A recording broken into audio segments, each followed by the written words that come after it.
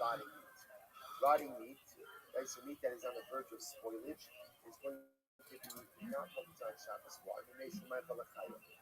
Feed it to a chayah, to an animal. What about liquid that was kept covered overnight?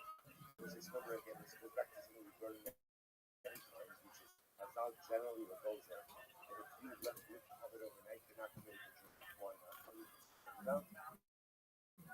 Turns that I saw a snake after the wall, injected the venom into the uncovered water, so the uncovered liquid causes the health risk.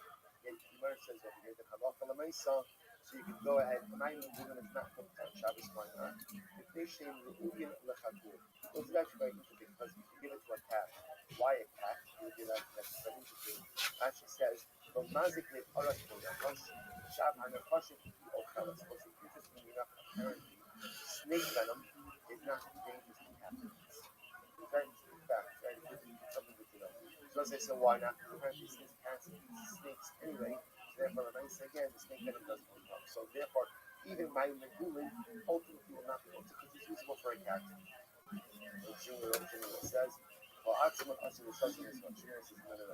you're not allowed to maintain uncovered liquid. Junior Shita is definitely mukta. The reason it's mukta is because you're not even allowed to keep your house such an uncovered liquid. What are we concerned about? We are concerned that one may come to make over the board, right before we come to it says we don't want to maintain that at all anywhere around your house.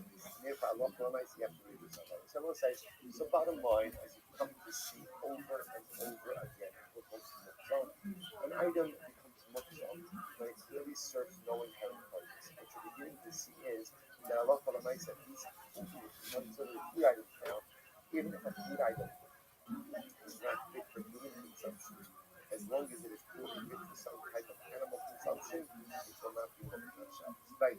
Kofet Mishnah. Kofet is a solid next. Go ahead. You can go ahead and invert a utensil in front of chicks. So you actually have to remember this is where the chicks need to get into the coop. The problem is the entrance into this is too high. So what do you want to do? You want to take the utensil and turn it inverted. And the chicks have like a step to get into the coop. So the Mishnah doesn't convert it to us. What's up, baby? This is day 9 of Kabbalah. It sucks.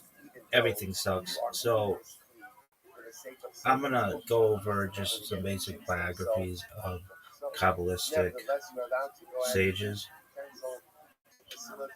Alright, so we got Rabbi Shimon Bar Yochai, the Rashbi, 2nd century Common Era, land of Israel. Rabbi Shimon Bar Yochai is traditionally regarded as the primary revealer of Zohar, the central text of Kabbalah. A student of Rabbi Akiva, he lived during the Roman persecution and famously hid in a cave for 13 years, immersed in Torah with his son, Rabbi Eliezer. Dude, we've got some questions about that. Core ideas attributed to him the inner structure of the divine Torah as a cosmic blueprint, the Shekinah as a divine presence in exile. His yahrzeit, Lag BaOmer, is celebrated as a day of spiritual illumination. That's the bonfire day. Early medieval precursors: Rabbi Isaac the Blind, Rav Yitzhak Sagi Nahor, 12th through 13th century, province. One of the first systematic radical Kabbalah. Blind from birth, he was seen as having experienced inner vision. Contributions: early articulation of the Sephardic system, concept of Ein Sof, the infinite beyond attributes. Influence on later Zoharic tradition. The Zoharic circle. Rabbi Moshe de Leon, 13th century Spain. Rabbi Moses de Leon is the historical redactor and disseminator of the Zohar. While tradition attributes authorship to Rashbi, scholars widely agree de Leon played a decisive role in compiling and transmitting it. Importance: he spread Kabbalah beyond small esoteric circles, established Aramaic mystical narrative as authoritative. Early Spanish Kabbalah. Rabbi Nachmanides, that's Ramban, 1194 to 1270 Spain. land in Israel. A towering figure in both Halakha and Kabbalah, Ramban embedded mystical interpretations directly into his Torah commentary, often subtly. His key ideas, hidden mystical teaching beneath Peshat, the land of Israel is metaphysically unique, divine providence at a cosmic level. Ramban is critical because he legitimized Kabbalah within mainstream Torah study.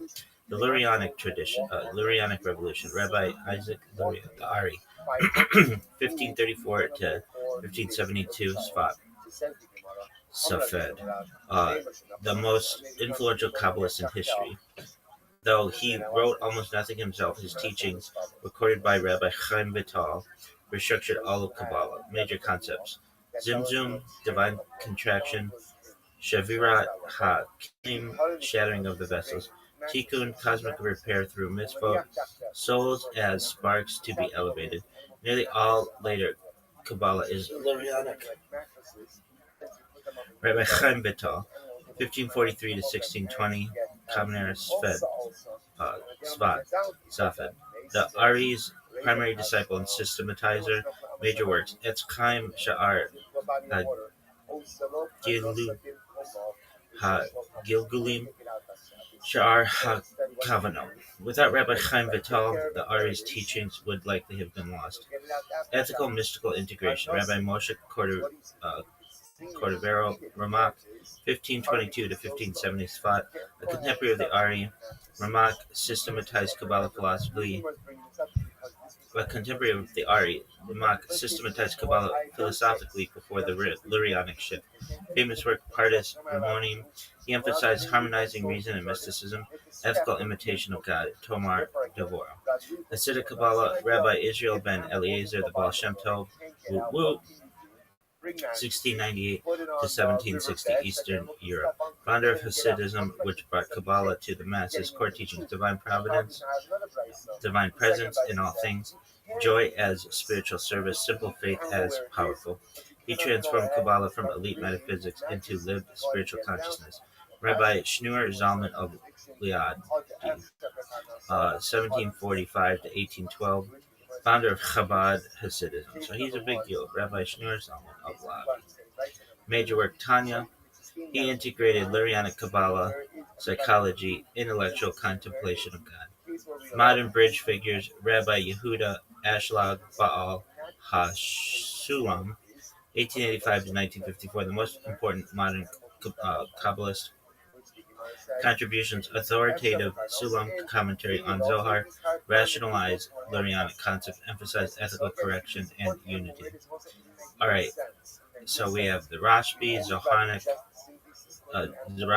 Zoharic revelation, Ramban, Isaac the Blind, early systematization, Ramak, philosophical structure, Ari Chaim Vital, Lurianic revolution, Baal Shem Tov, experiential mysticism, and Baal Sulam, modern accessibility. Now, let's get into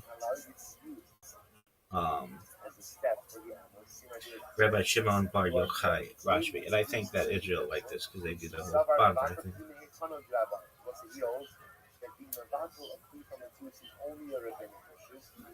Yo, dog, how did the Rashbi live in a cave for 13 years and then like had a child? I mean, like, where were they getting food? And did they like leave the cave, or did they stay in the cave for 13 whole years? And how do we get that bonfire in Israel during Lag BaOmer?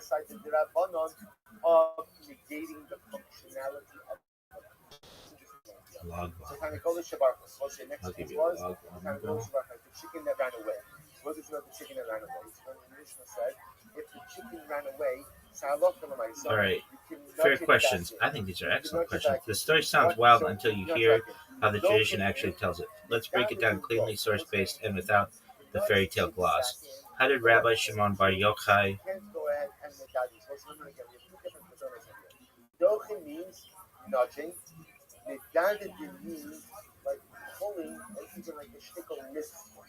So you see with the chicken, you could push it, let's say as opposed to, let's say, the calf It restarted. It's refresh. So, fair question. You basically ask how the Rashbi cave story actually works, not the Hallmark version. Here's the traditional account that makes Rashic logic and what's symbolic versus literal. First, who was in the cave? Rabbi Shimon Bar Yochai Rashbi and his son, Rabbi Eliezer, not his wife. The tradition is very clear: father and son only. Okay. How did they survive for 13 years? Food and water. According to Gemara Shabbat 33b, a carob tree miraculously grew at the cave entrance. A spring of water flowed nearby. They ate carob, very basic survival food, drank from the spring. Um, this is understood in two ways: literally miraculous or ascetic survival, sustained by divine providence. Either way, this is not presented as normal living conditions. It's deliberate withdrawal from the world. Did they ever leave the cave? Short answer: no, not socially, not normally. The tradition says they stayed in the cave continuously. They buried themselves in sand up to their necks to preserve clothing. They learned Torah all day, every day. Sideline, baby. There is a detail. Rashbi initially hid in the Beit Midrash, but once danger intensified, he and his son fled to the cave. The 13 years are usually counted as 12 years in hiding, one extra year after re-entry into society failed. So yes, they really stayed hidden the entire time. Wait, so how did he have a child if he was in the cave? He didn't. Rabbi Eliezer was already born before the cave episode. This is common confusion because the story is often told quickly. People assume 13 years must have had kids down there. No, the son was already grown enough to be a learning partner. Why didn't the Romans find them? The story assumes Roman patrols were active. Rashbi was under a death sentence. The cave location was hidden and divinely protected.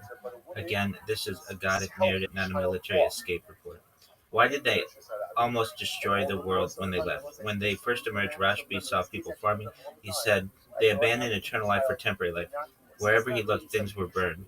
The Bat Kol, heavenly voice, said, did you come out to destroy my world? Return to your cave. That's why they went back one more year to relearn how to live among people. This is key. Pure mysticism without grounding is destructive. So what's Lag BaOmer actually about? Lag BaOmer is Rashbi's death day. Tradition says, on the day he died, he revealed the deepest secrets of the Torah. The Zohar calls it a great day of light. A day of great light. He told his students, this day is my joy. So it's not a mourning day, it's a celebration of illumination. It's a celebration, bitches. Alright, why the bonfires in Israel, Meron? The bonfires symbolize spiritual light, fire of Torah. The Zohar itself, often described as fiery wisdom, specifically at Meron, Rashbi's burial site. Fire represents the revelatory blaze of hidden wisdom. This is why no tachanun weddings are allowed. Haircuts for kids done there. Literal versus symbolic. How to read this correctly? Judaism is okay with both of us. Literal, a miraculous survival study. Literal, a miraculous survival story. Symbolic, cave, withdrawal from materiality. Karam, minimal physical sustenance. Fire, unfiltered divine truth. Re-entry, failure.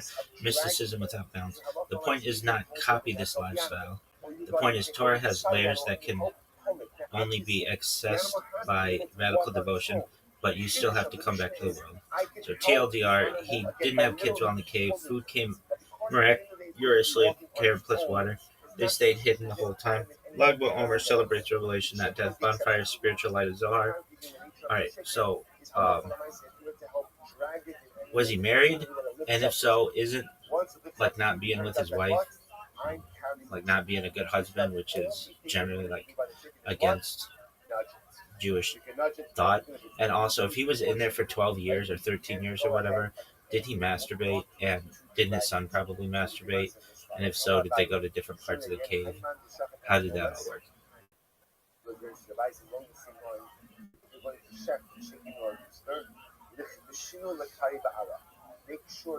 Maybe one on the covers. Good, you're asking serious ethical questions that, and Judaism actually, dude, this shit sucks. It refreshed again. Why does it refresh? Alright, serious ethical questions, and Judaism actually does address them, just not in graphic or voyeuristic ways. I'll answer this clearly, traditionally, and honestly without speculating beyond sources. Was Rabbi Shimon Bar Yochai married? Yes. Chazal clearly assumed Rashbi was married and had a family. So your instinct is right. Normally, separating from one's wife is not ideal in Jewish thought. So it wasn't hiding for 12 or 13 years a failure of a husband. Normally, yes. In this case, no. And here's why. Pikuah Nefesh, life-threatening danger. Rashbi was under Roman death sentence. Dog, I get all that. I fucking get all that. I connect with that more than anybody in the whole fucking world knows right now. Staying married in person was not an option. Jewish law allows and requires separation when a life is in danger. The alternative is execution or torture. The separation is not voluntary asceticism but coercion. This is comparable to prison war, hiding during persecution. It's tragic but not sinful. Dog, no one understands this more than I do. The whole fucking world, I understand this more than any motherfucker ever. What about marital obligations, Ona? Jewish law recognizes that owner obligations are suspended when fulfillment is impossible due to danger. The responsibility is not considered a moral failure. There is no criticism of Rashbi in any rabbinic source for this separation, which is very telling. I get that. Now, the sensitive question you ask, you're basically saying, how did you deal with sexual urges over this time? Here's the key point. Judaism does not speculate about this and deliberately avoids it. Well, I do, baby, and I'm Judaism. Not because it's taboo, but because the stories about Torah immersion and ascetic transcendence, private bodily struggles are not narrated. That's what you think. We do not invent sins or behaviors for Tzaddikim where no source is. There is no Talmudic, Midrashic, or Zoharic text describing sexual behavior in the cave, no hint of impropriety, no discussion of logistics like different parts of the cave. That silence is intentional. But is it realistic to think desire just disappeared? Traditional Jewish thought would say extreme Torah immersion, radical fasting, and simplicity, near total withdrawal from physicality can drastically reduce sexual drive. This is not presented as a model for everyone, only for rare individuals in extreme circumstances. The Torah weakens physical drive, Chazal multiple places. What about the son? Rabbi Elazar was not a child, was a Torah scholar and full learning partner. Is treated as an adult throughout the narrative. Judaism does not discuss private bodily matters about revered figures, especially when it serves no moral lesson. That's what you think. All right, important principle you're circling. You're touching on a real tension in Judaism. Judaism is not antibody, but allows rare moments of radical transcendence. Rashbi's cave life is not normative Judaism. That's why he fails on first reentry. He has to return to the cave. He ultimately learns compassion for ordinary life. The message is you can't live permanently at that level, and you're not supposed to. Why Judaism doesn't return into sexual speculation? Because Judaism teaches sexual holiness is private. Holiness does not equal curiosity about other people's bodies. Even Tzaddikim are not dissected for anatomy level details. That's what you think. That's not repression, it's dignity. Bottom line, yes, Rashbi was married. No, he is not viewed as a bad husband. The separation was forced and tragic, not chosen. Jewish sources do not discuss sexual behavior in the cave. The stories about Torah, danger, transcendence, and reintegration, not biology. Can you give me like a really good biography of this guy? And also, while he was gone for like 13 years, did his wife masturbate? And also, did he have any other kids aside from the other rabbi? And when they would go out to the cave, like I know they wouldn't leave the cave, but they had to leave it like a little bit to get to that tree, right? And to the stream. How did that all work? These are phenomenal questions. I can hear the Rebbe's note now. Rabbi, didn't his wife masturbate? I can give you a serious full biography and also answer logistical historical questions. For the sexual behavior speculation about masturbation, I need to set a boundary. Judaism itself does not discuss or speculate about that, and I won't invent or narrate sexual acts about named historical people. I will explain how Jewish sources understand the situation without going graphic or speculative. With that clear, here's a clean, traditional, high quality answer. Rabbi Shimon Bar Yochai, Rashbi, a proper biography, historical setting, 2nd century, common era, Roman occupied Judea. This was one of the most brutal periods in Jewish history. Torah studies out loud, rabbis executed publicly, Rabbi Akiva, Rashbi's teachers, martyred. Rashbi was not a mystic living in calm times. He was a persecuted revolutionary Torah figure. His teachers and stature. Primary student was Rabbi. He was a primary student of Rabbi Akiva, member of the Tanaic elite, quoted dozens of times in Mishnah and Midrash. Before the cave story, he was already a halakhic authority, a public teacher, a sharp critic of Roman rule.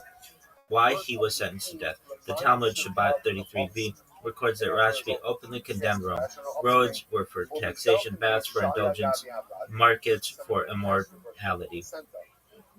This was political sedition, not theology. A death sentence followed. Marriage and family. Yes, he was married. His wife actively supported his escape. She brought food at first. His son Rabbi Eleazar was already alive and old enough to learn. Other children. There's no reliable source naming additional children. Rabbinic literature often mentions only one child, and that child is the spiritual successor.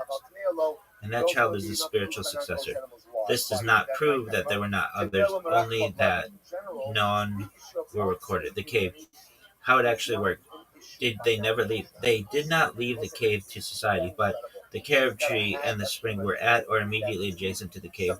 Think cave mouth, tree, water, all within concealment. No traveling, no exposure, no re-entry into civilization. This is not inconsistent with the text. Clothing issue.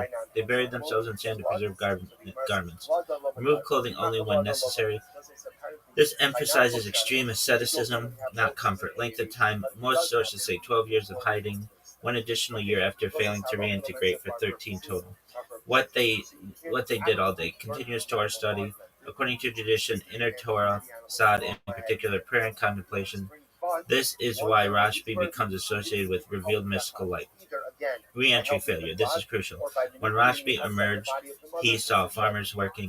His intense spiritual gaze burned the mundane world. A heavenly voice rebuked him. This is Judaism openly saying extreme holiness without human grounding is dangerous. That's why he goes back one more year. Lag BaOmer and Meron. Rashbi dies on Lag BaOmer. Tradition says he revealed his deepest teachings that day. Fire symbolizes revelation, Zoharic light, uncontrolled spiritual truth. Meron becomes the site because it's his burial place. His students preserve the location. Pilgrimage developed organically over centuries. Now, the question you asked that Judaism doesn't narrate about sexual behavior, him, his wife, or his son. Jewish sources do not describe, do not speculate, do not narrate private sexual acts of named individuals. This is deliberate. The tradition treats sexual life as private, absence due to danger as tragic but blameless, extreme Torah immersion as diminishing physical drives. There is no textual basis to say that anyone masturbated, that anyone didn't. The logistics were arranged around that. So Judaism refuses the question itself, not because it's a shame, but because it's not the point of the story. Why that sounds Spanish. Rashbi's story is about persecution, Torah survival, mystical intensity, the danger of spiritual extremism, returning to human life with compassion. It's not a model for marriage, not a model for sexuality, and not meant to be anatomized.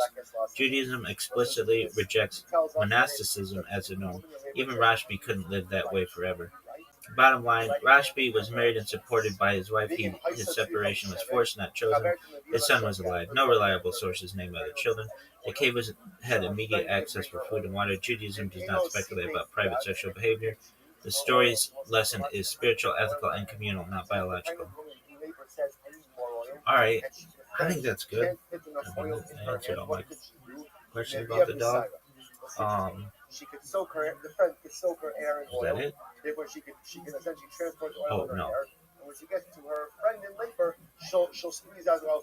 If they were in a cave, wasn't it like really dark? How could they learn Torah? And where did they poop and pee and stuff? These are good questions. These are fair practical questions, and Chazal actually give us enough clues to answer them without getting crude or speculative. I'll keep this grounded, realistic, and within traditional boundaries. Wasn't a cave dark?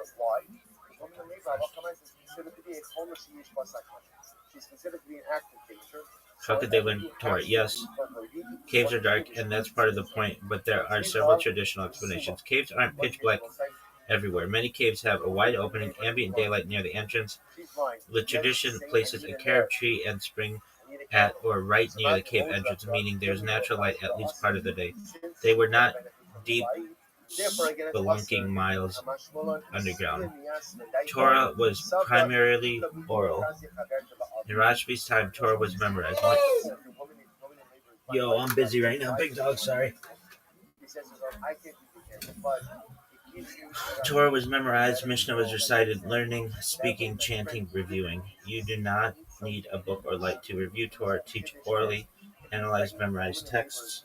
This is huge and often forgotten. Midrashic mystical explanation. Some sources, especially later ones, say they were sustained by divine illumination. Torah itself is called or, light. This is not physics, it's saying their learning did not depend on normal conditions. Judaism is comfortable with both a natural and miraculous reading at once. Okay, but what about basically bodily needs, bathroom hygiene, etc.? Judaism does not give graphic descriptions, but it does assume basic human reality. What can we say responsibly? The cave was in an isolated natural area and had access to sand, earth, and water. They were not in a sealed box. People in antiquity relieved themselves outdoors, buried waste, used water or sand for cleanliness. This is how everyone lived, not something unique or scandalous. The Gemara mentioning that they buried themselves in sand already tells you sand and earth were plentiful. They understood bodily maintenance. Nothing magical or unnatural is implied. Why doesn't the Talmud spell this out? Because Judaism assumes adults understand how humans function. There is no moral or spiritual lesson in detail yet. Chazal only narrate what teaches something. Bathroom logistics teach nothing about persecution, Torah survival, spiritual balance, returning to society, so they're omitted, not ignored. Were they uncomfortable? Yes, intentionally. The cave is meant to be harsh, minimal, unlivable long term. This is why Rashbi fails on first entry. A heavenly voice rebukes him. He must relearn how to live among people. Judaism is explicitly saying this level of withdrawal is not normal, not healthy long term, and not a model. Big picture, why the story survives. The story is preserved because it teaches Torah can survive even under persecution. Spiritual intensity without compassion is dangerous. You must return to the world, not escape it. Light without vessels burns, not because it teaches cave survival techniques. TLDR, caves have usable daylight near entrances. Torah learning was oral and memorized. Basic bodily needs were handled the normal ancient way. Chazal omit details that teach nothing. The discomfort is part of the message and not a flaw in the story. Alright, that's good. You're fine. Go fuck yourself.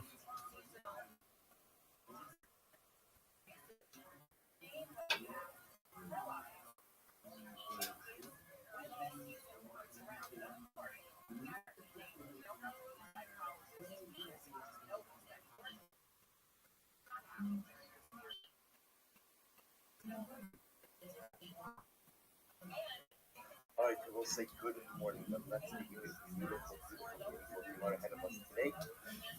Oh, dog, I it want to didn't change the name. our sponsors. Dog, it didn't change the name. What WTF? Sucks. This athleticism, though. Thank our week of learning sponsors as reinforcement to dedicated student foundation of the Irish mother, Faith of Ashwan, Avron and Gali Elbaum, the furniture of 37th yard site from Avron's grandmother Rose Lerner, Basil Bas Hanot, and the Barrett of the Revolution of Sarah Bas Basil, Shraga Moshe, and thank the same company for dedicating 9 days of learning with the program of Shemot, every hour of the precious Shabbos. There is very hard for us to help them in America, our Talmud Shabbos HaBeravia, with that, let us discover when we ended up yesterday with the beautiful Agata that was actually going to take us through a good part of the Talmud today with the beautiful idea that Kivar speaks about, actually the heartbreaking idea, that in this pre-Messianic era, Torah is going to be forgotten. Torah is going to be forgotten. It's Kilorav Lalachem Konotsolamayim Mishloa as Shem again. So we left off to the Gemara gave an example. What is this person if you forgot? So the Gemara gave an example of a woman who baked a loaf of bread, a loaf of bread in a tummy oven, and she's going to go to the base medrash and she's going to say what's the status of the loaf. And the Gemara started saying what's the shot of it? That's a pasuk, right? That's a commercial pasuk. Rabbi said if you bake a loaf of bread, sugar bread, in a tummy oven, then of course the loaf is going to be tummy. To which the Gemara says, Magic City, so the Gemara says, Ella, we're actually picking up, it's 2, 4, 6, 8, 9 lines up from the bottom on Koflam Kassim, page 132. Says the Gemara, Ella, Leida in Rishona, Ibn Shnia. So the Gemara says, that he made him, what's going to happen? She showed you this base measure. Everybody knows that the loaf is coming. So what's a Shaila? Is the loaf a Rishon or is the loaf a Sheni L'Tumah? So her Shaila is in the level of Tumah that it has. Is it a Rishon? No, is it a Sheni? Third, the Gemara says, Hanami Mastisani, but that's also an exclusive halacha. It is not. A sheret is insertion into the tanur. So if you find the sheret inside of an oven, Kapash Shabasok Oshniya, the bread inside of it is a Sheni, Shat Hanur Tila. Because ultimately, again, the oven is a Rishon. So if you have a Rishon, the loaf becomes a Sheni. What's there to talk about? So the Gemara says, Start the Luhu Hada Amalei Rav Adar Aval Rabba. Lechsi Haitanur Kiman Deval Tuma, Bikamed Has Mishona. So the Gemara says, Shaila is as follows. What's a technical level?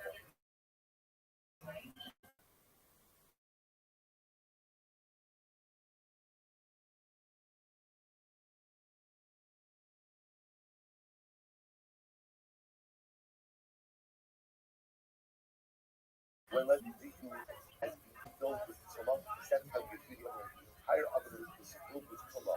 And therefore it's as if the Davar had come in touching the loaf itself, in which case the loaf itself becomes a Rishon or not. No, we don't say that it's the entire oven as well.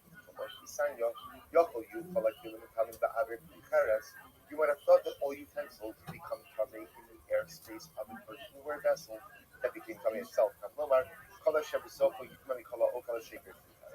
It is only food that becomes tummy in the airspace of a Kufaris, an earthenware vessel that itself is tummy, and not a utensils. So let's say, the point is, make sure people know.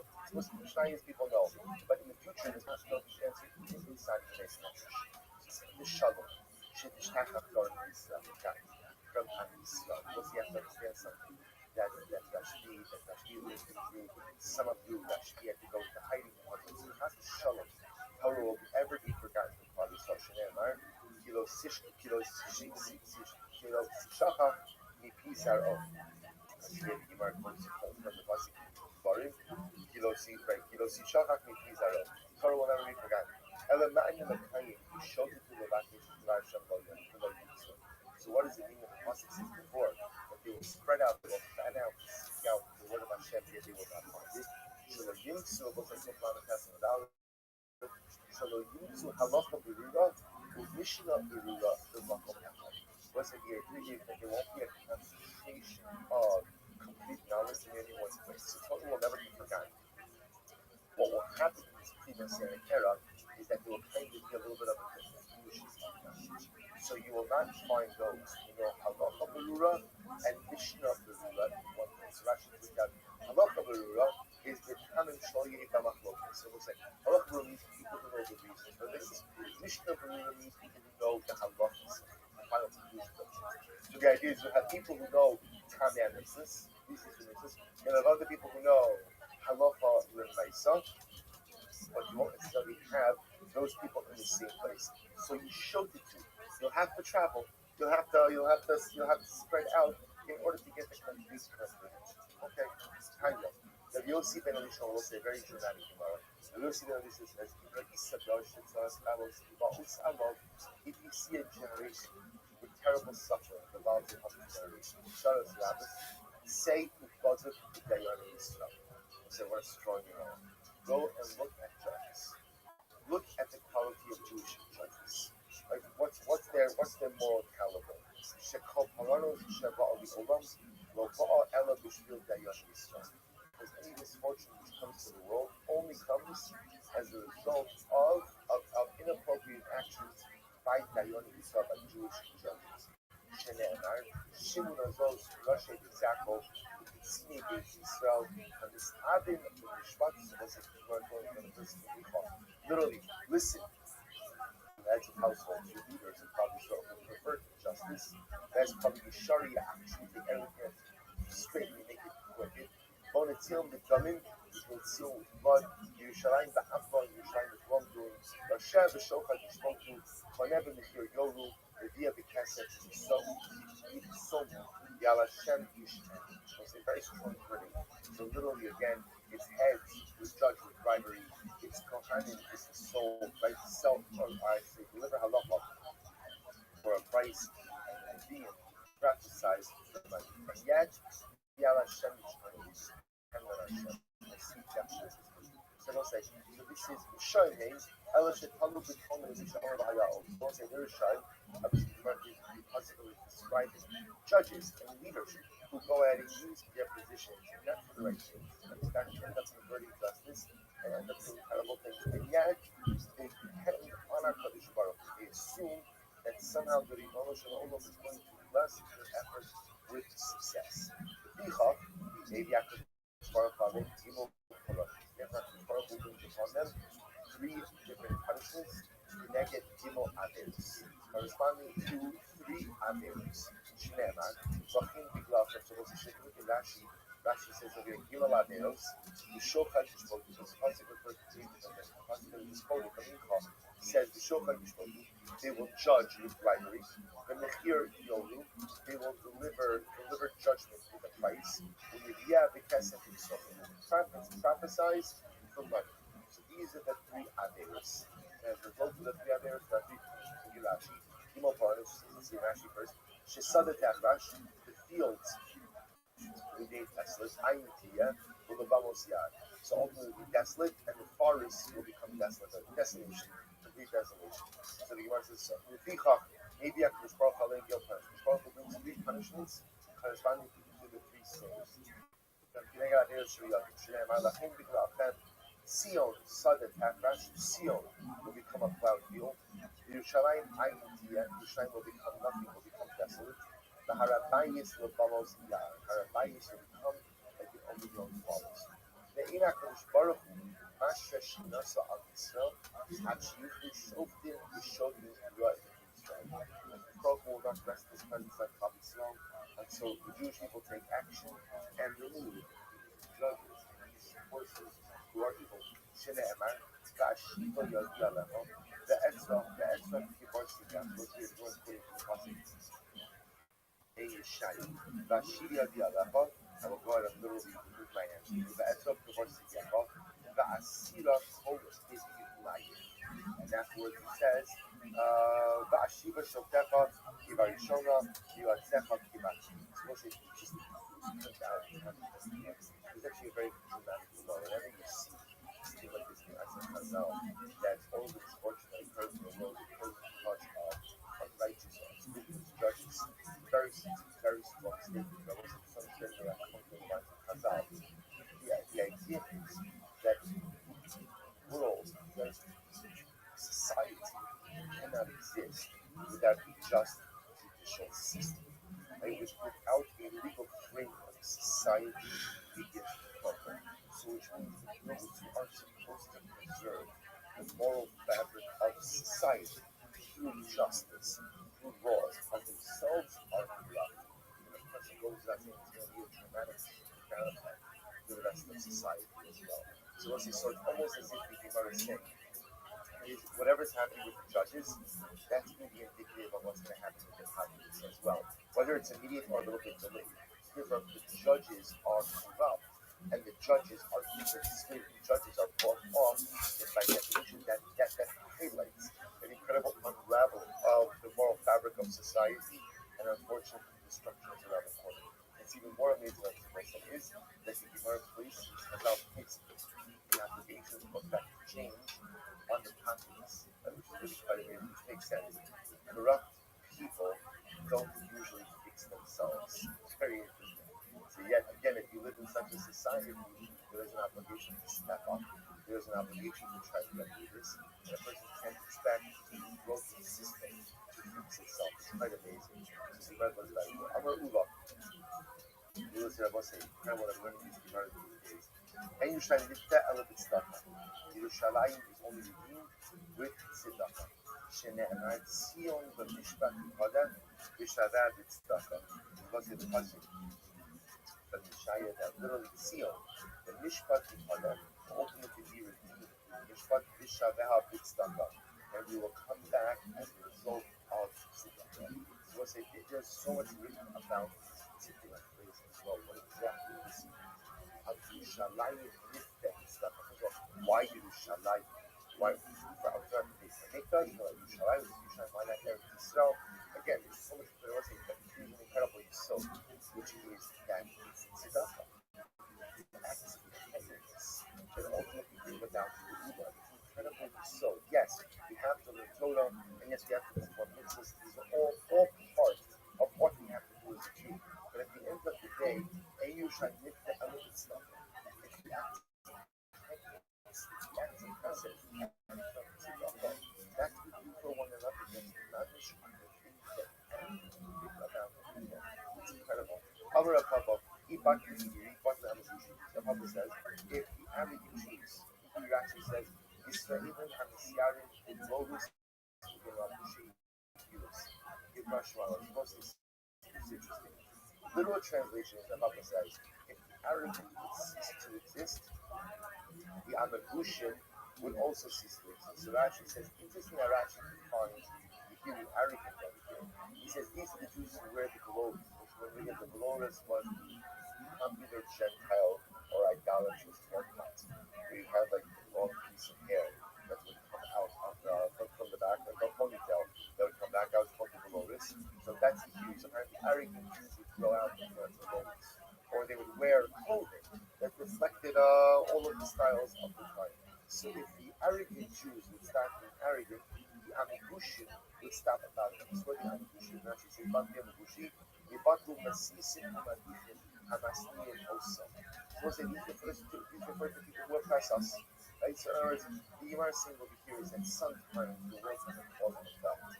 That when the Jew becomes too arrogant, the Torah creates force back on the arrogance in order to go ahead and reinstate a sense of humility. So if the arrogance stops, then by definition, the counter force would stop as well. Similarly, when corrupt judges would stop to operate, Badly is Zirafi. Zirafi also good in Zirafi. Actually says over here.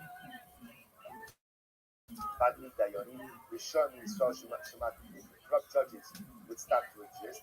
And Badly Zirafi, no Kshe Shoti Avodikul Havi. So these were Gentile officers who were very impressive in the enforcement of the law. So again, if there wouldn't be corrupt Jewish judges, you would not suffer oppression at the hands of the Gentile legal system. So the idea of it's always this cause and effect. There are things that happen that undermine the fabric of society, like arrogance, like corrupt judges. So Ishmael creates countermeasures to push us back. So again, if we don't want the countermeasures, then stop with the arrogance and stop with the corrupt judges. Keep on being here, but the Amagosh, how do you notice that the here of you? The arrogance stops, so the Amagushim will stop as well. You see, the Etzot Kibar Sigar. He bought the Dayani partly did Siraf, Sid, Hesi Hashem, Ishmatecha, Ne Oizacha. Amar Rabbi Nidoi, Yishum Roswell Shem. Right to Amar, what's the meaning of the following passage? So the Quran was putting the passage from Yishaya. Shabra Hashem Mata Yishoim, Shevet Moshe. What does this mean? Who went ahead and literally broke the staff of Yishoim, Shevet Moshe, the staff of the rulers. Shabra Hashem Mata Yishoim was from who broke the staff of Yishoim. Elu Hadayonim, Shenase Makam Hazanim. These are the judges who become ultimately a staff to their chazanim, to their overseers. So say what this means as follows: that sometimes the judge is bought off, right? judge's bride. So then what happens? The judge becomes a staff in the hand of he who bribed the judge. Right? I bribed the judge, I'm going to get what I want. Now the judge becomes the staff in my hand to execute judgment in the way that I want. Shevet Moshe, let's go to Shevet Moshe. Elu Talmidei Chacham Mishmos Hashem Mishpachas Harei. What's it? These are Talmidei Chachamim that are in the family of Dayan. Now what does this mean? Take a look at that for just a moment. That's the Shevet Moshe. Makel Egofim Moshe. Dayan Mishal. שתלמידי חמשים שתוסיהם להם, ומקל ולאגרוף שעל ידי הם מהמדרש. So what happened? How did these corrupt judges get into power at times? They had Torah scholars in their families. And again, people assume that because they had Torah scholars in their family, therefore again, the judge was pious as well. And even when the Torah scholars saw that the judge was doing something wrong, the Ma'aseh, they didn't say anything. So the Talmidei Chachamim enabled the judges to operate in an inappropriate way. What's this something as well, which is, even if you're not committing the Avera, but you're enabling that, that's problematic. But becoming an enabler, from someone's wrongful activity, comes with liability and culpability as well.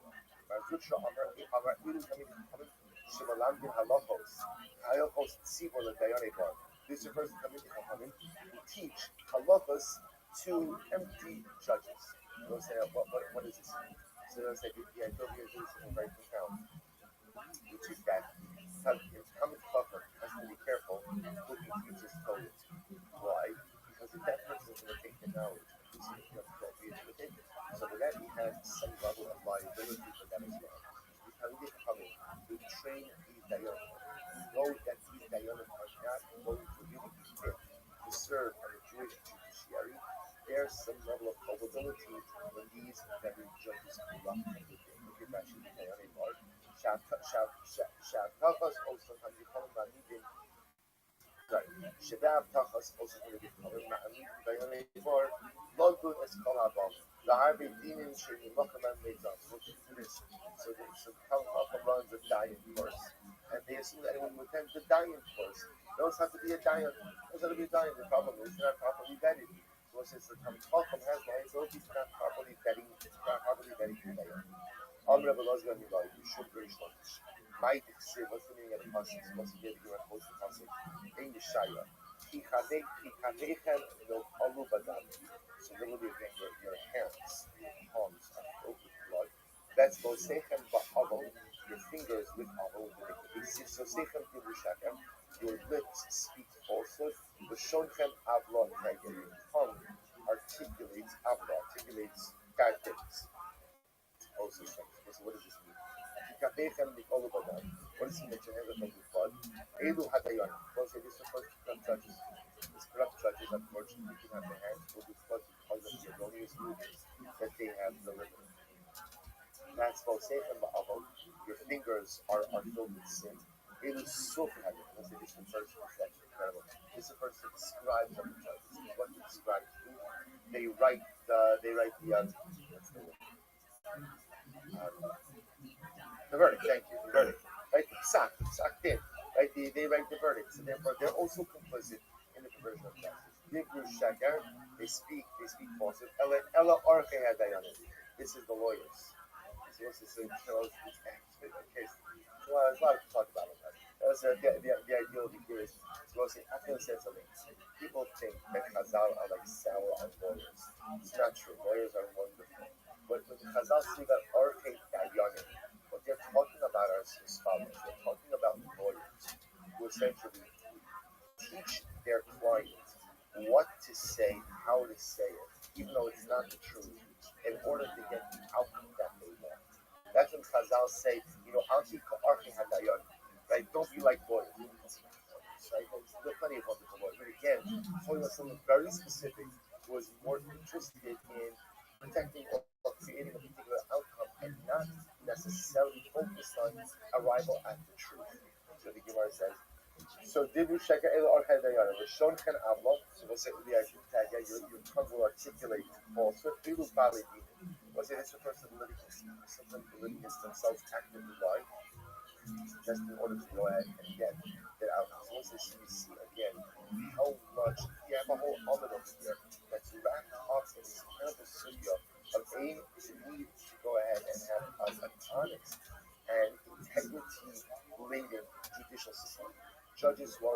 decision. But I will say it's not just the appropriate judges, it's the judges, it's the lawyers, and it's the litigators.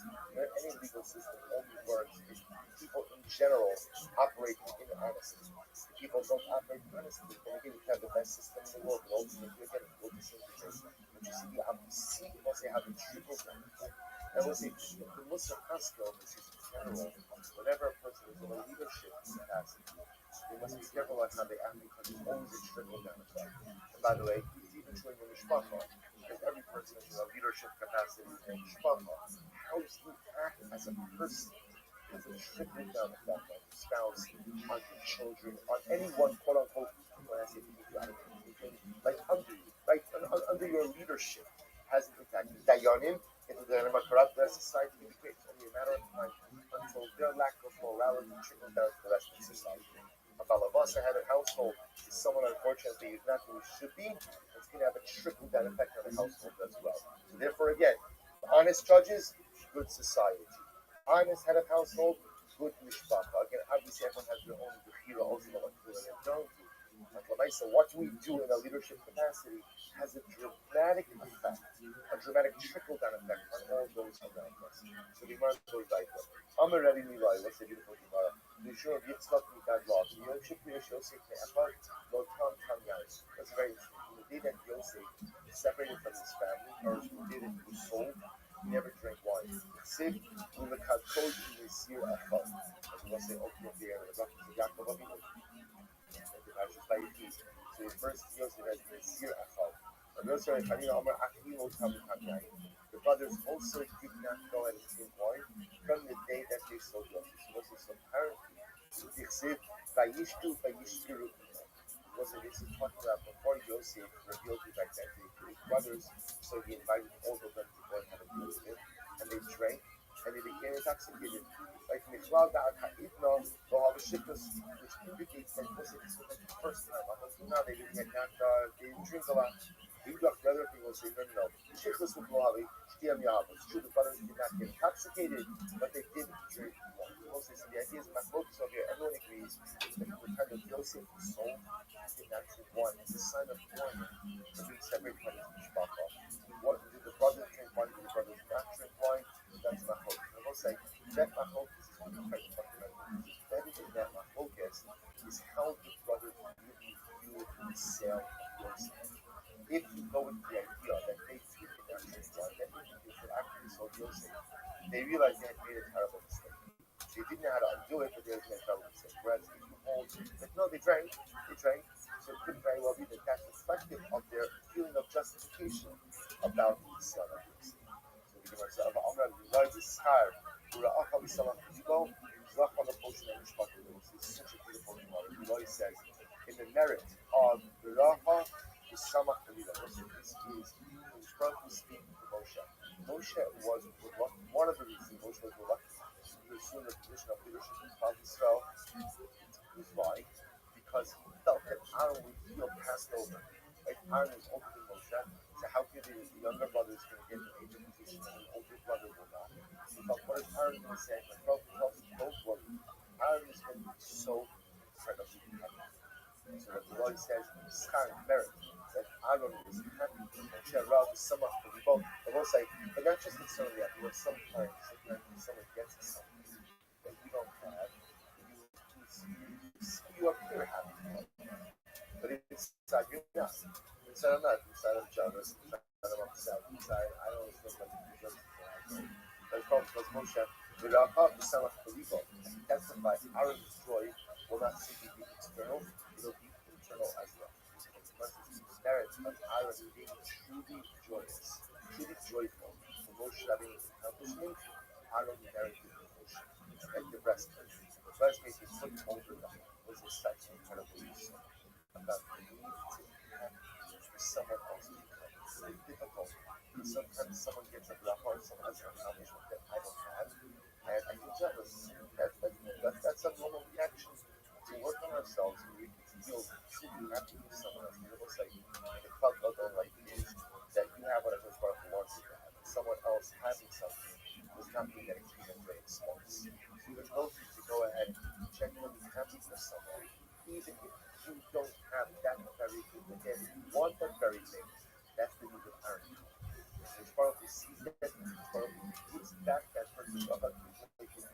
Aaron was happy, so Aaron gets the first.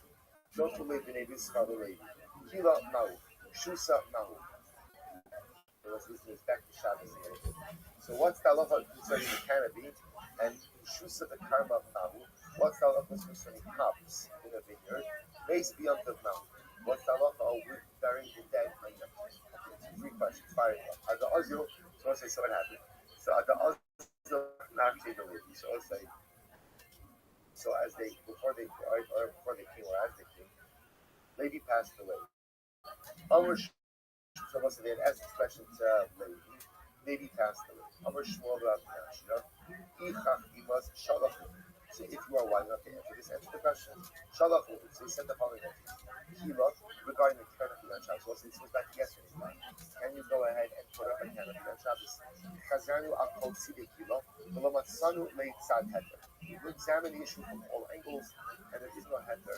There is no permissibility to put up a canopy on Shabbos. Really? The Lishtak will be run by a Tesco. Let's say that's not true. Run by order of what you run by a Tesco say yesterday. Run by a Tesco said that you can put up a canopy as long as one. You attach part of it before Shabbos. As long as you attach part of it before Shabbos, you can just pull down on the rest of it and it spreads out. You can do that on Shabbos. So why not give that Eitzah? To which the answer is Isha Inan B'nei Torah. You know, sometimes the people of B'nei Yisrael were not B'nei Torah. So therefore, again, Shmuel was very concerned. Shmuel was actually very concerned to give them a heter because he felt that they would exploit the heter. Shusa b'karma. So here, Ruva, the Lishvachim. So let's say, listen to this. So let's say they're asking now a Kilayim question. So let's say, so the Shaila was, Kilayim, I'm sorry, Shusa hops, are hops considered to be a type of vegetable? If it's a type of vegetable, then it's subject to Kilayim. If it's, however, something that grows considered to be a tree-growing item, it's not subject to Kilayim. So the Gemara says, the Lishlach will be very careful. So why don't you go ahead and send it, then the answer that we have on whatever we have. So the Sanya, he shows, when it comes to the house, the Karpan Omer and Kilayim Bekarem. The Karpan says, you're not subject to Kilayim. The Chum say Kilayim Bekarem. The Kaimel, and I will say generally the same. Chalamekil Ba'aretz, Halakha Limol. So we'll put Ba'aretz in general, but the Halakha by Kilayim is that whoever who's Meko, right, whoever is Meko, so although we might not ask that in Eretz Yisrael, when it comes to Kilayim, Putzla, Aretz, we always ask in like the Meko opinion. So once again, discuss with Aretz, tell them the halachas are going to be calculated, that Kilayim, that house, Kishos are not subject to Kilayim, but we should not remain to it. Was that again, apparently we begin to see that Shmuel of Nashu were very concerned that apparently people of the start were not going to Torah. Right? So they weren't particularly religious individuals. They were concerned that if we give them a head, if we give them a leniency, they will exploit that leniency in appropriate ways. Machis, the violent instructions of the Karma, so Rabbi used to ask the following. Whoever wants to sow hops in a vineyard, Lizra, should go ahead and do so. No problem. I was supposed to Rabbi was saying hops essentially are treated like the item that grows from a tree. As such, there is no issue of your life. Rav Amram Chasida Mandida. Rav Amram Chasida, if somebody would plant hops in a vineyard, he would increase the mountains. Rav Sharshia, Yoav Leikut, the Latino Pnachli Vizarli. Sharshia wouldn't do it himself, but what? He would give a pruta to a Gentile child and ask the child to plant the hops in the vineyard. I believe in the Latino Israel. Or why not go give the pruta to a Jewish child? I'll see them this one. Because there was a concern that obviously Rabbi Sharshia felt that a Jew shouldn't do this himself, but you can have it done through a guide. So the problem is if you begin to use a Jewish child to do this, the Jewish child may come to do this even when he reaches the age of adulthood. I believe he made the Godel Machli. Why not go ahead and give it? So why not give it to a Gentile child? Why not give it to a Gentile adult to do it? I'll see that who they be Israel. Ultimately, again, you may come to confuse an adult Gentile with an adult Jew. But I see they come to confuse them, and therefore may come to end up using an adult Jew. You want to say mace? Well, so what about a mace? What do you do? Well, it's very important to them. So the Gemara says, Shalach lo mace lo yisasku bei lo yulan lo arman lo yofishon lo yofishon. So they said to the people of the Discard, a mace You should not go and bury the dead. No one should go and deal with the body. Not a Jew, not a non-Jew, not on the first day of the, not on the second day of the. Is that true? Meaning, there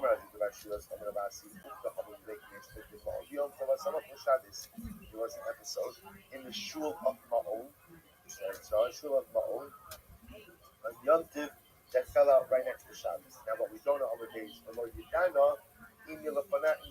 what's that? Here's what I know. Someone died. Someone died on Yom Tiv. Now, what they're not sure about the story is, was Yom Tiv on Friday or was Yom Tiv on Sunday? It wasn't exactly clear. And I will say what happened. Asul Karim Rabbi Yochanan Amalahu is Asku Beit Anam. And Rabbi Yochanan said you can have non-Jews bury the mace. You can have non-Jews bury the mace in this type of situation. Actually says, "Well, you can't even know if I have. Yom Tiv bar Shabbos Yis Bolayo. Only Pnei Shlo Yuchul is Asik Bol Makar if you recall the idea." So again, what we're not sure about is very exactly Yom Tiv fell out. But what we do know is that at the end of the day, they allowed for non-Jews to go ahead and bury the mace. But Rava said as follows: Mace beyond the Rishon is Asku Bo Amin.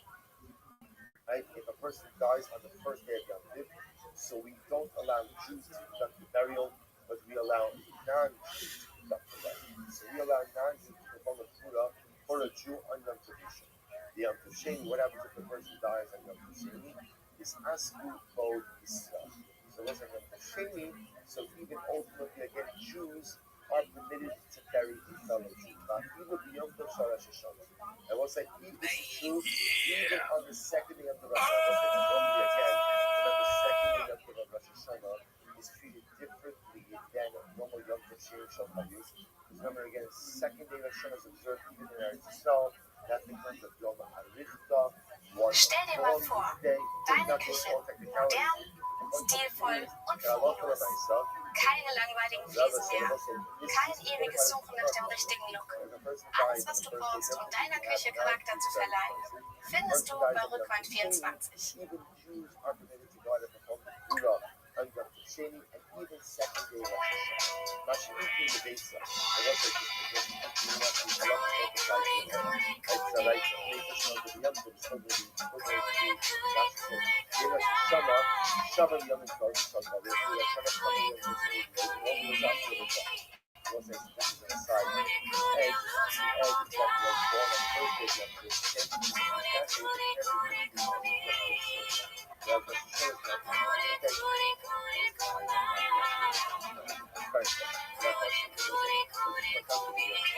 was like, this are asking, what do you do with the base of Yom?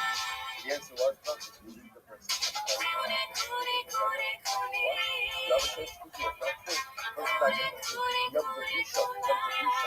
Gentiles could go and catch the burial.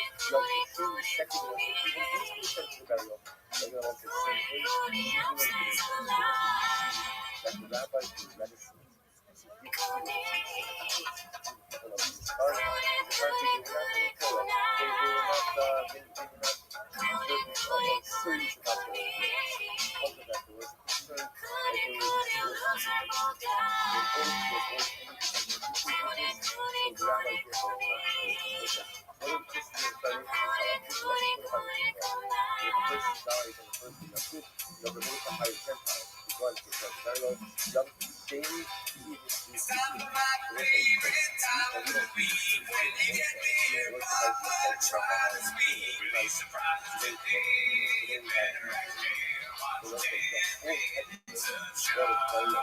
Welcome back to 10 Minutes of Shop. Thanks for tuning in. As always, join the Patreon, join the Discord, join the Reddit. This week's episode on Patreon was us chopping it up about comedy in general. But in the past, we have done recently. What have we done, Gerardo? Nate Jackson. Yeah, Nate Jackson. It's never funny or was always funny. Super funny. Super funny. We did last week. Joe DeRosa, right? And that had a long title. Yeah. I didn't promise you a rose garden. I didn't promise you a rose garden. Should abbreviate that. I'm not quick enough to know what the abbreviation is. Can you do it? IDP. I don't even know if that's right. IDP YRG. But again, Okay, good. I think conventional practice. Anyways, that's not why they're here.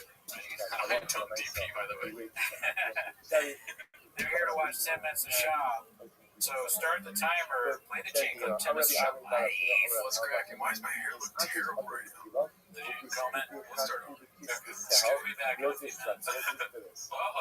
Rosa Alarcon in the chat. Gerdo's mom. See how you say my name right first? That's how I know it's not real, dude. Jerry, your girls give gender fluid energy. All right, we can stop the show here, dude. Brush your hair. Okay, so let's see. I'm not gonna lie, guys. Not a lot of crazy cool comments for 2 weeks, dude. Isn't that crazy? 2 weeks On change, you mean? Yeah. Well, like I said before the podcast started, you got to make nothing out of something. Oh yeah, you're right. But you're talking about the length of my penis then. Let's see here. Pause. I pray to God it's all plugged in. I don't think everything's plugged in. Let's see. It is plugged in. Okay, good. There you go. See, dude. The team, the first time the team did something right, you know what I mean? We got to thank the team. Let's see. Guys, something that I want to say. Oh, I didn't even read the title. My bad. I've gotten 4 hours of sleep, y'all. Renato Moicano, 10-7 Papa's comedy special posted by Khabib Time.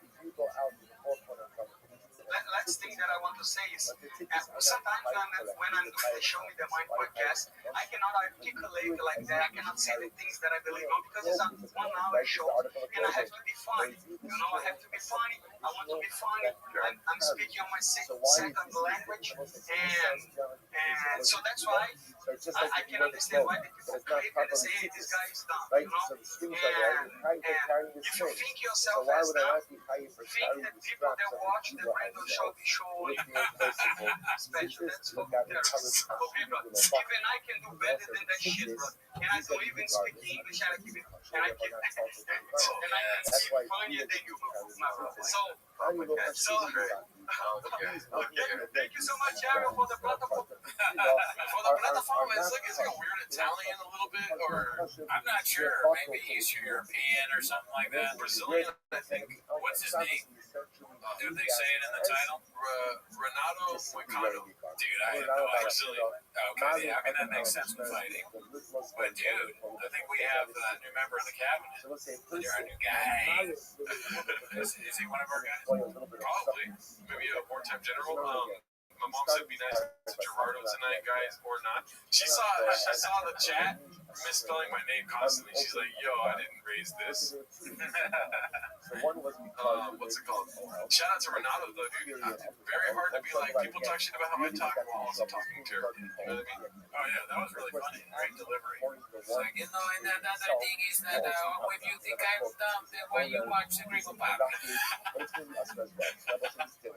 Esa mía, Renato Moicano, I am a Brazilian. It's funny, it doesn't sound like the Brazilian accent that I'm used to. It sounds more like, I guess I kind of make it sound more British, but it sounds more British to me. Brendan Chappies of my wife. Or Italian Once for it's it. there, to go If ahead. you don't like my show, you're my wife. Alright, let's go to the next one. Not a lot of, dude, the daddy's number thing really took over Change Put it there. for the month. Oh yeah, that was good. So we're just going through a lot of daddy's number stuff. I give you your daddy's number. Let me know when that gets annoying, Jack, because I feel like I'm a lot. It is done. Mom, don't ask questions that you don't want the answers to, okay? You're gonna say something about squirrels. Baseball bat, this is my hobby. What did you just say? All right. This is young people. I'm not allowed to put up a Orange sticker poppy. on the I like opening the of the barrel. Brazilian poppy. I think that's But I'm manly gonna or put something. them Yeah, reject that's it. good. Me and So I DC said, you were know what? hosting that, I'm so putting up a show sticker, right now. but I'm not Super using Bowl. this thing. Why? I want to Just use it doesn't the whole stop at the time. Super Bowl, huh? Okay. Look at this. All this. Okay, here we go. Wear a damn helmet posted this one. What? Then I'm going to use it this Come on. So I said that's how I was. Whoever thought it'd be funny to have deleted in my daughter's Barbie I'm not tea putting time it there game, to say why. it's not a putting it shame there on for you, so I had to pomegranates. concern father. I and once That's care all about I want. pomegranates as well. Like, I'm young kids. during the Up week, for and it one made me to laugh, explain even the though I wine to my completely realization. didn't understand Oh, actually. what's So who going can tell on. about emoting? And But I also, said the that Graves works, was but flaring it up only as works it with is what? now. It's like It's it's actually, yeah. literally, A little bit. put Do you have common any? planets No, together. all you do is think right away. I mean, you live in 2025. Nothing's Not right. human shape. Oh, that's true. Okay, I thought you were saying, like, dude, you live in 2025. Can you get with it? Like, I don't. I'm so ready to be a douche. Should I tell him what I did before? Oh, yeah. That was, all right, this is crazy. I was going to save it Let's for say when again, I I do just want tweets, to which make is our one other here. show. Again, listen, But I might as well just fucking say it now. So I show up I want to make sure to that Gerardo's and I go, dude, check this out, man, check this out. And I took this water bottle, this cheap ass water bottle, and went, don't spit! Don't spit! Oh my God. And I was like, can you believe it makes that noise? And he looked at it and he was like, it has a straw, dude. Why are you holding it like that? It's like, what do you mean, dude? But again, if you want Yeah, to that's a straw, so what? You're like, you can just drink it like this. Whether you make it So I didn't know that. big year, Because there's a straw. Drink it like, you know, upside down. Dolphins I've been telling you guys for a long time. You didn't believe me. I'm no smarter than Papa is. This is Callan and I'm Papa, okay? Oh, be cool. Like, yeah, I'd rather be Chin, dude. I'd rather be Chin, Papa. There is no Callan. This is the shop show. Brandon. How many Brandons are there? Does it have another Brandon? Oh, the straw. Isn't it funny? I just can't. I'm so happy that I didn't do that at work. Could you imagine? I'm like all serious at work and then you go, don't spit it. I got a problem now. We got a water problem, bottle problem, y'all. The way that you walked up where you were like, I gotta show you the funniest thing of all time. And then you're like, I got a new water bottle. I'm like, wait, what about the funniest thing of all time? And then you go, and then you spit it all out. I spit it because it's laughing. I'm not gonna laugh this time, but it's pretty funny. It was pretty funny when I did it. No, it was. No, it is a louder noise than you think would come out of it. It's super loud, and it sounds now. I agree. It kind of sounds like a dolphin. So you chose to watch. Yeah, you chose to watch the show. My mom says it looks like a bottle of hamster drink out of it. Yeah, it's a cheap Target bottle. My girlfriend was like, I need a water bottle for it. And he had to go to a concert. So I bought it. She was like, just return it. I don't need it anymore. And I said, I'll keep it. Why not? Now I regret that. Well, at least you got this chick coming to you with the diddler, dude. Yeah. Therefore, again, I will say, drink it. It's good because for of that, my actions kind of stand on Alrighty, their own. this And is as long as from you got your Matan. simple Teamed like up by that, Matan, but hosted I by use Danny your Coffee. irrelevant. I can do Danny it Coffee, on too. On the flip side, Papa I promise I'll be will adding more say, stuff. for the case of the strainer, as the sound season putting the strainer on top of the narrative, what's your scene narrative? What am I doing? What am I doing? You're tweeting me out, bro. Dude, I know what you're fucking doing. I don't give a fuck about your UFC shit. I don't give a shit about your UFC bullshit. Well, that's what I used to be like. And now I'm not that way. Therefore, the thing about you says, But I'm fully on board with Matan now. He cracks me up. I don't watch it. I've never seen it. But when I do see it, it's pretty funny. Spinny's got some stuff. That kind of reminds me of the clips where I talk about violence in my DNA. The difference being I'm not serious. Right? Callan was doing like a bit serious bit, right? Shuttle brother to But it's, I mean, it's exactly. He's desperate. Callan's desperate. He's like, I'll show humility and acknowledge the times I was weird. Yeah, Shop's still holding on. He's like, no, I'm the best comedian. You guys just don't understand. Yeah, Shop is less versatile for sure. He's a little one note. Let's see what we got next. I'm telling you, I already did a little scroll down to get ready for the show. Not a lot of clips for the last 2 weeks. I wanted to ask you about this. Did you hear about Mark Beard talking shit about Rogan? Of course. You saw that? Like this week? Yeah, I saw. I mean, I watched the same shows you do. I heard American Redact talk about it. I listened to the Vulture pod. I watched Bad Friends. I went through the whole thing. And he said the same thing 3 or 4 times. But I enjoyed it. Oh, boy, he could say it 8 times. Yeah, I was running this out. I'm a numbers guy. I need 8 more times. And I watched, I'm a frequent watcher of the Matt Shades of podcast thing, of course. And towards the end of the Patreon episode, go ahead Matt and fix or these Shane things. was like, We'll oh, stop old here people for out there today. talking shit. We'll stop here. We'll pick up and we'll have a lot Yeah, tomorrow. and he But talked we'll pick up about with this that a little bit on the Vulture pod. He was like, and the Vulture guy who was like the little fucking, he's like, are you dressing like this on purpose? Like, are you trying to be a character? He looked like a meme on the internet where it's like, look at this guy, or whatever. But anyways, he cracked me up because he was like, and the people that consume this content, they like both sides. They like hearing both sides, like kind of like Shavish, but also we like Baron making fun of them, and we like the pushback too, like Shane calling them old. I'm like, yeah, that's both great. Both of you make fun of each other for my entertainment. I enjoy that. It does feel like the starting of a civil war. Yeah, bring it back, dude. The comedy civil war stopped, but did it really ever stop? No. We needed another Gettysburg. You know, ever heard of it? We need another Jim Brewer. It's getting funny now. That was the first attack, dude. That's such a good impersonation. Can you imagine there's about to be the war and like that's what the general is doing? Instead of the Braveheart speech, but they're just like so amped. Yeah. Because, oh, dude, Jim Brewer when he gets out there. Oh, shit.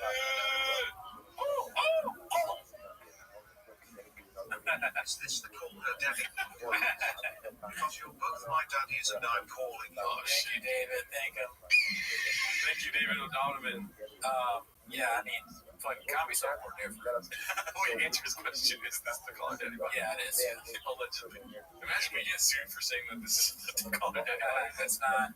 But I can see why you'd be confused by that because of the NSFW Discord that we do where everyone calls me daddy. But that's a rank of two things. Did you see Papa's new bit about slavery? It's as racist as you think. I haven't seen it yet.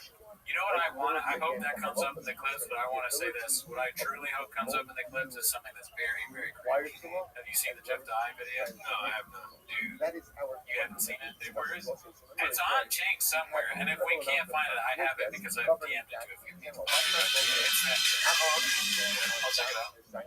Lord, I can't believe you're the only other one here. I think you should throw a party with me. Must be it. I moved into the party. You can call it the. Here's the thing, Mom. We'll get back to the CEOs thing real quick. I've only ever met people that are naked out of the that I don't like. Really? Except for Jerry Garcia, but he's a Jerry, which I don't like. right. And you've never met the one Gerardo.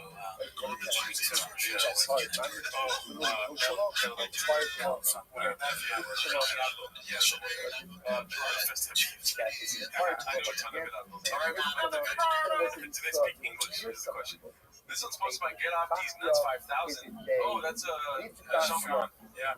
Okay, so that's why it's posts. Oh, and also, I got to text Sean. Sean, if you're listening, I would text you because, We forgot it. We should probably say that now. yeah, I should have said at the beginning. We are we're going to do a 24-hour Gringo Poppy Fest watch. What does that mean? That means we're going to watch the Gringo Poppy for 24 hours on stream. It's going to be, I think, the 20th. We'll have some guests. Of September. Yeah. Right? The 20th of a month. Who knows? But not 9:20. So, check into the stream with us. We're going to do that. It's unsafe and crazy, but we're doing it. And then we're going to have guests. So, probably Mark. We'll probably have Mark on, hopefully. And I was going to text Sean. I forgot to text him. But I'm going to try and see if we can be so honored to have him on. And then a few other people, probably Alan Strickland Williams. And then, I don't know, maybe another people we can reach out and see. Because we're going to be doing it for so long. We need multiple people that come. One thing for sure, I don't think Miguel will be here. No, Miguel doesn't like you guys still. And my mom will not be here, she'll never drive to LA. But yeah, mark your guys' calendars, 24 hours, September 20th. I put it in the chat. Screenshot it. Tell your wives. I don't think he has any interest in that. Okay, so this is Sean McCord posting this one. Have a tasty little dish before bedtime. Random question for you. You used to train with Brendan Schaub when he first started out, right? Yeah, but it was after he was tough. Didn't know him before that. So in other words, before that, he was a great guy, but you never met him, right? I don't know about great, but I met him after tough. talking about the Ultimate Fighter But beat. ultimately, Rashad Evans told me to ask you if it's. That's so funny. He's talking to somebody that does not understand the lingo. And he keeps going with it. Talking about Ultimate Fighter beat. That's good. Rashad Evans told me to ask you if it's true that Shab was so desperate to fit in at Jackson's that he gave himself cauliflower ear on one side with a pair of pliers, and that everyone at the gym knew he did it by the end of the week. No comment, lol. Come on, it's just between us and a few homeless cats, maybe a few P.F. Chang's boys. Are you drunk? Stay on topic. If you're asking me, did Shab come in the gym one day with a swollen ear and 6 to 8 parallel scratches on it that were obviously made while using a pair of pliers to give himself cauliflower ear, then I have to plead the fifth. Did Rashad remember it the same way? He told me to ask Jay and you. Also, he wanted me to ask how's Pop. What's the nature of your attraction? To a normal person. Yeah, like Pop. It's so funny. I mean, it doesn't show the person that he's messaging. You know, he's never gonna dox them. Yeah, dude. I mean, Or Sean is he's or very perhaps funny with the shop lingo and text. He talks to his family like that. You coming to dinner? What are we doing here? It's all right. 6:30. LPJ 27. I think we're going to start. What is it called? I think we're going to start at like 9 a.m. Something like that. Yeah, we were thinking early in the morning. 9 a.m. to 9 a.m. 24-hour stream. This podcast is the most live thing I watch. Roll on the floor laughing. Alrighty. 9 a.m. Our time, Pacific Standard Time. Watch yourself, Ryan. I have violence in my DNA. The ChatGPT. I guess that could be a compliment. Yeah. Because I, you know, Let's just wait for it to read it. When I was a young boy, I was quite naughty, but then I matured and became a distinguished and well-respected British man.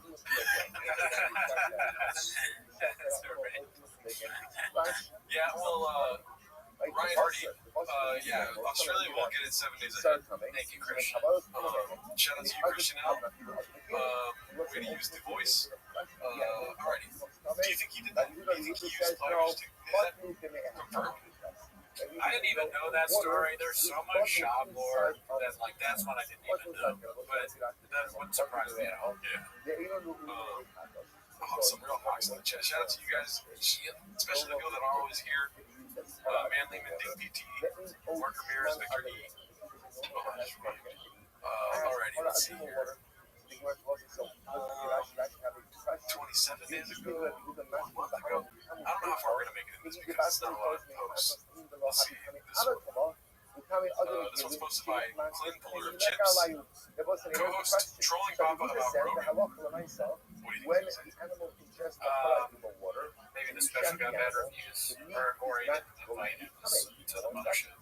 Oh, the mothership or the podcast. He's been in Austin. Is this has to be you, right? I mean, all these Jackson things blend together for me. He's like a necklace salesman or something that has a podcast. Very random. Where they can duel or they have a podcast, and it's weird that a jeweler. Actually, you know what? I don't know what jewelers look like, but I wouldn't have thought that they look like this kid. Very close to being a racist joke. Good. You ever seen Uncut Gems, dude? I know exactly what. Oh, well, yeah, they look like that. You moved to Texas? Why moved to Texas? Is that official? Oh, yeah. So did you move into Joe Rogan's back house? What? No, I heard that. Wait, that's the rumor. Wait, you moved in with me. All right, one more thing about this guy, this Jackson guy. He has that voice, that like back voice. Welcome. What does it come from? Is it like too much hard living? You know how they say it's a numbers game? You do make a sacrifice when hitting on too many chicks in one day. Your voice becomes like a rotten egg. Yeah, so anyways. It's like Steve always was he doing like whippets? So funny. Exactly. The age of 34. You're right. That is exactly what it is. Steve-O voice. Like, fucking. So you moved to Austin. How often do you suck Joe Rogan's dick? It's like some blind drug dealer voice or whatever. The guy that sells condoms in London. All right. Yeah, I didn't want to bring it up. You moved into Joe Rogan's back house. You were teaching the Secret Service. He hired like Anderson teaches the White House cops to teach him fucking hand-to-hand combat. I wish, bro. So this is fake. That's fake. That's serious. No, I wish. I wish I lived in. You ever seen this fucking house? I wish I lived in the backyard. No, I got my own house. Yeah, I'm outside Austin. I'm like trying to make Joe Rogan. No, he lives on like Austin. I live on like Travis. That's what I'm saying. I wish I lived this fucking back here. You live in the back house. Yeah, that's my dad. Yeah, he's a good guy. You live in the back of Joe Rogan's house, right? How's that not an insult? That's definitely an insult. Bob just doesn't. I mean, I'd say something. What do you think? Are we fact checking him? I don't think he lives in Joe Rogan's. For sure. Yeah, no, I was just joking. I think it's weird for him. Like, Doc, if you lived on Lake Austin, I would feel weird even saying that. I was saying where he lives. Yeah, I'd be like, I live on Lake Travis. He lives on the other side of town. Yeah, that is Maybe near another lake. Make it more ambiguous. Yeah, well, Shab's got to let you know that he's good friends with Rogan. He knows where he lives. Like, and he's also not smart enough to go give him the doubt of benefit, right? The doubt of benefits, because he's just not smart enough to think on his feet. Did he retract it? He retracted everything. Fucking stand, he can really stand on his feet. Uh-oh, I got a prediction alert, dude. He's gonna run out of money, dude. I mean, no, he's not, right? You can always just do stand-up. That's the real answer. But he starts making Star Tour maps, and he knows where everyone lives. And he's like, hop in the truck. He has a bunch of trucks. He's hiring people to drive people around to see comedians' houses. Because he has a lot of money. Dude, that is hilarious. What if they found out? Like, that's obviously just a funny joke that he would do that. I don't know if that is. That could be plausible. That's why it's funny. You're right. It could be Hop plausible. in the TRX. I'll suck my dick. He's making him suck his dick. Everyone who goes on the tour really puts a woman has to have sex with. Yeah. But, okay, let's say he doesn't. Let's say they catch. What was it called? Brendan Jobs, trucks. Trucks watching Star Tour. If they just caught him like selling people's information, like all the people they met through Rogan, and he's like, I didn't like, no, dude. Like, but he's just been selling where they live and their phone, famous people, like sending emails for fucking everybody that goes on his show. Drive fast all gas. That's what he calls it. On the sides of the sightseeing trucks. Yeah. No, I mean, you're right. It is possible. And guess what? Guess what? What? He's doing stand-up on the fucking sightseeing trip. Oh yeah. He's not stand-up. He's the tour guide. He's a tour guide. He has all the sayings. Like he's like, over there is that's the mothership. Oh, you almost forgot. And then he's like, that's Brian Callen's house. That's where Brian Callen lives. Is it But he just has the fucking T-clicks. Is it He goes over to the where there's restaurants and stuff. He's like, that restaurant's Mexican. It's open 7 days a week. Who needs a tater tot? It's just like White person handout. I need a tater tot once a week. Brendan opened the Jackson pot saying his hair is long. Mike Cow. Oh, y'all must have forgotten. Yeah, Goes by the cup one says Dallas. Dallas. He drives out of Austin. What's up, Dallas? I'm like, why did we drive from Austin to Dallas? That's part of the tour, baby. All right, buckle up. He starts going like 90 on the freeway. Austin is different. All right, who wants pizza? Yeah, they're looking for Hitler on the tour. That's right. Let's see here. How much further down do we have to go? I don't know, but you gotta play the. While you're scrolling, I'll keep talking, but I'm gonna try and send you this. Just you gotta see the shit. Alrighty. It's the most ridiculous you've ever seen. Let's see here. Glenn Fuller of Chips posted this one. One of Papa's greatest tales, the comic book store. We've seen this before, so you can send it. Okay. We don't really gotta. I love Wolverine, even the character that isn't exactly just that. You just love Wolverine. I love Wolverine and I love collecting stuff. I've always collected stuff that appreciates. I was buying and selling on eBay forever. You are into comics. I grew up huge in films. I collected it. I was film as a kid. Who'd you sell to, people or online? Just people. Online, they're not separate. Online was that thing, so I opened up a little comic shop in my mom's closet. Had all my comics there. You had friends come over. Random people walking in the house, and my mom maybe shut it down. How is the closet, or is it already on display, or do you have more? He was on display and organized. Like Shreks. I had like in those things they look like. Yes. I just had them all. Yeah, I had all the coordinate envelopes. vanilla folders. Just lined up. I had posters on the wall. How big is this closet? I mean, I was young then, 8 or 9, so I thought it was huge, but enough for like grown men and kids to come in. My mom's like, we can't have fucking strangers in the house. How did people know that this was happening? Because I stood outside and had signs. Selling comic books in my mom's closet? Yep. And did you sell any? Oh yeah, man. Really? Were there older men that came over? Yep. They bought them. They bought them. I mean, should we just finish it? Sure. I mean, what were you saying? I was gonna say, like, it's just because he's hanging around Theo Von. Theo Von doesn't have real story, but it's funny. Yeah, this is like too real. Like, Yeah, he doesn't know how to deliver it as if it's a joke or whatever. Yeah, which I do think that he is. I know the narrative is that he's just lying or whatever, but I think you're right. Now that I watch it this time, I do think he's doing a bit, and it's just failing. It's not funny, but it doesn't make it strange. But what's his name? Rick Glassman. He's just so funny at trolling him, dude. Like he's like a fucking bully, seeing the nerd. I can't wait to show him in the locker. Yeah, right. And this has "Shove Me in Locker" written all over it. He made him look like this, and then Rick looked at him and he was like, "Oh hell yeah!" I thought it would just be funny, but now look at what I've done to Brendan Shaw. I made him look like he looks so much worse than Rick does with the stupid hat on. It's just bullying, but it's like kind of bullying that's hilarious. it's 5D chess. Yeah, really, it is fine. Yeah, it's like it's the kind of bullying that I look at it. It makes me nervous. So I'm like, damn, dude, he's capable of this. I'm not sure I've ever done something like this to somebody, or that I would ever do it. Like if I had the power to make someone look this bad, I'm not sure I would. Like, there's people that fantasize about doing this, and there's people that do it. Yeah, we're like crazy. Rick Glassman is insane.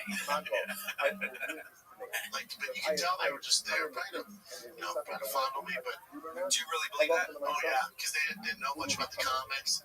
They'd take like the cheapest one for like 25 cents. Did you think something was weird at the time, and then later on you were called? Yes. But I also like my spidey senses went off. So you did even Stranger danger. Did you make money? Oh yeah. So you're a little entrepreneur now, and now instead of comics, you're selling CBD. Sure. One of the things I sell. What else do you sell? Merch. Shows. You do well with your merch. I did pretty well. He's like an expert. Yeah. What did they say? Glassman's a hawk. Papa's newest shop is a charlatan werewolf. Oh yeah, I heard about the werewolf thing. Yeah, I've heard about that one. Somebody had posted it in the Discord, but go ahead and talk. I'm going to close it for the Okay, charlatan werewolf. Wow. I mean, that's creative. I kind of like that one. Werewolf. Oh, he says it wrong, of course. But I think Baba is. I mean, he's proven that he's good with weird words and names and messing stuff up. So werewolf, though redacted, pretty funny. Chris Boiler. How do you say your last name? Shove you. Werewolf. Werewolves. Oh, werewolves. I haven't seen the clip yet, but we've got this one here. Special request. We're not taking any more requests from the chat, but we do have a special request from Boyd. Yeah. I wanted to see this. I wanted you all to see this. It's posted by Stock Standard 5323. Revealed why the assassins use word like kill and sleep. Dude, I didn't even read the caption the first time I watched it. Now I watched this 15 times. This shit is crazy. This is a wild clip. I don't know where it's from. It's like it's different. Let's see.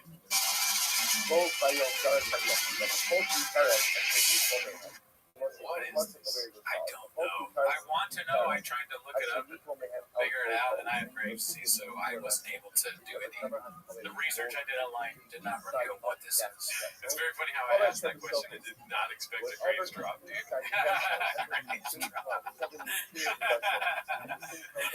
Fuck.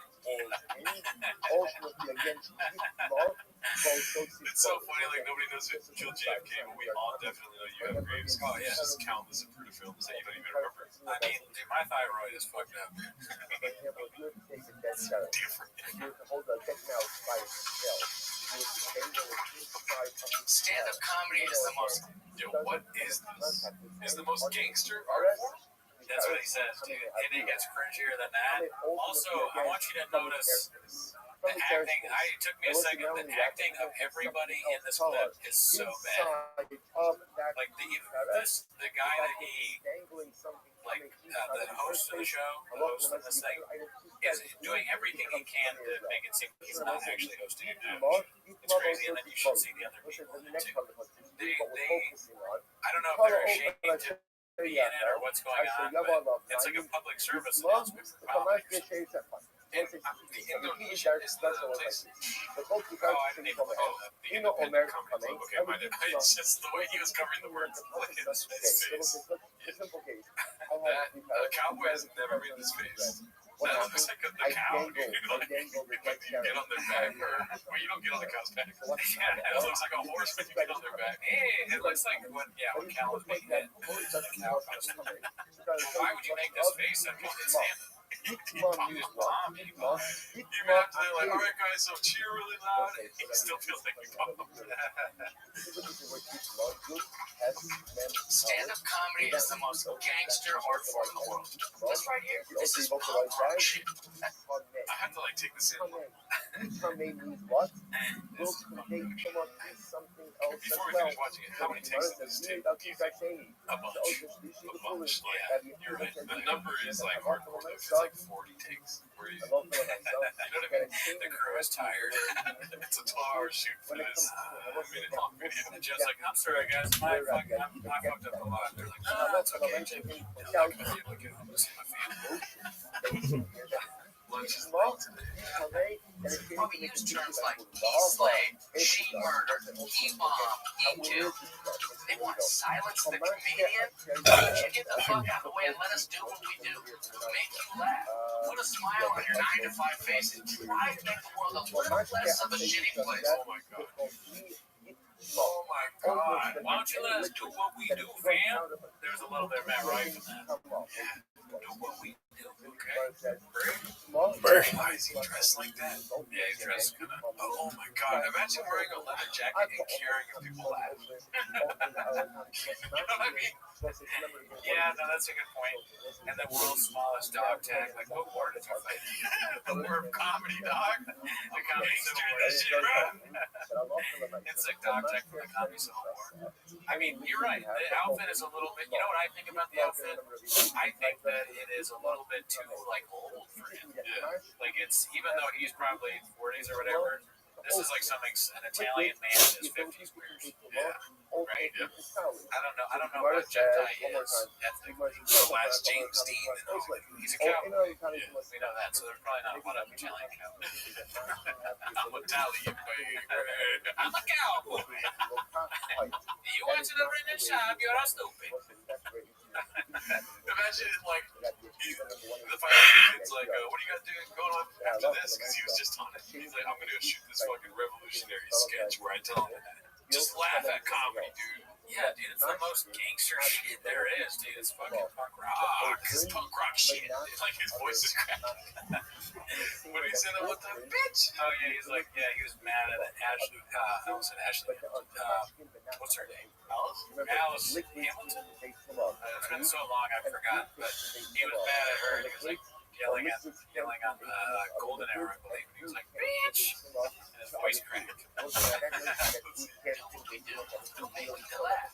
a smile on your 9-to-5 face and try to make the world a little less of a shitty place. And come in all shapes, sizes. Look at his face. What the fuck? So, like, unnatural and strange. So, why don't you leave us alone and give us this guy? It's all serious. Like, yeah. Fucking awesome, dude. What was the moment before? Like, brainstorm. How does he, like, obviously working on another special? I've got something more important, dude. I've got to go to a comedy club and shoot a like, okay, I can't talk like that. 9 to 5 fucking people working real jobs laugh. Okay, yeah, that's the worst idea ever. Here's what this is what I think. No joke, completely. This is my witting at. Somebody who has a camera and Jeff Dye's phone number texted him and he was like, Jeff, I got this great idea. Right? You're like my favorite comedian. And maybe like, can you do my show? Or I have this I also have an idea for a sketch. And he shows him this horrifyingly bad sketch.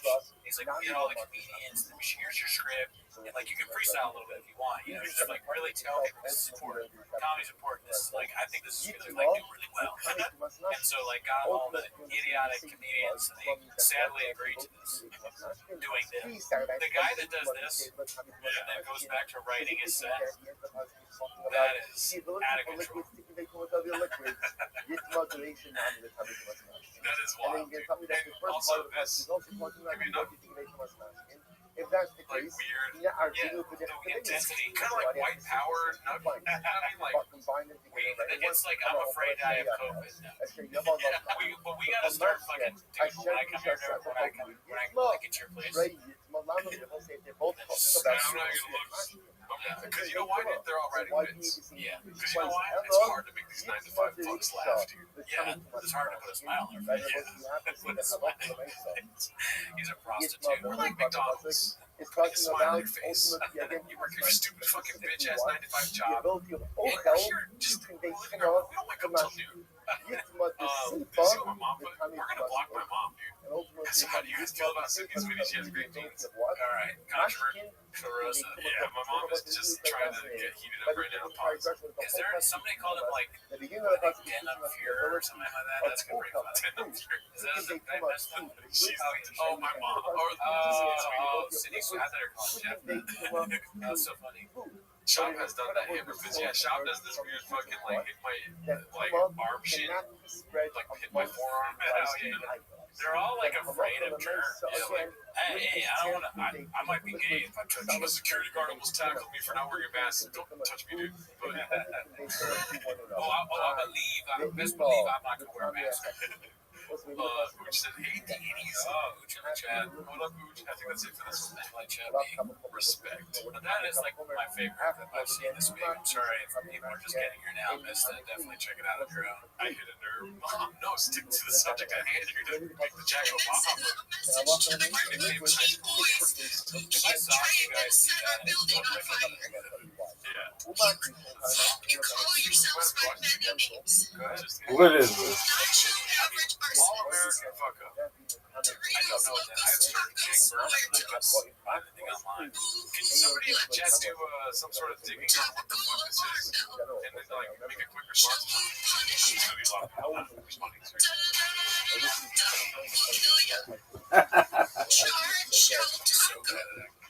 Stand-up comedy is the most gangster art form of destruction. This right here, this is punk rock shit. From intros like Bitch Slave, She Murdered, K-Bomb, Me Too. They want to silence the comedian. How about you get the fuck out of the way and let us do what we do? Relax. Put a smile on your 9 to 5 face. Why make the world a less of a shitty place? And come in all shapes, sizes, and colors. So why don't you leave us alone and give us a little respect? You know what he's also doing? And I recognize this because I'm not good at acting. So when I act, I memorize. I try very hard to memorize, right? And I'm bad at memorizing. So as I'm saying my lines, I'm trying to remember what they are, which kills the scene. So you really gotta fucking memorize. If any of you guys are actors, don't take advice from me. Memorize. Otherwise, you're gonna look like that. You don't want to look like that. Oh wow. Oh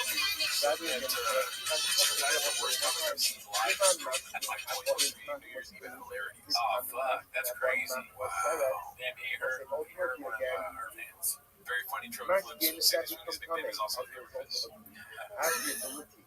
they come on. To that game. Mash Keep in mind, I've seen Bob alive. Oh my god, it gets worse, dude. Ouch, Ooch. Ooch, what happened at the lyrics? Did it just bomb really hard? Oh, that's right. No, I just want to, she can respond. Have the ability to I just want to know Ooch give some detail. If you can. Well, also, let's include everyone in this. Oh, yeah. Because this is worth it. Like, I'm going to ask a question, and That's Jim Dyer ruined your New Year's. It's like 90% yes. Don't say that, though. Whatever you had, do that. I mean, it's a fair question to ask. Because one's made me laugh more than the other, dude. Sure, yeah, that's obvious. Yeah, we don't need to even say. He just wasn't funny. It was so bad, he asked the audience why we're just nervously smiling at him. Oh, man. That's the telltale sign of like a crap comic that does that shit. Oh, so everybody's a little nervous, huh? Everyone's butthole's a little puckered, huh? Oh, I'm asking tough questions, huh? You didn't like that one. This guy, right? This guy didn't like it. Question wasn't who made us laugh. Question wasn't who made us laugh. Dude, Shop is not worse than Jeff Dye. Jeff Dye is turbo fucking worse right now. Yeah, I can watch Shop and enjoy it. Jeff Dye is like, he's worse than I thought he was. When I first met him, he was a nice guy. But he's just like so should even have the ability to transmit to what to what. Shop is funny without trying. Yeah, Jeff Dye is not funny ever. He's not capable of being funny. He's got to make videos about how people won't laugh. Yeah, that's not good either. Yeah. If you have to do a whole thing about you're trying to silence the comedian, how about you just have a good time? Yeah. That's your funny. Just let go of all that bullshit. What if you're bombing and you're like, hey, can you guys have fun? Can you guys enjoy this? He does hate women. That's for sure. Yeah. Jeff Dye can't read a script. So I'm I learning feel how like we're at 51% Shop. We need to get that. Dude, Jeff Dye needs to be winning this fucking poll right now. And where am I learning that out from? I'm okay with whatever. I want to be on board with Gerardo. Last thing I want to do is disagree with Gerardo. But it's not, I'll disagree with you. It's not like Adam Rice. Okay, because that would be a little different. All right, well, keep that in mind. Remind me later. I'll add all three to the motherfucking polls. All right. See how much Adam Raven poll has that win. You're welcome. Dye is the worst. What did Nick say? If you were here. Alrighty, let's see here. This is gonna be Papa couldn't help but cheat on the wife while on the road, so he had to quit stand up. Why is his hair changing a third color now? It looks like it's gray. All that stuff is so cold. What the fuck? It looks like he has a lot of lint on his head. And like, yeah, it definitely looks like a character in like a henchman in a movie. Yeah. Do you notice anything that's back to it? There's a new photo, right? Or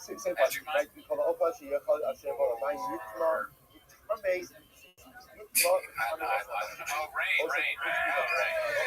I'm so used to Rain, I don't even know. Like, what's the gray? Or is that just the camera not picking up the color? They probably got the old flares that we got rid of because we got the new ones, dude. They got the classic Rain. We got creamsicle something. Orange creams or Rainbow Sherbert, I think is one of them. Or we're coming up with Strawberry lemon pie, dude. All right, let's see. It's like that movie Flight Denzel watching. I'm in the hotel room and you got a bar there. Yeah. I go to Charleston, you got tits everywhere. Tits.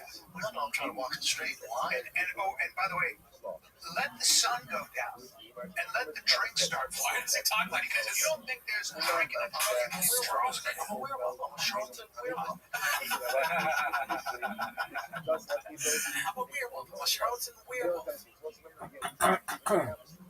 What's a charlatan? A charlatan is someone who's like not telling the truth, right? Snake oil. Yeah. Let the sun go down and let the drink start flowing. Because if you don't think there's drinking and drugging in Charleston, I'm a werewolf. I'm a Charleston werewolf. I don't understand a charlatan part. Crystal Rain. Like he's a lying werewolf. But like, okay, I understand werewolf, like the moon comes out or whatever, and you become a werewolf at night, right? But what does the charlatan part have to do? I'm a charlatan werewolf. So, okay, if we take, like, we got a whiteboard too. We should probably, like, fucking conspiracy theory this out, dude. If he's trying to, like, Freudian slip us or something. I'm a charlatan werewolf. I don't know. I need help from the chat. I am laughing though at us not going, shut up, Brian, because that's like a lot of times when one of us says that, we're angry. It's just not even a joke. It's just like, shut up. Wow, he's a quack. I'm a werewolf. I'm a charlatan werewolf. Oh, he's trying to say Charleston. Oh, what is that? Is he in Charleston? He said, try going to Charleston with Dick. That's where Blue Shorts is there. It's a nice place. Charlatan, though. All right. Okay, now that we know, let's see here. I'm a South Carolina werewolf. Hey, no, just University Gamecocks. Well, your boy's heavy here on the comic. I mean, all you're doing is walking down the street. Might have a collared shirt on. You know what I mean? You might have a collared shirt on. You might have a nice pair of slacks. You might just be wearing a thin T-shirt that's rather expensive. Maybe something made of see-through cotton. And what happens tonight? We have to have another podcast meeting, dude. Oh, yeah, later this week. We should incorporate voices. What's that? We should incorporate the voices. Every time I do it, I kind of like, but I'm not as good as Rabbi, is it? Rabbi Goodwin came out here and put on a clinic with a Callan voice. Yeah, I want to speak. I wanted to tell him, like, Rabbi, you're really good at Callan. Are you embarrassed by that? I go into Massagoga. That situation. They go, that guy's 6'4". He's got cauliflower ears. He looks dangerous. Then somebody goes, I'm gonna take a picture. And you're in a bar. And they go, Stay back! Don't come any closer! Look, just give me your hand. I'll pull you back over. No! Stay where you are! I mean it! I'll let go! No, you won't. What do you mean, no, I won't? Don't presume to tell me what I will and will not do. You don't know me. Well, you would have done it already. You're distracting me. Go away! You let go and I'm I got a 6 a.m. flight. I'll see you later. And thank you for your attention. on the road for that reason now. Thank you for the I can't handle it. Thank you for the attention. That's what I do. As I say, it's if the wind blows hard and strong enough, even the strongest levy will break after a while. Just let me stop. What they're talking about. I completely lost track of that. I like how we were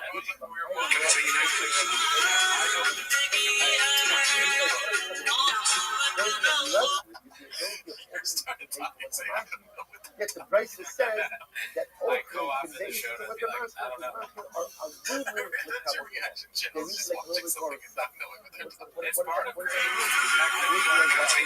My thyroid levels are unhealthy. I mean, I would understand if they were like speaking of the metaphor.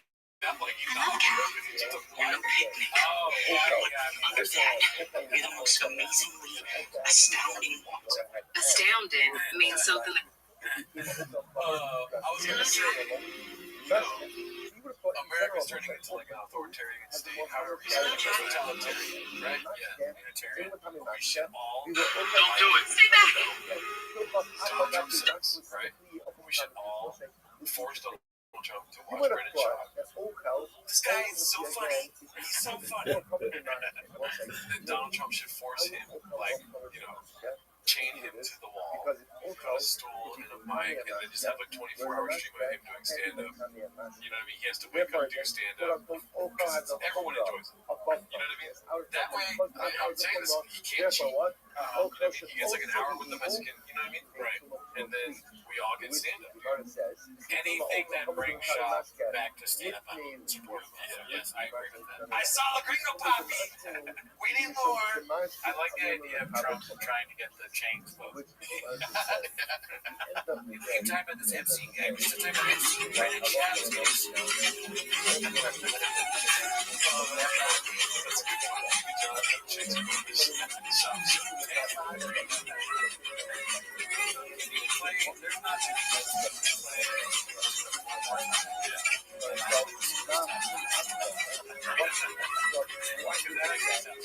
they describe him cheating on the road.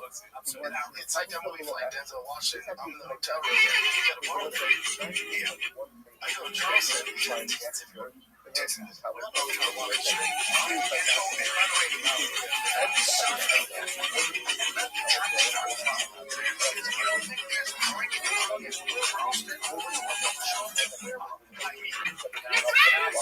God. We were at the Mastrodon to take someone under arrest. You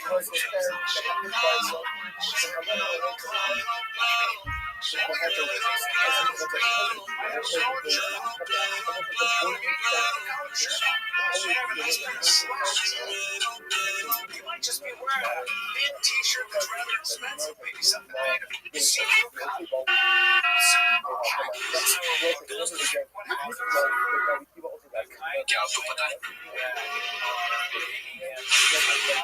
Charleston or whatever, are women going through horrible things. And I am in no way denigrating these women. What I'm saying is like, well, they're denigrating themselves. However,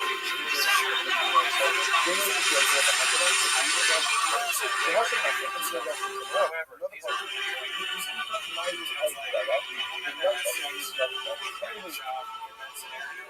like their brother just Don't do it. Is there anyone else?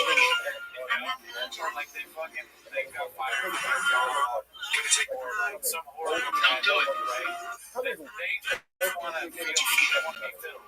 Don't do it. That's the worst way to talk. Yeah, it's a rough way, but they should having sex with someone is better. It's a better feeling than realizing your mom is pizza.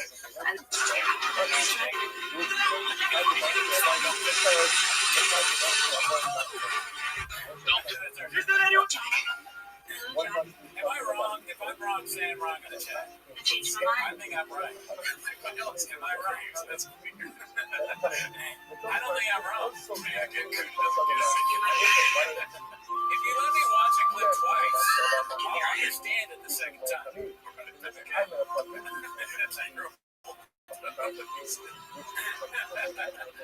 All I need is 2 times to see a clip and I get it halfway through the second one. Why? To the crazy. And And you know what? Wiley, when we play twice, we get a good subscribe. Okay, yeah, maybe. I expect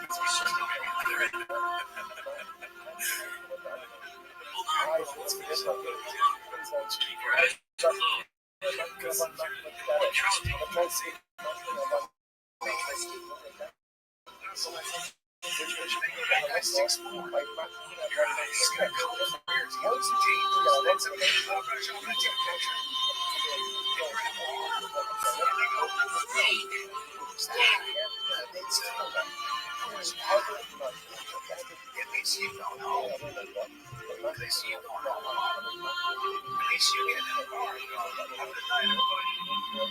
I'm so glad.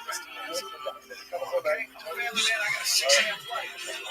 I'll see you later. And thank you for your time. I can't handle it. Thank you for the attention. That's one dude. I'm going to take some. One man is, as I say, if the wind blows hard and strong enough, even the strongest levee will break after a while. Just let me stop. It's just a crazy, like, I don't know, just a different life. Yeah, say you like cheating on your wife without saying you like cheating on your wife.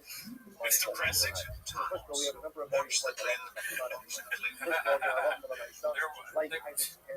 a different life. I can't imagine talking this way when my wife could watch the show.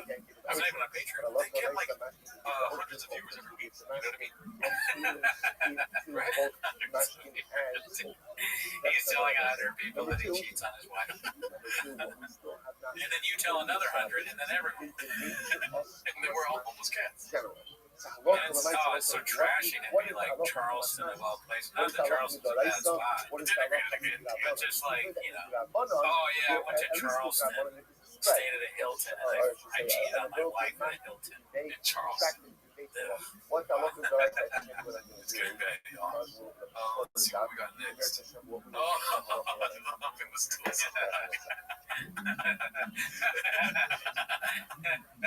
Mom, check this out. Oh, and sometimes it's good.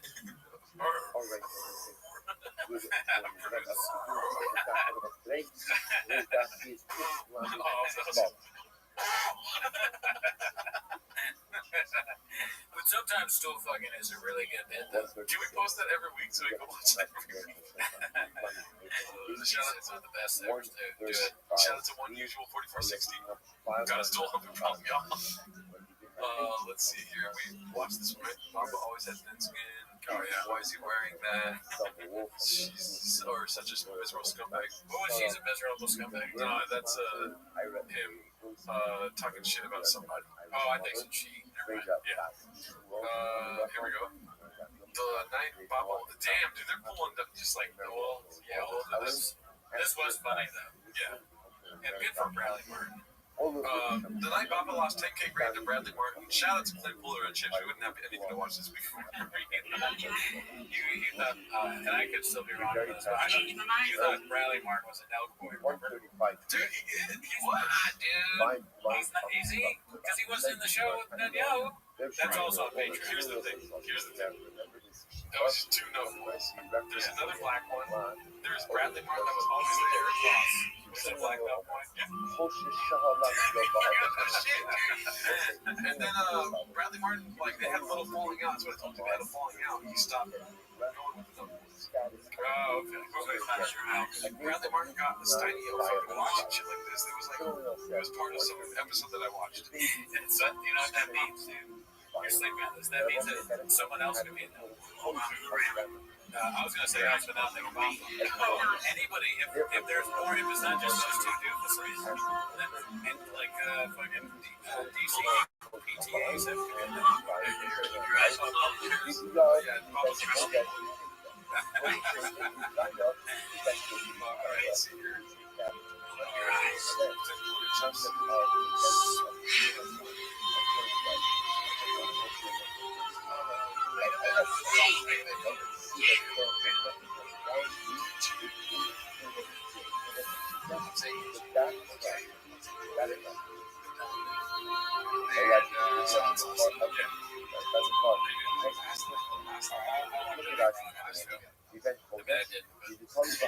Bradley Martin is associated with the Cowboys. I don't remember. I know you're a car guy. I think they're. There's two is below givers, although even internet in general, just no human being is viable until they pass the 30-day mark. You know, just a suffix viability of every person who's born. Therefore, Allah the only ones who make it past the 30-day mark had demonstrated some level of viability. The second possibility you're going to see in the Gemara is the notion that perhaps we're not sure exactly when this baby was born. Also, when we're going back to yesterday's dams, in the eyes of Chazal, a baby born during month 9 and during month 7 are viable.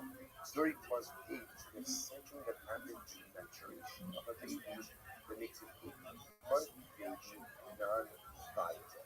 So it could very well be that Rabbi Shimon saying over here as follows: that whenever a baby is born, you're never exactly sure, you know, how old, or I should say, how developed this baby is. So therefore, I guess every baby kind of begins with the assumption of non-viability. And so because it's a suffix, is it a suffix Zion, suffix Kaz, suffix Kaz, and therefore only once it passes the 30-day mark is it considered to be viable. Similarly, the behemoth ain't on the dogs. Sorry, Shimon is number the behemoth ain't on the dogs. Only after an animal is alive for 8 days, only on the 8th day of its life, is it no longer considered a navel. Only after 8 days is it considered to be viable. Shne'emar, Umiyom Hashini Bahala, Yiratzat Lakaban, Shne'emar, the law is of an animal as a type until after it is 8 days old. So Shimon says, you see him get a flood. Smells like cat food. Mark is viable once this is just and a baby is only considered to be viable after 30 days, and animals is only considered to be viable after 8 days. Says the Gemara, which is telling you that every single baby within 30 days of those is a suffix. It's a suffix natal. Suffix viable, suffix not viable. Well, that is the example of min the most I don't understand. We just spent all of this time speaking about the fact of blood. That Mila's built for Shabbos. Right? Mila Bamashni, 8th day Mila's built for Shabbos. But I don't understand. Why is 8th day Mila built for Shabbos? Every 8th day Mila says what? Is a suffix natal. something if it's a lot, something viable, something not viable. Why would you have a license to go to Mihal Shabbos for a baby that is only something viable? Look at that. Mimhal Tabas Kovam Baba. Mimhal Haiti Mahalan. Shouldn't cost you anything. Shabbos, how you able to doesn't like any baby on the Tuesday when it's Shabbos. No, my new fellow. Hello, Kazigamo. But of the Kabul, Mr. Boris, and this is going to say the whole Yisrael of here, Avila on Shabbos, is that halacha l'maisa, is halacha l'maisa, the mitzvah of Avila is broken Shabbos. But if you're telling me about every baby within 30 days, it's not really, it's not considered to be viable, or not yet viable.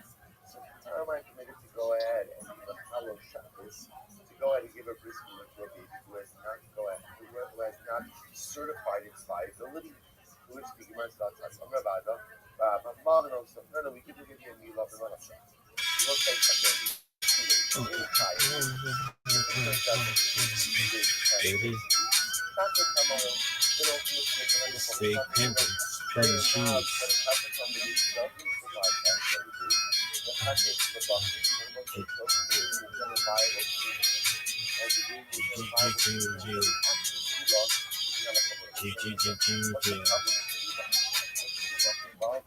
You know I thug him, fuck him, love him, leave him, cause I don't fucking need him. Take him out of the hood, looking good, but I don't fucking feed him. First time they see us in reason, talk about that's the reason. I'm the pick of the decision word, bitch, and it's been for reason. I'm gonna see him, things out, telling me, baby, truck. Oh,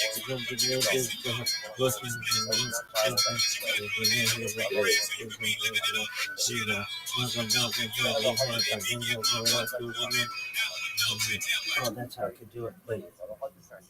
Something that makes perfect sense. If you're not sure it's the baby was born 7 months or the end of 8 months, that's the type of baby that you will not give on Shabbos because you're going to bush another again. The only time you go ahead and buy a Shabbos for the baby is when it's if you're not sure again, it's the baby born in 7 months, 8 months. That's a big difference. What's up, you stupid bitch? Non-viable baby. There's no head to go ahead and give you on Shabbos. I don't understand. Remember, let's just take a step back. So you have Rabbi who says that halacha l'maisa. What's up, you stupid bitch? Here's the problem, and how are you ever allowed to have a mitzvah on Shabbos? It's orange potentially then violating Shabbos for a baby that's not functional. Which he went to my Shabbos is not a problem. If the baby lives past 30 days, turns out to be those totally sanctioned. If the baby comes home doesn't live past 30 days, shows that the baby is non-viable, and therefore the milah that you did, of course, wasn't very love, but Allah also wasn't a malacha, because it was as if you were cutting something that was not viable that was dead. Okay, now once you have that spell, what will happen to the following case? I have a baby, I'm not sure was it born after 7. Is it a 7th-month baby or an 8th-month baby? Most of them again, 8th-month baby is considered to be non-viable. So the Gemara says, Rice says, oh, you want to hear me sing one of my theme songs? Get over here, ho! Give the milah. Either way, you're covered. If the baby is alive and if the baby is viable, then it's a proper milah. And it's not all you're doing cutting dead flesh. And I will say there's no covering cutting dead flesh on Shabbos, even if it causes or a marriage, Rabbi, I know, but that's the 25 Harvino, Kim Hockey, Nani Mahavi. So marriage says me, and that's me by the Tario, so we bring this in the following way. The Inachinam gives the Mila and Mitzvah Ella in Machshire. So Inachinam could very well be that halacha l'maisa, we would go ahead and give a milah to this type of baby. It's quite possible. So what's the issue over here? When we don't go ahead and allow you to violate Shabbos for a 7th-month baby, what is that referring to? Machshire milah va'aliba de Rabbi Abiyas. We'll say that would be Machshire milah. According to Rabbi Abiyas, taking a step back,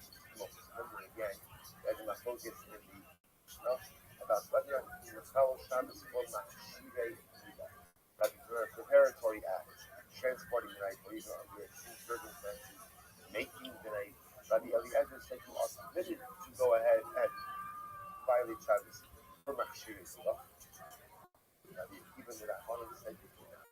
The word suggesting or beginning as follows: that halacha l'maisa, when we say that you can't do the halal Shabbos, or a suffix ben zayin, suffix ben ches. What is that talking about? Not for Milah, but rather it's talking about you can't do the halal Shabbos for Shimei Milah, according to Rabbi Eliezer. So in other words, when did Rabbi Eliezer allow you to violate Shabbos for Machshire? Yo, what up, Mr. Aquarius? You changed your... You can't hear me? Can you hear me? It's my fault.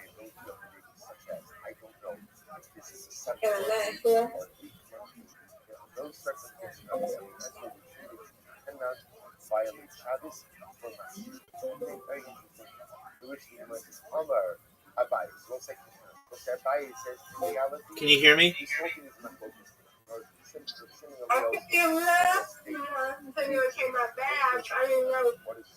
If your friends was in here yesterday, No, we're good. Are you ready? you better hurry up and take my bath. All right. Well, that sounds like a demand, girl. Here we go. Yeah, because I didn't wear my water. Yeah. And Perry has seen the post was clear.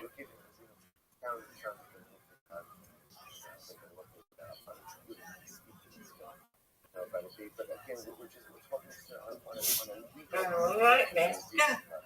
So how do you do non-Bible? You see why this is how do you do non-Bible? How was your day, Rabbi? So far, so good, thankfully. How about you? It was good. But halachically, we categorize it as days. Come on, Rabbi. Give it to me. Wow, this is a tough split. One of the toughest splits in the history of humankind. Give it to me. Oh, I'll take that one. Okay, I'll take it. Oh, no. Get it. Miss Aquarius, you're starting to increase that lead, girl. Give it to me. Give it to you. I'm on your heels. You're on my heels. Good job. Thank you, ma'am.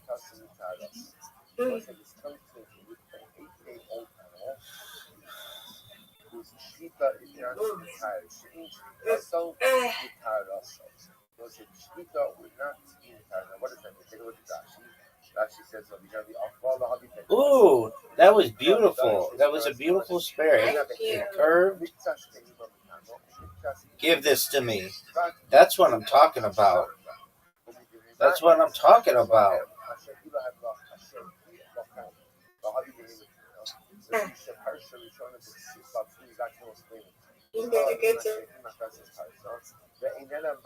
Oh, wow. Miss Aquarius is on fire. Ain't nobody touching this girl. Give it to me. Give it to me. Wow, it's a shootout, girl.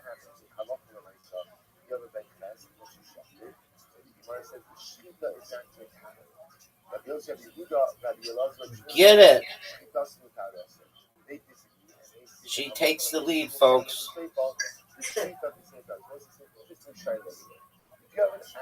Get it. That way. You got it. Let's go. Let's see what you got. Give it to me. That's what I'm talking about. Good job. Give it to me. Okay, I'll take it. That's a big score. Miss Aquarius, that's a big score. 114. That's good. Miss Aquarius, 115. That's like close to my record. Good job. That's close to my record, Miss Aquarius. Good job. Good job. I'll take it. Yeah, that's good. Yes, ma'am. if it's alive, then the shechita could potentially save it from tumas, or do you view a treifa as what?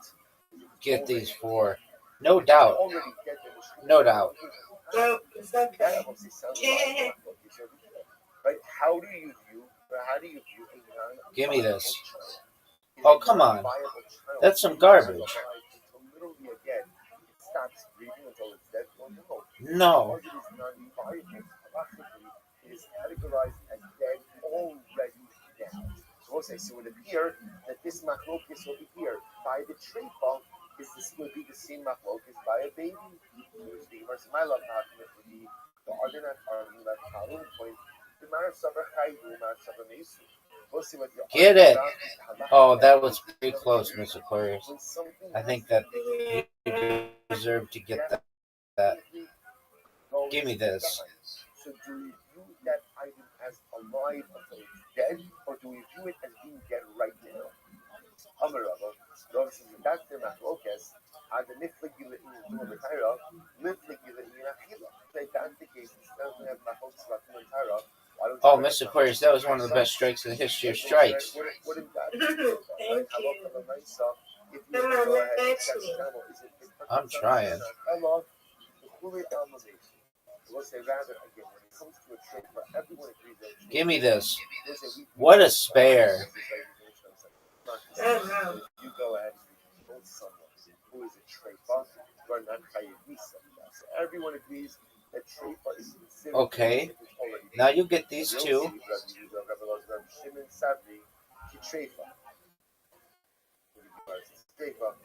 No. Yeah, no. Okay. Just missed it by a hair. Yeah. Just by a hair. Yeah. Nevertheless, the shechita has the That's not good. go ahead and take away the Bela status. Hakanami Moshe. But that is, no. I wanted it to be better.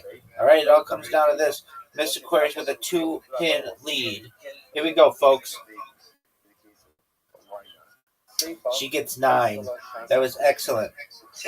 All she's got to do is get this one. And she does. She's putting this bad boy out of reach, folks. You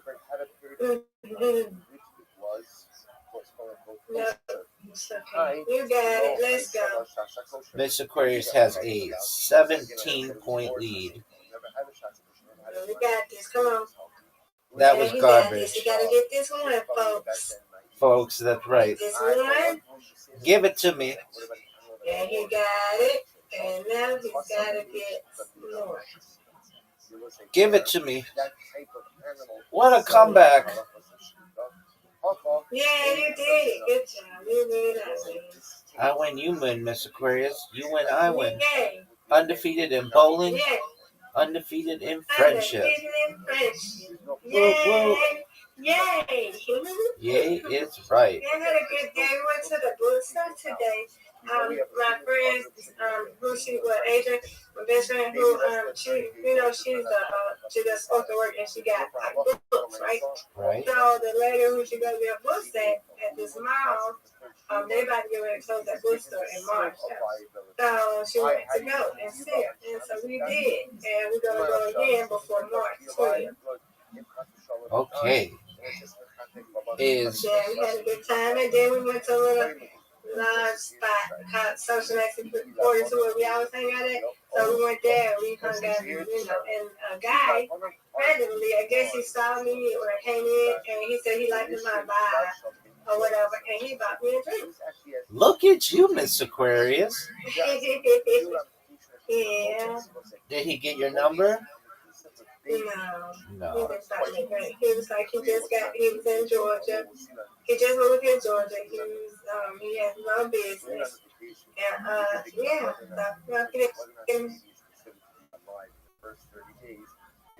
You just cut out. Or did I cut out? Yeah. So, yeah, he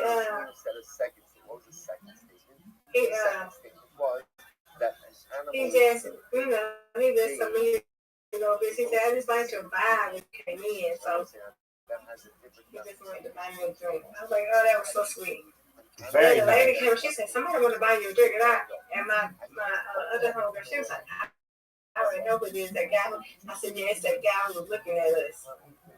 Looking at me. And I thought he was looking at us like, why would you stare at him? But I already knew it was him. He came over, I already knew it was him. Word, girl. Yeah. Very nice. Yeah.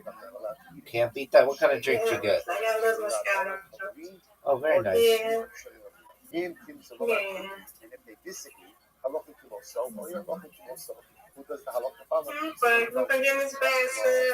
God's willing, we'll play tomorrow, okay? God willing. All right, God's willing. That is born on Yom Tiv. You're permitted to shaft it on Yom Tiv. That was it's pretty dramatic. What does that seem to tell you? It seems that even a 1-day-old calf is permitted for consumption. Well, if a 1-day-old calf is permitted for consumption, that must be the one of the significant Shemina. Take a look at Rashi. Show can also be Yom Tiv. The Ilo Muktzah, Shahari Ben Hashmashas, Nami Hayar Mukhan Adon. Miu Shantina Mina, the Mutter Lebo Bayom. So that's pretty clear, right? Pretty clear that halacha l'maisa, the Gemara is telling me that I'm permitted to go ahead and eat an animal within 8 days. So obviously, the Rabbanan disagree with Rav Shimon Gamliel, which the Gemara says, no, what's the case? How come I ask? The Kinley Begave Shekabalo Kadosha. So we'll say, so somebody was monitoring the gestational calendar of the mother, of the cow, and you know that this was a lot that is fully, that went through the entire gestational period. We'll say, remember that back and forth. What's Rav Shimon Gamliel's logic? Why does Rav Shimon Gamliel hold the halacha l'maisa? An animal within 8 days is not viable, or for that matter, a baby within 30 days is not viable. Why? Because we're never quite sure if the fetus is fully baked, right? That's the Shaila. We're never quite sure that the fetus undergo the full gestational period. So is this a baby? Is this a 9-month baby, a 7-month baby, an 8-month baby? Is the cow, whatever the gestational period of the cow is? Right? Is this a fully formed fetus? Not a fully formed fetus. So they're figuring that says you kind of have to get over the hump. Once the animal reaches 8 days, that shows it's viable. Once the baby reaches 30 days, that shows it's viable. So the Gemara says over here, it could very well be that the Shimon Gamliel will say that if you know for sure that the egel, let's say for example in this case the calf, had its full gestational period, it's possible, not possible, the halacha would be that calf would be permitted on birth. Because there's no suffix. Therefore, again, the Gemara is positive when the Rabbi said that if an egel is born on Yom Tiv, that you can eat it right on Yom Tiv. It looks like a case where you know how to eat gestational period. Tashma, the Shavin, She'in, Nolad, Hu, Umo, Imo, Shazet, Min Hamucha. We'll say they both agree. They both give down. Rashi points out over here. The look at Rashi Shavin. Have you looked at the Shinish Nechel, Uberoi, Mumin, Biyachid? Then the Sefas Bezon, Shinolat Hayom Umo Shimon Amukan Umukan Abakim Umo Biyachid. We'll say this is a bigger discussion about Sai Bachar. Remember, once the Bachar, the person has a Bachar animal, that Bachar goes to the Torah. With one exception, if the Bachar has a mum, it will be the prophecy of the Israel only. That is, not supposed to be written in the Emios, or the Shimon is usually about whether or not he examines women on Yom Tov. So we'll say everyone agrees. So we don't have to get into the details of the halacha, but for our purposes, everyone agrees. Shemnola tu'umu that if the animal was born, the mum is born with the animal, and it's clear that the mum is problematic. Shezemin amucha. It's that the Yisrael can eat the animal that way. So we'll say, if you have a bachar animal that was born with a mum, and it's clear shemesh b'saharai that the mum is one that takes away to the Shas bachar. And therefore the animal becomes the property of the Yisrael, that the Yisrael can eat that on Yom Tov. So what do you see here? That is according to the Rabbanan, you don't have to wait 8 days before partaking of the animal. That the animal just seems to be viable now.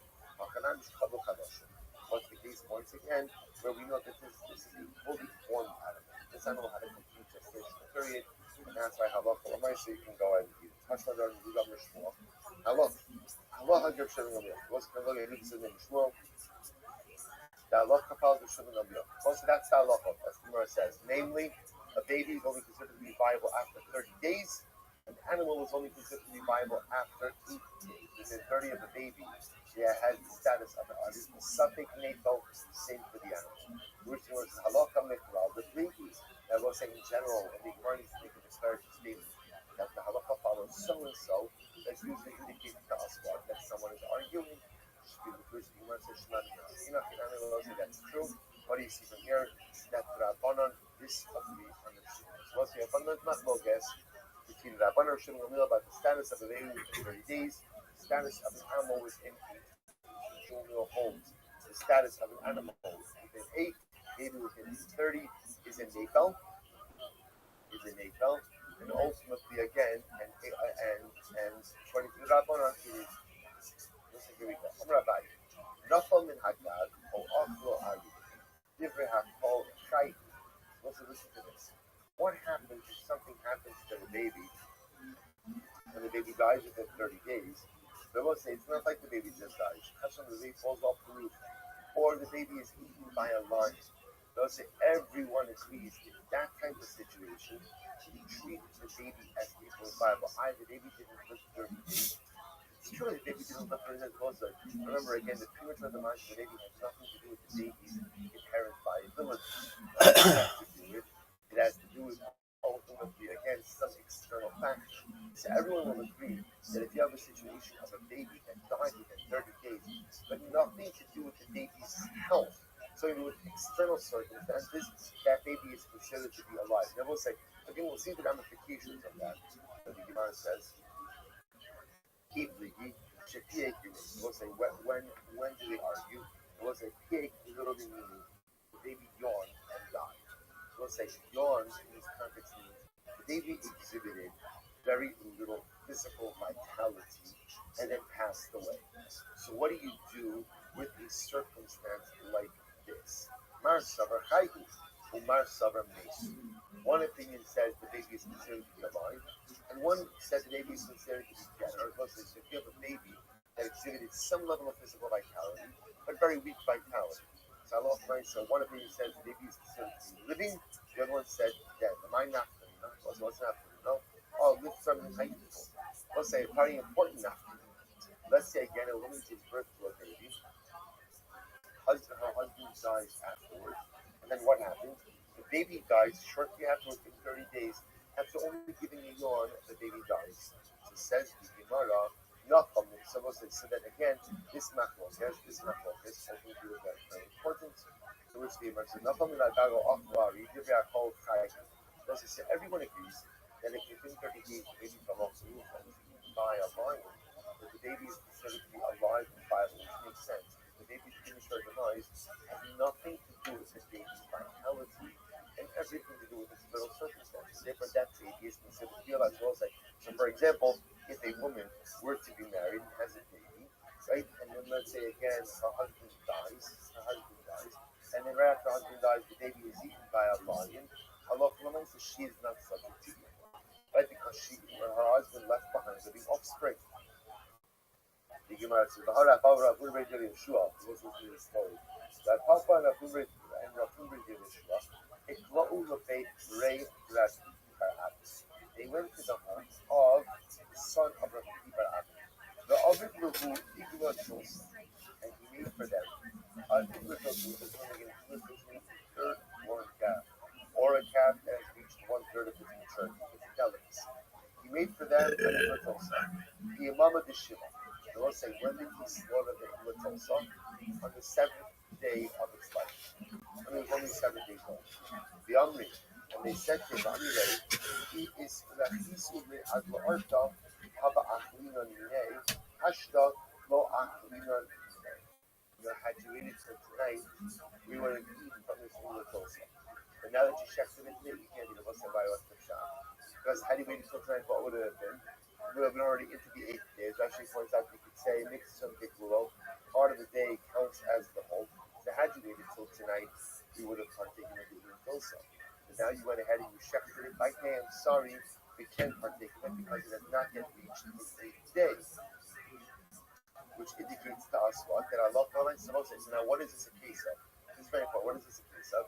In this case over here, so remember the animal was shechted. So we'll say this is a case of a less than 8 day old calf that went ahead and died, not on its own, right? Not because of its own lack of vitality, but because someone killed it, right? Because someone killed it, and yet again you see this rabbi refusing to partake of it. So isn't it the same case of the baby that was eaten by a lion? So you said before, if the baby was eaten by a lion within 30 days, fell off within 30 days, the baby is considered to be viable because again it didn't die because of lack of inherent viability, it died because of external circumstances. So it is viable. Yet here you have an animal that was slaughtered on the 8th day, accidentally slaughtered. So the animal died before 8 days, not because the animal wasn't viable, but because someone killed it. So why wouldn't such an animal be kosher? Yet you see these rabbanim refuse to partake of it. To which the Gemara says no.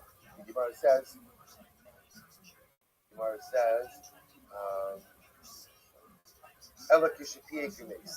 so ultimately, again, rather what's the case? The case is where the animal yawned and died. So we'll say again that case where they showed that the animal exhibited some levels of compromised vitality. So because of that, they would not partake. Mar Savar Mesu, Mar Savar Chai. What's another story? Great Rabbi by Yosef, the Sialu Be'ahu Yehuda of the boat was in the Shach. This was the second white line on the bottom. So the son of Rabbi by Yosef had a baby, and never the baby died within 30 days. Maybe I was in 30 days. And listen, I watch this. Shachim Yosef comes out of Eli. So what happened? The son of Rabbi sat Shiva for the baby. Rabbi sat Shiva for the baby. So what happened? So Rabbi, his father, came along and said, do you want to eat the Shiva tray? That's why you're sitting Shiva? Right? You want to sit over? That's what it is. The choice is some strong word. Everybody said to his son, "Look, you like the meal train? That's what it is. You want to eat the food." So it's telling us why you sitting Shiva. So again, what do you see from these stories? You see from the story that a baby within 30 days is not considered to be viable like a sugar meal. I'm related, Kimli Bay, Shekalo Kadosh. I know that this baby had. Sorry. So I know that Halot Halamesa, the baby had complete vitality. The baby was fully formed. So again, let's take a step back. Rishon when he says that a baby within 30 days is not vital, right? It's called the nafo. That's only because there's a suffix if the baby underwent the full gestational period. That's the shayla. How do you ever know? But if somehow you know that the baby underwent the entire gestational period, then enochinami, that baby would be considered to be completely vital. So here you have the son of Rabbi going ahead and sitting Shiva for a baby that died within 30 days. His father is saying, "What are you doing? That's a nafel. You don't sit Shiva for a baby within 30 days." To which the son says, "I know the baby went through a full gestational period, and therefore again the baby was a flat shell kayama, was a sustainable life, and therefore I do sit Shiva." So again, another story like this. So I left out one of the sponsors to thank Avram and Kali Elbaum for dedicating the week of learning the nation of Yerzak and Rezel Bas Hanov. And there's a of the Bushman for Sarah Bas Rezel, Shraga Moshe, Ben Teva. Most every year it was like Ravashi Ikla Bey Rav Kahana. Ravashi went down to Rav Kahana.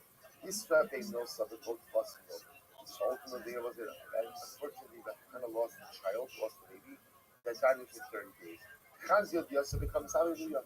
He said that he was sitting Shiva for the baby. Amalei lo Saralei Mar, the Haz Amra Yudam Rislalach of Shimon.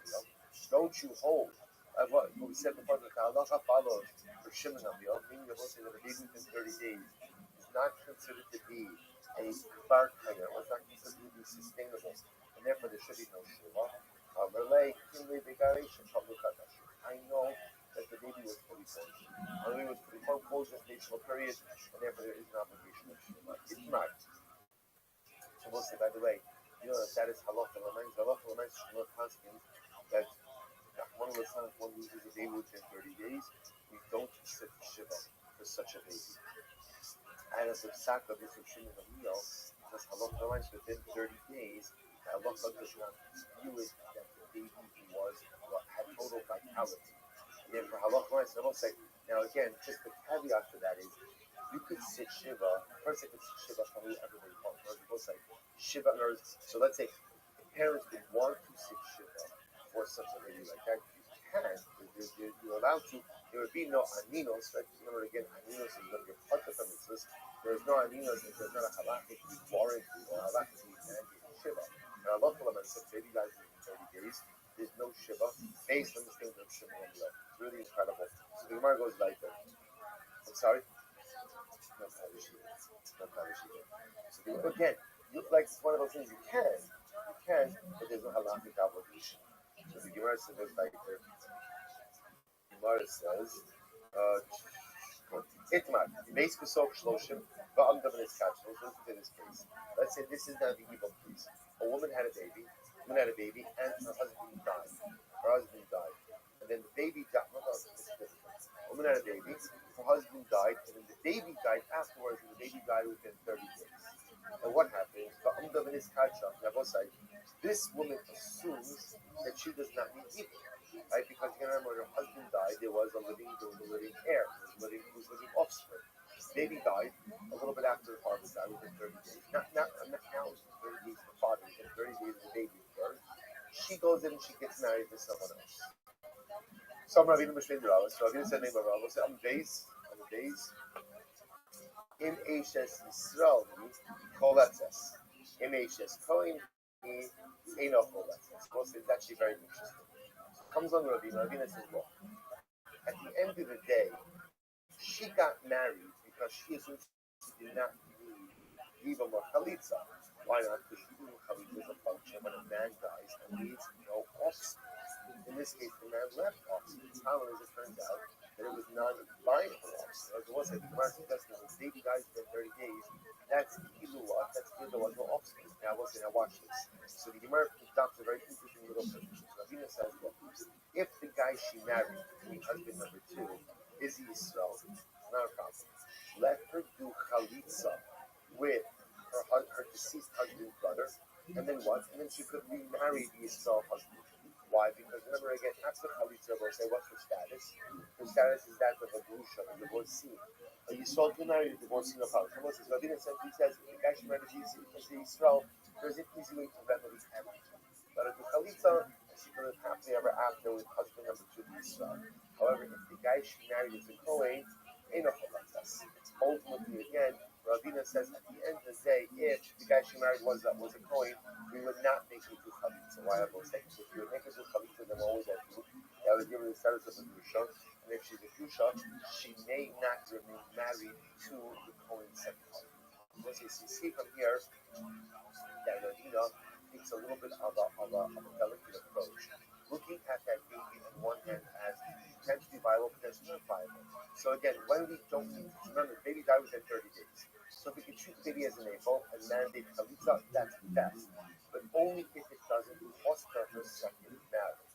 See, if the second husband is a Yisrael, chalitza doesn't cost her anything. Just do the chalitza, cover your bases.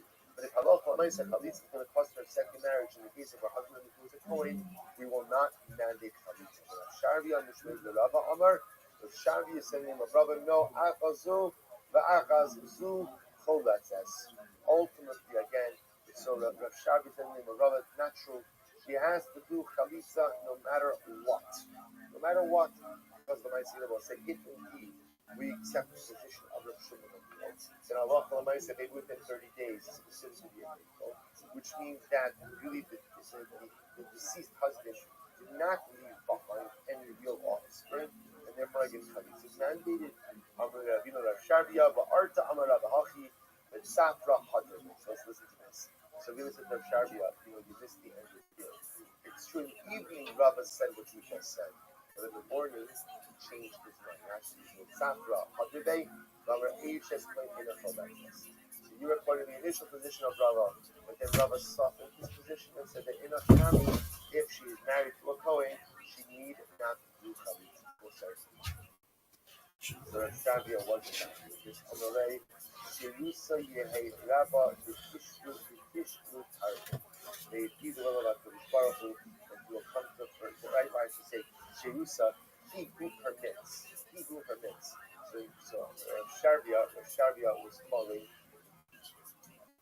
calling Ravina, was calling Ravina a permitter. That was in this marriage, that's a huge stuff. You're a permitter. I did a guy's not here everything. So you know what? You're a permitter. Sherusa, it should be the will of Hashem that you will come to go ahead and permit for taking facts. Let's say, which again is a little bit also stuff. It sounds better in Hebrew. Aramaic. Listen, to understand the idea is that so the Shabbi will say to Ravina, there's someone like you who is too lenient with permissiveness will get himself into trouble and will continue to permit things that are really awesome. So those that's the focus. You can see over here already that the Shulchan Aruch adopts the position of Rav Sharbia's interpretation of Ravina's interpretation of Rabbi. Meaning that halacha l'maisa, if the baby dies within 30 days, if she's married to a Yisrael, we will make her do chalitza, but if she's married to a Kohen, we will not make her do a chalitza. Interesting. What's the mother right there? So Rabbi Yehuda Matis, let's remember again. So Rabbi Yehuda, now we're jumping back on the sources. So again, we do adopt the position of the Shibud Real halacha l'maisa, the Gabi and as we said before, the real ramification for that for us would be for evil and for business purposes. The next part of the Gemara was that Yehuda permitted the Mila of an androgynous on Shabbos, right? So remember again, the Mishnah said as follows. The Mishnah says that for a suffix in an androgynous, we don't have to follow Shabbos. Rabbi Yehuda says you are mechalo Shabbos to give an androgynous a Mila. Says the Gemara, Amrav Shizdi, Amrav Chisa, Lo L'Kol, Amrav Yehuda androgynous Zachar. Now, okay, clearly.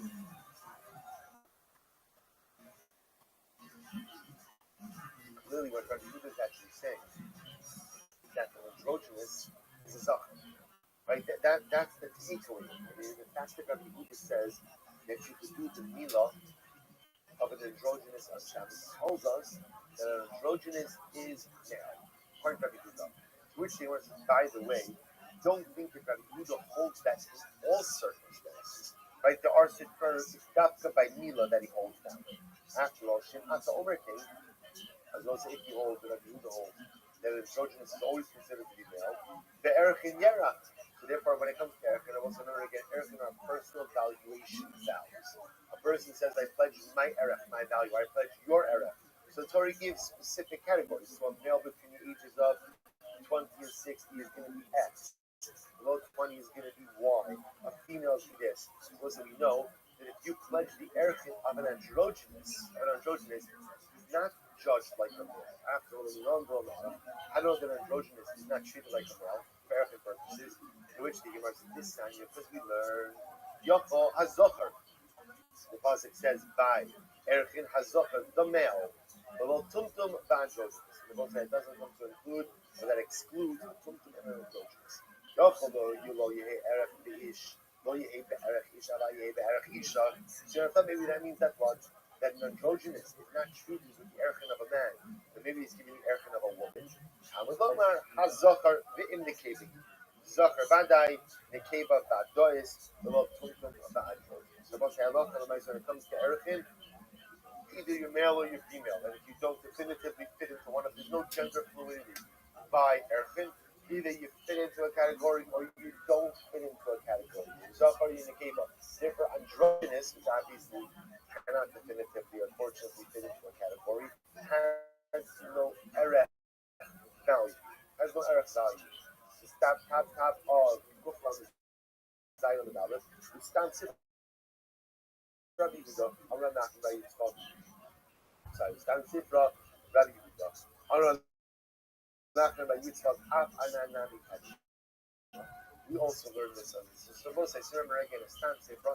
So in other words, an unstated, right, an anonymous Sifra. Anonymous price of it's like Rabbi Yehuda. Even though Rabbi Yehuda says in the Mishnah that you can give Maschalo Shabbos to give an androgynous a bris, which tells us that androgynous is a zachar. Don't think that Rabbi Yehuda always holds that an androgynous is a zachar. But look over here, you see it by Erchin. Rabbi Yehuda holds that an androgynous is not a zachar, which then begs the question.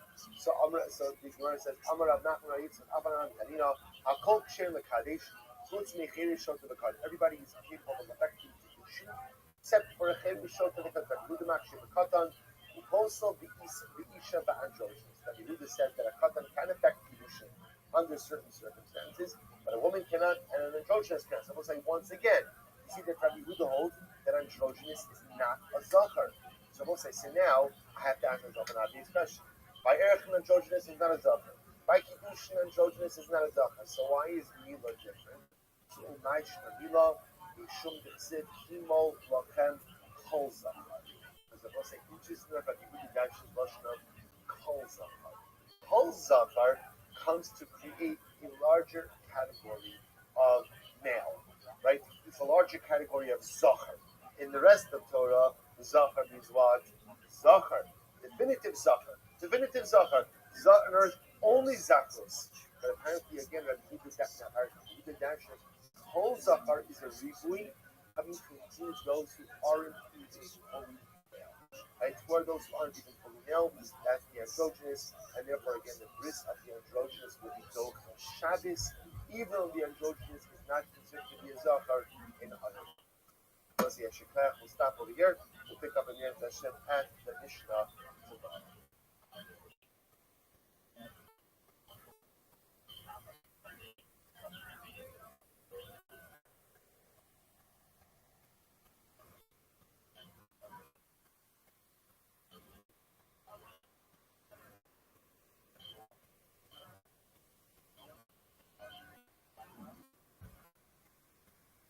All right, so we'll say good morning.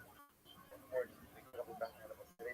think our sponsors, thanks any amount of sponsors, dedicating all the shidduch sponsors, special members of errors, it's not great and hard at home, Sarah Gapol, Batman, Israel, in the past, the types of commercial activities, Shabbat, Alhamdulillah,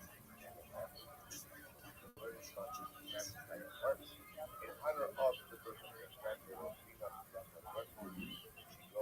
spread the young sponsors, National Rafa Efron, in memory of Rafa's mother, Abba Home, Kaba Bas,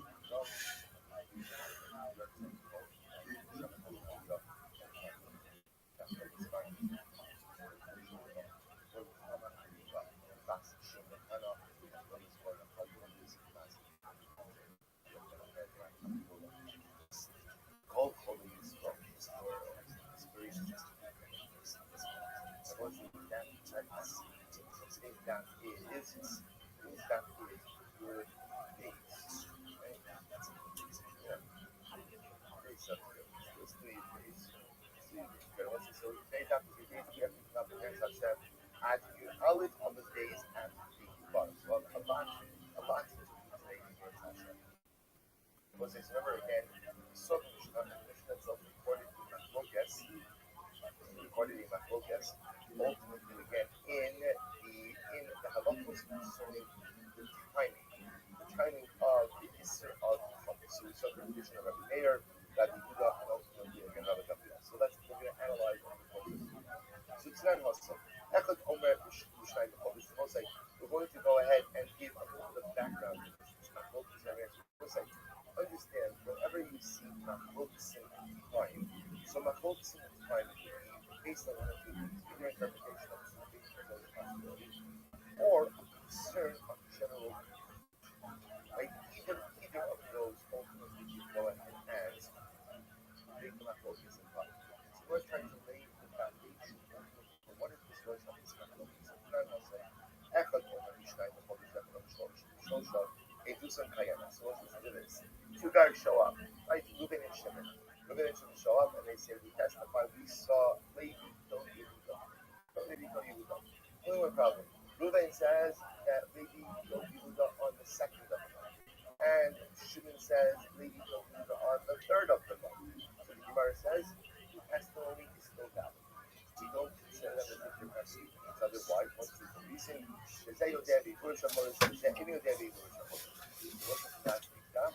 One of them realized that last month was a 29-day month. One guy realized thought that it was a 30-day month. So that's actually not a mistake. That shouldn't happen. That what they of course is set calendar. People get confused about timing, and therefore again they just multiply a day. However, if one goes ahead and says murder occurred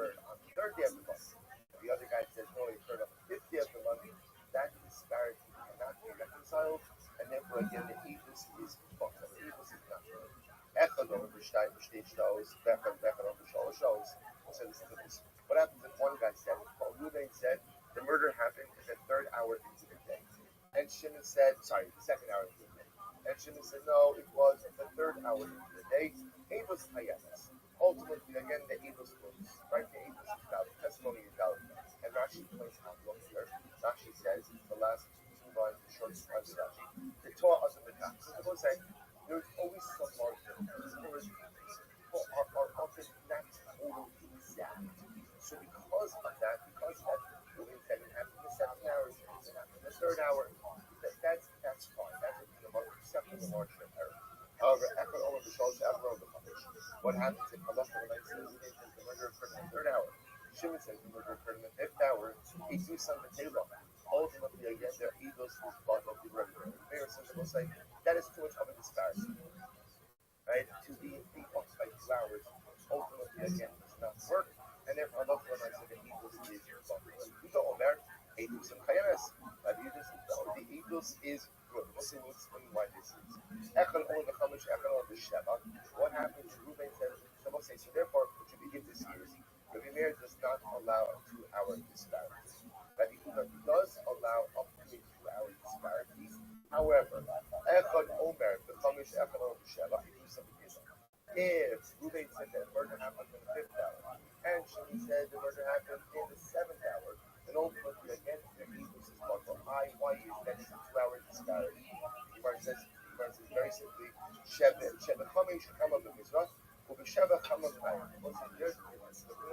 disparity. Sun is in a fundamentally different location in the 5th hour and in the 7th hour. In the 5th hour, ultimately again, the sun is on the east.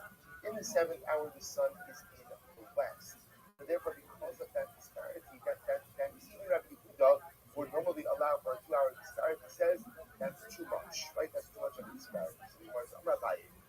We'll say, let's analyze this. This is really quite interesting. And I will say, I think for many of us, when we see this line in the face of our consciousness. Again, it's important to travel in the course of the learning to see things. And one of the things, again, learn about testimony, that it needs to line up pretty exactly. Your teachers line up to allow for up to a 2-hour disparity, provided that again, it's not a we'll call it solar disparity. Right? It's 5 to 7 where there's a disparity in the position of the sun that you can't reconcile. I think this was possible. Rabbi says as follows. He should do Salomar. The David Rabbi there being under 12 or 12. We'll say ultimately again, Rabbi said, putting that in there, you have to say that a person doesn't make a mistake. Right? Rabbi Meir, we don't allow for any disparity. Right? So which is a different way of saying. Rabbi Meir will we believe that people have the ability to be exact. I see the person who is Rabbi Yehuda, Adam Toa Chatzi Shah. According to Rabbi Yehuda, people could err up to a half hour. What does that mean? Watch this. The Rabbi Meir in Adam Toa Little. Now remember again, it's interesting that you're going to say that Rabbi Meir told them to make a mistake. That's what Rabbi Meir said. Which case does work? If Reuben says the second hour, Shimon says the third hour, Rabbi Meir says that does work. So obviously Rabbi Meir does allow for some. The Christian Gemara says, no, listen to how Rabbi Meir interprets that. Okay, my seki, the Gemara says a little book, my seki haba, the neifa tarti ume ayel twas. We'll listen to this. When Rabbi Meir was not sure the case of Reuben saying the second hour, Shimon saying the third hour, what really happened was as follows. The murder itself happened at the end of the second hour, beginning of the third hour. So the Gemara says, so Reuben who said the murder happened in the second hour. What did he really mean? The end of the second hour. And when Shimon says, no, it happened in the third hour, the Tchila Shalosh ultimately is referring to the beginning of the third hour. So in fact, you're not contradicting each other at all. They're just talking in different ways. So one calls, so it happened in that period, literally from end of the second into the third. One calls that the second, one calls that later, but they're really talking about the same exact time. And then listen to Rabbi Meir's view. Remember again, this is right. This is Abaye's interpretation. And Abaye's interpretation, according to Rabbi Meir, people are exact. The Rabbi Yehuda, Adam Kwan Chatzi Shah. According to Rabbi Yehuda, people make mistakes up to a half hour. How so?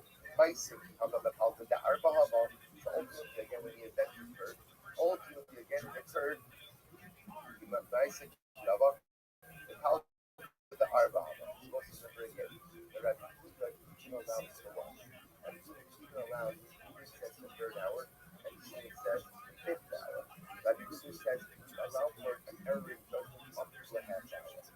How does that work over here? So watch this. The event itself occurred when Isaac about the Tal the Arba.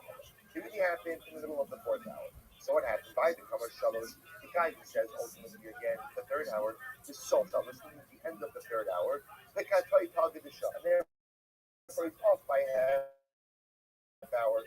The Gemara says, but Talgid Shah coming. He's off by half hour because it will eventually happen a half hour later. The Haidik Amar Chamesh, the Tchilas Chamesh, the guy said it happened in the fifth hour. Really, when did it happen? What happened? He reading at the beginning of the fifth hour. And therefore the Katoi Talgid the Shah, the Shaita Lachol. And therefore he's off by an hour behind him, backwards. So if it was interesting enough, so according to Abaye, Rabbi Meir pretty much allows for no disparity. And then we reconcile the case of hour number 2, hour number 3, and then most of the points the same time by each different place. And according to Rabbi Kudo, we allow the disparity of up to a half hour in between them.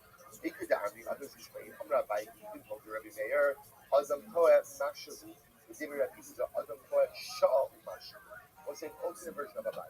And this version of Abai, he says as follows, that according to Rabbi Meir, people could be off by a little. And according to Rabbi Yehuda, witnesses could be off by up to an hour and a little. How so?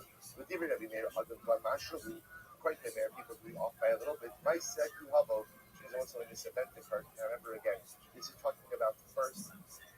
Well, that's it. My second Havo, but remember again, Rabbi Meir only allows, only is rapture testimony when they're quote unquote off by an hour. Right? When Ruben says hour number 2, Shimon says hour number 3. But in fact, in this version of Abaye, they're really going to be off by a little bit. What's the little bit? Basically, about over Sochstein, over Tila Shalosh. The murder itself actually happened either at the end of the second hour or the third hour. The Chazminayu Toy Mashu, and someone's just off by a little bit. So let's say, for example, the murder happened at the beginning of the third hour. The early doesn't happen in the second hour. You're reading in the second hour. So he's off by a little bit. So that little bit of the mirror will allow for some small margin of error. The Rabbi Yehuda, Adam to a show mashu. Rabbi Yehuda, however, witnesses can be off by up to an hour and a bit. How so? When Reuben says hour number 3, Shimon says hour number 5, Kihaba, when the murder actually occurred, the murder actually happened at the beginning of the end of the third hour, the fifth hour of the days. And one of the witnesses is off by an hour and a bit. So we'll say these are the two versions of Abaye. In version number 1, Rabbi Meir allows for no margin of error. People are exact. Rabbi Yehuda ultimately again allows for a half hour margin of error. In version number 2 of Abaye, Rabbi Meir allows for what's called a mashu. What was it? Mashu literally is what? Right, moments, a few minutes, take up your obviously. So you make a mistake at the end of the second hour, beginning of the third hour, that's fine. If you're off by a couple of minutes, that's fine. For Rabbi Yehuda, you can be off by up to an hour and a couple of minutes. Let's go on. I'll do up to Rabbi Yehuda. The top of the station, on the second line. So I'll do up to Rabbi Yehuda. I'm going to try to say, come into the Rabbi Yehuda, what Rabbi Yehuda sent over this reading of Abaye in front of There's only 2 units, those 2 guys. I had to contact you 60 to watch our episode. We really believe for you. Yes. Why do you believe teaching doesn't Okay. No going back on that. No. I'll be stressed out the entire night. I'm gonna make this so football so Well, you got 10 G's on the page, man. that's ridiculous. Trying to have fun. That is fucking bananas that you did that. I feel good about that. Do you? It's being hard from now. I'm gonna go my house. Knocked him out. Head kick. Put it down. The head kick. Yeah. JT knocked him out. Let's go. Run me my fucking money.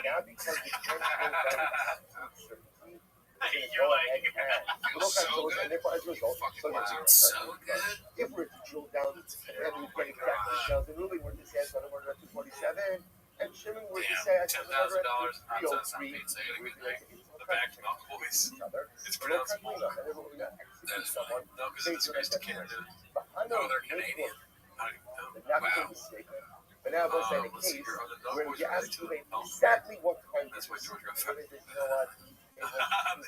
That's so funny, dude. Is that real or is that Saw makes jokes? But it is around the time George got let go. Now we're going to Oh, because of the 10,000? That's what he's going to pay George for the whole year. If they were to be that and the times don't line up, Jeff we would Dye go is to obviously the worse side. than Brendan But now Hahn. Name because one they're Jeff Dye special. precise, we're Last going to cowboy in LA, dude. a level of Next question. precision Yeah, into right. their I think precise three thinking Brendan based Shaw on that. specials, dude. Can't do it. All right. Post by Brent Afer. Always been into groceries, Pete. Oh, wow. Wow, I gotta go there. We're gonna, Those in general yeah, and we gotta capital figure out cases, where we Papa's do Diner is at. whatever we can to Papa's Market or Papa's that's general knowledge beer and wine, organic produce, grab and go gifts. So you're going to tell me now when people are interested and we're going to interpret their words. What is Papa? That's Papa. It doesn't make any sense. I'm a Who is Papa, dude? Papa, I think it's like you call your grandpa the shit, right? Papa. Maybe it does sound like that, but to me it sounds like maybe it's like a great person or something. Damn, dude, in their heyday, dude, they were for sure getting called Papa during sex. During that unfaithful sex and shit. Ryan Calvin, Brendan Shaw, Bubba, they're getting called Bubba. Oh, Bubba! Go ahead. For sure. No. I mean, I want everyone to picture that. That's why I say it. Let's see here. I'll cut the part out. Let's see what we got going on here, dude. This one's posted by Brilliant Crow 5928. Light week at Chang's for sure. Dude. Not the best brains for the sports is what it's called. Let's see here. Brother Sharp, man. Oh, Brother Shaw. Oh, jeez. Brother Sharp, I think he was running his mouth. Oh. You know, nothing about that, not even want to translate. What he said? I got it here. This is incredible. He was talking shit? Yeah, but basically, Brother, I think he's saying that, talk a lot of crap, that she might run over and blah, blah. Why is he watching Brendan Shaw videos now? No, you know, but people just... Sounds like can I just give you a piece of advice? Don't listen to Brendan Shaw. Doesn't have the best brains for the arts. You know, post it. Your mind is what you want to shop for. What was that? Well, he's a technology president. You said it. He said it. Oh, I mean, it's just so fun. I could watch hours of people in a foreign language making fun of it. Like every language, dude. Everyone's got something to say. He unites the world. That's Benetta, right? Herrera? Oh, shit. I don't know. I'm asking. Metal Sonic, I did acknowledge it. I posted it on my story. And you're spelling Belushi wrong. Baba primarily means father in several languages, including Indonesian and Nepali. Indonesian is a respectful term for father, similar to Baba. My mom is using ChatGPT. I don't know if you know that. She's for real. Yeah, it's helpful. That is Herrera. Okay. It does look like it, yeah. There you go. He does have the best brains. Let's see. That hat Tied into all that. Bro. That is funny. The military are watching. This is posted by Ladder Attitude 6409. I see homeless cats everywhere. Yo, somebody needs to make this the Gringo Poppy and not Jackson podcast, dude. That would be so awesome if it was Photoshopped to be the Gringo Poppy. Who was on the poster behind the couch? That is one of the best comedians of all time. What's her name? Anna Gatsby. Yeah, no, one of the best comedians of all time. Yeah, That's great. That's great. We should send Ringo up to North Central Ohio. When's T-Moves? You don't have to shake it. Yeah, dude. We'll turn the noise on. Which we haven't even looked at the legs yet. I don't know if you want to. Oh, we don't even really. The likes don't count. Oh my gosh. Okay, it's 79 close enough. All right, not bad. Yeah. You don't know Hannah? Hannah Gatsby is my Soul Star. South Star. I thought it said Soul Star. I thought that was John Mulaney poster. all of Joe Rogan's friends really hate Texas. Posted by low folds. Let me open this in a different window just in case. That makes sense. Okay, so it's an article from Cron. I don't know what Cron is. Cron. What part of the Yobo cycle, what part of the Yeah, Yobo let's see. cycle, what Joe year, Rogan seeing what friends year, followed what him to Texas. They all seem to hate it. what The heat to the state's power grid. Joe Rogan friends are learning that Texas isn't cool. This is why. Isn't what they promised. like what was the murderer where? In 2020, Joe Rogan moved from Los Angeles to Texas after visiting and realizing he didn't have to wear a mask in a restaurant. Many of Rogan's compatriots in the stand-up space followed him to Texas to be closer to his anti-cancel culture comedy club. Wow, say that 10 I don't know. Yeah. The whole Is that good or are we? You know, kids you don't know what year. for some, it was a desire to escape what they saw as out-of-control You don't know what homelessness, time it was. crime, or high-tax states like New York and California. But in recent interviews, Rogan's pals seem to have learned that Texas isn't paradise either. Yeah, there's still homeless cats out there for sure. Last month, comedian, podcaster, and former UFC fighter Brendan Schaub made comments about Austin that were widely noted by YouTube users. His whole stick appears to be clipping and mocking podcasters. Dude, Kron isn't watching this, dude. Yeah, thank you, Cron. Shout out. Thank you. Schaub, who Rogan has had on the Joe Rogan Experience multiple times, moved from Los Angeles to Austin earlier this year, but has said on his show, Fighter in the Kid, that he misses Los Angeles. Thank you very much, Ryan Hardy. I read that comment. That's how multitasking level I am. This is my community and my routine. Schaub said in June he recalled a conversation with a fellow LA to the Texas transplant who told Schaub that Austin is no LA. Schaub is far from the first. In September 2024, Tim Dillon of Los Angeles comedian host podcast, The Tim Dillon Show, called Austin a horrible city without a soul. On a podcast with actor Whitney Cummings.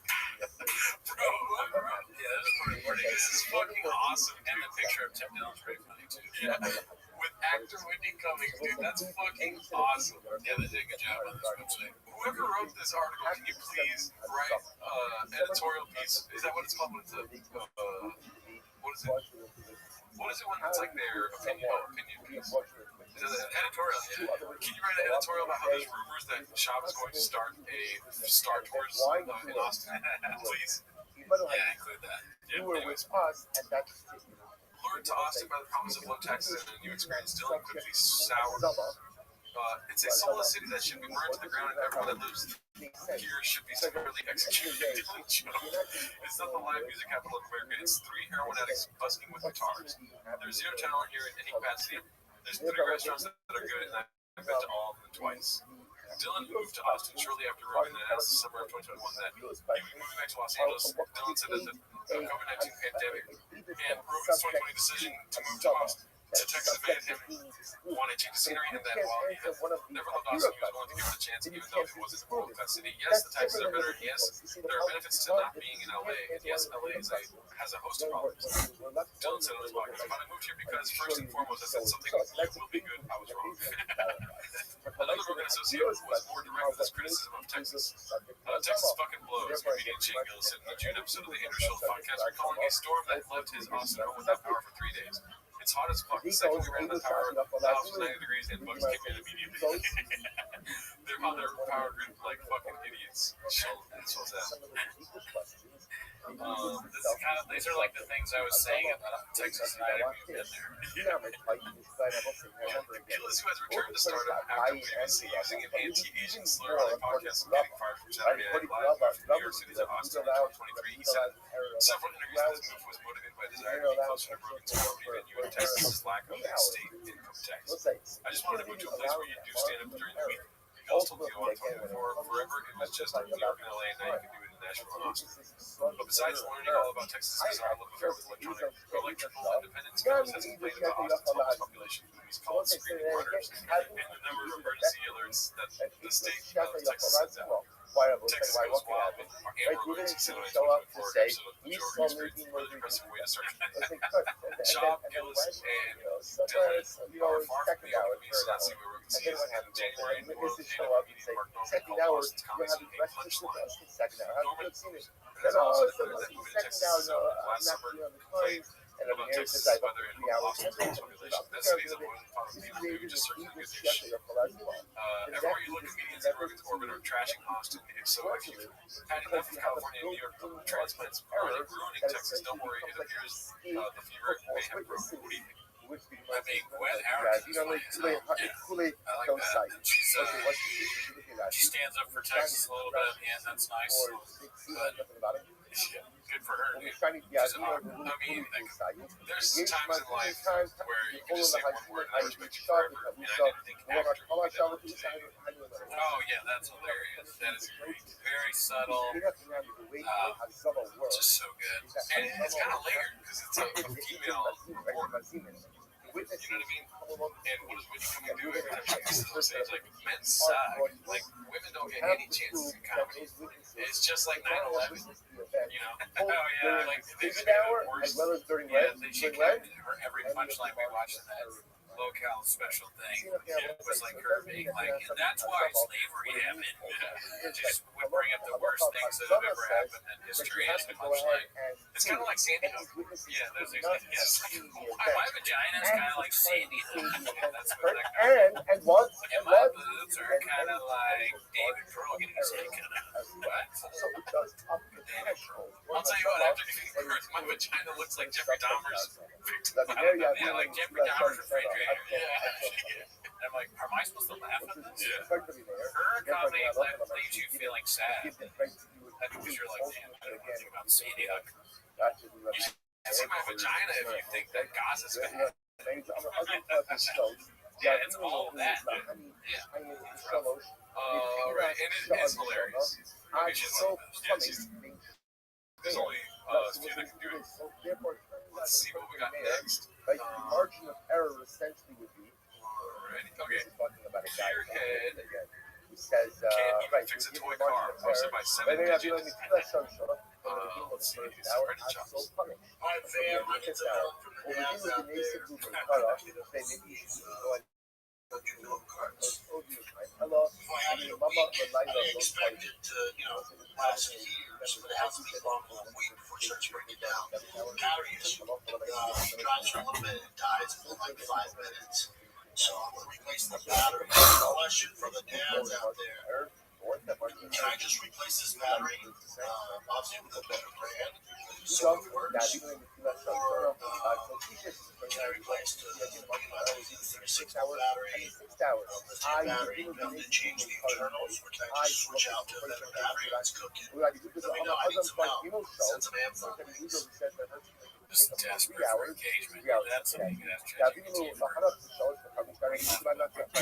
going to take up to 3 hours, then what? If I'm getting real blowers in first hour, Oh valves. yeah. You know what I mean? He's moved down. He's like, you know what? I'm not that guy. Trying to move down. Let's move go. 720 if he was like, the tire's good, the steering wheel's good, check the steering wheel's good. The turbo seems to be supercharging. Like, I think it's it's a lithium battery, right? You know, like laptops, they use those kind of batteries. It's a battery problem, right, guys? It can't be a blower problem. I checked the blower, the valve, the door, I already took the doors off. The doors are off of the electric. Oh yeah, there's no door. Dude, I like where you're going, but you're not going down enough. I wanted you to do it. Yeah, no, because this is what it is. Like, exactly what you said, but not done this way. Okay, so word for word, all right? I think you were like, I checked the blowers, I checked the bag, I checked the thing. But then, dude, I think it might be the pedals. It's not even battery powered. But dude, another thing I noticed is the McLaren thing. Does that mean it's like super expensive, or is that just like a bit toy car thing? Who knows? It is super expensive. You think he knows how to spend money? I got my kid a McLaren. He's not. itself will see this could be something. Oh man, my mom was getting in fights in the chat. Assad Aziz, very funny. The issue is that this one's missing a Kibitek, but we got a new King Sharks coming in. Imagine, dude, before he posted this video, he's calling Kibitek. They're like, Brendan, what's up? He's like, what's up? All right, listen, don't kill me. I just want you to know I got this electric car. What kind is it? McLaren. They're like, whoa, shit, dude. What's the matter? It's a lithium battery, right? He's like, they're all confused. Like, all right, say less. because I'm gonna call King Shocks, dude. In the first version of Abaye, Because the Shocks probably shocks. Y'all. like people You should give it to go kart. What's it called? Hell yeah, dude, that was great. You notice again, every subsequent version that Back to the audition thing, I was once on this audition. of Abaye Oh like wow, that. he Both was versions, Jumanji audition of for Nick Love Jonas. like that. Sean was going to be in Jumanji, but then Nick Jonas showed up. Ken Flips. What's this one? One version of Abaye, but everyone else as well. And then the trailer just becomes Back to the audition thing, I was once on this audition, and Brian was helping me with things, like, you didn't get it, dude. And so my buddy was the director, so he didn't get it. And I walked into the audition room, I saw Nick Jonas go for the same part, I just went, all right, I'm not gonna get it.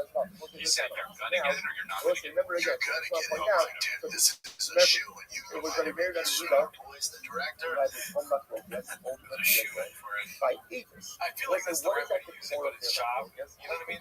I feel like you shouldn't be saying shoe in there. Well, it's just so funny. It doesn't make any sense. Like, he's not good at acting, so how is he a shoe-in? Like, I feel like he doesn't even know the source of shoe in. You know what I mean? Like, he doesn't know what it means. He thinks shoe in is a film that was easily casted.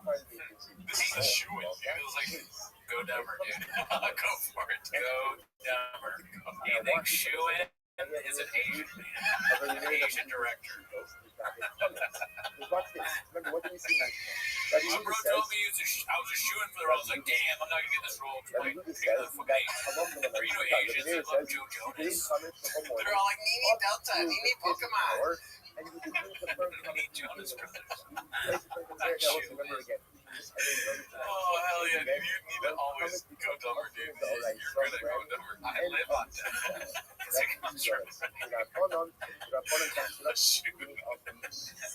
Shoeing his ass. Oh, come on, Damien. Shoe-in to him is those, like, Shen Yu. Like, the posters where the Asian women are dancing. You say the You words. just said no. Even the way you describe it. Then we have this concept Oh, of let's see hope. here. My shit's slowing down a little bit. Might start fucking up the chat. What is it suspended? You can get benefit from the Shit different. but you cannot By YouTube, different. get an hour. Shout out to everyone And that's you in go here. ahead 356 and people. your I know we're lagging. It's probably because we're only at 95 likes. Guys, we're lagging because, yeah, you have to like YouTube has this new criteria that you have to like the video and actually subscribe to Patreon too, or else the lag happens. And I'm like, YouTube, what are you guys doing? We can't force people to subscribe to our Patreon just because of the lag, right? Like, Eddie, Nathan, Brandon Rivera, if you guys were on the Patreon, the thing wouldn't lag. And I don't want to do that to you, but you have to join the Patreon or YouTube punishes us or shadow ban. And Ruben was saying what? The end of hour number two. And Shimon was saying beginning of hour number two. So they're saying the same time. Shadow Man, Saying the same thing. Just like Okay, platform. yeah, we're YouTube platform us by not subscribing to the Patreon and Oh, saying that I have hair and I drawers. could be exactly right. I could be exactly right. What were they saying the other episode?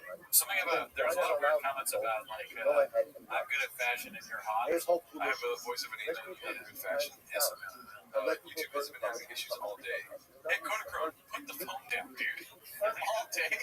Yeah, all day because you guys aren't on the Patreon. We don't control that. Yeah, that's you. The Patreon talks to YouTube and it makes everything better. Yeah, they communicate. They're like, oh, it looks like some more Patreon subs. Looks like their lag's not going to happen this time. We'll take away the noise. Alright, let's see what the rest of this clip is. Right, the second version of Abaye. That's how I did it. Nick Jonas was sitting there. Alright, that's how he made the band. That's fine. Naval What associates. Yeah, the Jonas Brothers. Jonas Brothers. I don't know. Yeah, shut up, creeps. I've been in that.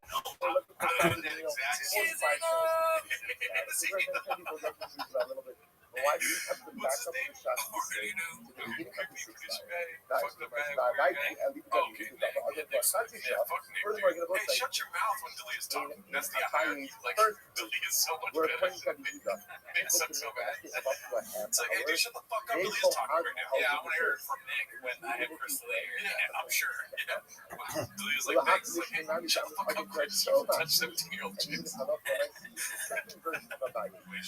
similar thought. I walk into an audition and there's like famous people sitting there, you know, and I was like, oh, well, I'm not gonna get this since I was that guy. But I did get it. And I was alcoholics for 8 years. So you can't think like that. I was that guy. I was the guy that was in the Sorry, I'm here. So many guys. Well, that's why you're a successful actor, Aaron. I fucking, fucking coach for a game of hockey. By the way, you guys know what battery goes in the electric McLaren? A rare, humble shot. Patreon sounds Hot chip sucks. All right, let's see what this one's about. Posted by Various Concept 2615. It's called The Texas Flag Shirt is the most insecure thing I've ever seen. Okay, he's got the Lone Star shirt on right there. I mean, listen, the most insecure, let's be honest, right? There's more insecure things. It's just the flag on the arm. I would understand if it's like the full chest. You know what I mean? I mean, I don't know if it's the most insecure thing. I agree with you. But it's just, I guess it's weird. Just like so obsessed with Texas. What is it? What is that? Something like that, right? It looks like a truck. It's a truck. He's just trying too hard. All of his pictures are trying way too hard. Hey, what's up, y'all? I got this new truck. Just like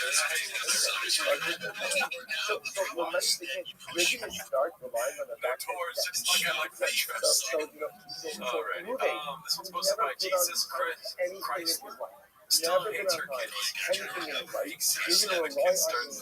can't breathe. Wow.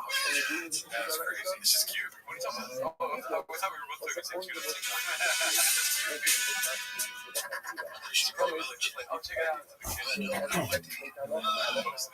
The funniest part is she wrote a song. She's like, oh, this needs a soundtrack.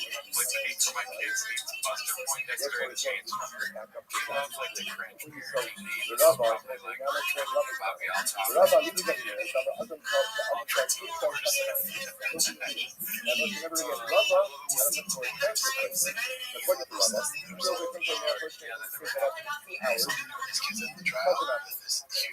Literally get 2 hours minus the time.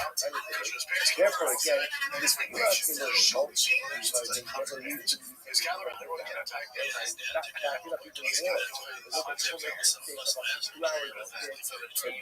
Really, again, from the beginning of the 5th hour, people used to not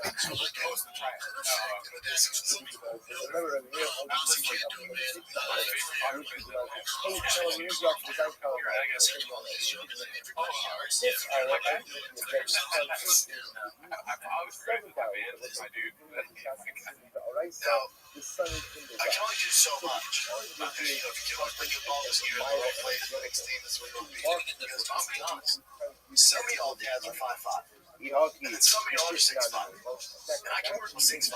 6'5", you can take those guys. The 5'5", it's gonna be tough. There's nothing about that. He loves Texas. All it took was one baseball game. Your dad's badass. You'll be on my side. What the fuck? Why was I in California for so long? I live for this shit. They all talk like they're all stupid. And before you can hit him on the shoulder, he turns around like, you want to say just comes. It's just like, it is what there is a lot of similarity between who's ever talking right now and the guy that was like telling him about the Oklahoma show. Oh, it's not sold out, Bubba. It's the same exact sentence. Oh, it's not sold out. So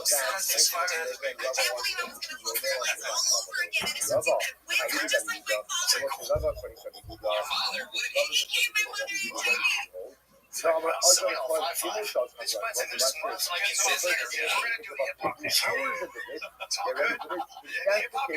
מתחילת ד' לא נעשה. All look again, really? Was it Short dads, you're out. I have respect 6'5". In reality, it's become a Jero Def on those sins tonight. Hell yeah. I wonder if the Hunting Wives series on Netflix will accept Papa's wife on their club, totally over the top Texas. Because kids are never talking to their parents. My mom is so short. She's like, I'm like 2 years rough and rowdy. That's facts. Shout out, Mom. Love you. I have the most Iraqi, that's the case again. Ultimately, again, whatever looks at what you do, it's the end of the words. It's the 5th hour, and then That's again weak. burn Yeah, 6 that's why I was hours. asking. The Okay. Yehuda, why That's can't Daddy's I number. He was a do this professional this baseball hour?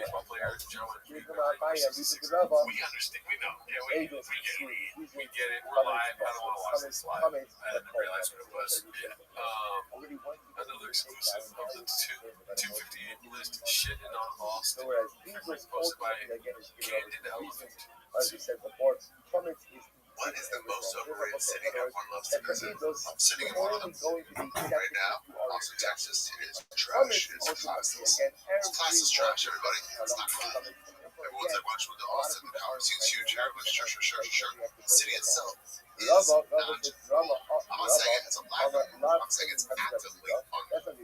I live in New York City, one of the coolest towns in the world. There's also plenty of others. Mexico City, Berlin, Liverpool, all cooler than Austin, Texas. But in the world overrated, Bangkok, it seems cool. And by day two, you're like, there are a lot of 9-year-old boys selling Viagra at 3 a.m. I don't think I'm comfortable with the darkness of this town. So Bangkok, overrated. Get straight to Chiang Mai. Enjoy your life. That's the point. Why You you had to need mention that Austin. there right now? He's like unhappy. That clip is funny, but worse because it's an Austin. It's sapping his energy. Last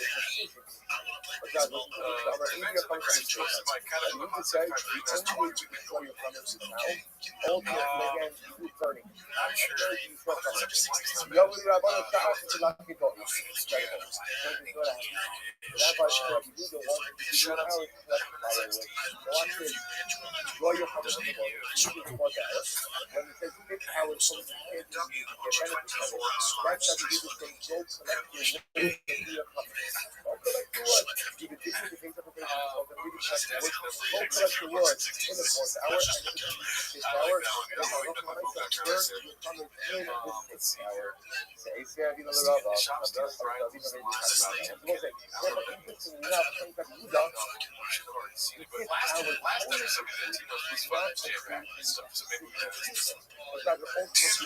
And when I've seen him out, I know he's a badass. So he might have been, I think they're accusing him of being Spider-Man, who maybe got caught up in Superman's cape and stuff like that. But he's a badass. This is what's going to happen. That's why you hate this. They're going to look into it. Maybe don't have firewood. They'll reveal something. Hopefully they talk about it. If I look for the money, so we give you the time to assemble your What's firewood. going to happen is they're going to find out that he's not super, that he's that. No, besides Euro. Besides Euro, has also the program. I love Shot, dude. Interesting, you know, I mean, that's just awesome. that there is I another don't know piece if of he was gonna say that. I knew he was gonna say no. I knew he was gonna say it, but what I love about it, I knew he was gonna say that. My grades isn't that bad. I wanted to just, I was just trying to figure something right there, right? You know, almost was a great play. But here's what here's.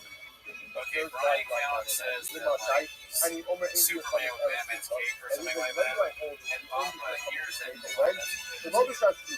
he wants to say it, but it takes him so long. It takes him so long to say it wrong. He's like, he's not Superman.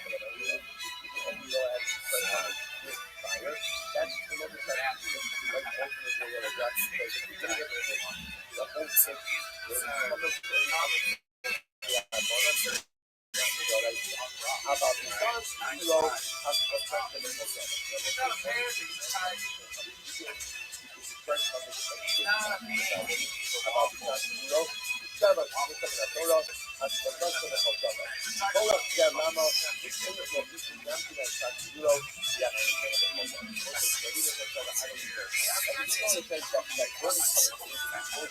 Before the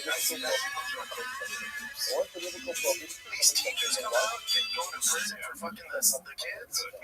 This is exactly like our podcast, dude. I am sure. Oh,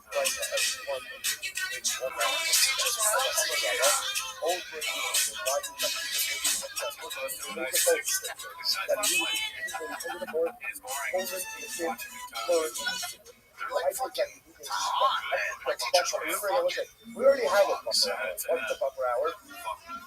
Six. Remember again, right? So, public is not us hours of the day. So, the rabbi only close in a buffer hour. And it's a buffer hour. So why is that? So we have the fire question. we have because I've had a love-hate relationship with Archie Fear. When I met him, he was awesome in person. Oh yeah, shit. What's it called? His special wasn't bad. So what do we watch was not bad. Yeah. So, but guess what? It was $14. I didn't get it. Don't say something great.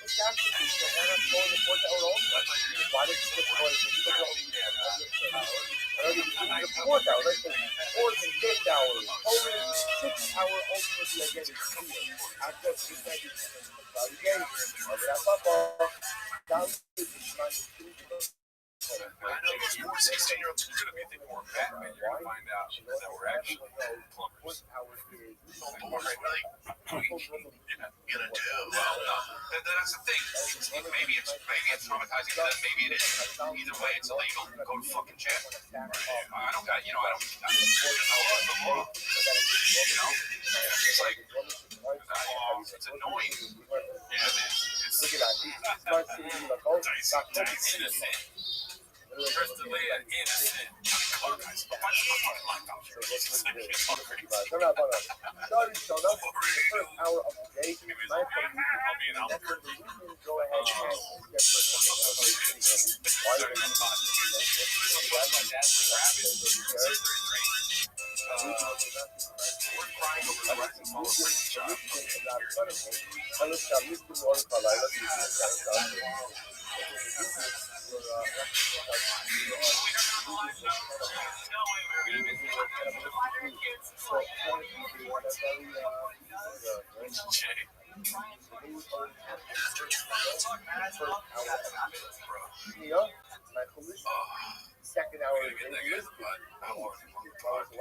I want to talk to people that were there. The Gringo Poppy is like, it is a little bit like the JFK assassination. It's like, who was there and saw what happened? Nobody. All the sources have been destroyed. The files are in, they're classified. And this is talks about it. This is coming out of nowhere. Stores, passed out pamphlets. I'm trying to give you your fucking accolade. What is it? I'm trying to give you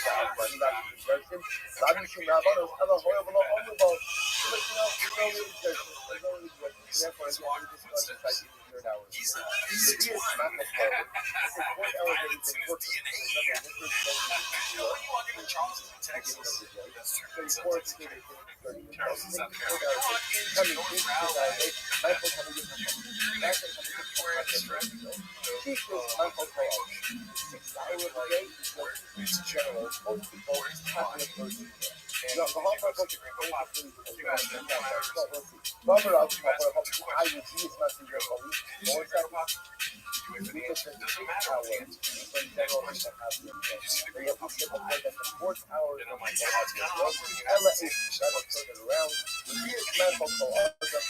First question, did you see the Gringo Poppy? Second question, can I sit? And then I'm like, Brendan, this is an art piece. I'll stop.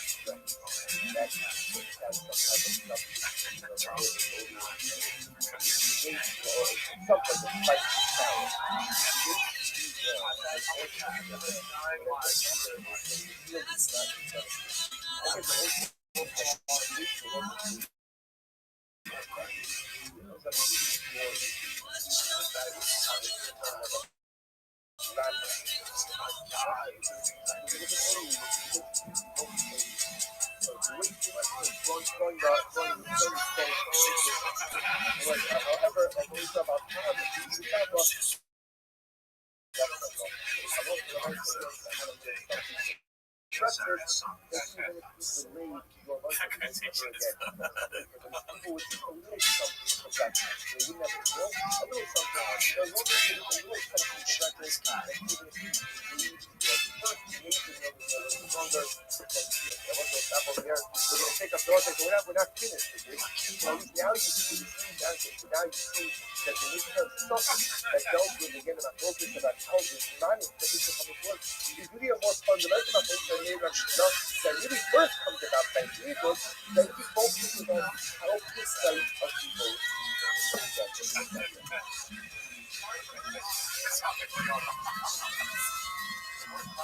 It's so funny that Brian is sad that Shop is crying over not having baseball. It's not sad. Guys, be quiet.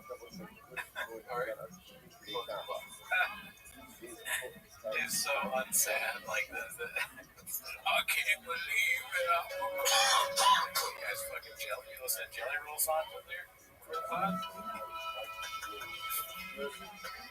Somebody say. They got Jelly Roll playing before the show starts and they get their feels a little bit. We should have a song next week. I saw somebody asking for songs. We've been working on one for the Expo. Let's make a song. Brian is at his life. He is a mentally unstable behemoth next to him. Yeah, that's kind of true. Let's see. Let's go one more chin. Okay. That's Daddy's number 1.1. Okay. That's be cool, dude. Posted by Air Pumper. This one is David Cross.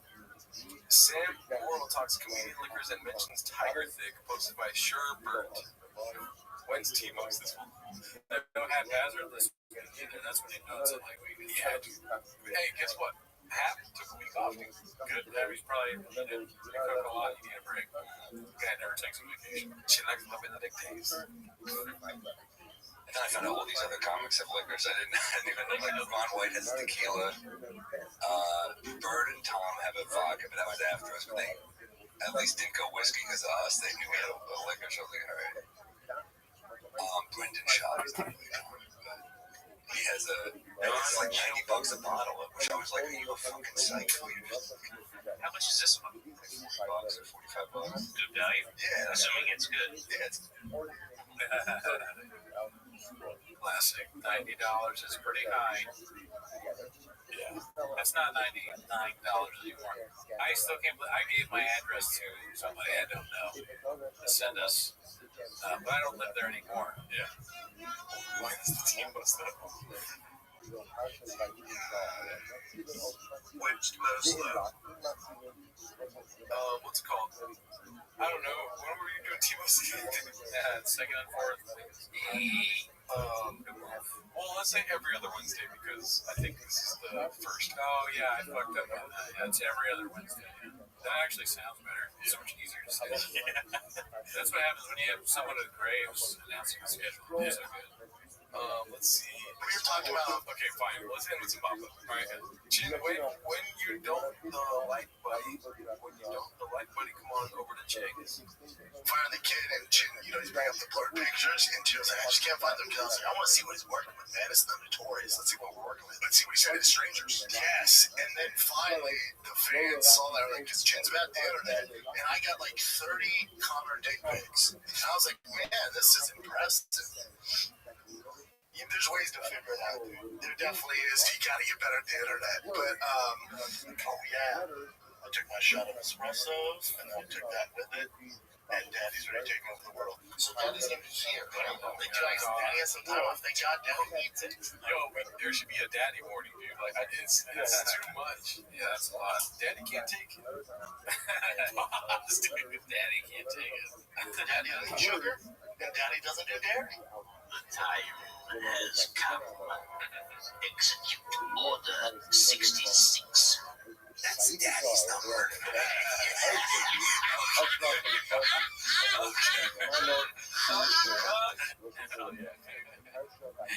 Great way to end it. Yeah, dude. Well, that was a hell of an episode. Do you want to talk to the chat for a couple seconds here? Yeah. T-word. 626 D for Dink. Stop.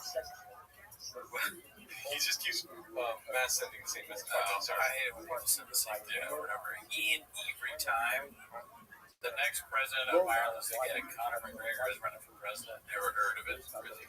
Yeah, of Ireland, or at least he says it. I hope you guys enjoyed the episode today. I had a good time. Yeah, it's very fun. Make sure you get those likes up. Join the Patreon, obviously, or else the lag continues. Where are we at likes wise? Seize up. Seize up. Thumbs down.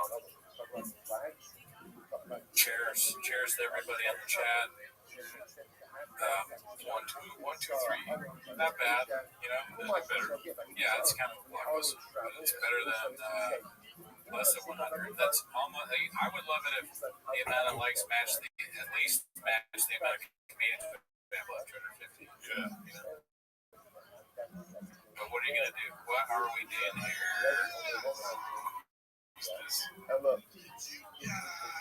I'm so jealous. Thank you, Jordan. No problem. Thank you guys for coming through. We appreciate you guys. Yeah. But we're very tired. We've had a long week. I'll have more energy next week. I won't, but I'll still be here though. Yes. Alrighty, go ahead and give him a piece of. Alright, see you guys later. Have a good night.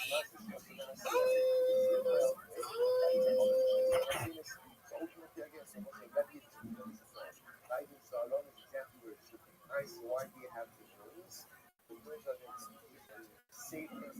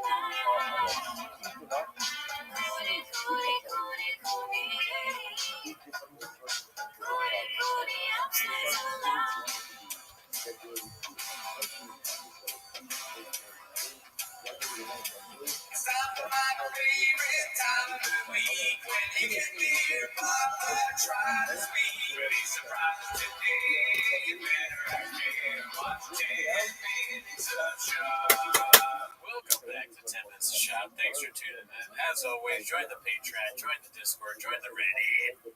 This week, we watched some crazy shit. We watched the Nelk Boys interview with Benjamin Netanyahu. Yeah, we watched that. We've also watched recently on the Patreon, what is his name? I almost called him Randy Jackson. Nate Jackson. Oh, and Nate Jackson stand-up. He had a stand-up special on Netflix. It's actually being praised as the worst of the year. Yeah, well, by some, but what do we think? I guess you have to join the Patreon to know. We talked the whole 5 about how much it's up. Then we also watched what is the phrase? Low-key comedy with Matt Rife and Paul D'Elia. Some Akash singing there, some Whitney Cummings in there. Paul D'Elia. Anyways, that's not why they're here, though, right? No, not a chance. They're here to watch 10 Minutes of Shop.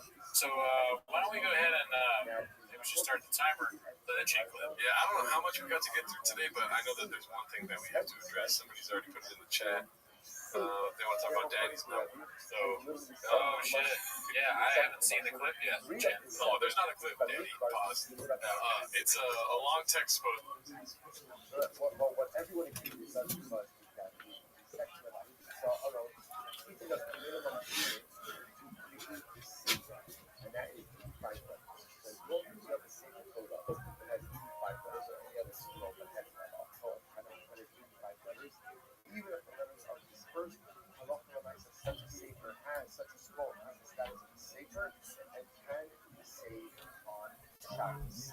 We'll say it's a further discussion. We all agree that ultimately, again, that's right now, but according to one of these, the reason that the Rabbi saw our own not the law, but it was the way he why was it good in order to go ahead and put up the portion. Bobby from moving away from the after the Torah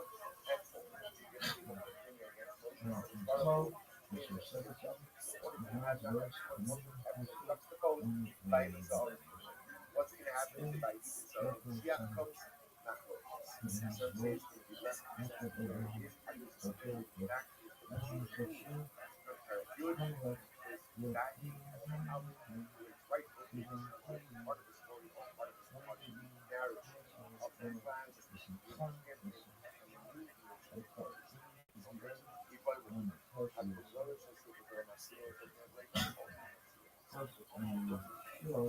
what about this? Now, let's say you have a piece of flesh, right? Say you represent the board.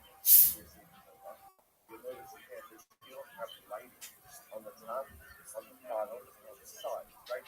There's a margin on the top, there's a margin on the bottom, there's a margin. So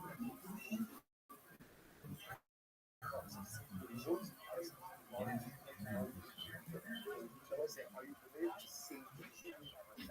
Another way of saying, will the themselves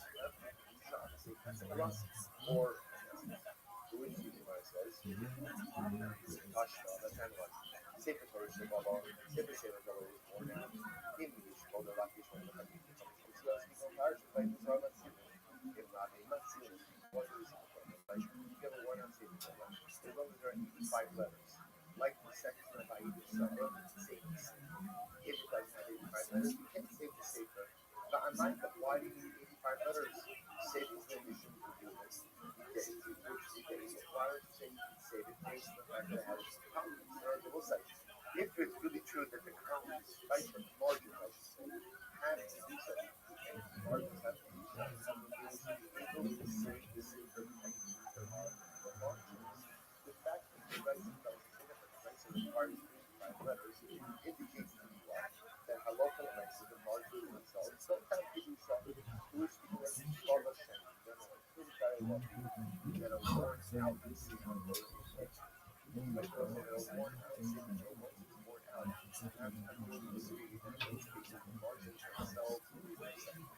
So touchdown. Safer touchdown.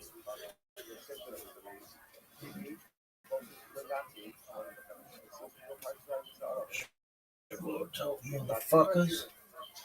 This athleticism. Sebastian's trapped.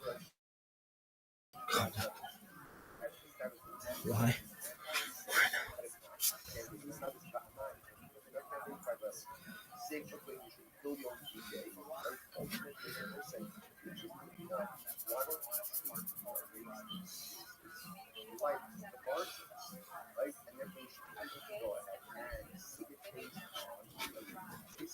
Israel, you dumb motherfuckers, you like a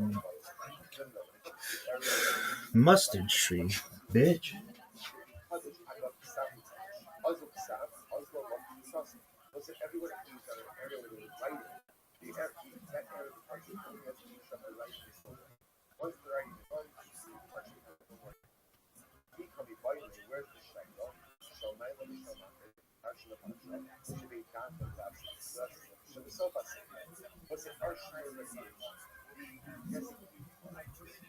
you designate margins on the sacred half of each cover finance, 50 cover, beginning of the safer, end of the safer. Those margins are tied to investment plan. They have back for a moment. Somebody hands it to margins. So let's say, or it doesn't matter why. Somebody cut off the margin. Select margins. Now again, say because somebody cut it off, and Ruben cut it off, and he had the rest of it. Fire breaks out the Ruben cut it to save the margin. That's the Shiloh is doing. The margins. Folks, look at this athleticism. Or what's that under that matter? You have a sacred Torah, you have a sacred Torah. And again, like you mentioned before. Well, okay, let's see. Gemara says follows. Gemara says, disabled when you come out with the guy who's let's come out of the answer, that's why that says take the play. I don't understand why not go ahead and say that you made the save that you talked about the guy is the shovel. And the guy is arguing for the move and discovery. So what's the still the original Hushma. As we go into the mind of the shall not go. Sitting as the hands and not because they show yourself on paper. So it's the right to the style. The margins on the top and on the bottom of the house. In between one section. Look at this athleticism. Unprecedented.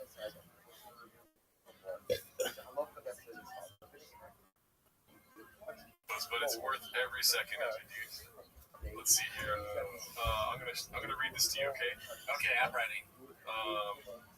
Let's see what we got here. This one, Lois first. It's posted by. I'm just so excited. So Yeah, I know you should like you came to the thing and you're like, dude, this week different.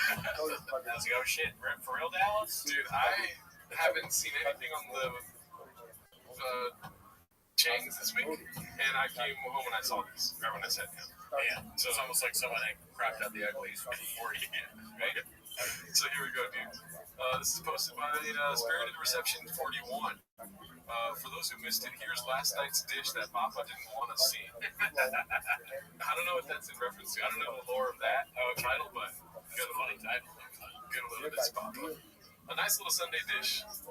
Long story short, I'm a baseball dad. My son was on the 9U team here in Calabasas with Brendan's son. In no way will I make this post about his son, but more about how big of a jack-off the poor kid's dad was in the community. I'll give you a little inside baseball, pun intended.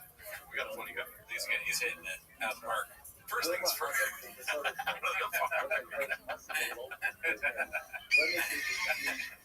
First things first. Also on our Reddit, people want us to use the trumpet sound during Timos. So I might have to introduce it during the speech. Please do. First things first. All of the dads on the team send Reddit links to each other all the time. We laugh hysterically at them.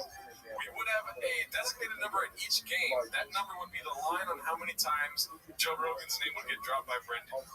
He couldn't go an entire game or an event that he would always invite himself and his wife to. When we found out he was moving to Austin, we joked how long it would be until a restraining order would be filed. His obsession with him is unreal. Unreal, as Brendan would say. He told us over and over that he and Rogan were best friends and also says nobody has been on his podcast more than him. He also told us he needed to move to a community where he was around more conservative people like him, but move to a super liberal city. Haha!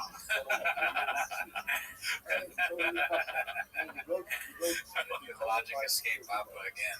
It's like, I want you guys to know that's one. That's good. Oh, and my favorite story to share, and this tells you all you need to know. When I put the order in for jerseys, he gave me his number preference first, before ever giving his son's. I explained to him that we let the kids pick their numbers first. Instead of just saying that he agreed and understood, the first thing he did was ask if I knew if any of the boys wear 66. I told him I wasn't sure that numbers change a lot with kids, and he looked at me with all... Traceway, how you living, pimp? That's daddy's number. Kicking ass, taking names, thankfully. Are you ready to lose at pool? Yes or no? Go.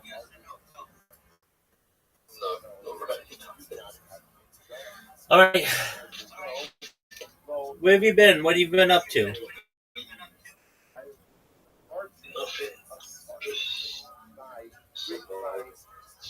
All right. Well, isn't that what we're all trying to do, baby? Oh yeah, man.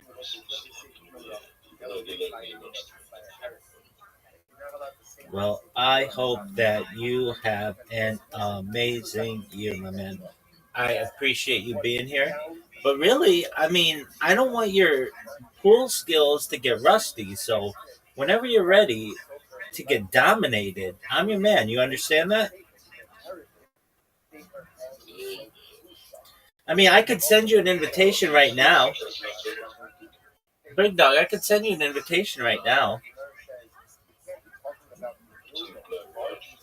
You're too blurry eyed for that. Okay. Well, when your vision has been able to focus, you let me know. And then I'm going to dominate you. And I'm going to tell you the ways in which I'm going to dominate you. I'm going to beat you fair and square in pool. I'm going to do so without any doubt. My confidence is through the roof. I'm going to ensure that I might even just sweep the table. So I'm just making you aware of that in advance. You focus your eyes. I don't want you to overexert yourself, but just know you're rocking with the best.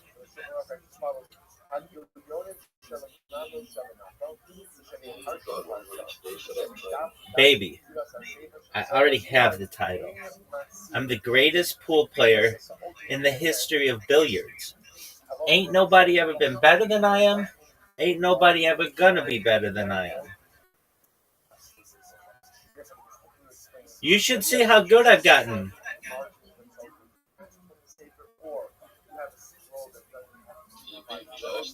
Yeah, baby, that's not hard. And I'll do so again. Right here, right now, if you want me to.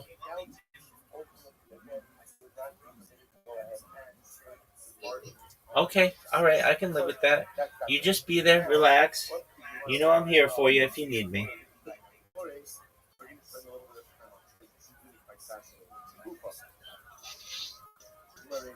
Damn. Yeah, dude, that's good. That's Daddy's number, dude. What's Daddy's number? What is Daddy? What's Daddy's number? Like your number? Oh, what is my number? 8 inches. Trick question. Fuck, you got me. Yeah, dude. Whenever I see you put the hand on the chin, I'm like, just 8 inches. Dude. What are you doing here?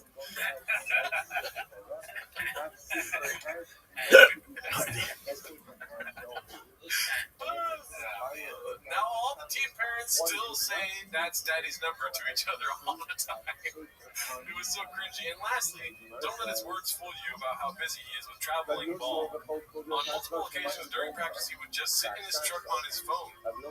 Then come game time, he'd be the first parent in the dugout. His wife in there with him taking photos. Anything for the gram, right? He kind of just rounds out by being like kind of embarrassed. Or, like, not without saying that, but he's like, anyways, that's all I got.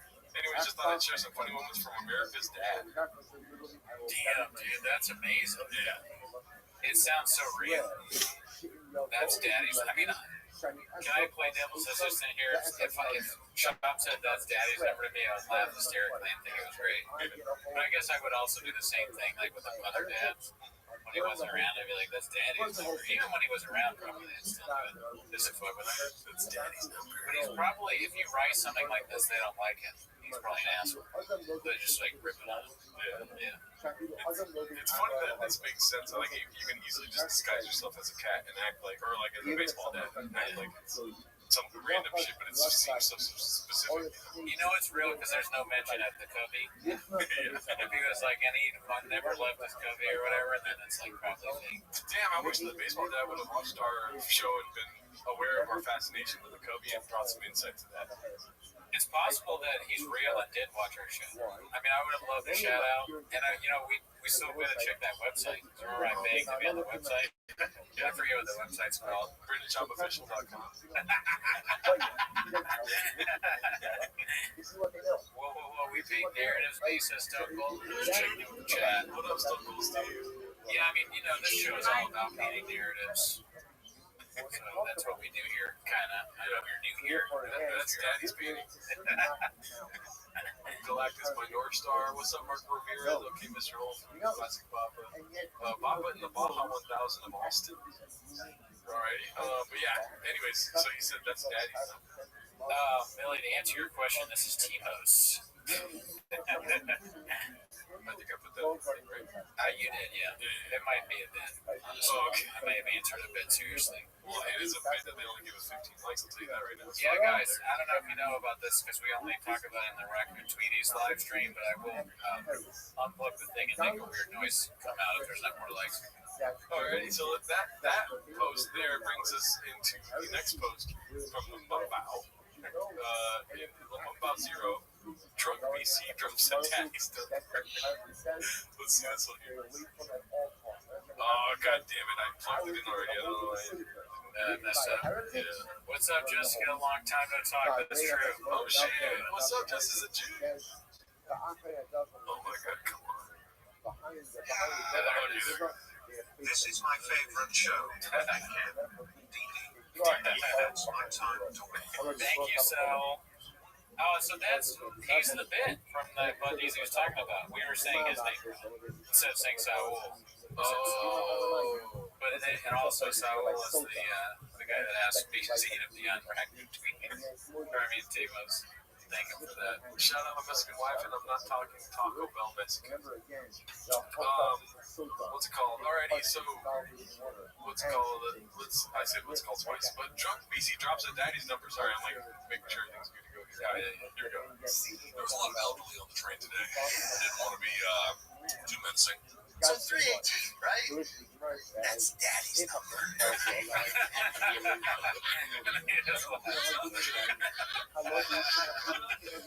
right. No reason crying over spilled milk. Let's get into this. I know you're a little extra. Spilled milk. I got a little more before, but now I'm a little bit more. Blame on the devil. I don't know if blaming on the devil is obviously. No, I think it's the drink. The drink has a devil on it. He's been drinking. Yeah. He lets it all hang loose. I mean, that clip kind of made me think, not to compare us to the greats, but in some ways, when you're telling a story and I say something like, "What are we doing here?" or whatever, you can get like, "You're Luke and I'm BC" in that situation. But sometimes it's also me. Vice versa, I think maybe. Yeah, I do have a strange anger about me. Who's that third guy? Is that Gio? I don't know. Hopefully, just another person that maybe is one of the homeless cats. Not true. Oh, thanks for the subscription. Hey, if you have not subscribed, subscribe, and you can hear Tony Hinchcliffe say so. Yeah, every time you subscribe, that's what happens to me. Let's see here. Alright, we got this one now. You that white boy that raps too much, posted by Icarus Lives. Right, he's got yellow hair now. Yeah, there he is. I haven't really seen any chins with this kind of clip hair. You know what I mean? Okay. I think I've seen him, but I don't remember exactly what happened. I'm hoping to see a bunch of this one. Remember in middle school when people were doing that? Did they do that when you were in middle school? They have that hair. Yeah. Oh, yeah. Oh, shit. I wanted to do it when I was that age. Daddy's number is 66 and Daddy's letters are CT. Let me make this big pause. The other one is Cookie is Daddy Ronaldo. Shout out to you guys. David and Curtis. Cooney is Daddy. Ronaldo is Mexican. That's so funny here. What's up, Dallas? Look at you. We watched the Gringo Poppy last night, dude. Yeah, we did watch the Gringo Poppy also on the Patreon. But when I see him like that, when he got the haircut done or the dye done, he's probably like, I'm not used to this. What is it? Bleaching is what I meant to say. Which I assume is some kind of dye. I don't really know. No, it's just bleach. No, it's bleaching. I think it's called that. Yeah. Because it's called that. So it's putting bleach in your hair. Yeah. Wow. I thought that was like a fucking like a way of saying some colloquialism. Number 88, dude. Let's see here. What do we got next? Okay. Let's see. Next, we have urinals in. Okay, that's the baseball dad when he finds out you can screenshot posts. Oh, because wait, can somebody in the chat tell us how did Papa get them to delete the post? Oh, he deleted. How do we know he deleted? I guess the baseball dad deleted the post. Oh, okay. So it is real, and Papa found out. I don't know. I guess Papa didn't want us to see. That's what I don't know what that little mystery. Oh, Papa didn't want us to. I mean, it could just be like Papa doesn't want us to see this. Yeah, right. But the baseball dad did delete it, and that's why it's a screenshot. Very confusing. Can you though? What's up, Nina Bone? Baseball dad deleted. Crack City, thank you for the insight. Baseball dad is such a great name too. It's like a hero we needed this whole time. We needed baseball dad because we had other people like that for a while. There was Sorghum Bird, right? Rogan and Shorty Pie, and now we had for a brief moment baseball dad. Great. Oh, dude, yeah, Stone Cold Steve's right. I think if it's the guy that takes down the jersey out of the shop window. Oh, yeah, and that's real for sure. Yeah. Genitals and bleaches is privates. No, I just think it's fully livable. I mean, that guy posted this. It's strange. Like, you post that, you gotta think he's gonna know. Yeah. Probably would think he don't care. But then you realize the cesspool that is the Reddit page. It's like, wait, there's some blowback posting here. But not us. The comedy mothership. I went to BrendanChopOfficial.com to see if there's any updates. Yeah, here and this is the first update is mothership. Comedy mothership. And update. Updates. Or to get a ball, check out the Reddit. Recommendations. Thank you. Okay. Keep up with the orders. Alright, media, let's see if media is different now. I want in the olive read out. Okay, Jesus Christ. Hall of Redux, where's that? Go back. Okay, the Hall of Redux. Hall of Redux. Oh, no, we're not going to be in here. Who's in there, though? Richard Redacted, number one assassin. Oh, I see. So it's okay. Moana, Rock Johnson. I don't get it. I'm assuming that's like homeless cats. Oh, okay. Donate. Bunch of donate stuff. Oh, people that donated to page. You're gonna do it. I probably will. Yeah. Oh, I think I might donate. Yeah. Let's see here. I want to be in the Hall of Reading. If I have to pay, I'll do it. I'll pay for it. You gotta shout out the show though. Oh, sure. Oh, I was saying like that. Oh, yeah. You put us on, but I also will just force my way on by donating. Billy Glossy, you gotta be specific to the second one. Cody Reed, that kind of comment, and then maybe the high voice comment. Billy, I will flip out on you. I have violence in my DNA. If you ever ask me like that again, knock on the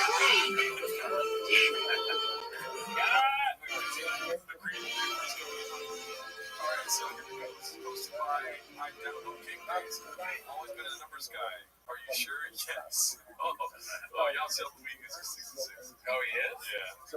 Oh, well, then that's there's no chance he's 6. And they're doing a joke. No. It's for reals the number that Bob was wearing. Oh, man, so why would Bob ask for that? That makes the story seem fake. Here's the thing. I remember a couple weeks back, and people, please tell me if I'm right in the comments, they had a picture of Bob with his jersey on. I don't know if you noticed that. They had a picture of Bob with his jersey on and Yasiel with his jersey on. And some Joanna thing about like how she digs the number 66. Dude, that's the craziest thing I've ever heard. Shop wears 66 too.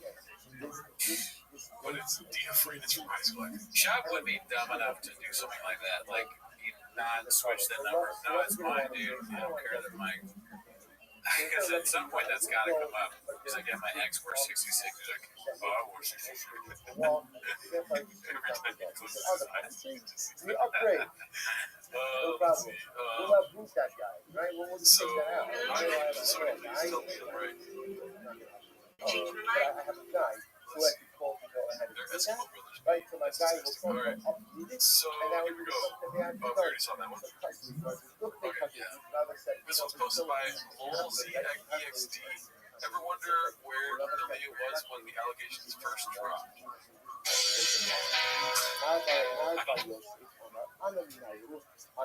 the one was stuck in the now. So what's this? My brother said, I go to the debate to priests and everyone else and women because the truth is I'm close with them. Because again, I can have open and honest dialogue.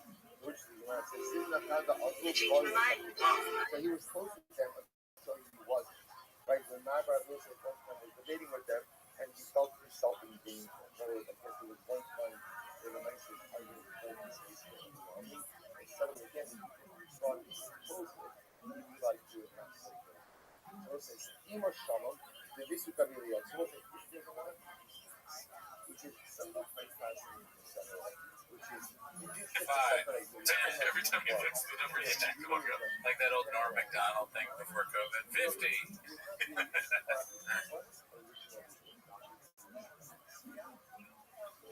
A good philosophy really is what is others. And as well as we react like others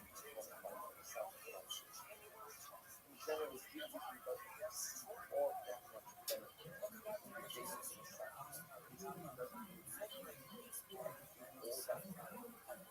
That's why you also see all that really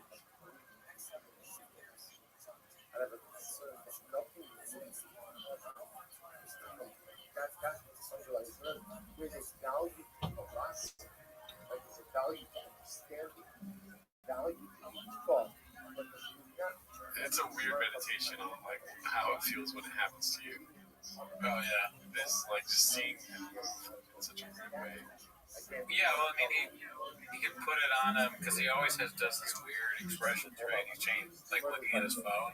So whether this is real or not, like this is the actual moment, right? It could be, could not be, but it's funny to put this on him at any time. He's just doing the show and he's like, what is he doing? Texting his agent? Well, here's the thing. For me, to quote Hunter Biden here, this is kind of like doing powdered cocaine without the sodium carbohydrates that makes crack, right? Because this is him without a lawyer and everything. This is him literally consuming the news and like his immediate physical reaction to it. So we cut the bullshit. We kind of like see through it. yeah. It could be anything. It could be so many bad, like it could be other bad news that his action. This is like one of the many things. Oh fuck, they found out about that too. Oh fuck, dude. Oh shit. And much like Hunter Biden, I don't want to talk about the Green Party too long because I think it's so stupid. Want to watch it again, you know? Dude, what if you just like you could watch like endless clips of delete bad things happening to the year and finding out bad news? Like that was a whole TV show. Oh shit, the fuck. Oh my god, I'm so sorry. I didn't mean to say it like that. I was checking to see how long it is. And it's just him making different pieces. Well, she's all, you know what I would do? It'd be like this.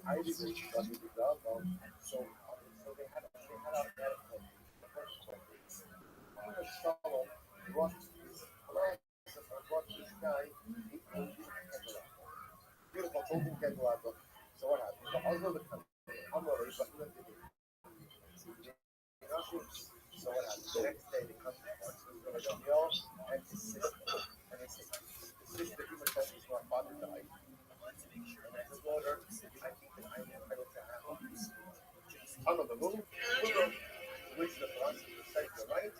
5 years. Ima Shalom, you get 50%. Never the deal. To me, what he's doing is the bit. You gotta talk, dude. I didn't know that. Love you guys. We're done. Because my pocket's right.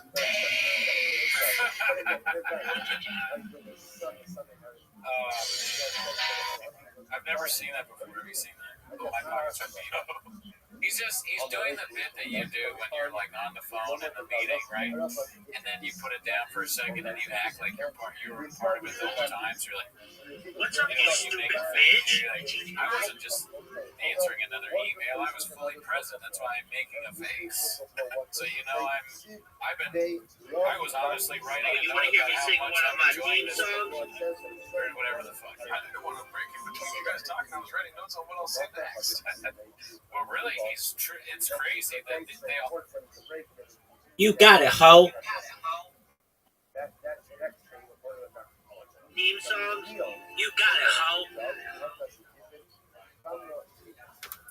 All right, to Trey's way. If you're like, what the fuck are you doing, Rabbi? I'm singing a song on Instagram, so just don't mind me. I make Instagram reels because I'm sexy, so sometimes I have to be funny. But if you're like, who you talking to? I'm making it in the Instagram. All right, so this is Big Pimpin' by Jay-Z, and I might have to do it a few times because it's a difficult song to sing. Like section 3.2, article 5, says, because of this, No one gives a fuck. Worse.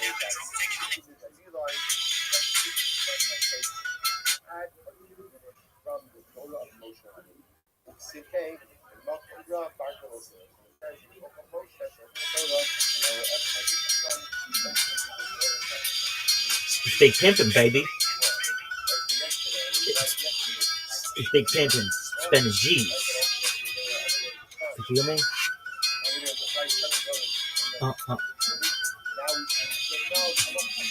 G.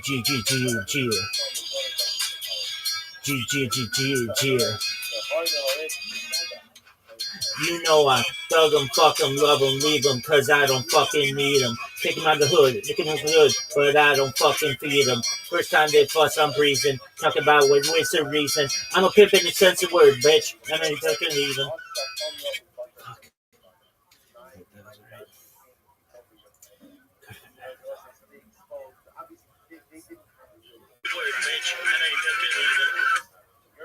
all of this was done. Go ahead and all of this was done. Make sense of word, bitch.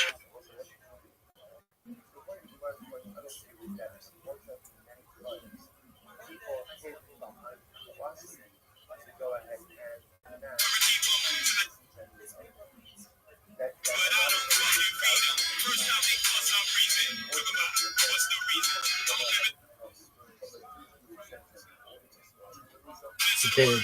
Then trust and believe them. In cut where I keep them. Tell me to not. Tell me to give it up. Give you giving it up. Give it truck. Fuck.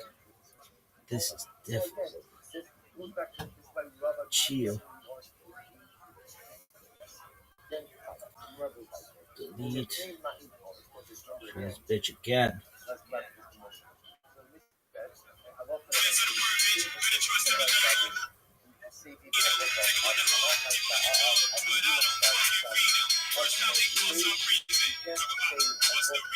I'm a pimp in every sense of the word, bitch. Better trust and believe him. In the cut, no income. You're not sitting in guts and keep beeping and picking them up and giving the truck.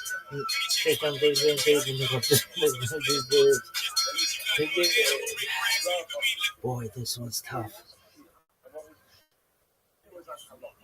What to do, what not to do, what will it do? If a person starts reading I'm a pimp in every sense of the word, bitch.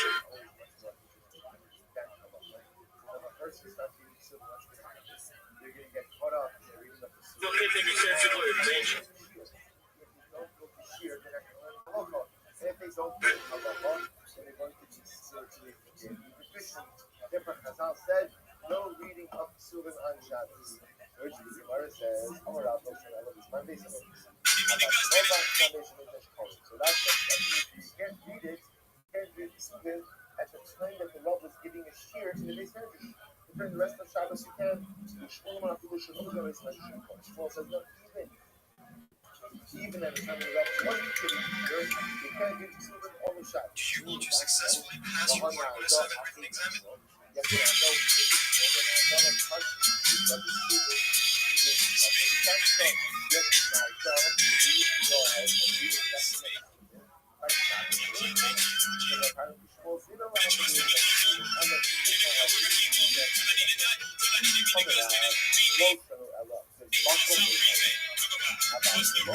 I'm a people that said the word, bitch. Then we're gonna leave them in the cup where I keep them. Till I need to nut, till I need to get in the cup, so I dig deep in and picking them up. Look, him, the truck. The check from my drink, trees in the house. Dudes in the car. Just because to get through the head and break bread. They get it up. Shit, I much or nothing. Me, I wouldn't front and you'll give my heart to a woman. Nothing, nothing, never macking. You ain't go, how's your macking? I got no patience. And I hate waiting. And I hate waiting. Hope get your ass and just rock. Dog. We gotta change it up.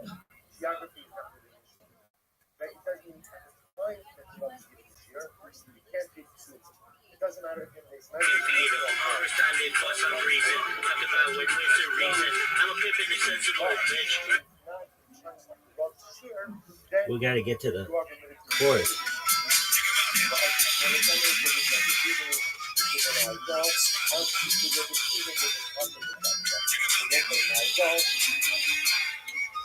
We doing big pimpin', we spending the cheese. Check them out now. Big pimpin' on BLADs. We doing big pimpin' up in NYC. It's just that Jigga Man, Pimp C and BUNB. Yo, yo, yo. Big pimpin', spend the cheese. We doing big pimpin' on BLADs. We doing big pimpin' up in NYC. That's just the Jigga Man, Pimp C and BUNB. Alright, let's see if this bitch worked. However, about shoulder fire, I will say you can learn Russian associated with Sudan. Learn Russian associated with Sudan. Talk about what wins the reason. I'm a pimp in the sense of the word, bitch. Go about ultimately looking something up. You can look up a puzzle that's full of Sudan. Already the canyon. If they not only just say Polish and Korban.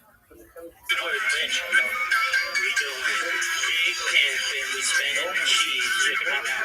Big pimpin' on BLADs. We doing big pimpin' up in NYC. It's just that Jigga Man, Pimp C and BUNB. Yo, yo, yo. Big pimpin', spend the cheese. We doing big pimpin' on BLADs. We doing big. So the making of focus as to, when you're not allowed to eat Sudan, how you're not allowed to eat Sudan, what part of Sudan, measures Sudan.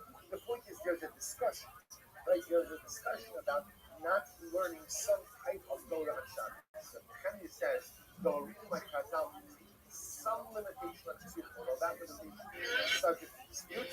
What's up, you stupid bitch? I changed my mind. Why? Oh, you want to hear me sing one of my theme songs? You got it, hoe.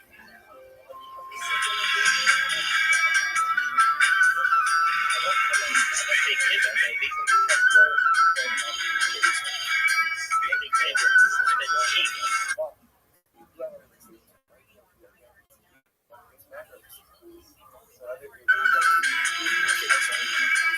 Big pimpin', spend cheese.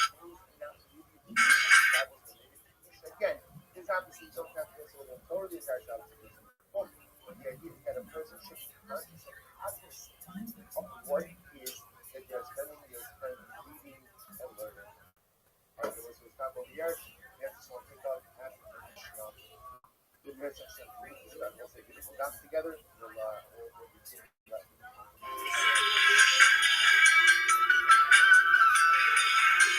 Big pimpin', baby.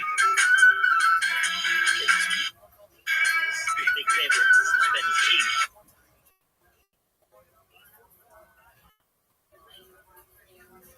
Spending cheese. Big pimpin', spending cheese. Big pimpin', spending cheese.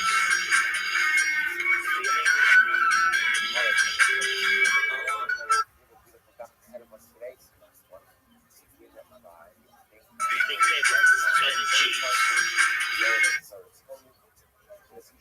all of the shiurim.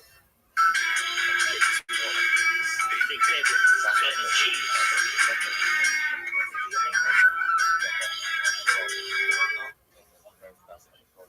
Big pepper, cheddar cheese.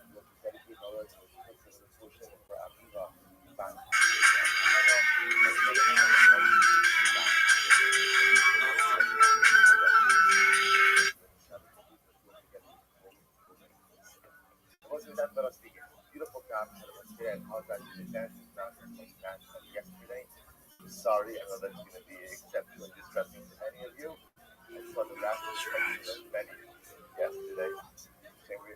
Things like that, it's good that we don't have a clock on any of you all. So I really want to thank you for giving a very difficult, for giving over a very difficult task. Today's episode is hopefully you did your homework. We are picking up on the bottom of the middle of the days, 4 lines up from the bottom. Knan Anshe Chatzis. Mostly to get a little bit last couple of lines of tomorrow, we have everything that folks and that's what folks in the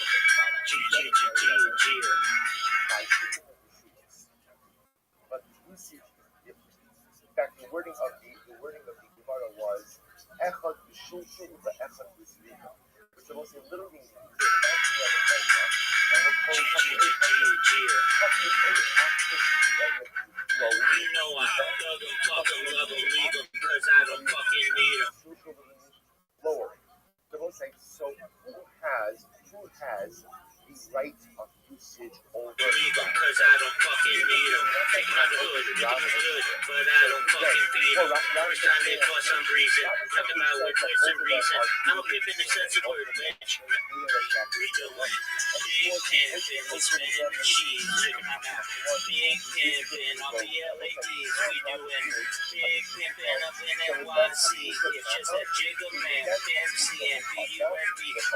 Yo, big pimpin', spinning cheese. We doing big pimpin', all the LADs. We doing big pimpin'. Again, essentially, Shmuel says as follows. Shmuel's svara is something we've seen before. Because whenever you have an area that's accessible, let's say, by two It's just a jiggle. this is not limited to Hatzilot. This is true to Mavuos. Whenever you have one area accessible by 2 other areas, right? One area in the middle of 2 other areas. And if one area has ease of access, one area has more difficult access. Oh, you want to hear me sing one of my theme songs? You got it, ho.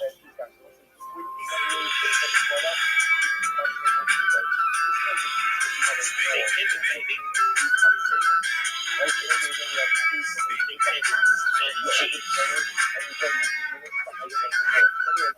That cluster that has easier access to the top of the wall is granted that area. So the Shmuel svara is a good svara.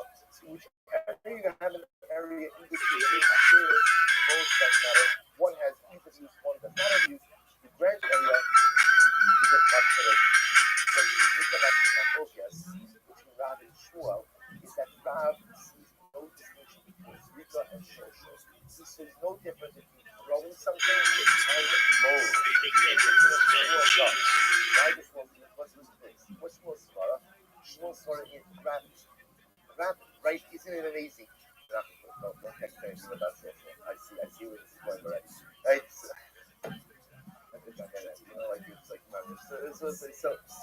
So interestingly enough, so Shmuel goes ahead and Shmuel understands that gravity, by definition, if your use, you draws on gravity, that's considered to be so therefore, Gabon says, now we call them a focus. It's not. So just keep in mind, again, Rav on the other hand sees Zrika and Shosho, those are the same, essentially. Those are the same. There's no real distinction ultimately between the two. Therefore, both, quote unquote, have the same access. Both is very important. When both What's have up, the you same stupid access, what bitch? happens? What happens? Oh, you want to hear me sing one of my theme songs? You got it, ho.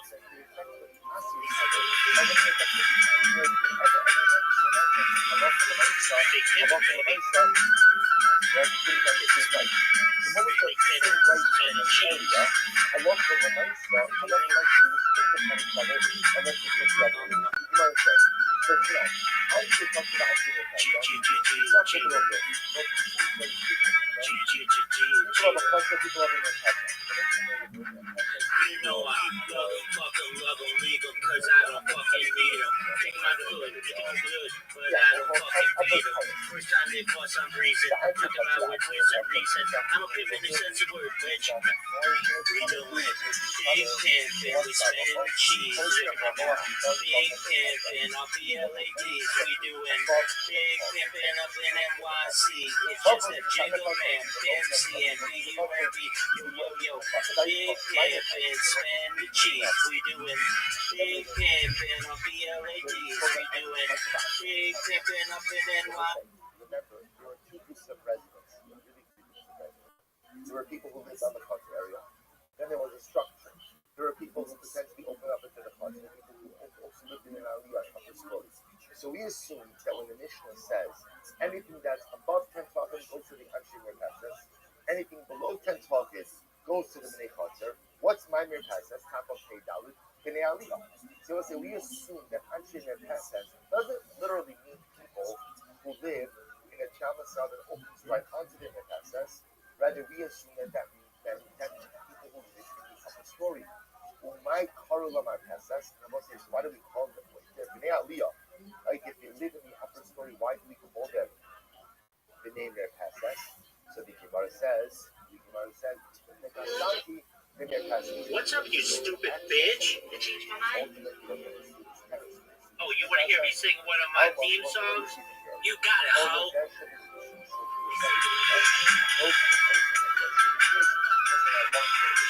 Big pimpin', baby. Big pimpin', selling cheese.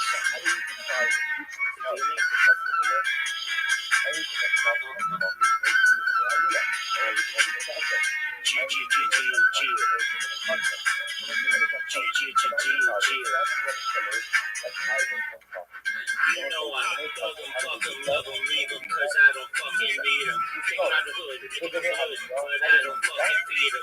First time they bust, I'm breezing, talking about with some reason. I'm a pimp in the sense of word, bitch. We doing big pimpin', we spinning the cheese. Check my mouth. And others can access through social. We give it ultimately again to the ones who do Big pimpin', we spinning the cheese. Check my mouth. Big pimpin', off the LADs. We doing big pimpin' up in NYC. It's just a jiggle man, MC and BUMB. Yo. Big pimpin', spin the cheese. We doing big pimpin' off the LADs. We doing big pimpin' up in NY.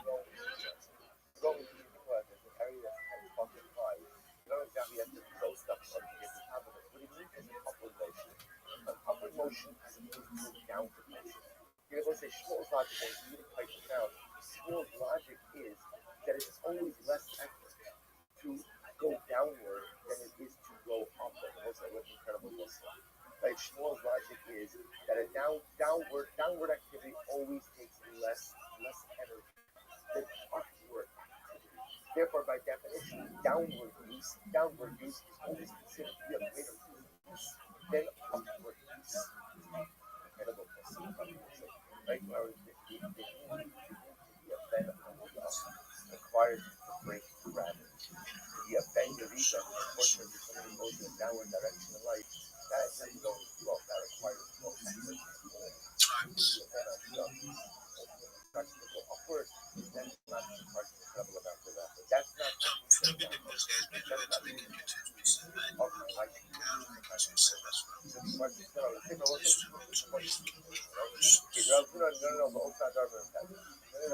talking about the people who live under the heaven.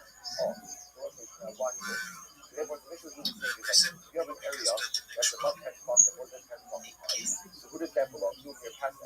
So we thought, who was Merkaz? We thought Merkaz meant the people in the Aliyah, the people in the upper story. And therefore, what it's saying is the people in the Merkaz can access this area through lowering shul. The people in the Chutzner have to access it through Srika. And you see that whenever one group has ability through shul, one group has the ability through Srika, give it to the group who has the ability to access it through shul. Group shul. No. When we say Bnei saying the Tessas, Tessas literally means the people who live on the test. Their domicile opens right up to the test. Oh, look at that, watch this. Absolutely. Do you mind if I share my project with the room? Excellent. I sincerely appreciate it. First and foremost, I did my best to follow everybody in this room. I'd appreciate the follow back. I follow everybody back.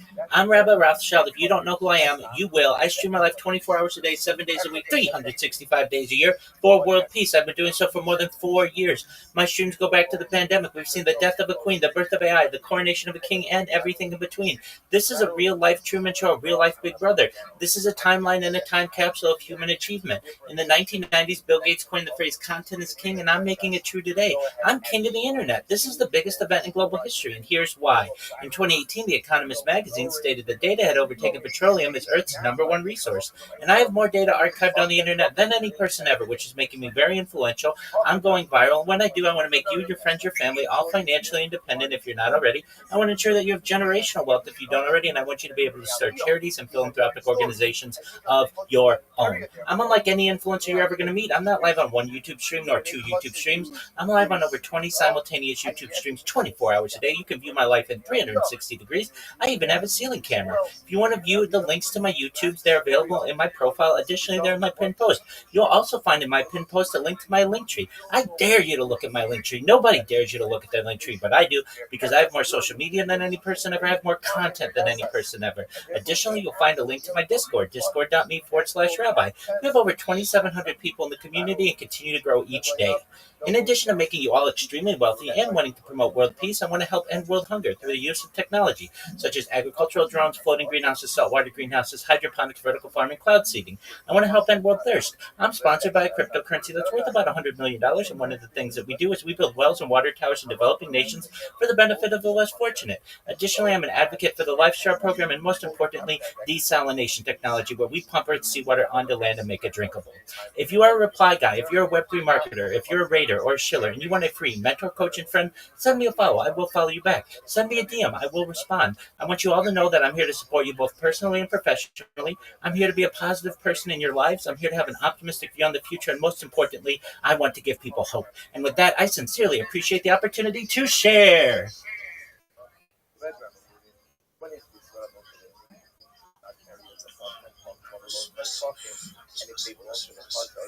Thank you. That will be areas in question close. You can touch the all close to the passions. He said something about If something you're in come touch out of far what away, you evidence you have. 100%. I'm live 24 hours a day, 7 days a week, 365 days a year, live on YouTube from 20 different live streams. In fact, if you look at my profile right now of X, you'll see me live shilling this right now. I have a camera going right now. You can watch me live on X as I speak in this space. But if the areas in question are not close to the Hesas, then even if it's above 10 pockets, like the cluster, 9 the cluster, what is that? 100%. See, I'd be happy to connect with you, and we can exchange alpha and help build. Thank you, my friend.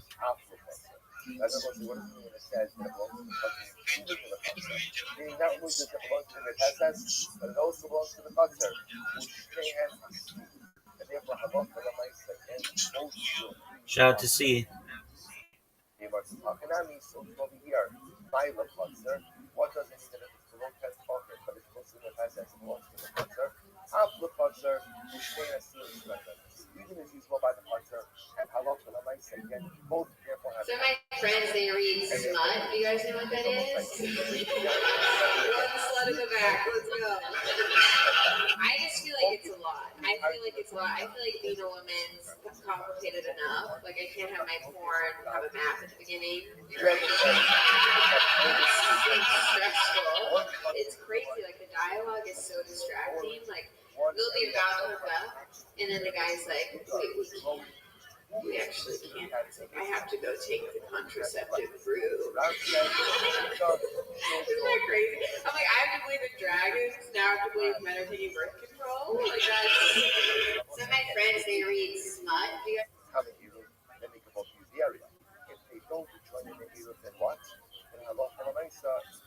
What the fuck? Shmuel says no. When one is weaker, one is short. This is garbage. Why? Because again, lowering is considered. Lowering is considered. No. We tried to bring this case to Shmuel. Fuck. Didn't work out. Next. Now, interesting case. Video has no sound. What is this bullshit? Dog. This is the worst.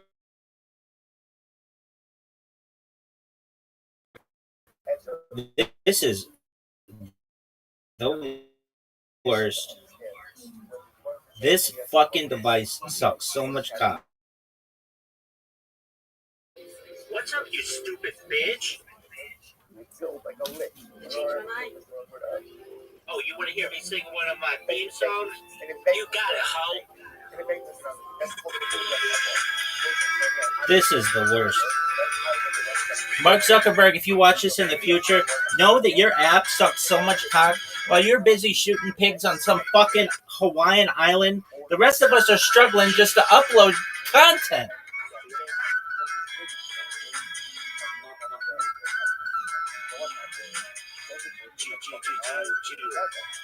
Dog, your wife Priscilla thinks you suck, your children think you suck, and the rest of humanity thinks you suck.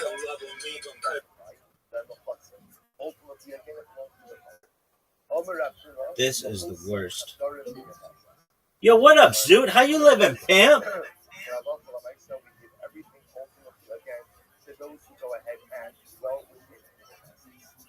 Zoot, can you hear me? Zoot, are you jerking yourself off raw? What's up, big dog? Yeah. Trying to talk to them, bro. I know you are. Alright, are you ready to time travel to a world where you beat me in mini golf? I mean, there's been plenty of times that that's happened. Baby, I don't know. I don't know if you heard the rumors, but I may have lost twice in literati in a row to one riser yesterday. But the reason why, I mean, I can't feel that badly about it.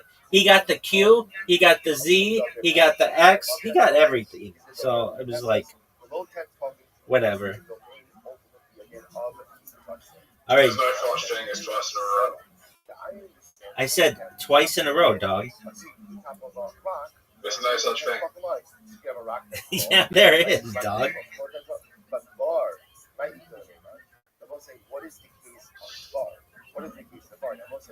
If I had said he beat me twice, that could mean he beat me at the beginning and at the end. If he beat me twice in a row, allegedly, then it would be consecutive times. That's how that works, son. You always say that for once in a row. Now, Zoot, I just sent you an invitation. That's what I'm talking about. Zoot, coming alive, knowing what the fuck is up. Zoot, what did you think of my shot? Did you say? Oh, wait, you said that was once in a row? I said twice in a row. There's no such thing.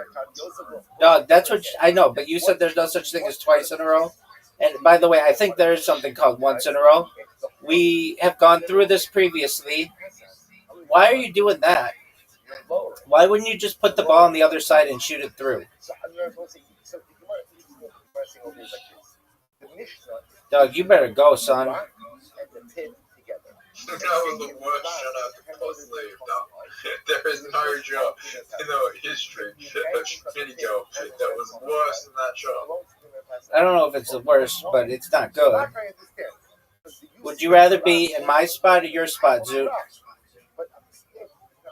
Your spot? There you go. That's what I like to hear. Would you rather be in your spot or my spot? My spot? Why's that? You have a very difficult shot. God. You know it's still possible I can make it. Yes, sir. But you're going to need to have one of the best shots ever. This isn't possible. I was watching the Joe Rogan, James McCann, Joe Rogan interview. Yes, sir. And towards the end of the interview, the funniest shit I've ever heard. Right?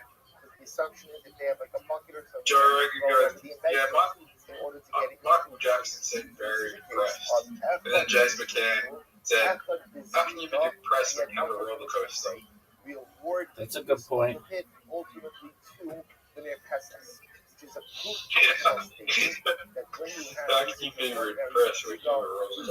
Remember when you didn't even know who James McCann was, even though he's like your neighbor? Oh, I've met James McCann multiple times. Doug, shut the fuck up. You didn't even know who he was until I was like, hey, do you like James McCann? And you're like, who's that? And I'm like, he's this guy from Adelaide. And you're like, oh, who's that? And I'm like, he's a comedian. And you're like, I've never heard of him. Well, I make people about that upper area. You've never met James McCann. That's your mere passage. And the way they're going to access it is through lowering. My friends. Yeah, but that doesn't mean you've met him. Sorry. He's the big concert, and there's Rika. See Sylvia and Halak Malamaisa, what you're going ahead and. I shook hands with people who shook hands with James McCann. Okay, but that doesn't mean you've met him. I've shook hands with people that shook hands with close to mine as well.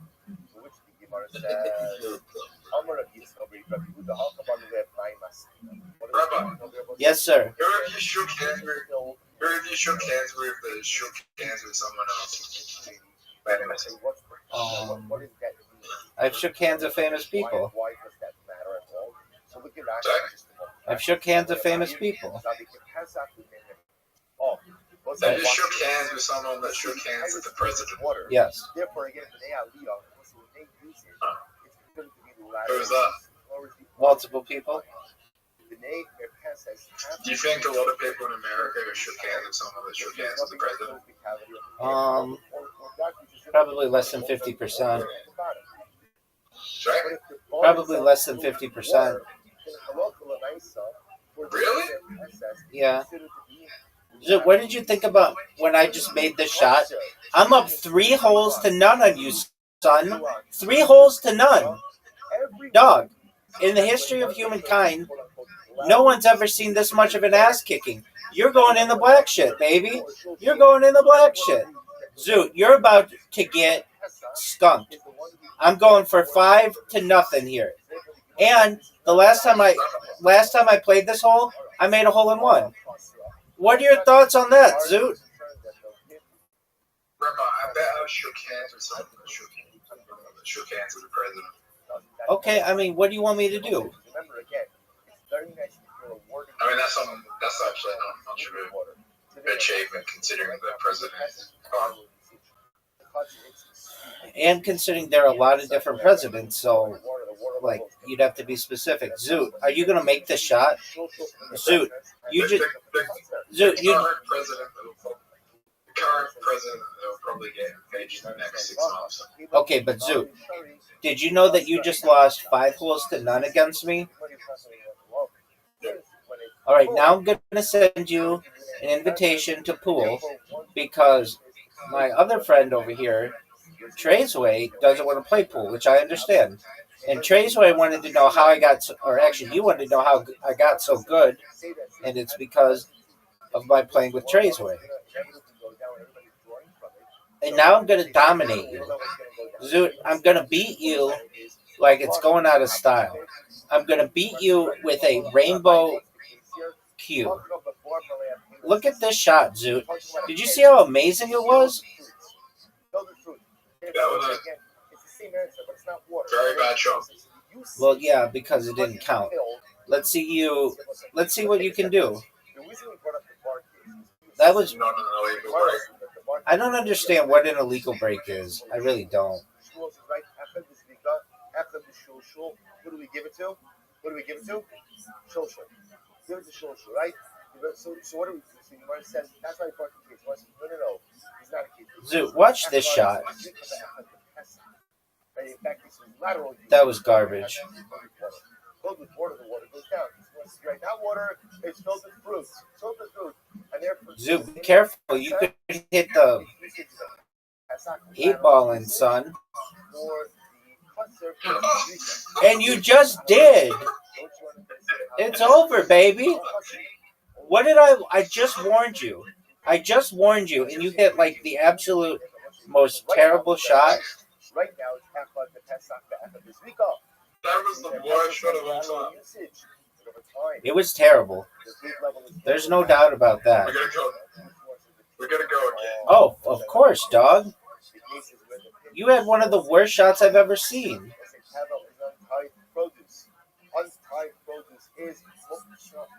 Zoot, the table's open. Yeah, smash up. I'm waiting for you, baby. Are you proud of that shot? We haven't gotten to this yet, but Have you ever seen a worse shot than the last shot I last game? That was bad, dog.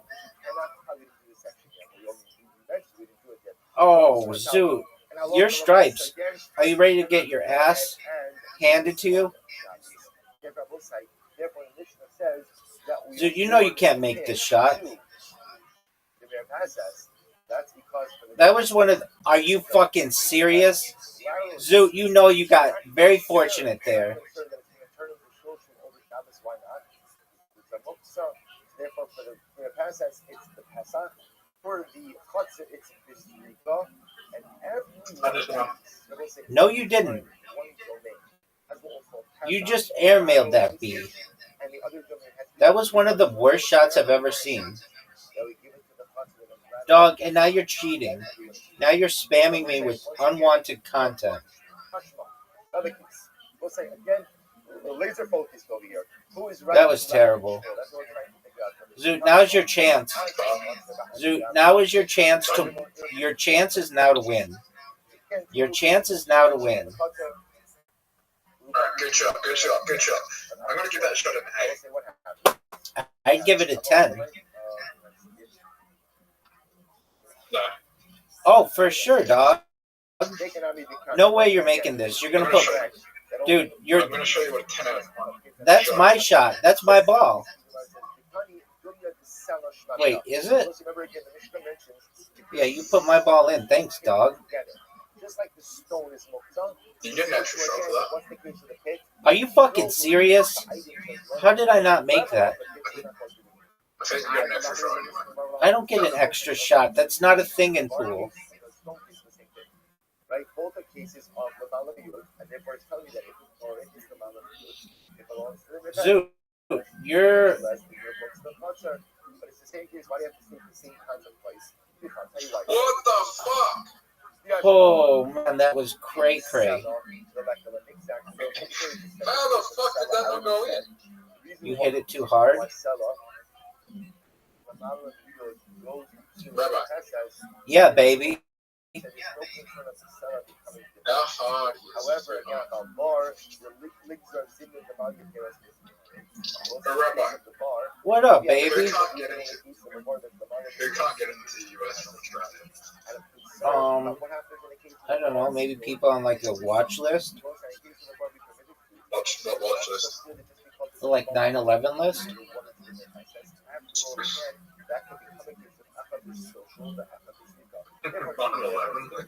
You mean the terrorist watch list? Yeah, exactly. Dude, are you proud of that shot? People with criminal records. I think they still let people with criminal records in the United States. Are you fucking serious? Zoot, don't fuck up. Because if you do, I'm going to make the greatest comeback on you in the history of this game. Oh, yes. Oh, dog, was that beautiful. Zoot, that was beautiful. I don't think I'm going to get it in from this shot. That's a miss. And you just scratched on the 8. You scratched on the I 8. don't want to get it in. That should have... I don't want to get it in. That should have been an automatic win for me. No. Yeah? If you scratch on So the... if you pocket the 8 ball and the white goes in, then you win. That's correct.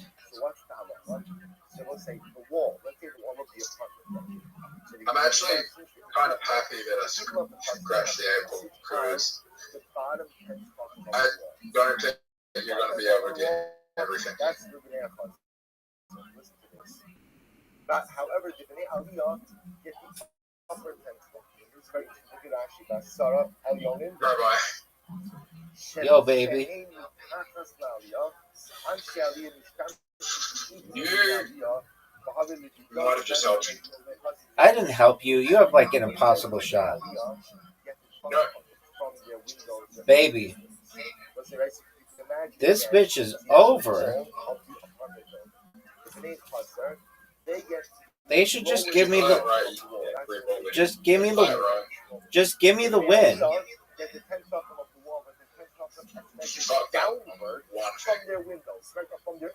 On what did I fuck up, dude? You're going to help me. Are you serious? How did that not go in? Did you see that? It like oh. It's okay, I have the worst position ever. Yeah, you do, and you're not gonna make this.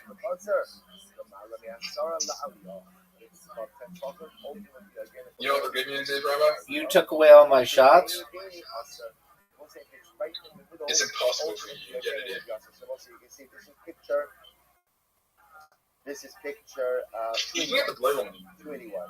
So let's say you can see over here in the picture the bottom plane. But you might think that if you're trying to get the blue one in. Right, Showtime. right, ultimately again, the upper plane is Lamala Me'asara. What a shot. So let's say so again, if it's Lamala Me'asara. Rabbi, if you get the brown and you win, if you miss, I win.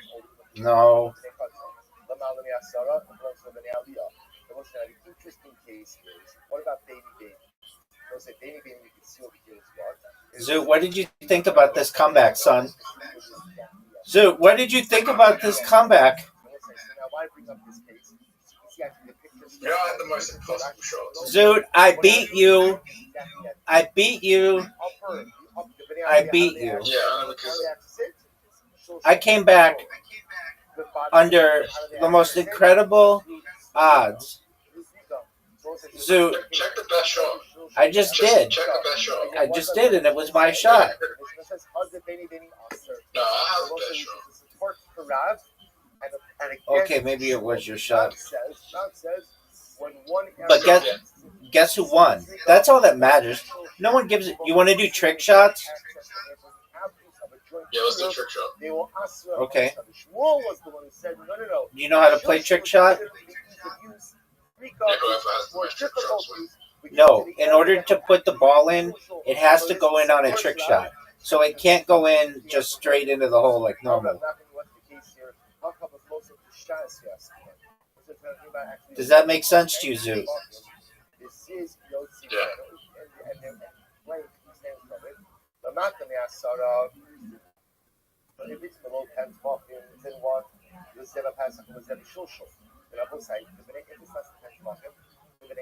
This is hard. Yeah, it is.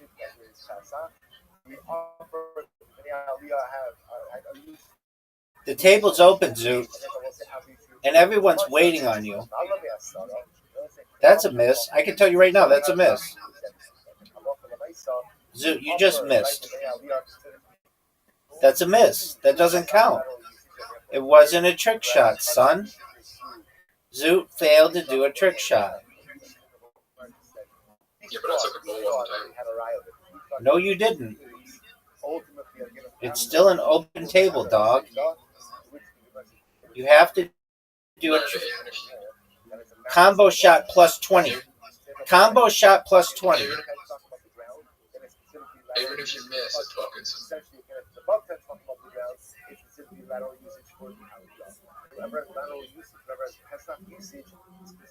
Alright, showtime. I just went, baby. Very interesting. Very interesting. You get some trick, bro? So there you have two istilahs. Protrusions, but you're going to see over here really what it means is like You ready for a trick shot? Nope, that's not a trick shot. That was garbage. I can tell you that.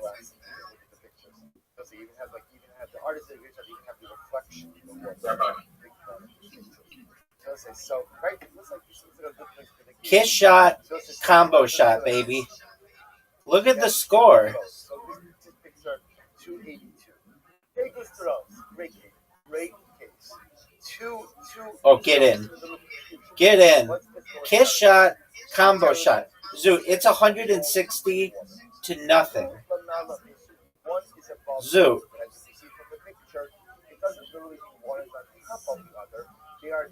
I'm going to hit this shot all the way down. Oh, it went in. That's on a trick shot. All right. Zoot, it's still 160 to nothing. That's a miss. You got 20. Zoot, nobody is impressed by you getting 20 when I have 160. So therefore, again, you are not really allowed to draw water from the water outside the separated into your system. That is transferring an item from. That's a miss. So those not all right.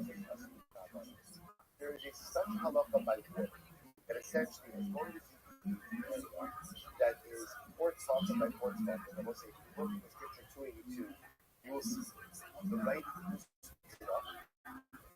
The right periscope. You see the little box that is your. I failed to hit a trick shot,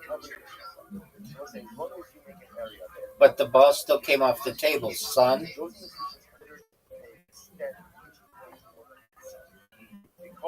That's a miss. I don't know why you would take that shot because it's obviously a miss. One of the worst shots I've ever seen. Terrible shot. Just awful. Awful shot. Hey, Rabbi. What up, baby? Why are you? Where's my gi? Why are you? No one knows what you're saying. But what they do know is that was one of the greatest shots they've ever seen. Zoot, I just had one of the greatest shots in the history of humankind. Yeah, but why are you gay? Zoot, I just had one of the greatest shots in the history of this game. You're not even focused on it. Zoot, you're done. You're done, son. You're done. That's not going to be good. That's a trick shot.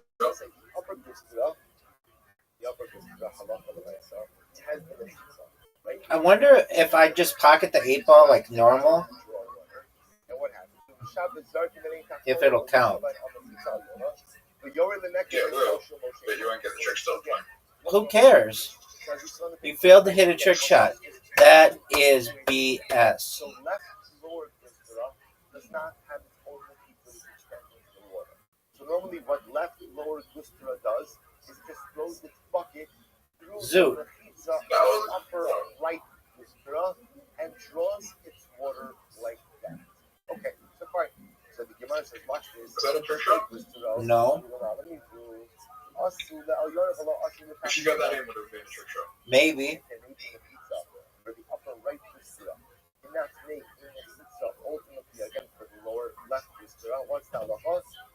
Zoot. Back it off. These two gusteros must make a joint union.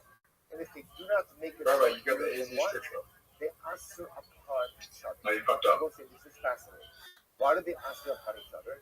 You're up, baby. Both have rights You ready for a trick shot? area. Yes, sir. Both have rights in that same mechita. And therefore, I will say again, because Rabbi, they both have yeah. rights Trick to shot. make a joint eruv. Baby, look at this shot. But if they don't make a joint eruv, then what? Then they ask upon each other. And I will say, now, what does that show you? What does that show you? What's the thing like? Take a look back at the Oh, what a trick shot. What a trick shot. That's got to be the best shot of the game. And they didn't even say that was the best shot of the game. They didn't even say that was the best shot of the game. But it was. Let's try it again. Did you see how good that shot was? upward. I am terrible with trick shots. Yeah, you're terrible at a lot of shit, dog. Are you ready? Yes, sir. Right up until the upper. Oh, fuck off. I saw that, dude. You almost made it, but you didn't. How does the upper booster up? Backhand him. All I know is that was fucking redonkulous. Table's open, Zoo. Now, Shua was correct. The table is open. Who should be awarded piece of the Eat on Shabbos? Don't miss. Right? Say- Social ones. Right? You say what I'm about to do? Yeah, and you're gonna miss. You're gonna fuck up, and everybody knows it. Yeah, what does the Mishnah say? The Mishnah says that our Trick shot. Wow, that was good, Zoo. On a 70 at the start? Supports the First hit? of Rab and not Shua. To which the Gemara says, You're gonna put in the 8 ball, no doubt. I do that, yeah. Oh, it looks like what's the case? Yes, sir.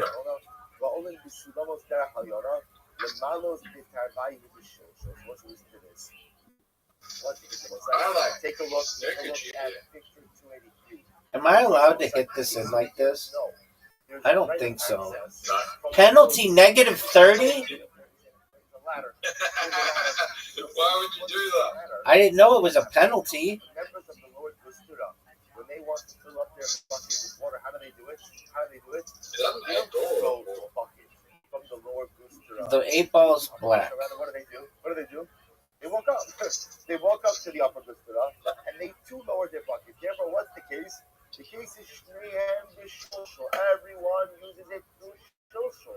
That's what we'll say. So now, You give him a penalty. Rabbi, you know I'm 100 points penalty. Yep. Oh, that's why they ask upon each other until they go ahead and they make a joint statement. That makes sense. What a shot. What a shot, dude. You don't have to say this, but we say it nevertheless. Lomi boy, Asuru Takdona, although Asura Alyona, the Asiri. So it's like those that are saying that's what? Those that are saying that's what? In Halacha Lamaisa, look at actually just a moment. Lomi boy, Rashi says, Kilomar Bechi, Tema Hoyel Udusov, Nasara Kanina, That's not good. That's not a good shot. You're just hoping for stuff. You're just hoping.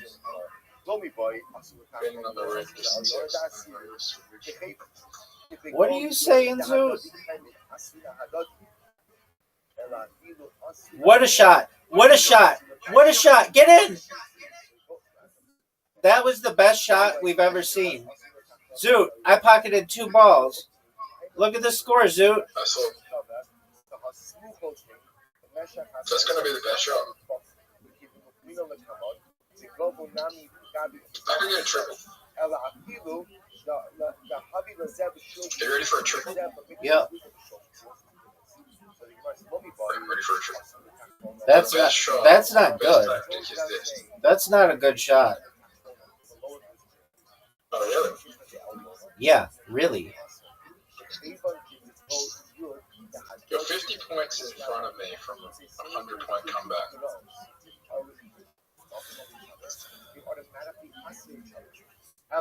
It wasn't a good shot last time, but it set up something beautiful where I get a point here. Yeah, only 20 though. I'm not worried about it. A 20 point is still better than a 0 point. Anyway, this is the real trick shot. You ready for the real trick shot? Yep. You just scratched the ball, son. Yeah, but you're not going to get it.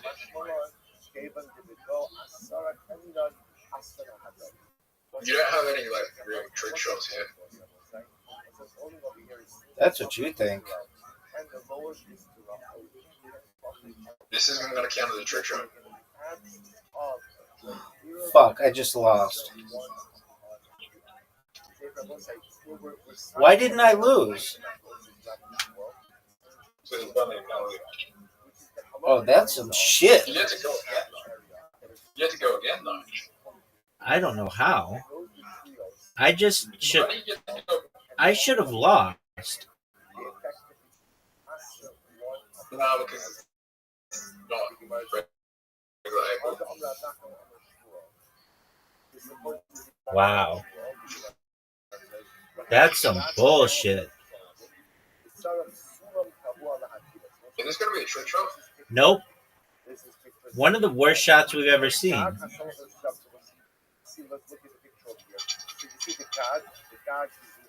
Dude, that's a miss. Would have been cool if you made it.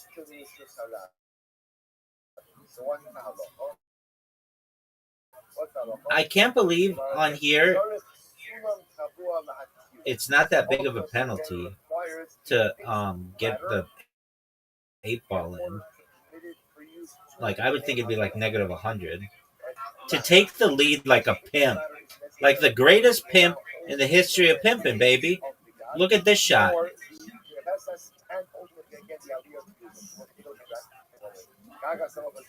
Zoot. You failed to hit a strike first. Let's see it. Let's see it, Zoot. No. That's a miss. I can tell you right now.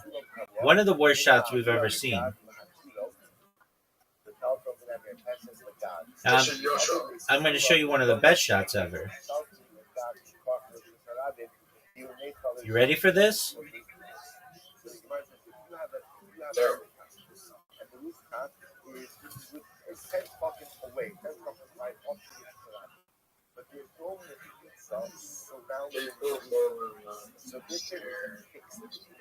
Yeah, people fall in love with mysterious ways. And also, people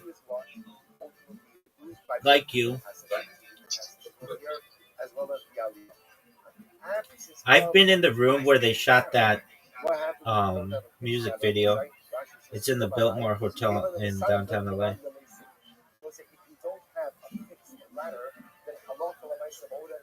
That's cool. Yeah, it's beautiful. That whole hotel is really amazing. They also shoot porn in it. Why were you at a porn? No, it's like a really famous hotel. I was if you've ever seen Black, they shoot Blacked in it. It's like one of the nicest. Because I know because I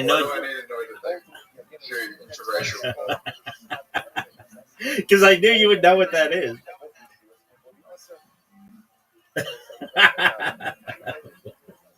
Why do I need to know that? Why do I need to know that? And I know you know what that is. I know you know what that is. I know you know what that is. I know you know what that is. I know you know what that. I know you know what that. I know you know what that is. I was there for my friend's. I was in my friend's wedding, and that's where part of the ceremony was, or the pre-ceremony. And were you there on were you doing interracial porn at the same time? Perhaps.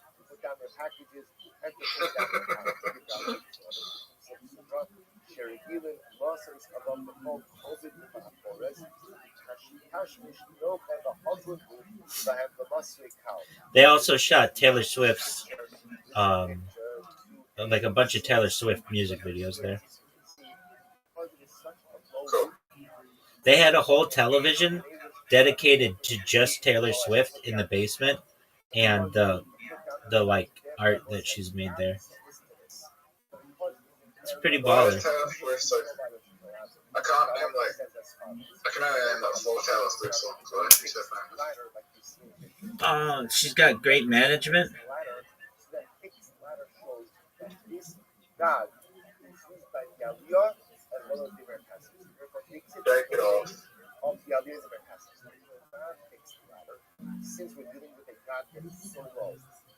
Love story.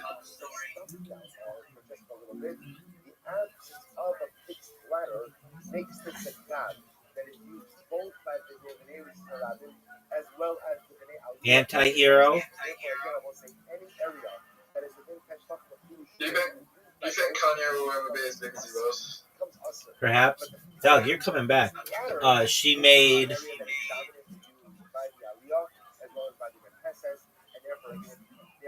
You Belong to Me. She made. But I think Shake It Off was at that hotel. Do you think Kanye fucked up his career when he started tweeting anti-Semitic stuff and put out Hell Yeah with it? I don't think it helped. You think he'll ever come back, or do you think that was like near the end of his career? I think he could come back. From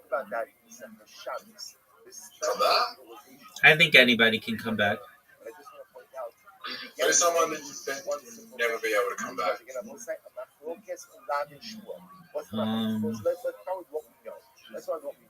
Our sugya is all about two areas that There's somebody I think will never be able to come back. And what's the shaila? I think everybody can come back. Given enough time, people will be able to separate the art from the artist. Look at this shot, Zoot. Do you think Bill Cosby can come back? Yep. In what way? Every way. I don't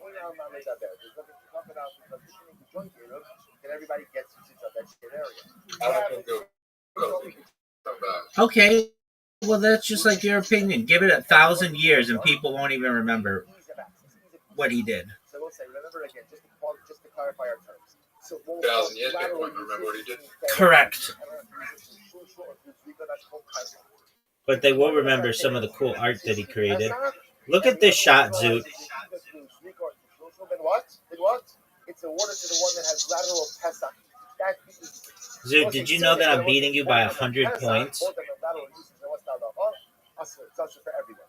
So we'll say, where does the machlokes come up? Machlokes comes up is if one has Mika, one has Shoshu. The Rab said, But maybe 1,000 years from now, people just don't get sexually assaulted anymore. Could be. Are you going to... I think... Oh, Zoot. Zoot failed to hit a trick shot. Zoot, you failed to hit a trick shot. What were you about to say? That you failed to hit a trick shot. Now look at this shot, Zoot. Oh, that was dirty as fuck, dude. That was dirty as fuck. Before that, what were you about to say? I was saying that was the dirtiest fucking shot that we've ever fucking seen. What's cutthroat?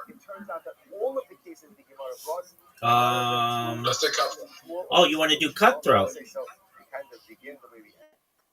Go read the rules. Read me the cutthroat rules and we'll play it. Cutthroat, player one breaks, no more story. Okay. I don't know how that works, but I know Joe Rogan plays cutthroat. Oh, you need 3 players.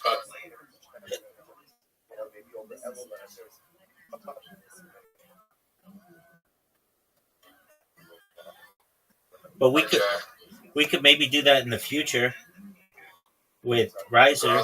Yeah, that's a new thing. Let's do 9-ball. What's 9-ball? 9-ball, random breaks, normal scoring. Doug, you don't know what the fuck this means. I know what 9-ball is. 9-balls. No, you don't. I'm absolutely confident you don't know what it means. I just hit one in though. Yeah, I hit the 9 balls. Yeah, I hit the 1 ball in. Hit the 1 ball. Oh, so you have to do them in order. Zoot, what do I do? Yeah.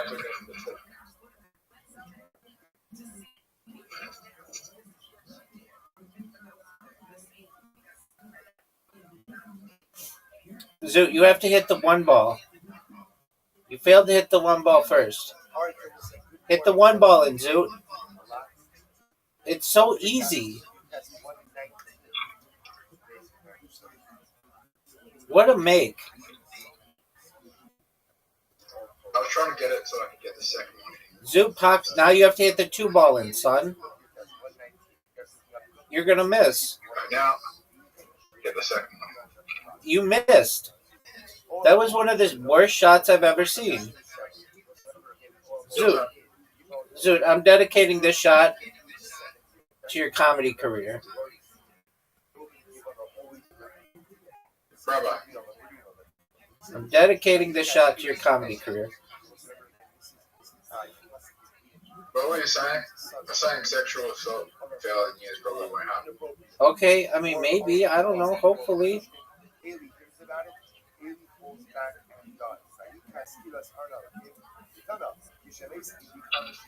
Zoot. I'll figure out a way. It's going to be like my minority report whether she had that they'll stop you before it happens. I think so. All right, Zoot. Hit the 3 ball.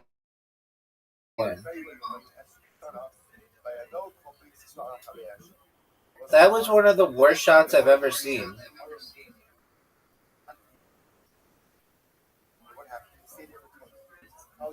Zoot, you fucked me. Zoot, you fucked me. Hey, Rabbi. Zoot, did you see that shot? Zoot, did you see that shot? What a shot! Zoot, did you see that?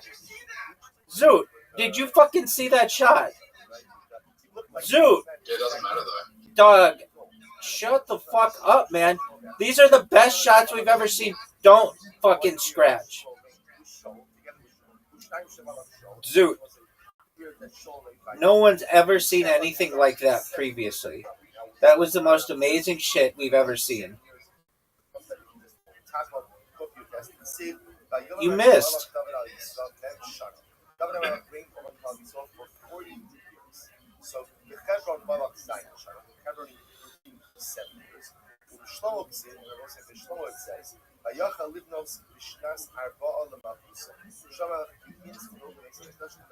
All that matters in the end is who gets the night win. Is that all that matters?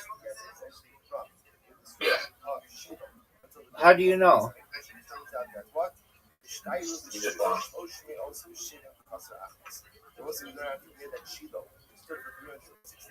Yeah, I did, baby.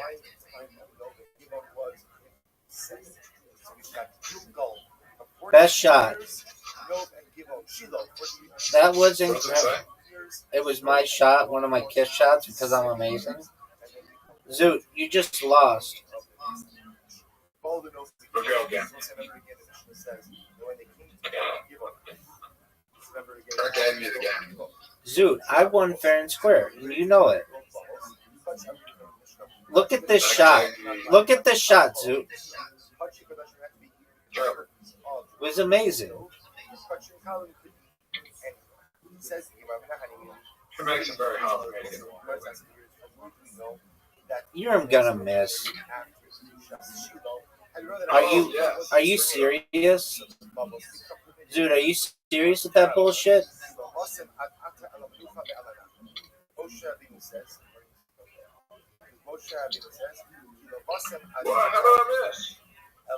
Zoot, you just scratched. Zoot, son, you just scratched. Zoot.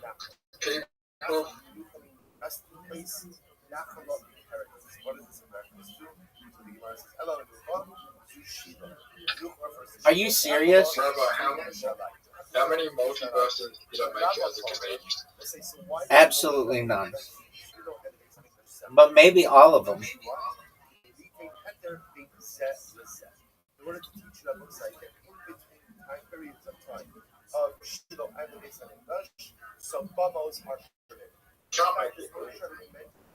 Yeah, you can.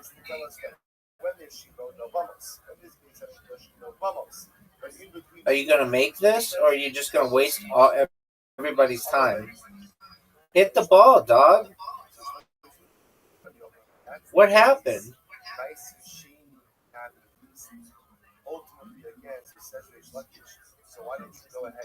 How many multiverses did we never make? Maybe all of them. Who knows, Zoot? All I know is I'm gonna hit the greatest shot you've ever seen. Zoot, make the shot, son. Rabbi, what are the chances that we would have met?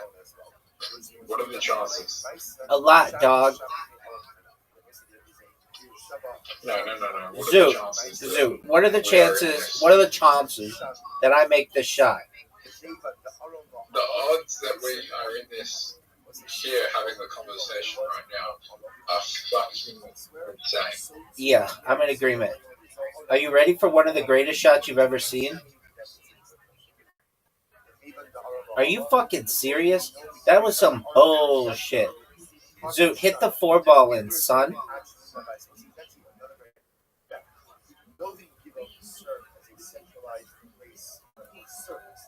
You ready for the worst shot of all time? That's not going to be good. Off the top.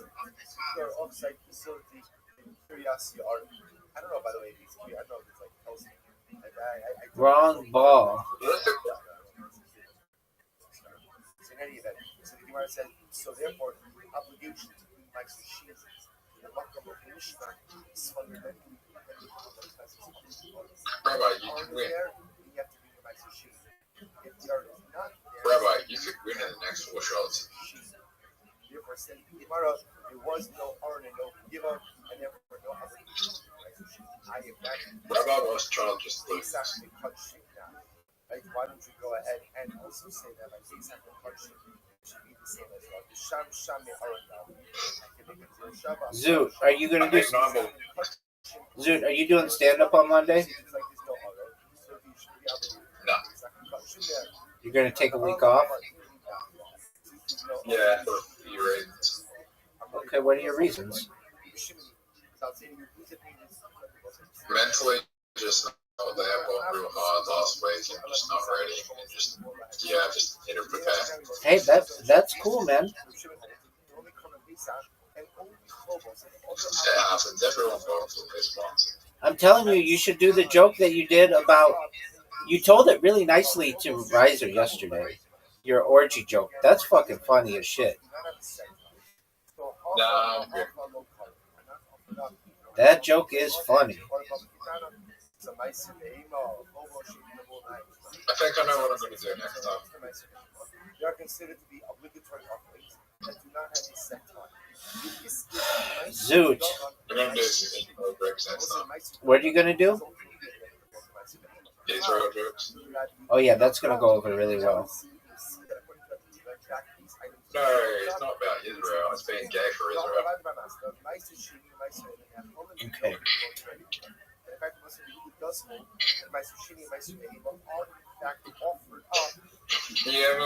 Rabbi, have you ever used AI to like rate your penis? Dude, you asked me this last week. No, I'd overwhelm the servers.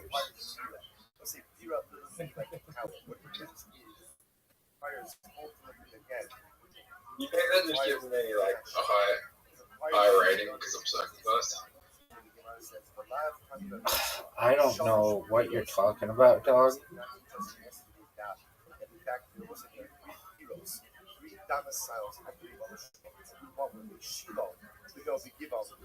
Look at this shot, Zoot. Zoot, you have a chance to win. A really easy win right now. You have one of the easiest wins in the history of humankind. Stop. You're gonna miss this shot though. No doubt. That's a miss. Zoot. You gave me one of the easiest shots of my career. Zoot, should I thank... Zoot. Did you get the 9 ball in, win, or is it... Yeah, I just won, baby. It's over. You're done. Wait, let me say the rules. I'm gonna send... No one knows. I'm gonna send you a Karam invitation.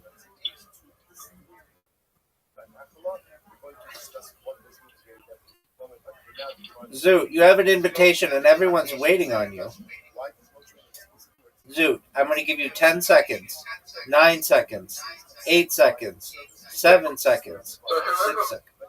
Whoever first to pop the 9 ball wins, so you could play the absolute most dog shit game for as long as you put the 9 ball, you win.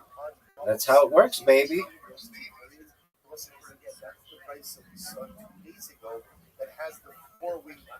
I like your emoji. Are you going to go or are you going to jerk yourself off wrong? What the fuck was that? I fucked up. Yeah, you did. What are you offering on those bubbles? You fucked up. You played an even worse game than me somehow. Dude, have you ever beaten me in this game? Yeah. What? That's it? Maybe 3 times? Okay. No one remembers it. Let me check. I've won 4 times. Yeah, but that doesn't mean you played me.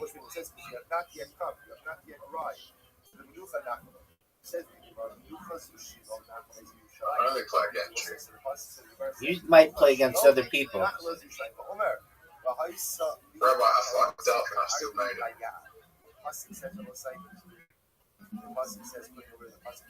That's a huge. I didn't do that. That's a huge miss.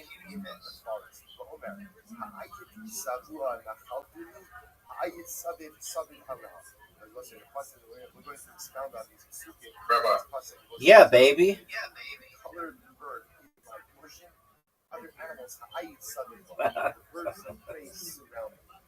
Oh, you're funny. I'm funny? Yeah, you made me laugh with. Why are you telling me the hotel where they shoot interracial porn?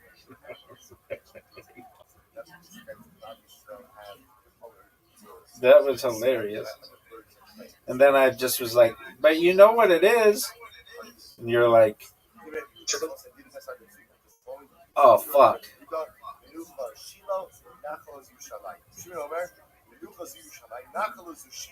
So Shimon says, no, Menucha is Yerushalayim, Nachala is Shiloh. So Omer, Zos Menuchasi, and I will say, by the way, just so you understand.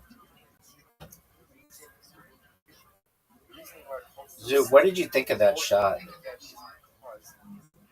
Zoot, I want you to rank this shot, 0 to 10. So we were saying these are actually making reference to Yerushalayim. And Yerushalayim is referred to as what? As a Nachal. Therefore, Moshe says that you have not yet come to the Menucha and Nachala, that Yehuda understands Menucha and Shiloh, Nachala means Yerushalayim based on Yerushalayim. So Shimon says no. Menucha is Yerushalayim, Nachala is Shiloh. This is just the opposite. Menucha is Yerushalayim, Nachala is Shiloh. Va'omer zos menuchasi adeat. Ho'eshev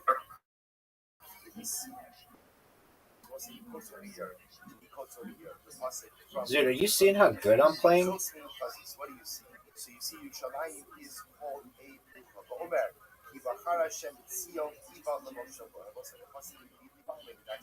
before it, talking about Yerushalayim. So no, talks about Yerushalayim. Talks about Yivachar Hashem Tzion, and immediately afterwards he says Zos Menuchas. So therefore, Shimon says that what Menucha refers to Yerushalayim. So Nachala is Shiloh. Menucha is Yerushalayim. He says in our Zoot, I want you to make it. I don't know if that was the right move. I understand because this is Menucha Shiloh. Nachala is Yerushalayim. So to him, that makes a lot of sense. Why? Why will say? Because chronologically, the pasuk makes sense. Moshe says you have not yet. Dude, that was absolute garbage. So Menucha, according to Yehuda, is Shiloh. Nachala is Yerushalayim. That makes sense. So Ella l'madam Menucha zu Yerushalayim, Nachala zu Shiloh. Ella Nachala. The Shimon says that Menucha ultimately is Yerushalayim. That's a miss. And I don't know why you would. Moshe Rabbeinu should have said El HaNachala v'El HaMenucha. Rabbi, you want to die? Calm down, Zoot. Chub. What Moshe says is this, in fact, is an initial reference to Gilgal, according to this approach. When Moshe Rabbeinu says, Kilo Basem Ad Ata El HaMenucha v'El HaNachala, He's actually saying when you get to Gilgal, which was if you think about You're the worst player in the world. Dude, I'm just about to beat you, baby. They're about to go in. What's the first stop for the Mishnah when it comes to Eretz Yisrael? Yeah, I've got you in a really How bad long did position you here. go for? 14 years. 7 years of Kibush, 7 years of Chilul. Right? So Moshe, so according to Zabir, Moshe was telling him, when you get to Gilgal, you set up shop to understand Kilobasem ad ata elamenucha be'alanach. So when you get to Gilgal, that Mishnah will certainly not have the status of the Menucha B'Nissan. Not only that, it won't even have the status of Nachala of Shiloh. So he wants to tell you that Mishnah Zubizu Shiloh. We'll say in terms of Mishnah they taught that both Menucha and Nachala both are. That was one of the greatest shots we've ever seen. He says no, it's both a reference to Yerushalayim. Zoot, are you seeing this? Zoot. Zoot, did you see that ass kicking? Oh, you want to play again? All right, this is the last one.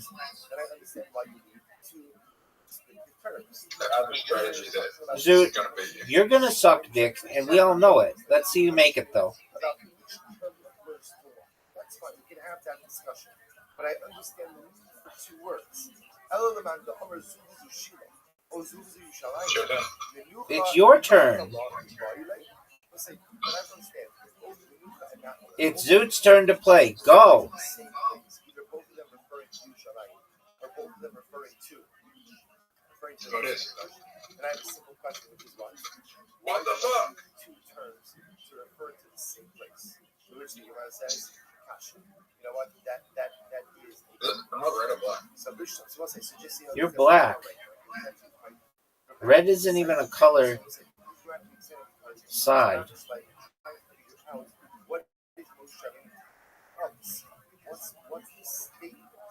What's the statement that is being made? Sorry, I'm not white, I'm black. You're black, dog. Let's go through what we have. Either Menucha means Yerushalayim, Menucha means Shiloh, Nachala means Pesach. It's a type of interracial porn with which you're familiar. And I will say, if that's the case, I love black guys. Calm down, Zoot. Moshe is actually talking to them not just about Yerushalayim and Shiloh, but it's also about Zoot is an calm down. Zoot is an Aboriginal porn director. And we'll say third possibility. I'm not even close to being Aboriginal. Oh, you're the most Aboriginist person I've ever met. So again, dramatically amazing. Zoot, did you know that the United States controls Venezuela right now? And did you know that I'm dominating you in a way that the world has never, ever contemplated? So why, what are obviously, the Torah is using two different words, descriptive terms. To refer to Shiloh, they must describe two distinct aspects of Shiloh's identity. Says the Gemara, so Bishon the Madam to Shiloh, why is it called Menucha? Menucha B'Kibush. Because it was in Shiloh where they rested from conquering. Nachala. Zoot, you're beating me by one. Did you know that? But that's again where they also concretize the division of the land. We'll say, remember again, as much as Mishnah is Gilgal, over the 14 years, 7 of Kibush, 7 of Kibush, 7 of conquering, 7 of dividing, the war really isn't over until the end of the 14 years. Zoot, are you watching this?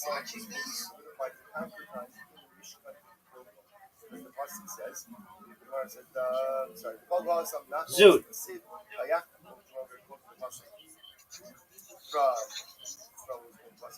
From Yoshua. You know you made the greatest comeback of all time.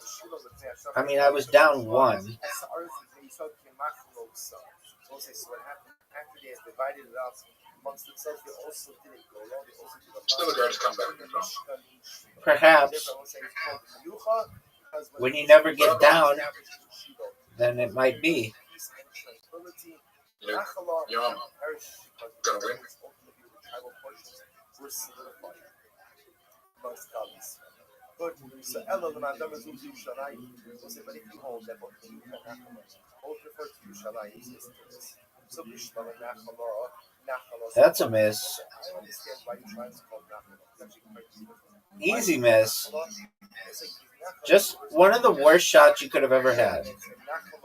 You know you put it in the thing and you shouldn't have? Baby, I'm not going to do the same thing. I'm going to dominate you.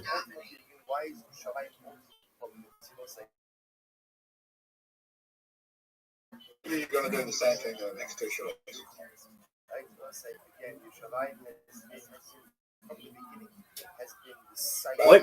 What are you even saying?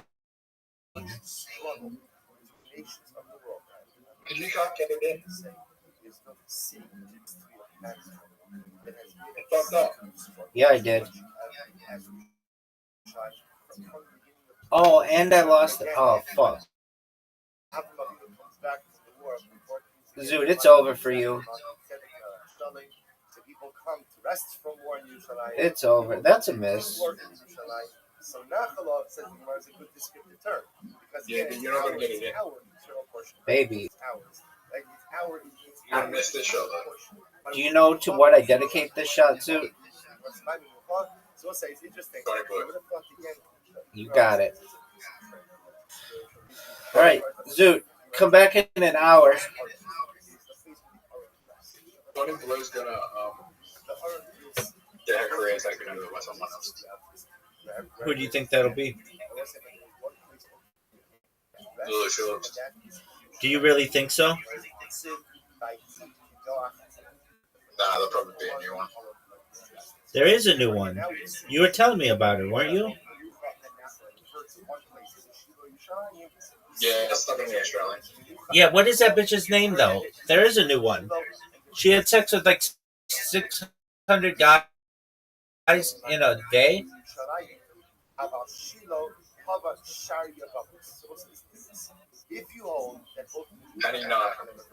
Yeah, that girl. Yeah. Wow. How did you know? Zoot, you should be like Zoot, you should be like a porn Zoot, you should be a porn historian. One more block. One more block. Come on, just stick with don't bleed out over here. Yeah, right? So the Gemara says as follows. So remember again, if you go to Zoot, can you hear me? Which is that the Nucha refers to Shiloh. Zoot. Refers to Zoot. Zoot left. Zoot, what the fuck, dog? Bubbles will be usher in Menucha and Nachala. But what? In between Menucha and Nachala, what's the halacha? Bubbles are permitted. So that was a very important halacha that drove almost everything in the last What's up, you stupid bitch? I changed my mind. Right? Oh, you want to hear me sing one of my theme songs? You got it, hoe.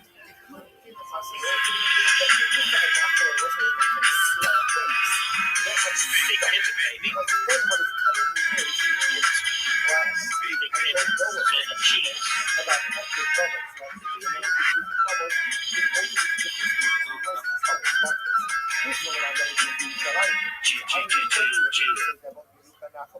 Refer to Shalayim, right? Refers to that is the place of where the Aron is. Nachlod is the eternal portion of Klal Yisrael.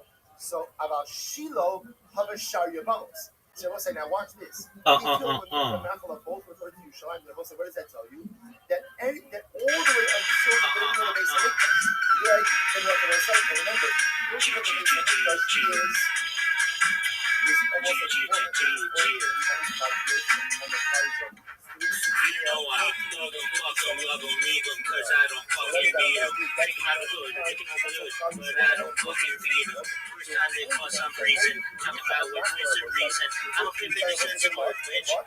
We doing big pimpin', we spinning the cheese, check it out. Big pimpin' on BLADs, we doing big pimpin' up in NYC. It's just that jiggle man, MC and BUMB. Yo, yo, yo, big pimpin', spin the cheese, we doing big pimpin' on BLADs, we doing big pimpin' up in NYC. What's up, you stupid bitch? Change my mind. So the Oh, you want to hear me sing one of my theme songs? You got it, how?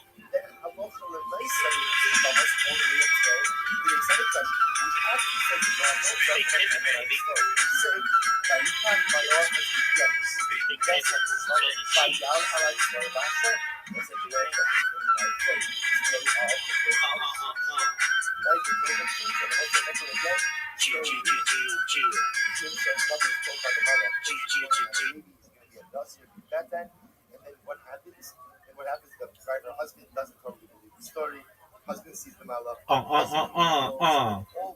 right there to HaKadosh Baruch Hu. And I will say, and that was the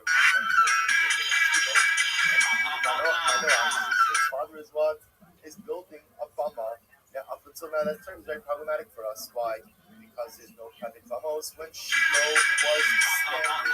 So how is that off able to build the altar?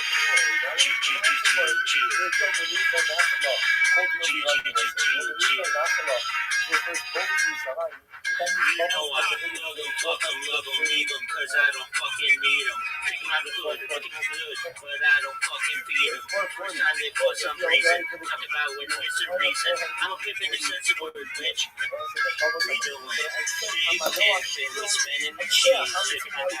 Big pimpin' on BLAD. Big pimpin' up in NYC. It's just a jiggle man, MC and BUMB. Big pimpin', spin the cheese, we doing big pimpin' on BLADs, we doing big pimpin' up in NYC.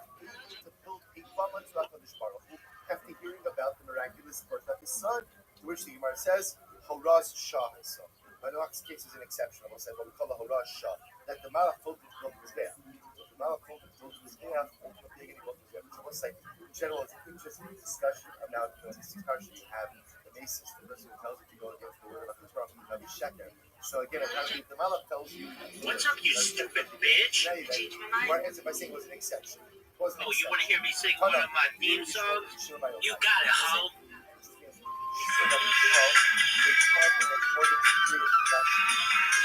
Big pimpin', baby.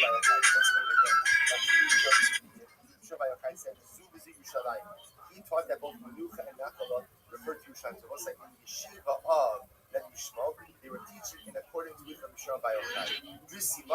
What's up, you stupid bitch? The one man. Oh, you want to hear me sing one of my theme songs? You got it, how?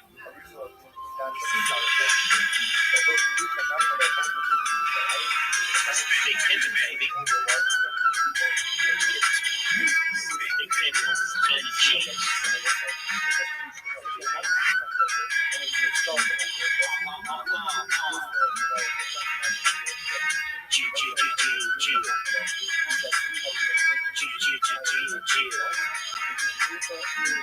You know I love them, love them, leave them, cause I don't fucking need them. Take them out the hood, take them out the hood, but I don't fucking feed them. First time they for some reason, talk about what is the reason. I'm a pimp in the sense of word, bitch. We doing big pimpin', we spinning the cheese, check it out. Big pimpin' on BLADs, we doing big pimpin' up in NYC. It's just that jiggle man, MC and BUMB. Yo, yo, yo, big pimpin', spin the cheese, we doing big pimpin' on BLADs, we doing big pimpin' up in NYC. What's up, you stupid bitch?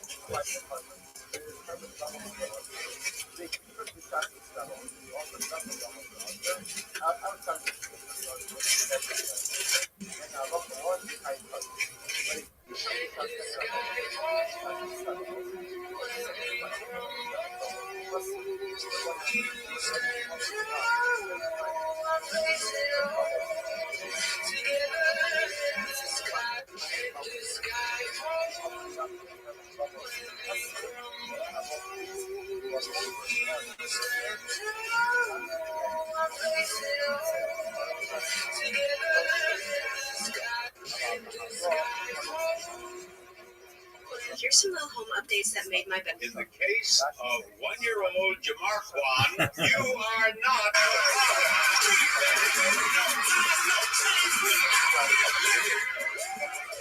In the case of one, I'm the oldest, and I plan on the 8-pound tool fell 70 feet down the pitch black silo. It bounced off the wall and punctured the fuel tank of a Titan II missile. For 9 hours, the crew watched the pressure drop until the warhead launched into the air.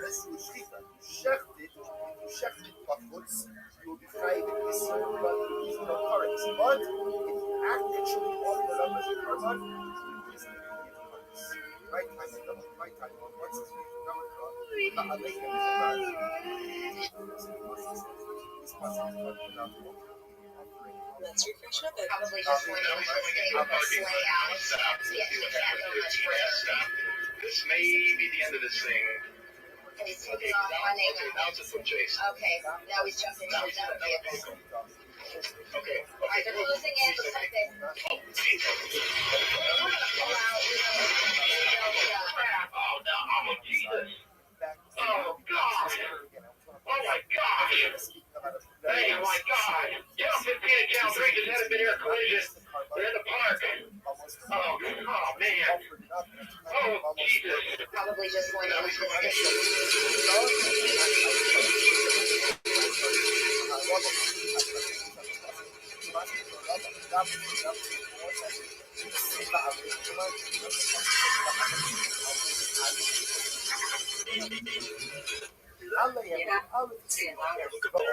It's freaking out. It's an avalanche. Back up, back up. Too late. Holy. Get buried. Yeah. Look up there.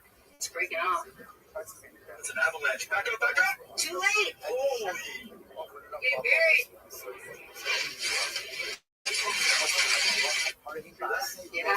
I told her, I was like, oh, I get anxiety. I get pretty anxious about stand-up shows. And she goes, oh, that's okay. It's not like you're a big name.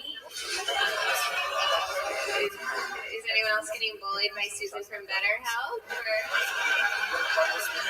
I told her, I was like, oh, I get anxiety. I get pretty anxious about stand-up shows. And she goes, oh, that's okay. It's not like you're a big name. Are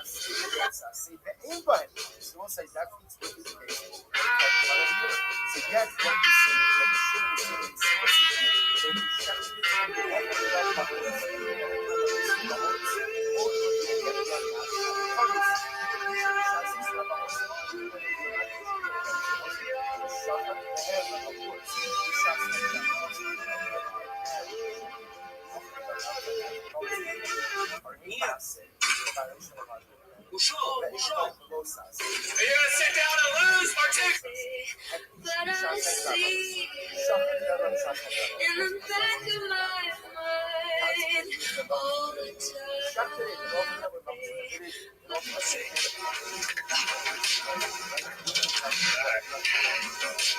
This is my off day. You guys are putting me through a workout. It's crazy. It's crazy. I didn't want to sign up for this. Here we go. Let's see.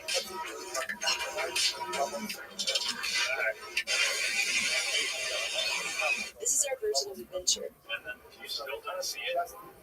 You still don't see it. Yeah. You still don't see it.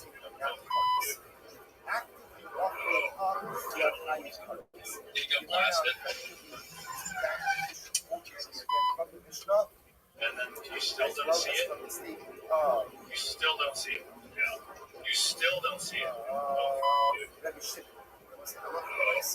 He got blasted.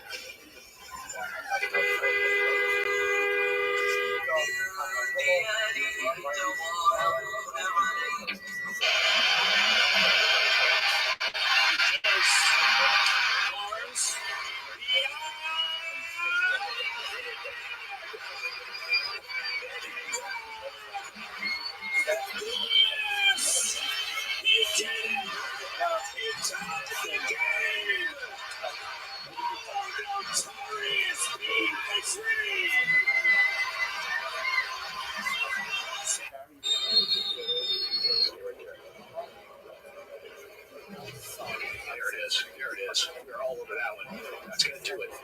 Get up there, get up there, get up there, get up there, get up there.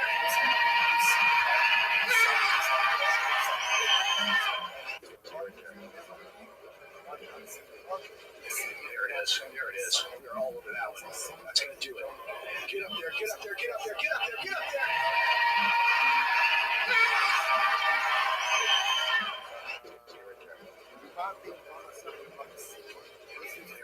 There it is. We're all over that one. That's going to do it. Do the summarizer to you right there. Smicha tichsev b'fnei Hashem. So we'll say smicha because the pasuk says b'fnei Hashem. Because when you do smicha before God, What's up, you stupid bitch? before God, literally again. Oh, you want to hear me sing one of my theme songs? You got it, hoe.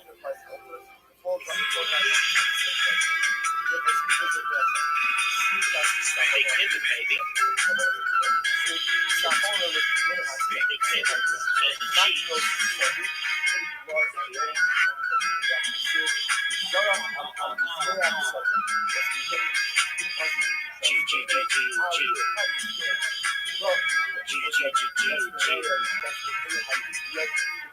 You know I motherfucker love them, leave them, cause I don't fucking beat them. Big motherfucker, nigga good, but I don't fucking beat them. First time they for some reason, talk about with some reason. I'm giving the sense of work, bitch. We doing big pimpin', we spinning the cheese, looking at that. Big pimpin' on BLADs, we doing big pimpin' up in NYC. It's just a jiggle man, MC and BUMP. Yo, big pimpin', spin the cheese, we doing big pimpin' on BLADs. We doing big pimpin' up in NYC. We also offer up bird offerings on a baba. The different over any mincha baba. If you know that there is no mincha on a baba, ain't opos baba. We don't offer up bird offerings on a baba as well. Zvachim, so what's the drasha? Zvachim, the pasuk says that you could offer up.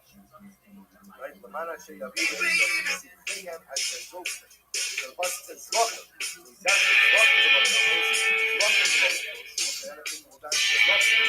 baba. Zvachim the baba.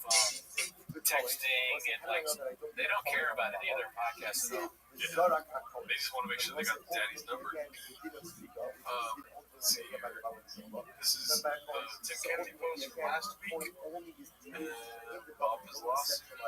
Okay, this was posted by like a brother-in-law. He'll be here with Calabasas' 11-year-old and he just asked your coach to wear 60 shoes.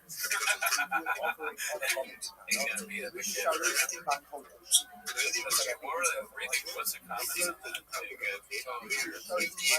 Oh shit, look at the APS right there. No shit, what's up, John? What's up, Sean McCorkle? That guy never met us. Baseball jersey guy is gonna get a phone call from Shaw with the you did. Okay,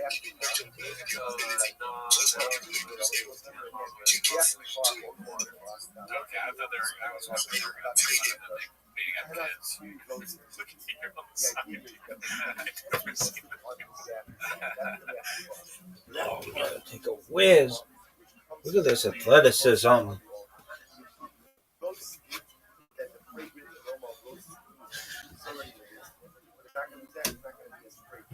So I'm saying that it only applies on the Baba Gedola, not on the Baba Gedola, only on the centralized altar, not on the private altar. It says in Gemara, Reach Michoach, Yosef, Reach Michoach, LaHashem. Most like, because again, it says that these are the Hashem. How do we interpret LaHashem? LaHashem ultimately teaches me that what? That Lamaisa, Allah for Lamaisa is only a din of before God meaning on the Bama Kidola, a large altar, and not on the private altar, not on the Bama Kidola. Just by the way, I want, before the Gemara just darshan, I'll just tell you now, the outside, before the Gemara background, Rashi, I'll just read this outside. Rashi says, Bizarre, Queen, and Sadam, Jeff, Shakazak, Darshim, Darskon, and Harsha, Shrike, Woods, Zvikas, Coin, Pesach, or Avoid, and Zvikas, Coin, the Bama.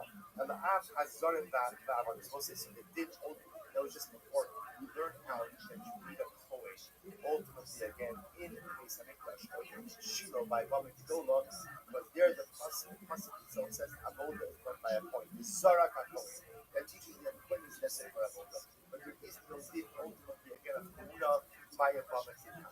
But the Gemara goes like that. Let's just go 2 more lines.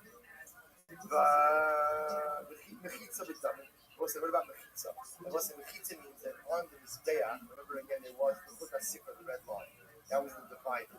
Some blood is sprinkled above the red line, some blood is sprinkled below the red line. There is no din for a mechitza by a Bama Kitana, right? There is no din for a dividing line for a Bama Kitana. Siv, v'ha'isa reshes at chatzi ha-mizbeach. We'll say same idea. Literally, again, the reshes was actually the netting. On the mizbeach was the middle of the mizbeach. So what's that? The idea is the dividing line was a din in ha-mizbeach, not a din in Bama Kitana. Ritzu richotzidayim, what's that about the washing of hands? Siv, so what's that? That's also only a din in the mizbeach, not a din in the Bama Kitana. Siv will be some elam mizbeach yuchatzu. Because the pasuk says when the kohen comes close to the mizbeach, he will go in that direction. What's the same idea? Ha-mizbeach teaches me that richotzidayim, the washing of hands and feet, is only a prerequisite to the service of the centralized mizbeach, not on a Bama Kitana. Already, Amma Rabbi Bakama, Lo Shano Ella, Bikachi Bama Kitana, Bikritu Bama Kitana. So saying Rabbi Bakama says, look at Rashi, Lo Shano, Yish Mechitza, Bama Kidola. We'll say, when do we say that there's only a need for a mechitza, for a dividing line? It's under this area. That's only Bikachi Bama Kitana, Bikritu Bama Kitana. We'll say, so if you have Bikachi which are designated for Bama Kitana, which are offered up in a Bama Kitana, then there is no need for the dividing line of the Mashiach. That is correct. Abba, we'll say first white line of the bottom. Abba, the country of Bama Kitana, the Karmino Bama Kitana wasn't actually registered in Alama. But if you go ahead and you have country of Bama Kitana, offerings which belong on a Bama Kitana, which were offered up on a Bama Kidola, they should eat to it. Then I will say you would have the obligation to do the proper blood offerings above and below the line. So it's actually registered in Alama. So Rabbi Bakama is coming along and saying that there is no din of sprinkling above the line or below the line of Bama Kitana. But if you took an offering which was going to be offered on a Bama Kitana, and you offered it where? On a Bama Kidola, you wouldn't have to do the blood application in the right places. Most of Rabbi says, 1 second, Chazei B'Shov, when it comes to the waving of the chest and the thigh of the animal, Shumas Lach Metoda, or for that matter, again, Shumas Lach Metoda, Yoagim B'Kachi Bama Kidola, Vein Yoagim B'Kachi Bama Kitana. So we would normally assume that what's so just thinking of what's like the halachos of a Bama apply, the halachos, certain things which are applicable on a Bama Kidola only apply if done on a Bama Kidola.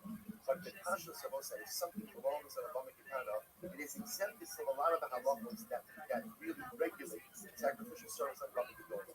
Even if what?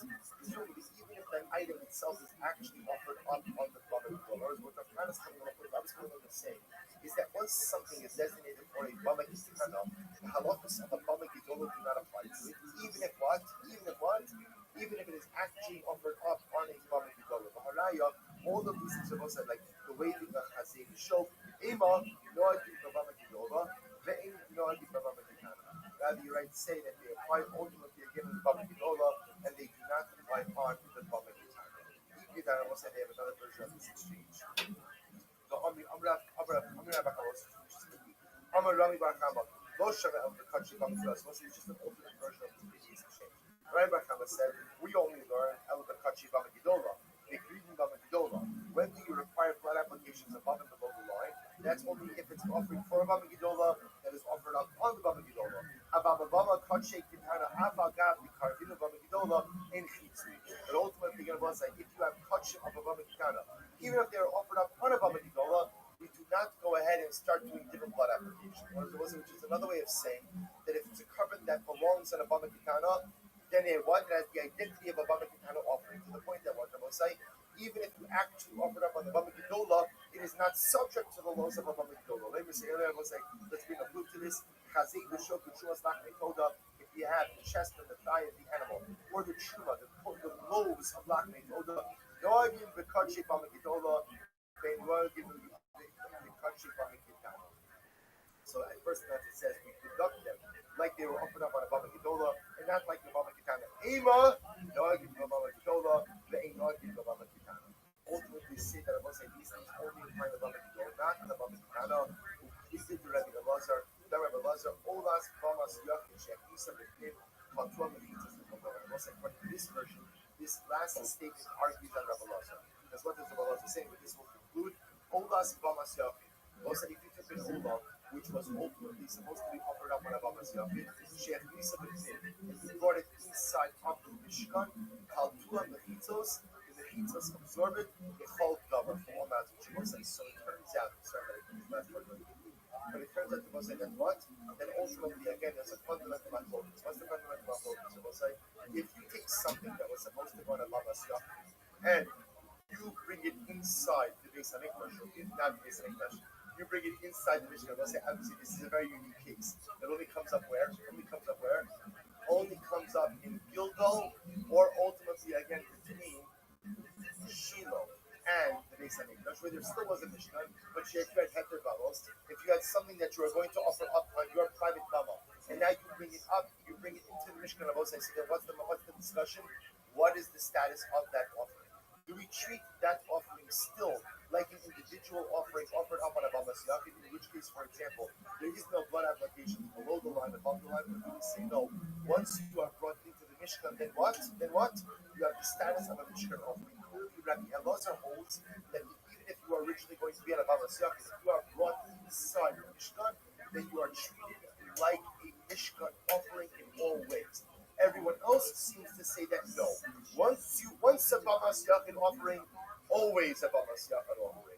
And therefore, even if you are actually offered up on the Bama Sibor, you are still treated like a carbon of a Yachid, and therefore no blood applications above or below the red line.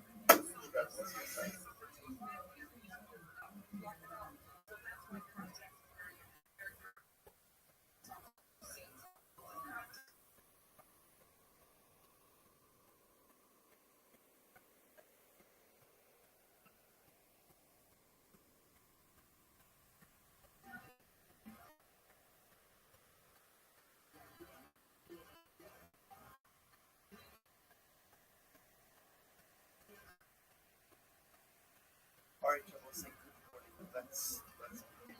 So today's daf is inside the PX 95. We are picking up 94B at Mishnah. Says the Mishnah. Begin, she lets us July. About 10 lines of the daf. Begin, she lets us July. We'll say we're dealing with the following situation. Begin, Shenitas Alov, Dam Adas, lets us so here is as follows. I have a bag, I have a garment, and that garment has Chatas blood that's splattered on it. We are experts. That I know how to do. That's not a problem. The issue over here is that very thing, again, that garment is outside of the case, outside of the walls. So now what happens? What's the problem? Well, it's not a problem. Once it's Allah, what do you do? Bring it back in. In other words, remember again, that garment that has contact blood, that's splattered on it, requires kibbutz. Kibbutz has to be done where? Inside of the Beis HaMikdash. So therefore, again, the Mishnah tells you that even if for some reason that garment was taken outside of the Beis HaMikdash, nevertheless, what? Nevertheless, they have to bring it back in, and they're only the sanctified. Fine. What happens if I say, here's the ring? Mitma Puslibulan. I say, here's the ring. What's the ring? So again, same case. So article is clothing, it's splattered with Chatas blood, is taken outside the Beis HaMikdash. Here's the ring. Oh, it becomes coming. It becomes coming outside of the Beis HaMikdash. So now what's my problem? how do I bring it back in? So remember, the issue is that there is a din of kippus, there's an obligation to go into the article of clothing in makom kodesh, in a sanctified holy place. The problem I now have is because it has become today, I cannot go ahead and bring it back into the base of the shaila now becomes, what do I do with it?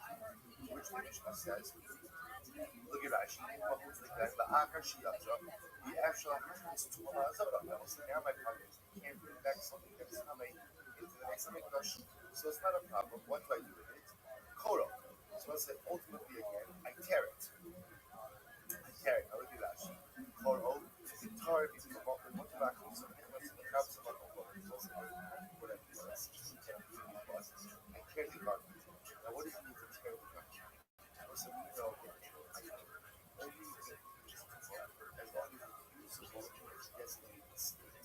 once the item is no longer usable, it loses its identity. Once it loses its identity, it also loses its status. So the word suggests that if the article of this book is now outside of this, I have to find a way to bring it back to where you want to go. You can't bring it back to the article of clothing. So what does the Mishnah suggest? Go ahead and tear it. Apparently, by tearing, it loses its designation as a beggar. When it loses its designation as a beggar, then what? Then ultimately it's tar. Once it's tar, nichnas from the chavsa of the kodesh. I can go ahead and wander it in the sanctified place inside of the base of the kodesh. Okay, good. Next is Klicheres. Shiyotza chutz l'kilayim. Let's listen to this. What's my next piece? I have an earthenware vessel. Now, what's the trouble with this earthenware vessel? I used it for chatos. Chatos, which means what? It has chatos absorptions. If it has chatos absorptions, what is the halacha? It has to be smashed. It's supposed to be smashed inside the base of the Mikdash. What did I do? I took the Klicheres outside of the base of the Mikdash. So the Klicheres sheds chutz l'kilayim. So again, not a problem. What do I do?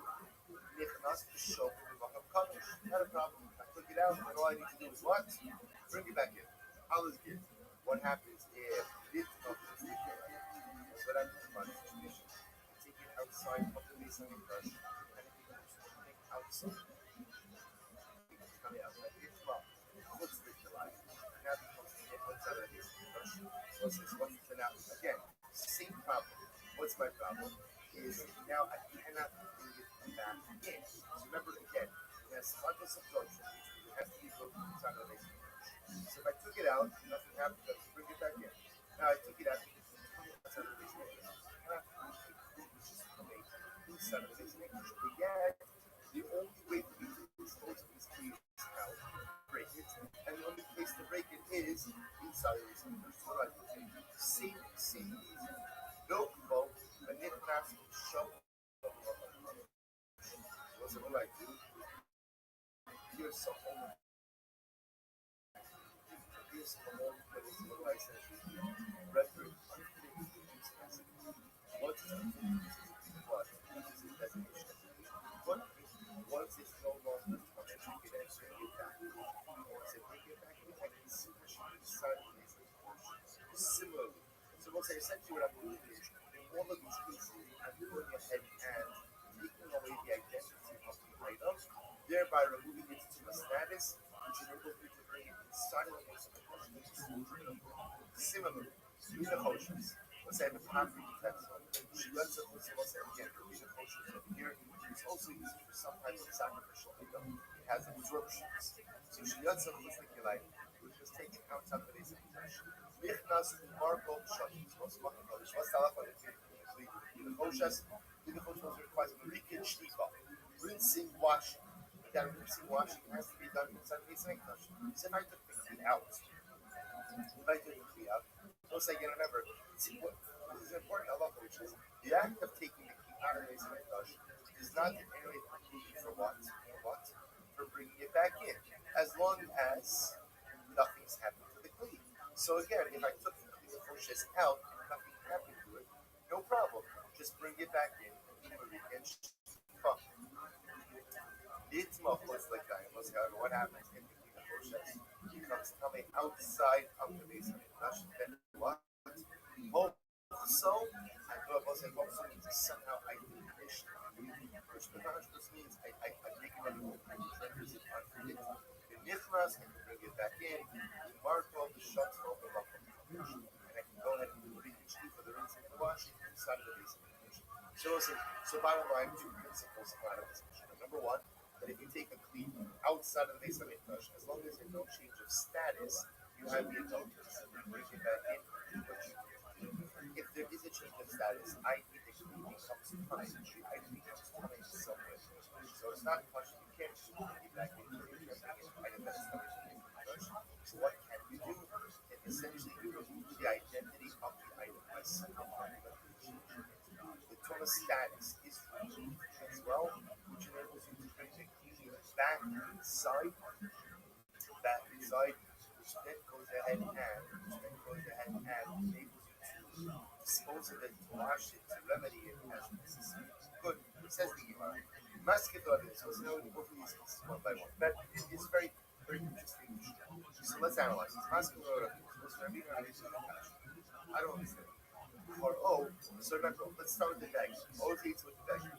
So the baggage gets down to the Katlas on it. Remember again, I think that's what it is. Nothing happens to the baggage, then what? Bring it back in, keep it longer inside. Now, what did we say? The baggage becomes coming outside of the base case. So what do I have to do with it? Tear it, bring it back in. Last thing I'm going to say, because the cash wants to tell me to tear it, bag it, I'm going to have but not bag it. So we'll say, here's the problem. The problem is, if you tear it, so I understand why you tearing it. Why am I tearing it? Because, again, I'm trying to get rid of the tumor. So the way to get rid of the tumor is essentially its identity as a baggage. That's fine, I understand you do that. You also take away the ability, or let's say the obligation of keepers. Because the most idea of keepers by Damkatas is a din in a baggage. If you tear it, it's no longer a baggage. If it's no longer a baggage, then bringing it back into this, there's no longer a din of keepers. Just remember again, what's my goal here? My goal is sometimes like when you lose sight of what it is that you're trying to accomplish, you end up doing things that at first glance sound good, but they actually don't go ahead and advance your agenda. That's why the Ramchal says that in life, a person always has to be crystal clear, not to the occasion, what is your goal in life? You don't know what you're doing. So what's this thing where it says, what's my goal? My goal is that I have done chatas on a garment. So what's my goal? What's my goal? One word. Kibbutz. Kibbutz, that's my goal. That's my goal. So what's this? So where it says, understand, in your effort to get the baggage back into the base of Mikdash, you fundamentally undermine your ability to do kibbutz. Because the din of kibbutz only devolves upon an entity that is called a baguette. A baguette. By tearing it now, it's true, you've removed the tumah, but you've also removed the baguette status, which means you bring this stuff back into the base of Mikdash, but it is no longer subject to kibbutz because it's no longer a baguette. That's an incredible idea. Says the Gemara, Maska Avina Koro, you're going to tear it, baguette, so it says it's only a din of kibbutz by a baguette. Which the Gemara says, a lot of baguette, now that you've torn it, it's no longer a baguette. Which the Gemara says, not a problem.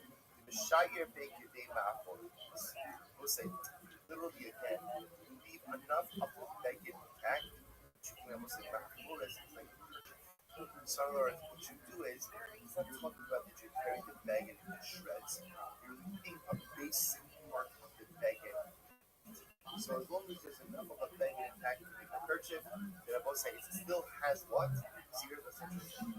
What it does is it's deconstructed enough to lose its status of tumah, but it's intact enough to be called a baguette for keyboard purposes. Look at Rashi. שלא נבדו הסקר הפליטי או לחוק כסבק משניים, אלא משתייר בו כדי רוחב סוגר. Also tar or very credible. So as I said, I moved the tumah since the majority of the baguette is red. But the even the sheer baguette, the ma'apor is right. The habro shmala baguette karina. So essentially, what the Gemara says is, no, rip it enough to remove its identity as a baguette, ultimately against remove its tumah, but you leave enough of it intact so as to what? So as ultimately against the still subjected to the law of keepers. Incredible. So the Gemara says, is that so? לא שלנו, אלא שלא שיר וכדי מאחורס. אבל שיר וכדי מאחורס, מרחבי. So it says, here's the problem. I don't know, is your distinction correct? Because we learned elsewhere that what? That if you leave enough of a beggar in fact to be purchased, then guess what? The Torah doesn't go away either. Or you're saying that go ahead and essentially reduce it to the amount that is still a kerchief amount intact. That's enough to remove the tumah, but what? But not, it's still to be called a beggar, ultimately to bring it back in. This is what we learned elsewhere. In Halacha L'maisa, if there's a kerchief amount intact, then Halacha L'maisa, the tumah still remains. So we still have a problem. Which the verse top of Tzadik, hey, midrabanan. We'll say, look at the tab Rashi midrabanan. Dilma lo asi mikra tumah. We'll say, so it's not really correct like this. Is that, let's look back. Lita oraisa. When you go ahead and you rip a beggar enough, that's what. Then Halacha L'maisa is ripped. The majority of the beggar is not intact. But there's enough rabbinic of the beggar, there's enough of the beggar to the purchase. And I will say, Lita oraisa. The tumah has left that part. And yet, there's still enough of the beggar for this purposes.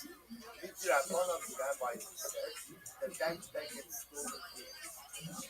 Why? What are the rabbis concerned about? The rabbis are concerned about that you're not going to actually parent enough in order to go ahead and remove the tumah designation.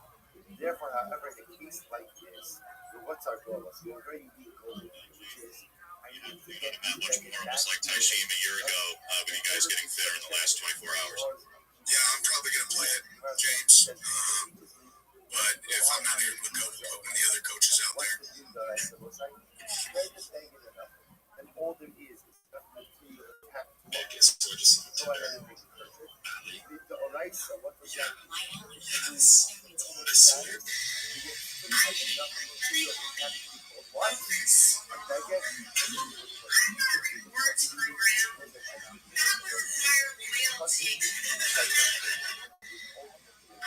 Perhaps some of the agents are pausing to Therefore, we allow you to rely on the oraisa, and we work with the so therefore, again, piece number one of Halacha L'maisa in this discussion, what's happening over here? I'm tearing the beggar enough to remove the tumah, but yet leaving enough intact to what? Still be called a beggar. What is that amount? Leaving the amount of a kerchief. A Baba with a Baba shirt on, the 7-Eleven coffee type. That's enough to remove the status, which allows you to go back to perhaps somebody. Too bad I think it's calling you, babe. that. Yes. Oh, yeah. But Talking about being a numbers guy. Yeah, like, when these kind of things happen, like all of them come out over the outback. Daddy's number, producer. Oh, yeah. What do you think about Daddy's number? Have you ever said that to another man? That's Daddy's number.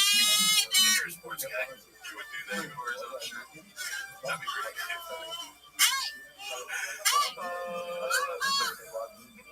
That'd be great if they would call in. Oh, yeah. I want to hear his thoughts on it.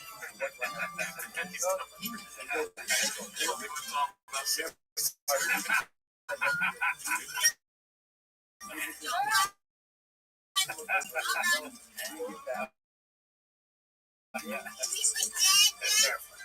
That's different.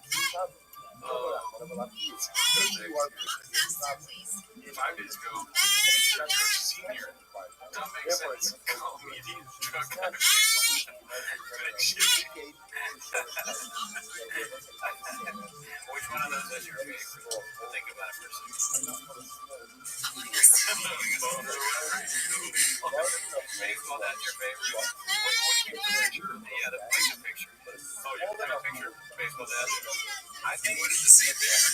I think Dick Shady. Are you a single woman over I love the better protein. Works kind of disc all day and struggles to lose weight. He's got a great beard.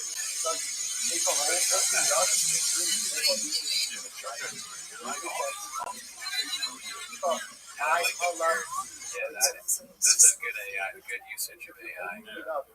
If Papa made any of these faces at me, I actually would be concerned about the baseball dad pics. But the first two, I would die laughing. This is them getting milk in the parlor. Scroll up a little bit. I think the first phase is what he makes to you if you ask him for a raise. Like if you work at Thick Boy Studios. Excuse me. And he's like, yeah. Second phase is like also if you ask him for but it's also if he sees a fan. Yeah. What about this? Post-tick juice. When he said to the end of the bed, he's just like, I wasn't doing your voice. I was enjoying all. shout out to see how this thing here. I saw you delete your messages. I was gonna say what's up. Let's see here. We've got a lot of posts from 2 weeks ago. That was a hot 2 weeks.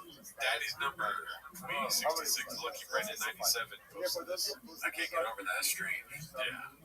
Back to the drawing board. Shop mine is dry.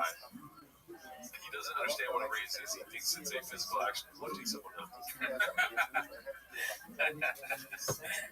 If Penny Letterman would have said this, she would have ruined all his comments.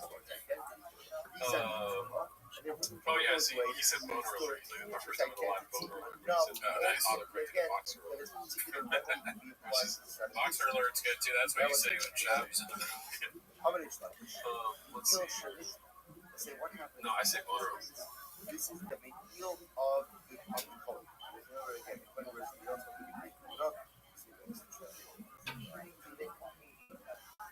So what happens? So let's say the key story here is the coins mean splatter down the packets. Okay? Not a problem. There's enough keepers. Now we'll say what happened. It was taken outside of the mix and it became up. So now I have to figure out how to get it back in.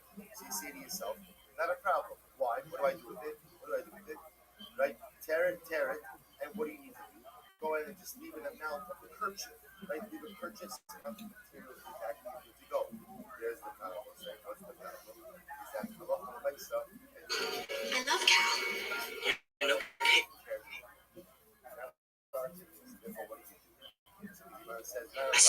Astounding.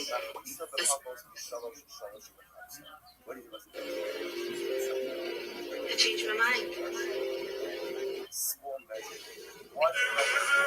Can I tell you that, please?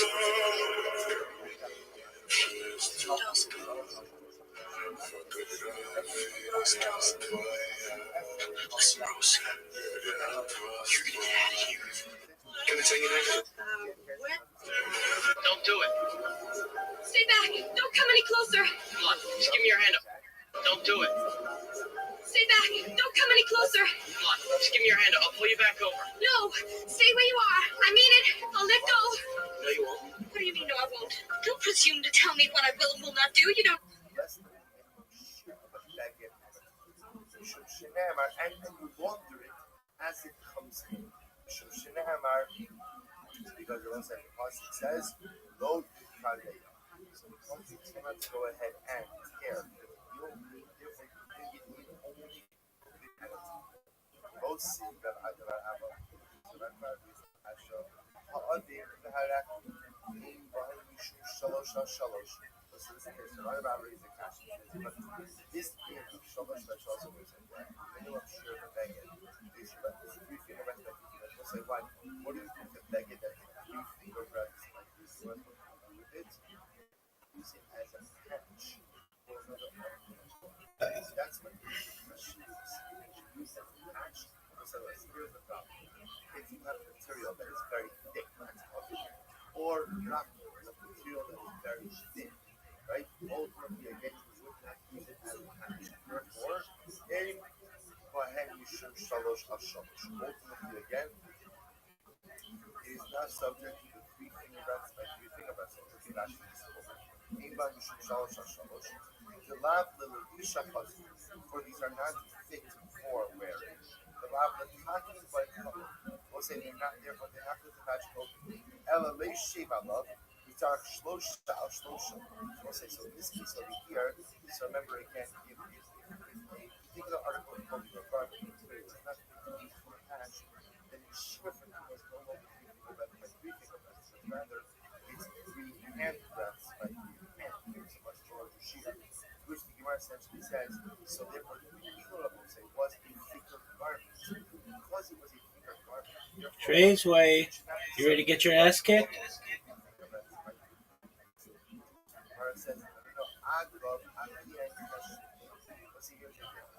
Ultimately, again, because it is part of a larger beggar, therefore, again, as we take it, therefore, this kosher, and because this kosher, Do it. Stay back! Don't come any closer! Come on, just give me your hand. I'll pull you back over. No! Stay where you are! I mean it! I'll let go! No, you won't. What do you mean, no, I won't? Don't presume to tell me what I will and will not. Well, you would have done it already. Don't do it. Stay back! Don't come any closer! Come on, just give me your hand. I'll pull you back over. No! Stay where you are! so again, remember how much it became coming outside of this one that you understood. Rip it until you won't. Don't do it. Stay back! Don't come any closer! Come on, just give me your hand. Bang it on for purposes to bring it back in. There's nothing packed for this purpose. That works now with a banging which can't be torn. What happens if you bring the banging which cannot be torn? Like Don't do it. That bring it in less than 3 finger breaths at a time. If you bring it in less than that now, again, that's less than the sheet of the bang. Don't do it. Therefore, again, it's not viewed as a banging into the something which laundering as it comes. But I, Bahaboy, Shiva Samavan. Once again, we have a different discussion. Give actually Bahaboy. Dam Khatal Shiva Samavan. She says, you're going to see out this little bit. But actually, primary discussion actually was that as a mistake. We're going to spend a little bit on it. We'll say when you have Dam Khatas, right? When you have Khatas books, it's like the way you laundry that ultimately again is you launder it with 7 different items. 7 different, I guess the word is like, one of them is like herbs. Potentially that you're using 7 different detergents on it. So it has to be laundered with 7 different items. But you can have the shows I want to mention in the second video. The external top on Meragline. The necessary bonus for all the people in the Vashnash. Like the Eki might do Meragline myself. It's like the Gemara now is asking me something different. The Gemara is now telling me that we just said before that halacha l'maisa, if Khatas blood gets on the closet, you have to walk. Okay, let's talk about walking. Dam Khatas was loaded with 7 different items. The item that we are focusing on there was called Miraglayim, which means Stay back! Don't come any closer! Come on, just give me your hand. I'll pull you back over. No! Stay where you are! I mean it! I'll let go! Pull you back. Stay where you are! I mean it! I'll let go! No, you won't. What do you mean, no, I won't? Don't presume to tell me what I will and will not do. You don't know me.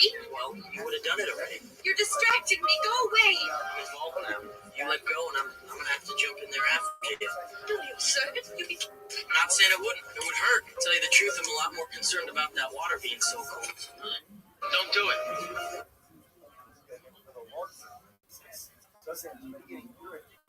Don't do it. Stay back. Don't come... Don't do it. Stay back. Don't come...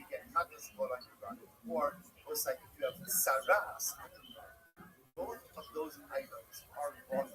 And the way they are laundered is with 7 different items. Don't do Bitch, it. you pissing in the Stay ocean? back.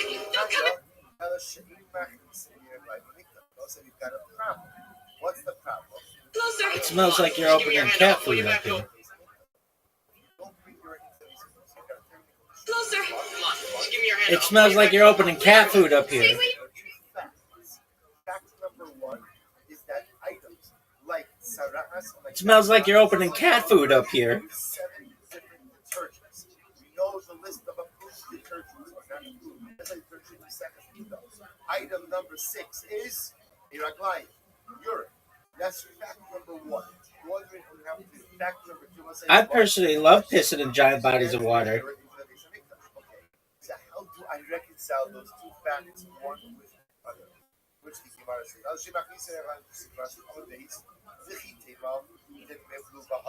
Let me whip out my anaconda over this bar. Okay, I have a very simple answer. What's the simple answer?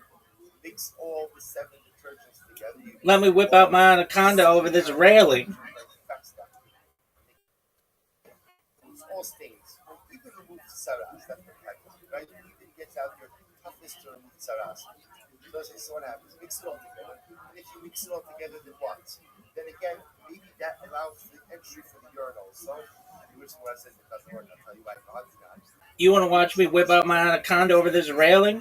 Now, when it comes to 7 specific order in which they would use from the garment, if you change the order, or you use them all at one time together, so what you've done is irrelevant.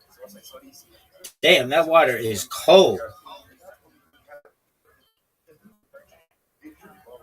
I bet it's deep too. Go ahead and use them in a specific order. So obviously mixing the urine together with everything else. It's deep too. So again, stop. How am I getting urine? If he came out, the middle of a hole, maybe you'll see that one. Maybe you'll see that ultimately again. Okay, you can't mix all 7 together, but maybe you can mix the urine with something else. Which the Gemara says you can't do that. Sorry, the cascades I'm sorry. If he came with the middle of the hole,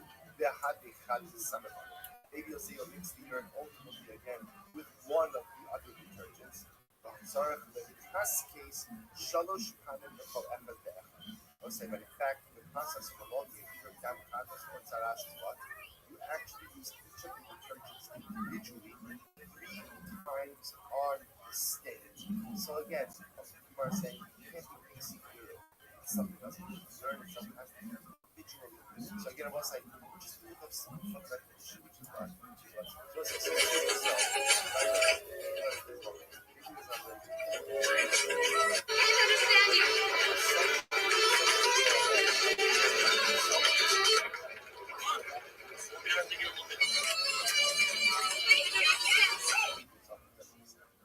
That would be the easiest, but again, obviously, so we're talking about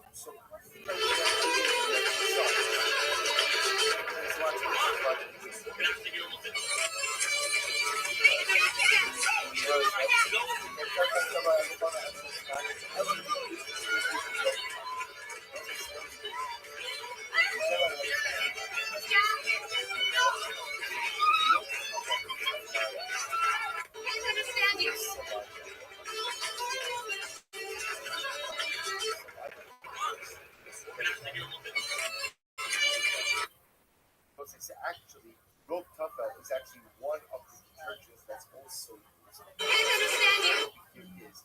What you do is you mix it with untainted saliva. Right? Untainted saliva. So what that does is, it doesn't, on one hand, it dilutes the urine, but at the same time still allows the urine to maintain its identity. Rope tufel, such. I'm gonna fuck you. In fact, says that saliva that comes from someone who has not used that day is actually mixed in with every single one of the other detergents that is used. Therefore, because it is mixed in with urine, that ultimately allows what? That allows the urine to work. Oh, you. So first of all, we got a little bit of an execution of it first. Okay, I just want to point out this type of. Oh, you think this is a joke, bitch?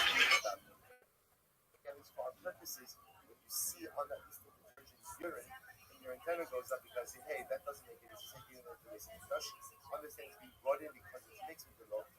Good, says the Mishnah. We'll say so again. I just want to point out this last week it was really exciting. I know you felt it just like I did. So it's like I'm gonna fist you.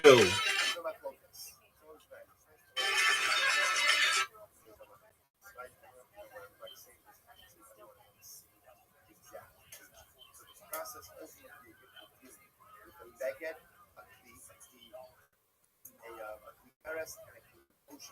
which go ahead and track them outside of the region, but what that disposed of towards the between. That process is out by the Mishnah as we saw. Everyone agrees upon it, and we get into a secondary conversation about how the detergent of urine is working as well. Beautiful. Says the Mishnah.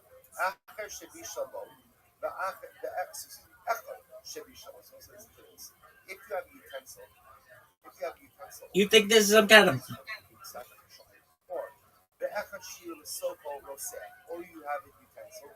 You think this is some kind of joke, bitch?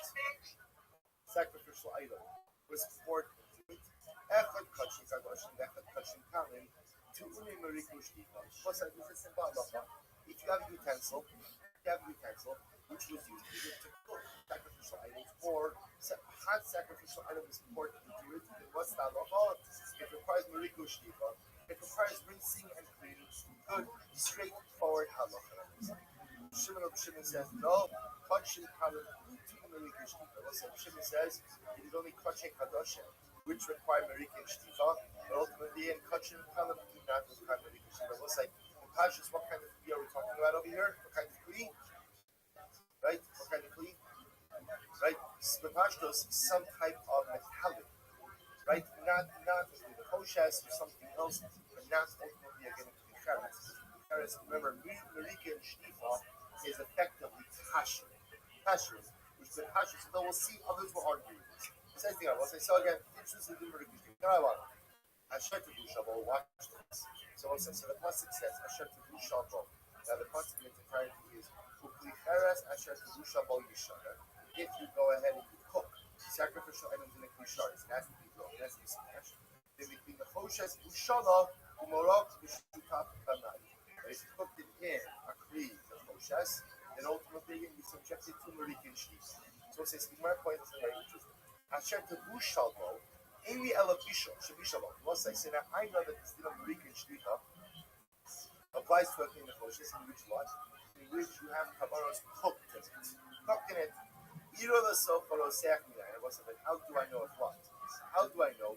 Not if anything was cooked into it, but what? Haven't you ever seen the mascot, you dumb cunt? It requires Marika and Shlicha. Remember again, the Mishnah said both.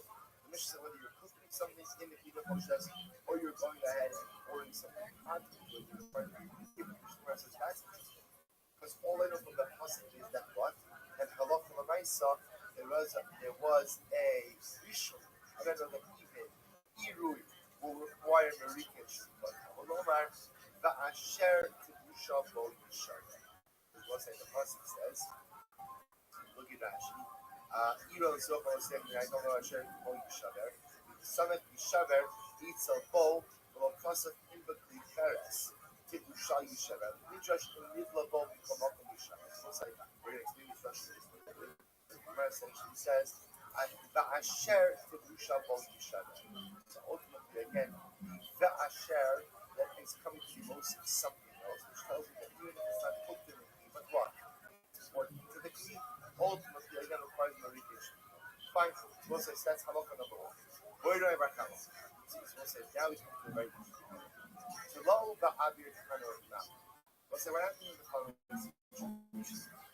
Let's say you took a carbon and you went ahead and you suspended it on a spit inside the oven. Inside the oven, look at actually slow. The shikut shel chatas slow so ba'avir kanor. So I go ahead and I suspend the chatas inside the kanor.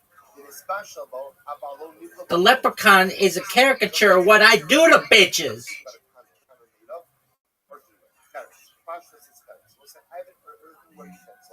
And I essentially put a chatos in a spit. I'm not going, I'm eating my chatos. I put a chatos on a spit inside the chatos. But first, I'm going to spin you like a propeller hat in the middle of this dance floor. Not touching. I must say. So let's assume there's no drippage. Let's say I have a drip hat underneath it. So essentially, you're not coming in contact with any part of the cavity itself. What's happening over here is that what? It's inside the cavity of the tongue. The shaila, of course, becomes what is the status of the tongue? Said the Gemara, whatever, do we say that the only time that a kli is considered to have absorbed from the chatas is with what? There's bishul inside of it and gilua, right? Ultimately, again, there has to be both cooking and absorption. A bishul below gilua, or do we say no? Anytime you cook a carbon inside of the utensil, even if there's no blios. Now, in this case over here, there's no blios also. Why are there no blios? Because ultimately, if you had it on a spit, it's not touching any part of it. So perhaps it was his heat of so do we say no? Once the carbon is inside the clean, I'm gonna fish you. Do we say no? If there's no contact between the item and even though the item is sitting in the He is not considered to have absorbed anything from the carbon. So Rav says Tashma. Echad Shevi Shavo, Ve'echad Shevi L'Sofo, Baruch. I'm gonna miss you. Think this is some kind of joke, man? Haven't you ever seen the math?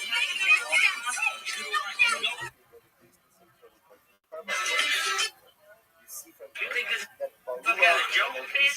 So, when you see Joke, man? that ultimately, again, even something, when there's no actual official that has taken place in it, nevertheless, Haven't you ever seen the math?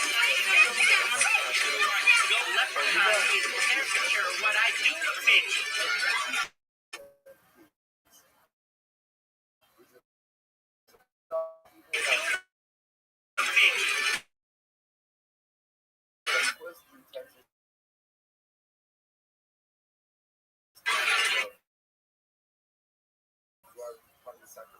First, I'm gonna spin you like a propeller hat in the middle of the dance. Propeller hat in the middle of the dance. Practically has absorbed. What's our shiloh? Keep coming by land. Show the lobby luah, which is what say in this case. The chatas is on a spit inside the kanur, not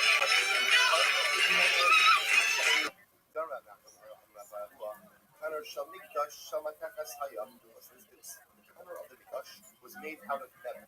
So we'll say it's actually very interesting. We can actually use the whole Shamatakas Hayam. It's almost right across the Nashi. It's only Moshe Kudei.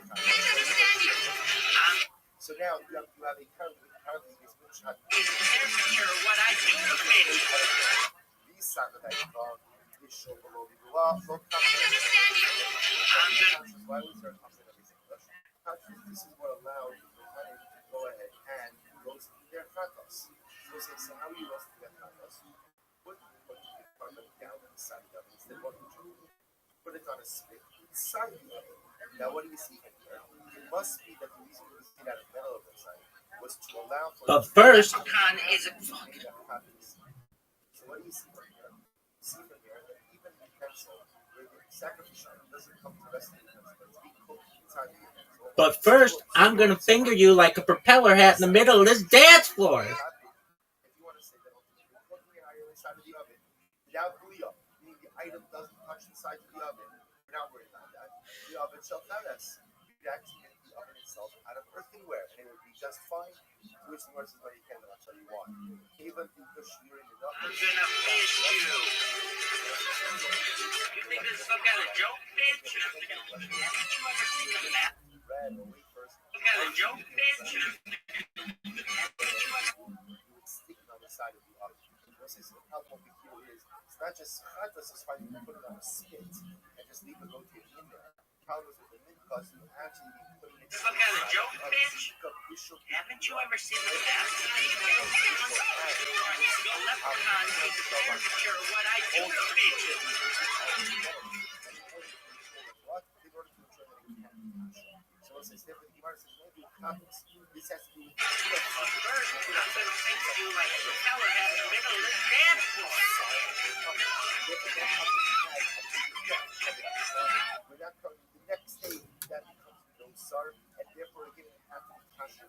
Because it has to be kasher, it has to be this case. Luton or the activate team was this case. There was a particular oven that was coated ultimately again with fat. It was coated with fat. So what happened? Kosher fat. Kosher fat. Asra Rabbi Liza Mithli Mithli. So Rabbi said, any bread made in that oven can't eat. Can't eat. What's this? This is a case by the way of fleshing bread. So Rabbi says you can't eat fleshing bread. I feel the real it's going to be with salt. Why not? Dilma Asi Lamethli with Kusa. Because what's it ultimately again I have a concern that what? You're going to come to eat with Kusa. But let's say Kusa is everyone's favorite Talmudic bread, which was made out of curdled milk and moldy bread. It's about don't dismiss it. Let's say you serve it at the game, it's great. So let's say, so look at this. So Rabbi Lai said he would not allow people, by the way, this is actually a very important halacha, he would not allow people to make fleshing bread. Out of the concern that even if your intention was to go ahead and eat a fleshing meal, you may come to go ahead and eat it with this milk that you did. Therefore, again, you would not allow the use of this fleshing oven. So basically, we're going to catch up. Actually, you know what? We'll stop over by the mistake. The next session pick up. We're going to pick up the next session tomorrow with a little bit of the sugya of Fleshik, which is very, very, very important. A nice little pick up the next session of the Kasha.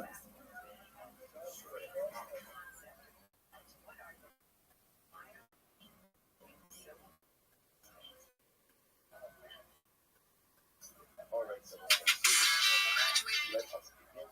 So we are going to break that.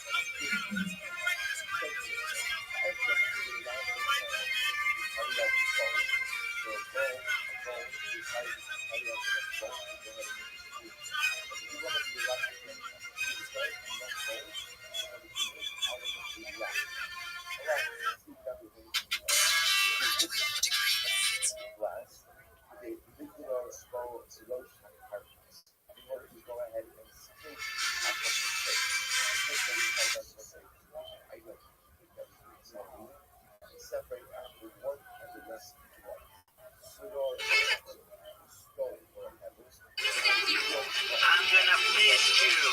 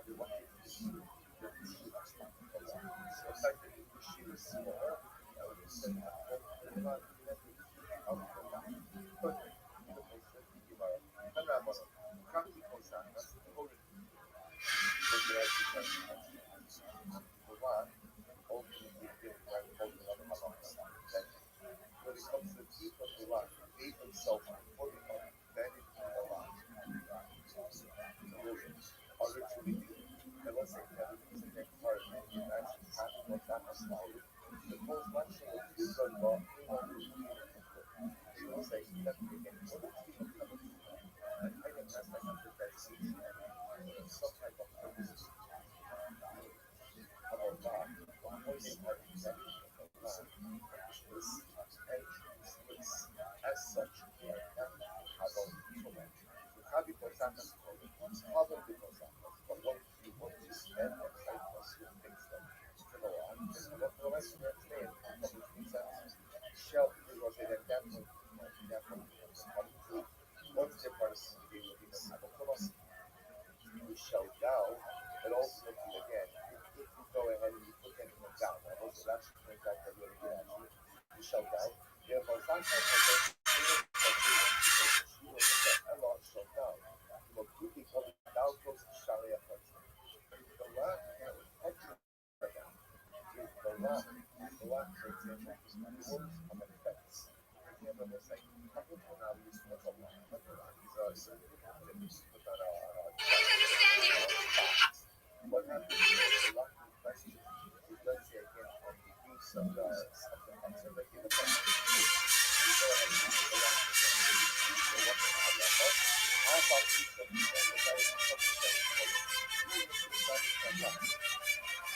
you have to do it so you actually make it why but a particular time for how you okay yeah anything that you have to do has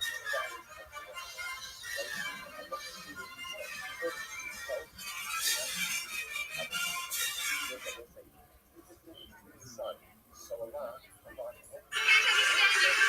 I'm gonna piss you. You think this is some kind of joke, bitch? Haven't you ever seen the gas station? Yo, leprechaun is the caricature of what I do to bitches. But first, I'm gonna send you like a propeller-ass middle of this dance floor.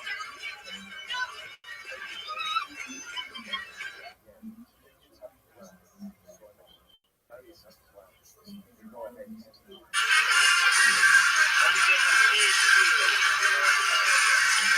This some kind of joke, bitch? Haven't you ever seen the gas station?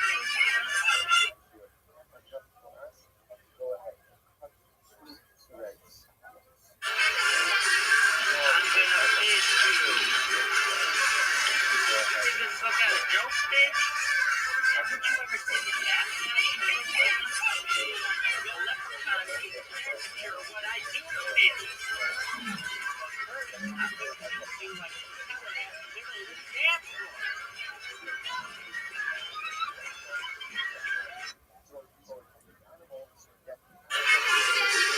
I'm gonna piss you. You think this is some kind of joke, bitch? Haven't you ever seen the gas station? Yo, leprechaun is the caricature of what I do to bitches. But first, I'm gonna send you like a propeller-ass middle of this dance floor.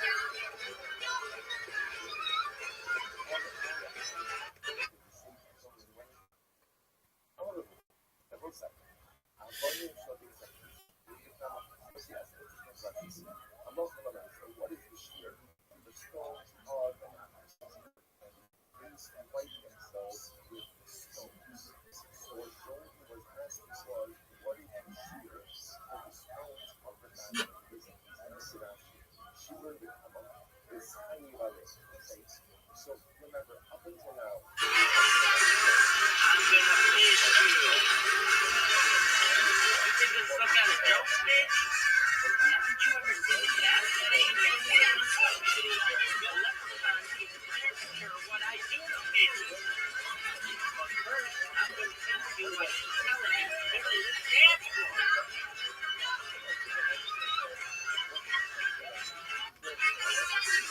I'm gonna piss you. You think it's some kind of joke, bitch? Haven't you ever seen the gas station? Yo, leprechaun is the caricature of what I do to bitches. But first, I'm gonna send you like a propeller-ass middle of this dance floor.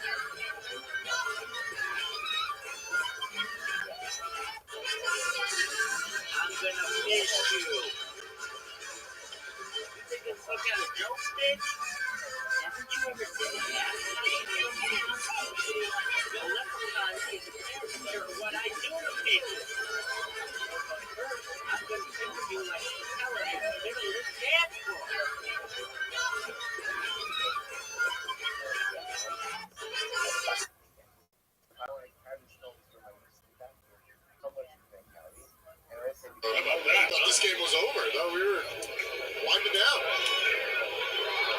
Saul's got hammered on the extra point. He is down with 1:11 to play. A lot more in Yarnell than they expected. There's a skip and a recovery by the kicker. They did a heck of a job. How about that? I'm gonna beat you. You think this is some kind of joke, bitch? Haven't you ever seen a cat fight?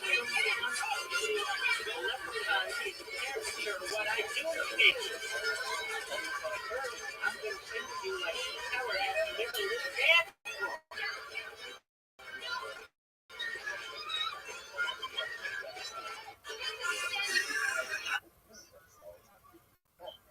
Was society, was stuff.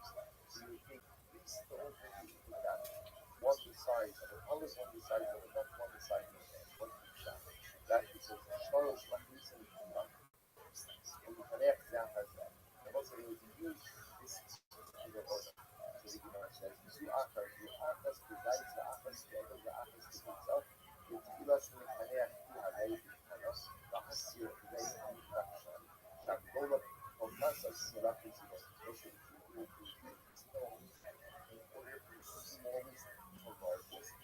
one of that one of the white house song the whole country against the other side instead of that side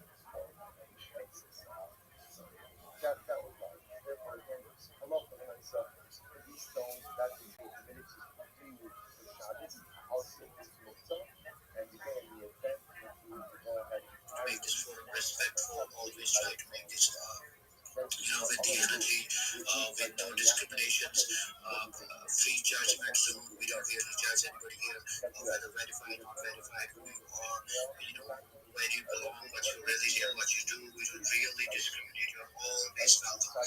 We just see your request. We hit as long as you do the needful for us, because there's a bloodline for spaces to go for a longer time. And definitely, I genuinely acknowledge the love and support I receive from everybody. I have received DMs that they want to try the spaces. I also receive DMs that they like what we do. I think this is something which keeps us going on, which exactly makes me think in the morning that I'm doing something great, which is bringing something, meaning to other people's life. That's why I wake up in the morning. I bring that energy that yes, I'm doing something great. Let me do it again.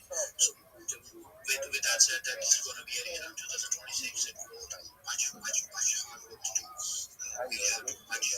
There's a lot of efforts that we need to put in order to grow, in order to build that community. That's what we are doing. Thank you so much. I genuinely appreciate without wasting your time, with the interest of time. I'm completely correct. Every single few speakers, I would genuinely request you to please raise your hand if you have spoken already, so that I can give other people chance, because I'm currently still in 58 requests. Austin, you can answer yourself.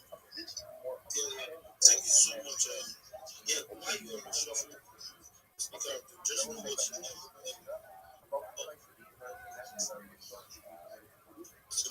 this morning, that will be later in a very play with my team. So leave him up from the speaker role. Okay, so Austin, you heard when you were saying something. I missed the first part.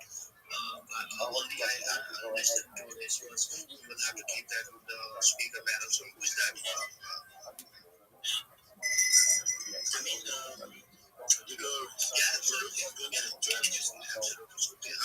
I spoke to Lawrence. He's definitely he's going to be what you were support today. And as always, we appreciate everything you do. Thank you so much, dear Lawrence. We'll be happy to pass the whole house to you very soon. Once we feel a little softer, because absolutely we have a lot of stuff in our house to do. So, but we don't give up. We just want to make it regularly going on. Austin, if you can, please with your mic. Thank you so much. Okay, let's go. I will go ahead and Baby Tree. I called you twice last time, but you did not talk to me. Now go ahead. I'm so sorry for that. I was watching the video or something. I'm so sorry, Jim. I was Jim. Shout out to you guys. Shout out to you for opening down. You guys are the MVP. I don't want to miss this. I'm done. Anybody knows. Just please observe your programs, your foot, your stuff, your voices. That is indeed you. I'm gonna finish you. Think this is some kind of joke, bitch? Haven't you ever seen the gas? What I do to bitches.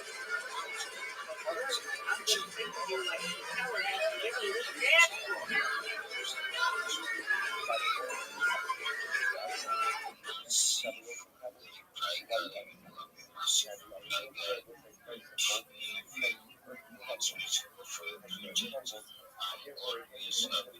Be right back, guys. I need to go say hi to the Star Wars dudes. And I approached their table and was like, and then the whole table was just like, and so I realized while I was dancing, I was like, there's no video.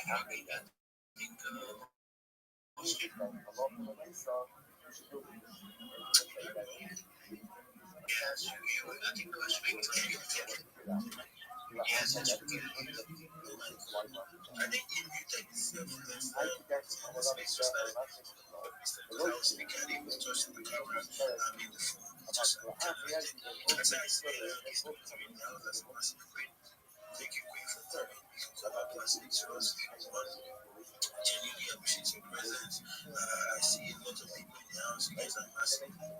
Saying I just let you the co-host. I don't know if you're still working. So, guys, if you are saying that you always got to follow me, I'm just a co-host. Too well to return this space. If materialize, you just like instead of following anybody, you're not retreating this space. I'm just checking because we want your friends to come here too. We're coming here as a game followers, get alphas, project activity here. You're going to definitely get what you want to do. Your project. If you have the right sense and you're not doing it, please let's do it. Return the space, like, click the flash on, tag your friends to come here. Let's all grow together. That's the essence of the space. I'm not doing this space because I just want, I want to get to meet people like you, connect with people like you. So if you're just joining, go to return and like, leave a comment and send to your viewers. Make sure you're following the app before you send your viewers. Because even if I accept your request, sign can decide not to accept you. So do not follow me. Don't even get up here. Sign over to you. I sent you a DM if you just real quick.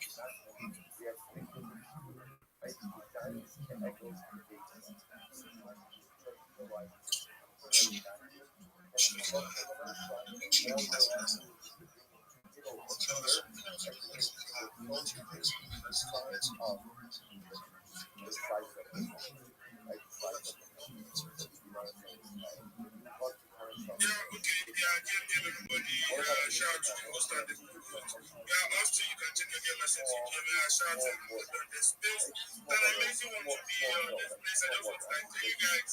I posted a lot of alpha. I think I'm ready to connect with everybody. Let's be a ultra and learn all my pictures and I give one or two alpha on my page that brings you a lot of fun back to back. Doesn't like when people can make money in the company space. Over to you, host. You have the mic.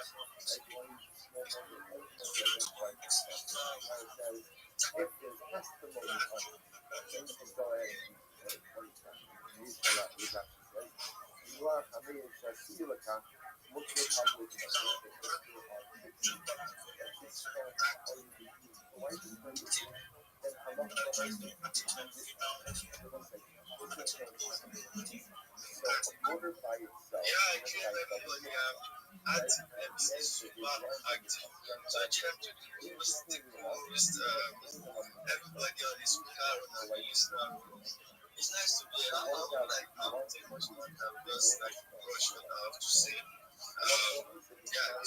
It's my first time doing this place. Thanks for accepting my mic to speak. Thank you very much.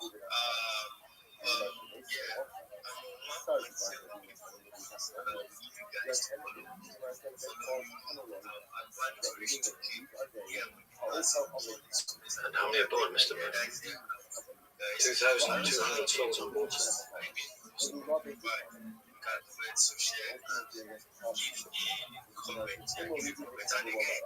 believe you may get your headlines, Mr. Ismay.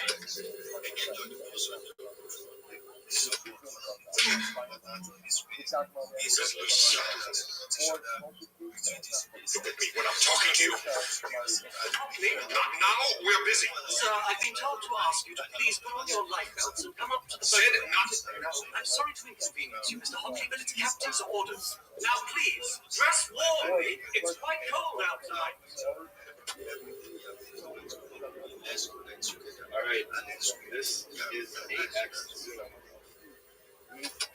How many?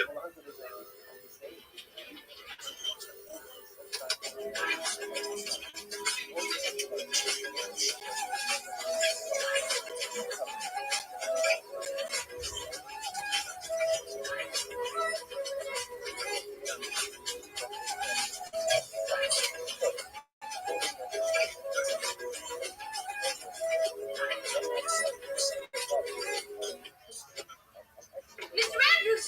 Thank God! Where would the master at arms take someone under arrest? Mr. Andrews! Don't come any closer. I'll drop it.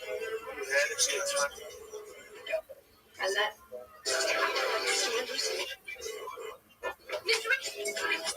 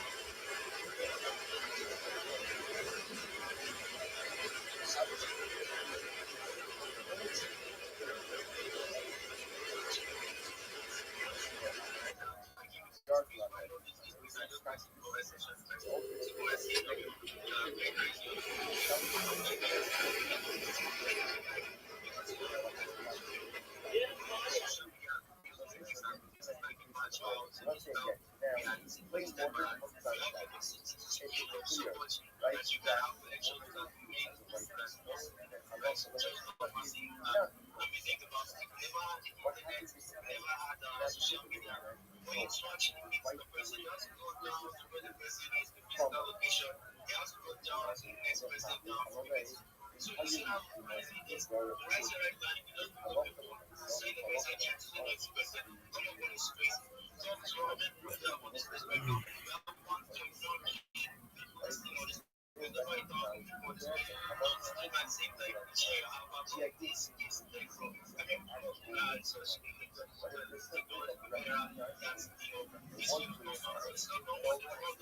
I can't recognize, the whole, our ends, like, our exposure is so much and so much money is spent. You guys so much money. This is what we want to achieve. I think we will achieve the next 10 years. We'll give just this service. See how much access is actually. You know, see our attendance numbers. So actually, okay, because you don't know how to do your vibe. The next 10 years will be this place. Right? Every single person in the body that puts me in it. And then the government is more for the sense of it.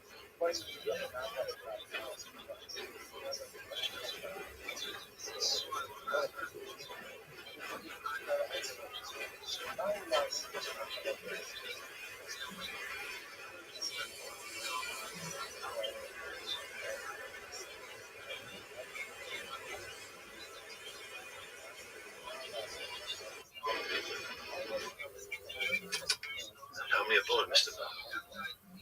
2,200 souls on water.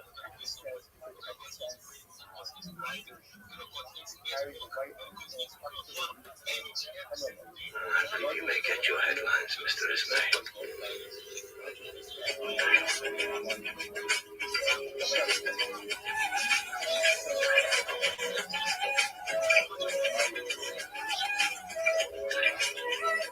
Mr. Andrews!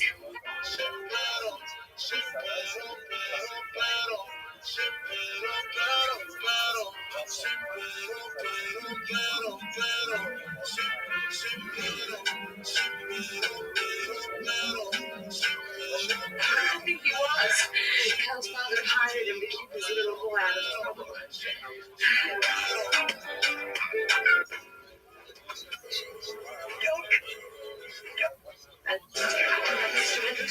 Don't do it. Stay back! Is there anyone? Jack, I'm marrying. Don't do it. Stay back! Jack. Can I take you back, please?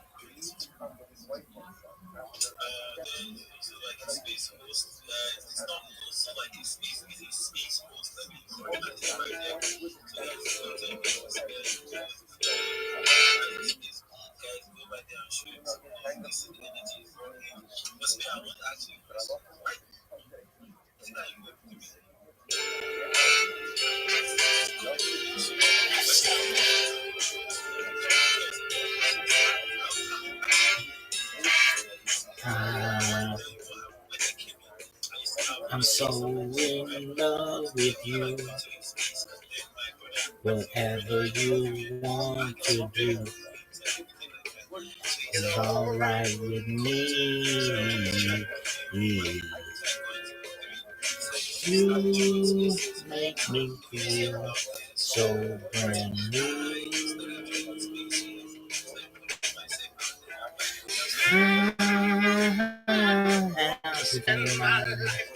Do it again.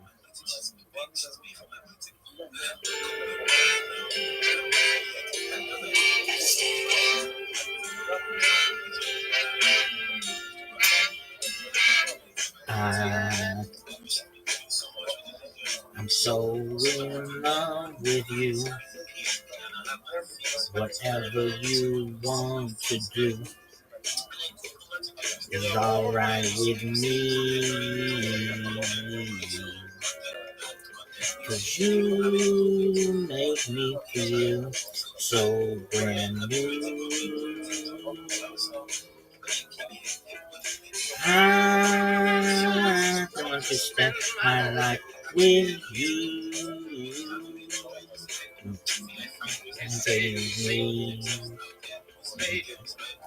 Baby, since we've been together, ooh, loving you forever.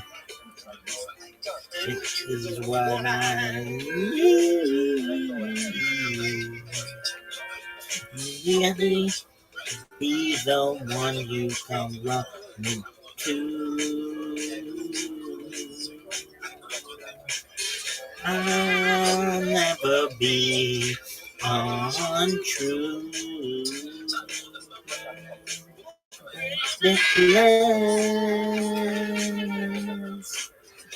Let's stay together.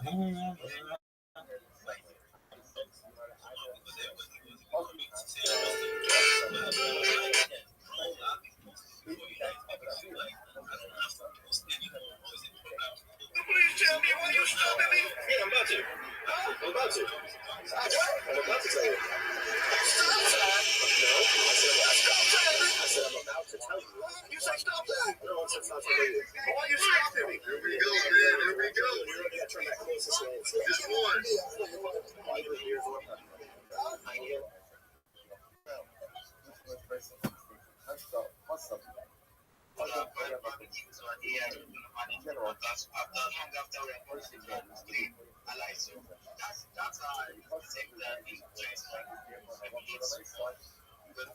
So when you come out to identities that you don't, I myself, like, when I was just, right, I didn't know particular about it. Then I feel like those get those to it, even, I don't see what that's right, I will play about it. As for the actual meaning of those two as the one that's created, and that is like after the example, it's just like any dictionary because you can hear it, the whole of the words, guys. Then you can everything is not just clear, that's those guys.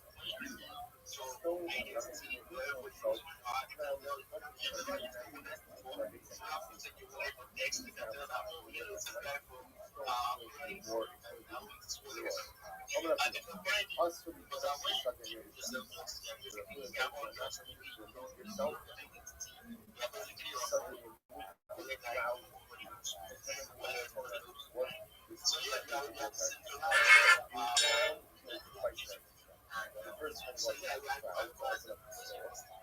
yeah, you did. Well, I don't intend to drop my wallet anyway. I can send it to your DM. Well, I'm a content creator. I have to put myself out there. I know that yes, guys, sorry about that. Sorry that. Anyway, well, I was joking. I do have to be with the spare follow. It's a massive guy in the house, guys. Let's go back to the web speaker. I think NXT Big was the NXT Big was good, brother. It's such an amazing space, just like always. Guys always have it going down here every single night. I come by, like 2,000 plus people in here. I don't know how you do it, man, but you guys are rocking Samir. Such an amazing job, the co-host. And every time I come up there, you're telling people what they need to do. We're getting the engagements going. Absolutely love it. This space is amazing. My name is Sam, guys. I'm here from the Bingo team, and I just wanted to stop by. First and foremost, tell Austin and Samir what a great job you're doing up here. Keep everything going with an amazing space they have, and show appreciation for them having this for us to get by and talk. And secondly, I'm going to tell you a little bit about our project. So, NFT Bingo is a Web3-powered bingo hall that we are building. And your NFTs are going to be your actual bingo cards. So, games will be running continuously, and players can earn tokens, cryptos, and NFTs. Our motto for the project is own, play, and earn. And our core idea is to take a game that everybody already knows and loves, understands, and guided ownership of the tools, and turn it on our website with the utility of Web3 gaming. So how it works is, first of all, you buy or you mint an NFT bingo card, and that lets you enter the live games that are running on our site. And each card lets you in one game at a time, but it never expires, so you can use them as many times as you want over. Game buy-ins are US pegged, so no matter what the token price does, it's only going to cost you about $5 to the game. And you typically the buy-in and pay down.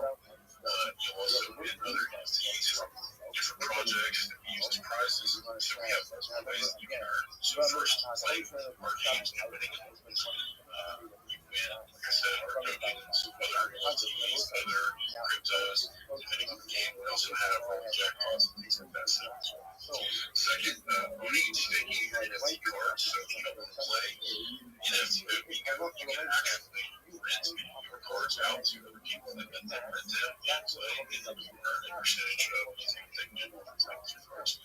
Third is token holding. So our games have token buybacks built into the prize payouts, so there's always constant pressure every time the game is played. The last thing that I want to tell you about is the creative project creator launchpad that we're building. This will have creators come in with their own rated bingo card series on our network and let them mint bingo cards with their artwork on them so that they will be paid every time somebody mints one of their bingo cards, and then anytime somebody plays with that bingo card on the bingo set of mint with it, they will be paid out for that as well. So if you want more information about our project, you can check out our white paper at ntbingo.net/whitepaper, and we also have a link on there so you can see exactly what we're at. What we're up to.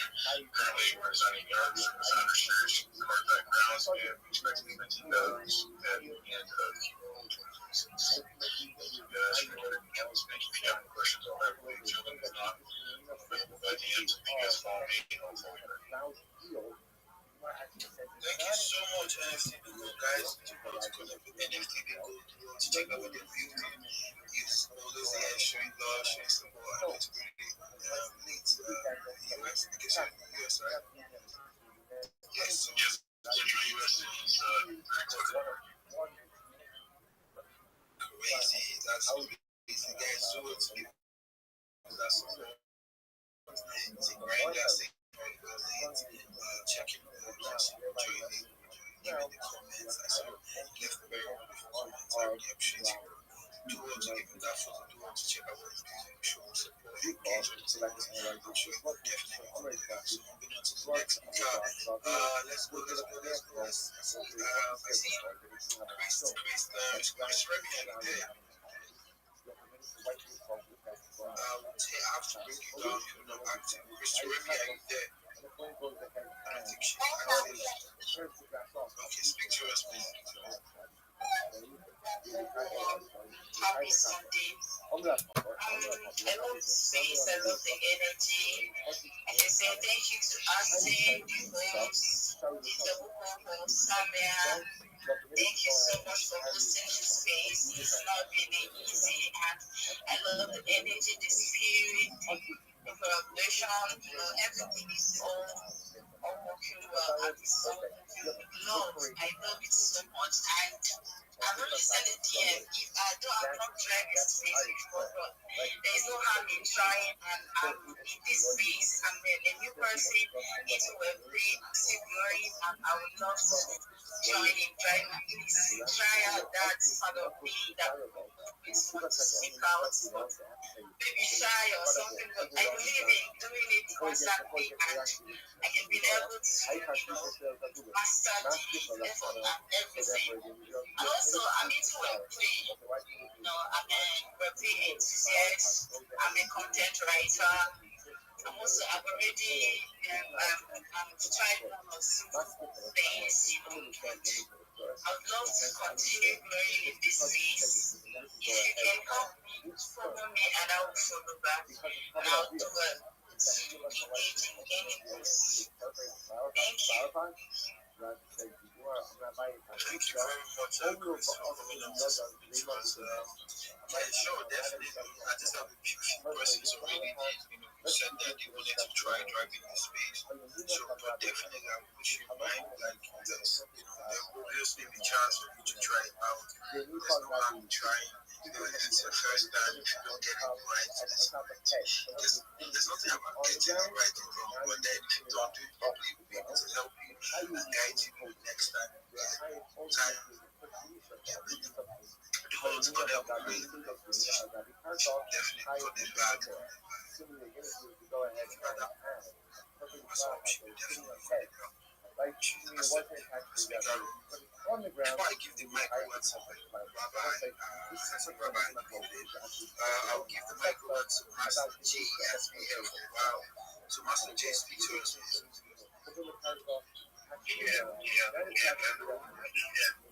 To Austin, shout out to the two hosts. You guys are doing an amazing job. Master J, the DJ trader, shoeless but the community manager. You need to come with my page. I'll surely follow back. You like to engage with me. I'll surely engage with you. Thank you for bringing me up. I really appreciate it. You have your mic. Thank you very much. That was right there, guys. We want to engage with Master J. It's all about the followers, it's all about the engagement. Right, guys, showing up, guys. We want to give it that follow. Definitely reach out that follow back. So moving on to the next speakers, guys, make sure you are retweeting the space. If you're just joining the space, the first thing to do, for those of you who understand how family works, we work together as a team to achieve whatever it is that we set our mind to achieve. If we want more amazing project like NFT to come here, guys, we want to go over to the space tweet the space tweet, bookmark, leave a comment, you like the space tweet, quote the space tweet, tag somebody to join. Help the algorithm push out the space to more projects, more people to join me here, so we can get that with 3 hours that will be of help to us. This is January, you have to stay locked in. It's day 4 of the year 2026. We always have to stay locked in because that's the right thing to do. That said, anything you hear on the space is no financial advice. Make your research before you further engage. Make your research before you further engage.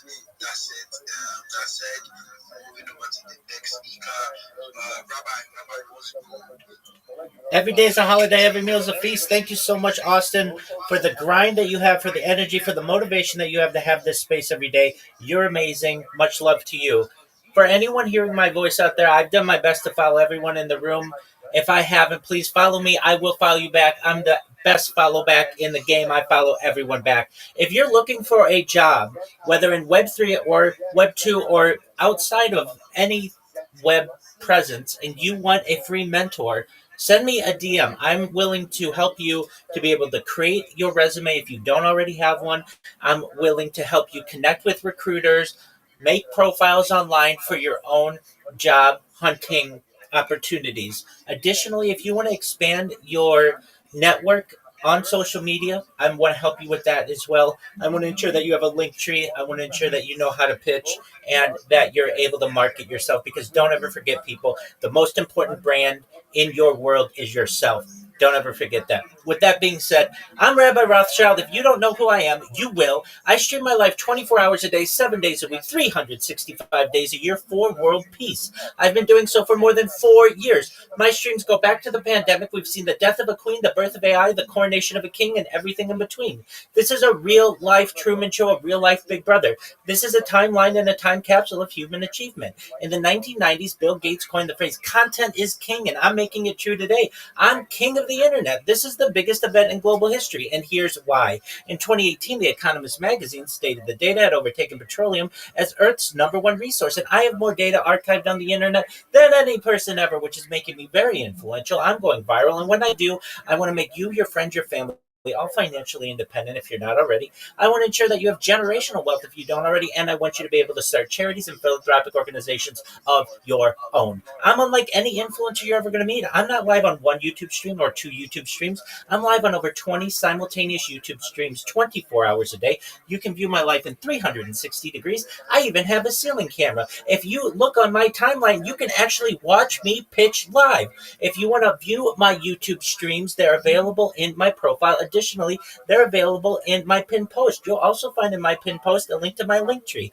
I dare you to look at my link tree. Nobody dares you to look at their link tree, but I do, because I have more social media than any person ever. I have more content than any person ever. You also find a link to my Discord, discord.me/rabbi. We have over 2,700 people in the community and continue to grow each day.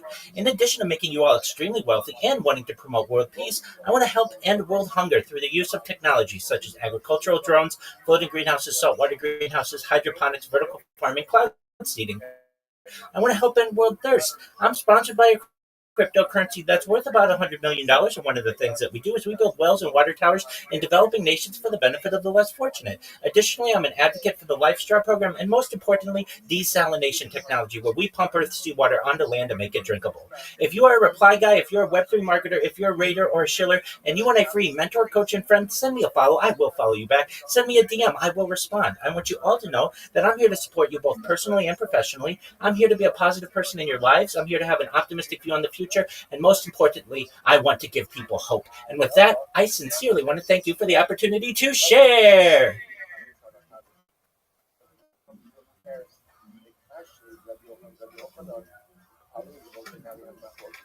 Put so much energy into speaking. How fast you speak, you should get the work because I don't know, you speak so fast. I think you should apply for the work because of the business you can do. Guys, the most connect with Rabbi is very active in the house. Actually, almost for let's give that for that message. Definitely connect that with you. So that's it. We're gonna go to the next speaker. Sorry, I have to be short for what she spoke. I have to break it down. This was a personal Rabbi. So we about that.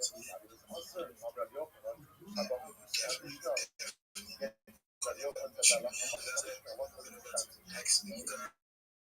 Sorry, I have to be short. She spoke. I have to break it down. This was a personal Rabbi. So we about that. Then moving on to the next speaker. DJ Paul speaking.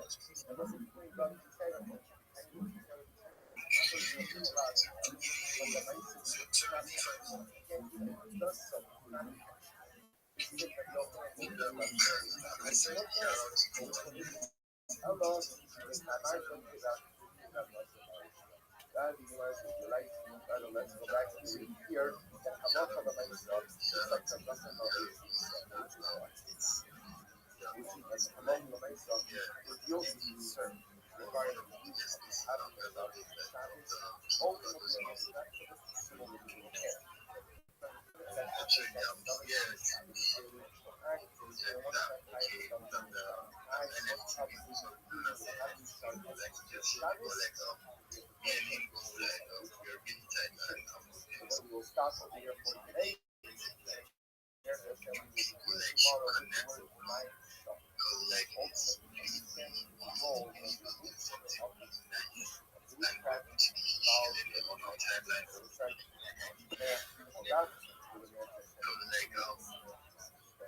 the NFT thing, it's really a timeless project.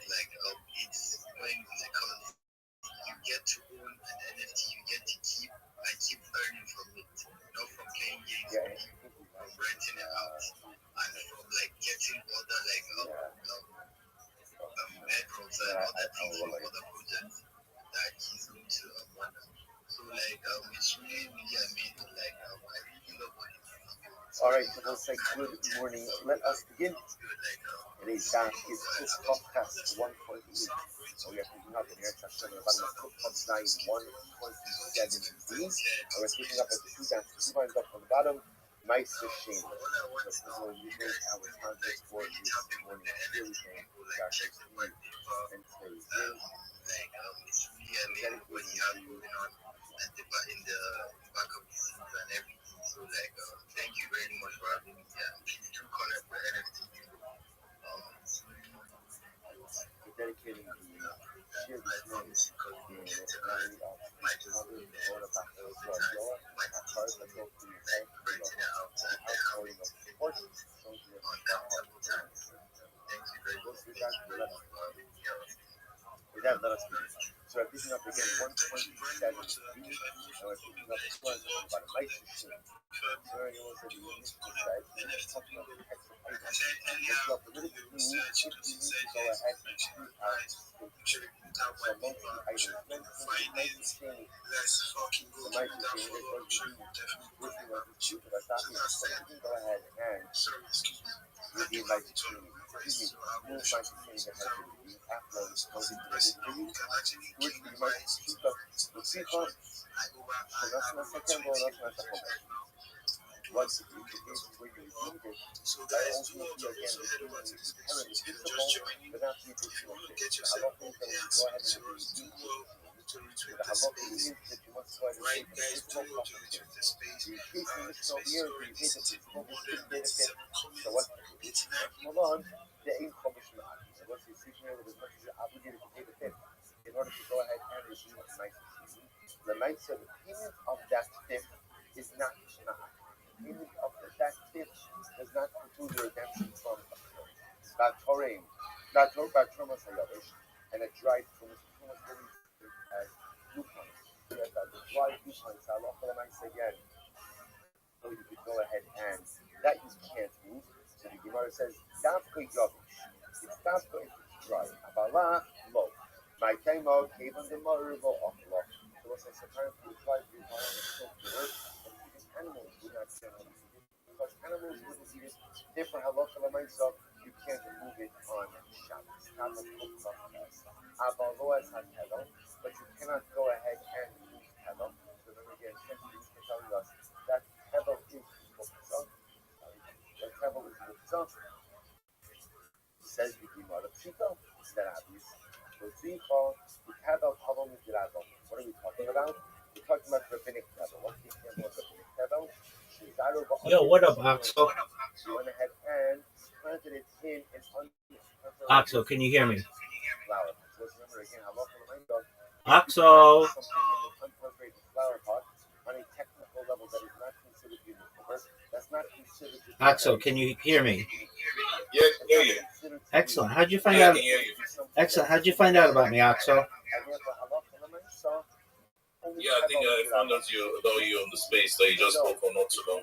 Excellent. Did you send me a message? Yeah, I did. Yeah, I saw your message. You messaged that. Are you Chibuik Valentine? What did you say? Are you Chibuik? Or are you I Basil? don't know what that means. No, that's okay. Are you Basil? Yeah. It's me. Yeah. Okay, so you're Basil. Okay, excellent. Okay, welcome. Yeah. Excellent. Well, pleasure to meet you. I'm Rabbi ROTHSCHILD, and I'm going to help you in everything that you need for Web3. So you found the right mentor. All right. So I sent you a list of things that you should do. Did you get my messages about creating a link tree and then creating your resume and all of that? Yeah, I did. I was actually reading it before I clicked the link to Discord. Excellent. So you want to read through it. You might have to read through it a couple times. Everything that I tell you is free. All of the strategies that we're going to utilize together are free. You're never going to have to pay for anything. So if you ever run into a page that says you have to pay something, there's a free alternative. Okay, don't worry about that. Okay? Yeah, thanks. Excellent. So what you're going to want to do is create a link tree. Do you have a link tree right now? No, I haven't created it. I'm going to create one once I'm done with it. With the call. Absolutely. So what you do, you're going to create a link tree. Then what you're going to do is you're going to create all of the social media that I sent you. And you're going to say, Rabbi, that's a lot of social media. And I'm going to say, I understand that. But what this strategy is going to do for you is fivefold. The first thing it's going to do is give you about 30 different places for you to promote yourself. The second thing it's going to do is give you 30 different places to be able to promote your clients. The third thing that it's going to do is open up 30 new communication channels for you to have with new clients. The fourth thing that it's going to allow you to do is to dominate AI, to dominate on social media, and to dominate search engines. And the final thing that it's going to do for you is make it very difficult to impersonate you because you'll already have a presence on all this social media. Does that make sense? You're muted if you... Yeah. Okay, excellent. Then what we're going to do, once you create all of that social media, it'll take you a couple days or so, and you've got it connected. I'm going to look it over. I'm going to make sure it's good. Then what we're going to do is I'm going to help you to use Grok to create some short videos about yourself that we're going to upload. They can be AI videos, but what they're going to be is something like an AI person saying, hi, my name is Basil. I am a Web3 marketer. I'd love to help to promote your project. Connect with me if you want to work together. It's very simple, nothing too complicated. You're going to make about 10 of these. We're going to upload them to your YouTube shorts so that you have a presence on YouTube. We're going to upload them on your TikTok algorithm. We're going to upload them on Instagram Reels so that when a client looks at your page, it doesn't just look like a skeleton page. You've got some robust quality content there. Then what we're going to do is we're going to ensure that your descriptions for these videos are optimized with the right titles, right hashtags. We're going to ensure that your description for yourself has the right hashtags. Like, for instance, on here, you're OXO, but on Twitter, you're Basil. Pick one, whatever you want to go as. But basically, we're going to unify everything for you. I'm going to also help you if you want. We can optimize your profile picture, whatever you want it to be, so that it's easily identifiable and makes it interesting for people to see, as opposed to just random things. We can put your name on it. We can also put a link to your link tree. Then what I'm going to help you to do is join different communities, not just on X, not just on Discord, not just on Telegram, not just Facebook, but other places as well. Because as you've probably heard the phrase, your network is your net worth, and I want to increase both of those for you. Then what we're going to teach you to do, and I sent this to you as well, is while you're improving your social media status, you're going to increase the opportunities that you have at getting a job. So we're going to have you create a resume if you don't already have one. If you do, we're going to update it. I've sent you a list of websites you want to create accounts on, and what this is going to allow you to do is be able to easily find remote work for yourself. But additionally, I sent you a list of recruiters, and you can send your resume to recruiters in your area who will actively find you a job. It is their job to find you a job. Why not have a team work for you to find you a job as opposed to just you? You have to sleep at a certain point. These people are going to work around the clock to get you hired. It's their job to get you a job. They get paid when you get paid. And that's something that I want to make sure that you know. And then finally, what we're going to do is we're going to help you to pitch yourself, so that when you go into a space, you don't say GM to the host, GM to the co-host, GM to the speakers, GM to the audience. My name is Basil. I don't really know what to do. I need a job. Send me a DM if you can give me a job. That's fine. At least you're trying. Shoot or shoot, and that's great. But I want you to be able to go into any space, anywhere on X Spaces, and be able to say, GM, everyone, my name is Basil. I am a Web3 marketer. I would love to promote your project on my 30 different social media platforms. What this is going to do for you is it's going to improve your search engine ranking, it's going to improve your social media presence, and it's going to help you populate AI with positive things about your project. Additionally, this is going to increase the amount of DMs that you get. It's going to increase the amount of people who are interested in your project. More people are going to be buying your cryptocurrency or your NFT or whatever it is that you're promoting. When we work together, I want you to know that we will build a successful relationship. And the first step is by you sending me a DM. If this sounds interesting to you, connect with me. I'd love to work with you. That's what you want to be able to say, right, Basil? Exactly. Okay, so I've sent you the strategy. The ball's in your court. You should know that you don't have to download all the apps that I sent you. You can use browsers to be able to create those accounts. You might want to download the Linktree app. That's one app that I recommend that you do have. And then you're going to just start connecting all your different social media to it. And the onus is on you. The responsibility is on you. But you're going to be successful if you follow this strategy. And if you need help, I'm here to help you. I'm live 24 hours a day. You should know, Basil, do you see at the top of this Discord, there is an area that says Shalom, and then there's a red circle that says 24/7 live YouTube streams?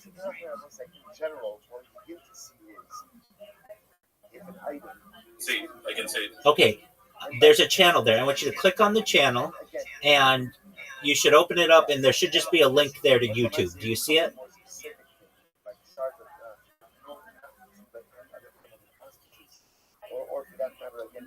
I don't know if can you see that link to YouTube that's in the 24/7 live YouTube streams with the red circle? You're muted if you didn't know. No, I'm trying to look for it. Okay, that's fine. So I'll walk you through it. So at the top of the Discord, you're gonna see just a moment, I'm pulling it up myself. Okay, so at the top of this Discord, the very top channel, it says browse channels. Then it says Shalom. Oh, then it says welcome. Under welcome, you should see rule, announcements, and then a red circle that says 24/7 YouTube streams. Do you see that?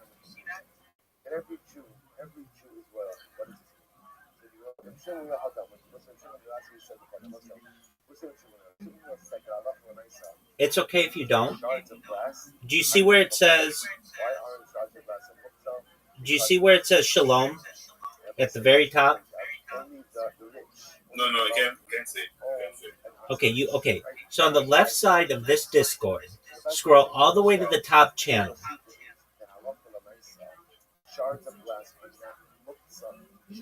Do you see? Well, I'll tell you what. I'll just send it to you on X, since we're friends on X already. All right. So I just sent you a message on X, a YouTube link. I want you to click on that YouTube link, and you may be like, "Where is this taking me?" It's just taking you to YouTube, but I want you to see how many live YouTube channels I have simultaneously. It's unlike anything that you've ever seen before. And so you can see that I'm live 24 hours a day, and I'm willing to help you with whatever it is that you need. And you can also have the confidence to know that my whole life is on camera, and I want to make sure that only good things happen to you.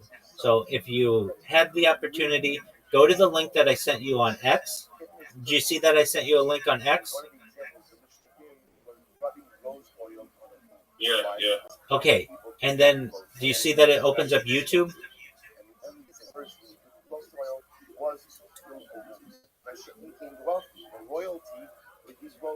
And when you look at YouTube, you'll see I'm live on over 10 different YouTube streams. It's more YouTube streams than you've ever seen.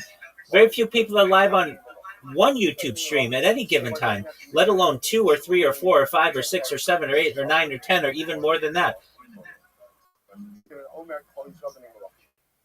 So Basil, do you see, if you need time, that's okay. It's the most recent link that I sent you on X. It's a YouTube link. You click that, it'll open up YouTube for you, and then you can see how many live streams I have going. Do you see them? So imagine Ruben owed someone $1,000. And you happen to be wearing a very expensive suit. Yeah. Do you see I have multiple live streams going at one time? Yes, I could see it. Excellent. So you know that I'm always live. I've been doing this for more than 4 years. And I have more data archived on the internet than any person ever. I have perhaps more experience with social media than any person ever on all of my different accounts. I have quite a few different accounts. And if you need anything from me, come into this Discord. I'm willing to help you with whatever it is I can to make you successful. Does that make sense to you, Basil? Yeah, 100%. Excellent. All right, so you know what to do. Come back when you have updates for me, and if you have questions, come on back. I'll be happy to answer you either in DMs or come into the Discord, and we can strategize, okay?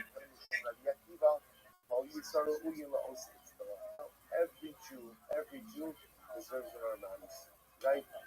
Every Jew ultimately is royalty. Yeah, thank you. Excellent, my friend. Take care. Shout out to Basil. Every Jew is royalty. Again, 3 different examples, 3 different opinions, all pointing in the same direction that the Jews is looked at as were.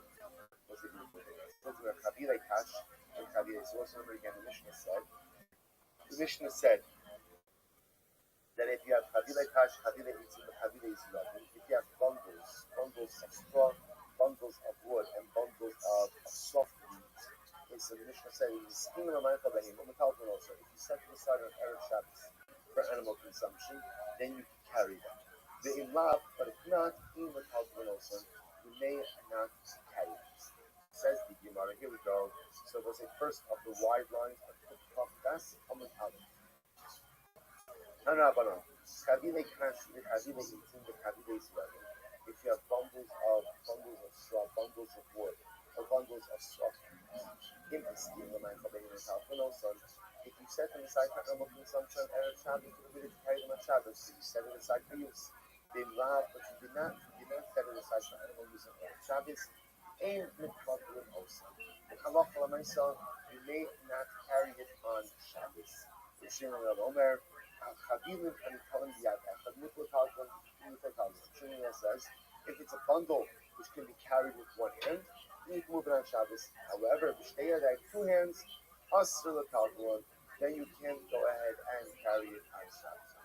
Apparently, the Sinai holds also that halacha l'meisa, once already it's two hands, that's already considered to be a burden, and therefore cannot be carried on Shabbos. Havile siyah, so these are different types of herbs and spices. So bundles of siyah, azo, kolanis, Nisan le'itzin in the stations ahead. If you gather them for the purpose of burning them, like firewood, then Allah will not use them on Shabbos. Makes sense. Because once something is set aside for firewood on Shabbos, once something is set aside for firewood on Erev Shabbos, obviously it means it's actively set aside for non-useful place of Shabbos. However, but if you set it aside for animal food, then this not make one end of Shabbos. Then ultimately you are going to get benefit from it on Shabbos. The kotem ziyad, there wasn't any of these herbs or spices, which you do is you can crush it with your hands, but ochel, and eat it. So apparently, again, some of these are edible like people as well. So you can take it in your hand and crush it and eat it. But you can't crush it with a utensil. Furthermore, again, you can roll it between your fingers and get off like the shell or the chaff. Then you can eat it. As long as you don't roll any of them in a utensil. From the say, Mola, Barasha, and Bonsa, Ba'ochel, you can roll these items, roll the herbs and spices with your fingers and eat them. As long as you do not roll many of them in your hand, you can say that you will do during the week.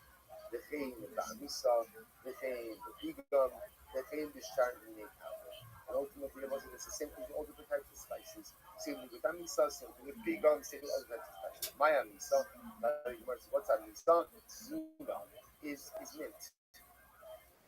Mint siya, what's siya? Rabbi Yehuda, sasvi. Azo, abarsa, kolonis, kolanisa, shma. Okay, well, so these are just all different names of these spices. Baha, who normally man by kolanisa. One time someone was selling, or said, who wants to buy carnisa? And it turns out that he was selling kashi, elatzia, sasri, azo, adarsa, koramisa, kashi. Kitabo said these are all just different names for these particular spices. Good. Says the Gemara as follows. Itmar. It's another interesting shayla. Itmar. Not really a shayla or a statement. Basam aliyah. Was a salted meat. So the case where you have meat that was salted but uncooked. So what's the halacha? What's the halacha of Shabbos? You will carry salted, uncooked meat on Shabbos. So what's the halacha here? Technically speaking, meat that is salted, even though it is not cooked, is still edible. Therefore, because of that, it's not muktzah. Basra Tapa, Rashi says over here, it is unsalted meat. What happens if you have unsalted meat? Laguna says you are permitted to go ahead and carry it on Shabbos. This said it's usher to carry it, or to move it. So say what's the pshat? Laguna says that you're allowed to go ahead and carry it. Why? Yet Rabbuno was a Talmud Rav. The Rav, Rabbi Yehuda's spirit is the Muktzah. Was the first Talmud Rav. Rav held the Rabbi Yehuda. Rabbi Yehuda holds a more restricted view of Muktzah. If that's the case, ultimately, again, how is Rafuna allowing you to carry unsalted meat on Shabbos? So I say that's very interesting. To which the Gemara answers, the muktzah la'achila, so like Rabbi Yehuda. Mostly when it comes to consumption, he holds like Rabbi Yehuda. The muktzah la'chaldel, when it comes to carrying something, so like Rabbi Shem. Holds of the muktzah view of Rabbi Shem. So I said, this is I think the first thing I've ever seen such a thing like this. That we've always assumed that when it comes to muktzah, you are always choosing a side. You're choosing Rabbi Yehuda, who has a much more limited view. What we the way the Gemara phrases it is Rabbi Yehuda holds a muktzah. Rabbi Shimon doesn't hold a muktzah. We've already mentioned many times that that theology is misleading. Everyone holds a muktzah. There's no such thing. There's no such thing as one doesn't hold a muktzah. The machlokes is your view of muktzah. Rabbi Yehuda has a much stricter, limiting view of muktzah. Rabbi Shimon has a much more permissive view of muktzah. So generally, we assume that when it comes to a muktzah, you're choosing the side. This, I think, is the first time that we've seen this concept but it's possible to hold up different opinions in different inyanim of muktzah. So apparently, Rabbi will hold like Rabbi Yehuda. Well, all like Rabbi Yehuda, ultimately when it comes to consumption, he will hold a much more limited view of muktzah when it comes to permitting what you're allowed to eat, what you're not allowed to eat. When it comes to moving an item, he adopts the more permissive view of Rabbi Shimon, and therefore Allah will allow you to move unsalted meat on Shabbos. Quite amazing. The Chisda us to our Talmud, Chisda says you're not allowed to move on Shabbos. I have heard Yitzchak Bar Ami from the Chisda. Yet when Yitzchak Bar Ami went to the house of Rav Chisda once, because Bar Absa Dava Kamatata Mishim Shalutula. And so they had some raw duck. They were moving the raw duck from the sun to the shade. That was we call that Mecham of itself. And yet what? And the Chisda said yes, you move the duck from the sun from the shade to the shade in order to prevent the duck from spoiling. So what do you see over here? You see over here that the Chisda allowing the movement of unsalted raw meat. Yet again, we just said the Chisda said that it's muktzah. No. Shani Barata, duck is different. Duck is different than meat. Why is duck different than meat? Ultimately, again, because you don't know. Because ultimately, we must say, apparently, you eat raw duck, even that it is salt. Yes, because duck meat is generally more nutritive than regular meat. Therefore, halacha l'maisa, you can eat even without salting. And therefore, halacha l'maisa, even a Chisda would normally say that unsalted meat would be muktzah, would agree that unsalted duck would not.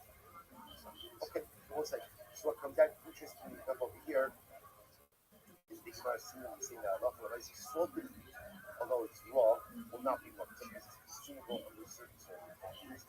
Unsalted meat will be the machlokas for Chisda. Tanrabanan, okay, so continuing along these lines. Tanrabanan, what about salted fish? Butter and kalkalo, right? You can move. Also, which makes sense because remember, salted fish, even though it's not cooked, is absolutely consumable. That kalkalo. What about raw unsalted fish? Also, kalkalo, that you can't go ahead and move on Shabbos because it will be muktzah. Basar, bein kafal, bein maliach, but meat, whether it is salted or unsalted, can be moved on Shabbos. So we'll say, and that is indeed halacha l'maisa. How did that pass? That since technically speaking, right, salted or unsalted meat can be consumable under certain circumstances. Therefore, halacha l'maisa is not moved. So the Gemara goes like this. The Gemara says, "How can us have Shabbos? Carry bones on Shabbos why? Because it's consumable by dogs. And even if people don't eat bones, halacha l'maisa again, bones won't be muktzah because it's consumable by dogs on Shabbos. On the days, basar tapuach, and they should make halachai. So you can carry unsalted meat on Shabbos. Why? Now it's interesting. Here, the Gemara is actually basar tapuach means so we'll say, remember again, Gemara said before. Right, sorry, Tapuach Rashi says is masriach. This is rotting meat. Rotting meat, that's meat that is on the verge of spoilage, is going to be not focused on Shabbos. One, the nation might have a chayim. Feed it to a chayim, to an animal. What about liquid that is kept overnight? Let's just remember again, this goes back to something we've learned many times, which is how generally it goes that if you left liquid uncovered overnight, you're not going to use it more. Learn that halacha l'maisa, a snake may have come along, injected venom into the uncovered water, to the uncovered liquid, and closes the health of the snake. Yet the Gemara says over here that halacha l'maisa, you can go ahead and not use it. Those are actually very interesting because if you give it to a cat, why a cat? Actually says, "Romazikli aras b'nachash, shav hanachashim ki ochelas." What's interesting enough, apparently, snake venom.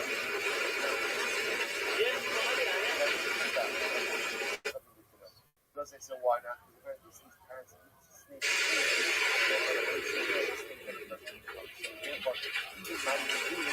Ultimately will not be because it's useful for a cat. Shimon says, No. You're not allowed to maintain uncoveredness. Sheep is definitely muktzah. The reason it's muktzah is because you're not even allowed to keep in your house such uncoveredness. What are we concerned about? We are concerned that one may come to inadvertence over the course. Right, when we come to inadvertence, it says we don't want to maintain that at all anywhere around your house. And therefore, Allah you have to make this over. So I'm going to say, so bottom line, as you come to see over and over again, it's supposed to muktzah.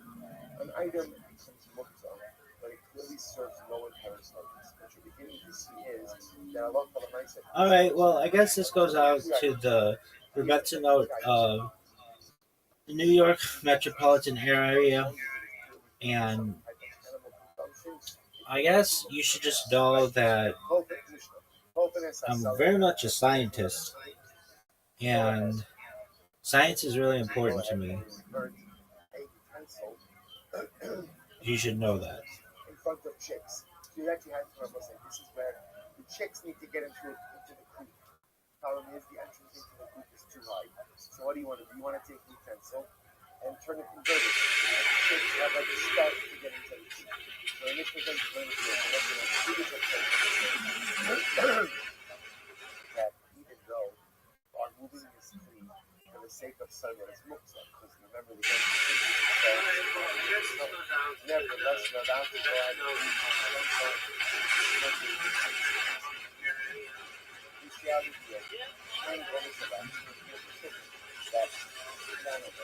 so concludes the answer chicken, right, until it enters back into the cooper, enters back into the place. The daddy Hagala is Alright, well, I guess this goes out to the veteran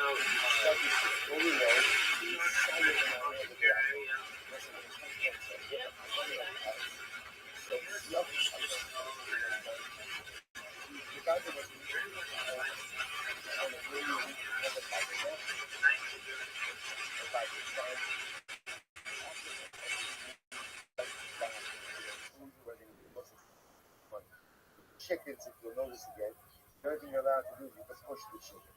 With these other animals, like the calves and the young donkeys or horses, you actually pull them. You pull them by the neck. Alright, well, I guess this goes out to the veteran go ahead and you look at it.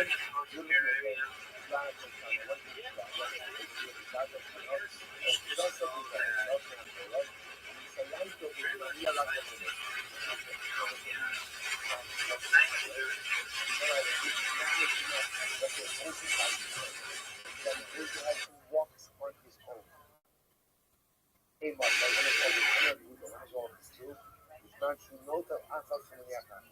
Only when the child, or for that matter the animal, goes in and puts one leg in front of the other. But Allah if the animal or the child is dragging his legs, then this process would be us. Now watch what's happening over here. So we essentially have three different cases. Case one is the chicken. Four different cases. Number one is you can invert the utensil or to allow the chicks to go in and out of the coop. Fine. Case number two, if you have a runaway chicken, you can help it get back home by nudging it, by pushing it. If you have a runaway calf or a runaway young donkey or horse, in those cases you can pull it by the neck, or you can go ahead and pull it by the sides. Similarly, again, if we get the child to walk, now let's find what you do is hold on to the arms, hold on to the arms of the child, the hands of the child. And both in the case of the child as well as the calves and the donkeys or horses, they have to be able to walk on their own. So you can facilitate walking by helping to move the animal or the baby or the child. It says the Gemara, maybe was there. Now watch this. So the Gemara says as follows.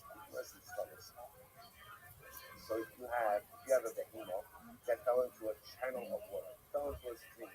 So what's that about? Maybe cutting the kids so you could bring mattresses. And when you have shaktas, so again, remember, what's happening over here is the animal cannot get out of the body of water. What you could do is you could bring like mattresses, essentially put them on the riverbed, so that the animal is able to climb up above them and get out. And also, And if the animal gets out, he gets out. They stay, raise a kasha, the animal falls into a body of water. Oh, Selo, Kanosa bin Komo, you can't take it out by Shabbos. So instead, what do? You feed it. Try to take care of it where it is, and you get it out after Shabbos. Kanosa. So what do This goes out to the feed it where it is. Karmik is so slow, but you can't go ahead and start bringing it back. As soon as they saw, again, remember. this goes out to the resident of the New York Metro. When you find out about me, I think that there's a very good chance that we may raise the water level of the Hudson River. Definitely the Long Island Sound, and even the Harlem River. So get ready to squirt, girls. That the animal can step on top of it and get out. Much like the piece of the chicks getting into the coop. The problem is I have another brisa. The second brisa says you can't do this. Goes out to the prevention of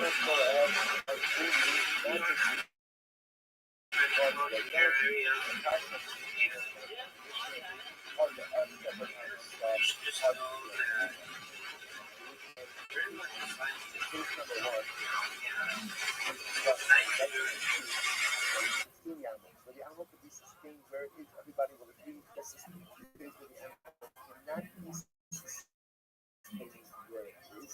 Under those circumstances, the animal to step up on. You know, maybe try to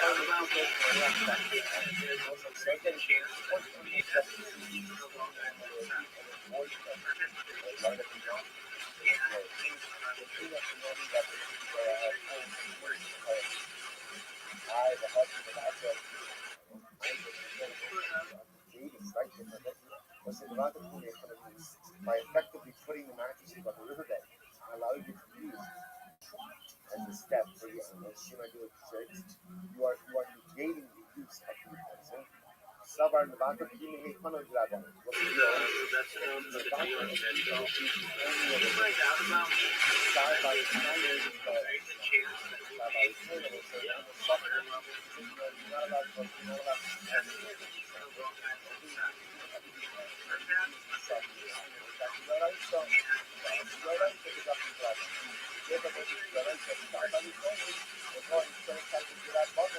Of creating the functionality of a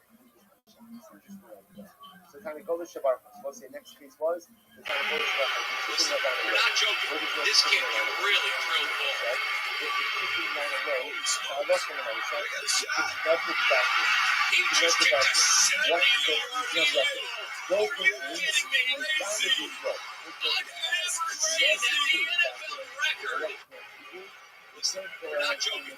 This kid can really throw the ball. Go for me, something. The sound that you need, like pulling, maybe you can push it, let's say the closer, let's say the cat, down to 8. But you can have to hold that and look at it a little bit. What is that?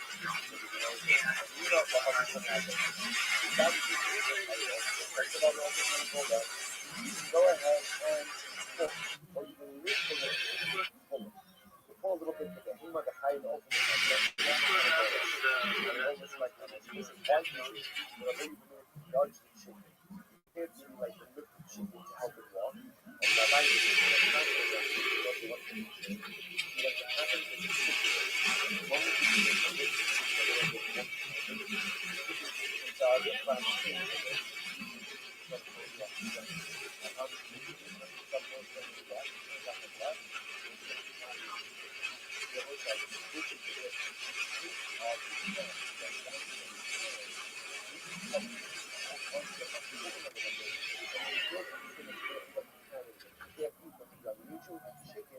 apparently once you feel like they put your hands underneath its wings, help facilitate its walk, by possibly would lift its legs, and you would turn out the truth carrying the chicken to you problematic.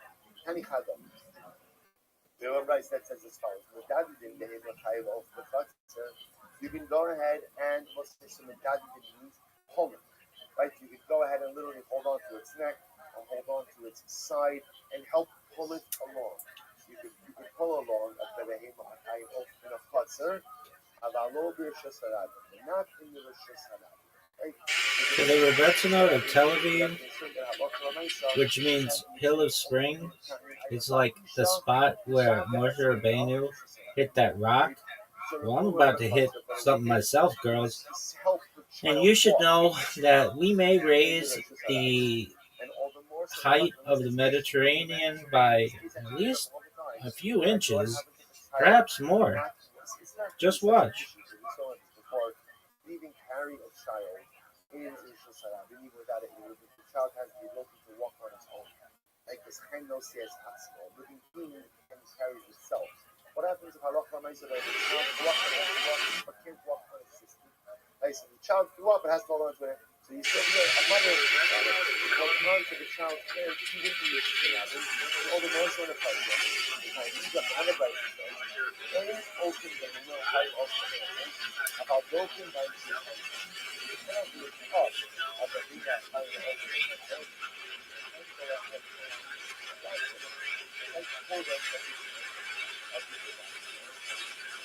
how many people that they can't lift them up? About the DA Madadina. You can't drag them a little bit. Hadra Ahmed, then you said, Dolchin in Midadadin low. That you could push them a little bit, but not drag them. I'm Rabbi. Rabbi says, no, two different cases. Sepan Asana kind of gold. Sepan Stabata kind of gold. So the chicken apparently is the exception to the animal rule. But although when it comes to animals, under normal circumstances, you're allowed to drag them a little bit. And I will say again, remember, the case of dragging them is your halacha lines, so you take hold of the neck of the animal. Or you take hold of the side of the animal and you help pull it. Now, obviously, the animal has to be able to walk on its own. The chiddush of the Mishnah is, I can help the animal, again, by literally pulling it. But because at the end of the day it's going to be walking on its own, it's not considered as if I am in any way carrying that animal. The chicken is the exception to the rule. Because apparently the nature of the chicken is halacha l'maaseh if you're to help drag it in any way, the concern that it lifts up its feet. Once it lifts up its feet, it turns out that what? I'm carrying the chicken. Which is why the only thing you're permitted to do by the chicken is what? Nudge it. You can nudge it, or even if it's you can push it, right? But you can't go ahead and in any way hold onto it to drag it. So the Gemara says this far. I'm Rabbi. Sitting again, Hayman the Shachat Hamagolas. The Rabbi says along the same line, if you're going to check the chicken or rooster, make sure that you press its feet into the ground. Or make sure lift its feet off the ground. What's the concern? Because maybe when the shepherd moves for the rooster will embed its claws, its feet into the ground. And then it will pull itself in a different direction than the trophy, and it will end up carrying or dislodging the simon, right? The kind of the veshet, the trachea, the windpipe, and they end up in nowadays. So the thing is as follows: when you check the rooster or the chicken, you need to control its feet. You need to control its feet. Because ultimately, if you don't control, so either control it by pressing it to the ground, make sure that you have anchored the chicken's feet to the ground, or just lift its feet off the ground. Because if not, the chicken may pull itself in a different direction than the sheep does, and to go and invalidate the sheep. Okay, says the Mishnah. In the Yaldinus, how they in the Beyond. I'm saying next please. Can't, we're going to see what this means in the Gemara, but Miyalda means literally you can't birth an animal on young. About the son, but you can go ahead and help the animal give birth. We'll see what that means. Well, Miyalda is saying Shabbos Shabbos. Of course, you can help a woman give birth on Shabbos. This is actually very exclusive. The Kohen lost our film of the Makom, and you can even call for a midwife. Call for a midwife. Like, even if the midwife has to travel on Shabbos, the midwife is permitted to travel even from a faraway place to assist in the Shabbos. Remember, in the eyes of Chazal, a woman in labor is a Chola Shibush Tasachah. She is considered to be a woman who is ill and in imminent danger. Therefore, you You could call her midwife, even from a different place. You could call her as a Shabbos. To the Rebbetzinot of Tel Aviv and Gush Dan, we may raise the height of the Mediterranean Sea slightly, and perhaps the Red Sea. I'm just giving you girls a heads up. Get your totes.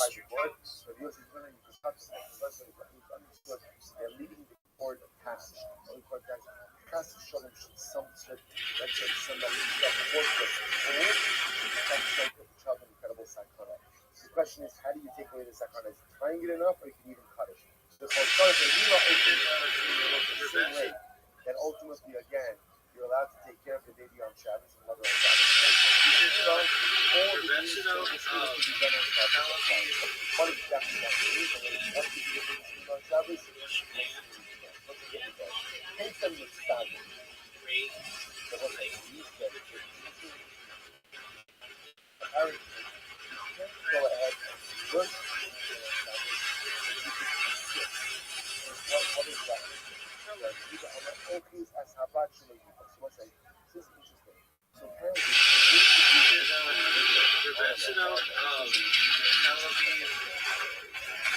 so the funny thing is they're actually like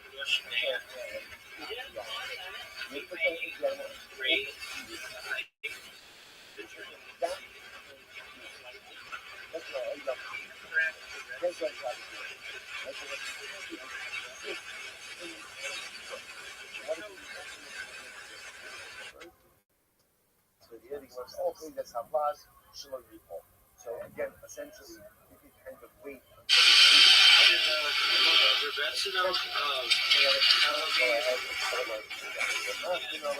don't take the buzzer. The press, I guess, the press and abdomen, I guess, of the animal push the fetus out. That is, you can't insert your hand into the animal to pull the fetus out, but I guess you can manipulate the outside of the body of the mother to ultimately push the fetus out. How do you assist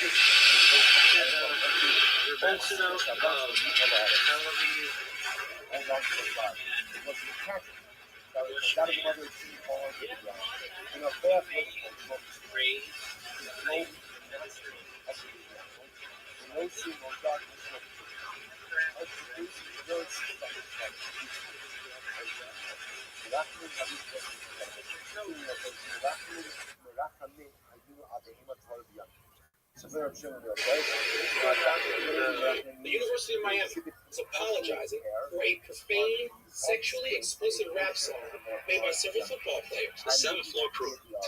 Greg Olson was a part of that clique, and he was Greg with his third leg. You're my favorite rapper. Is there any plans for What's your name? G-Ray, what you do? Get head. How you doing? My drawers and let us see my third leg. Chilling on the 7th floor. I gotta let these chickens know. Greg is in the house, and I'm finna make these hoes joke. I'm a balls, I'm a dick.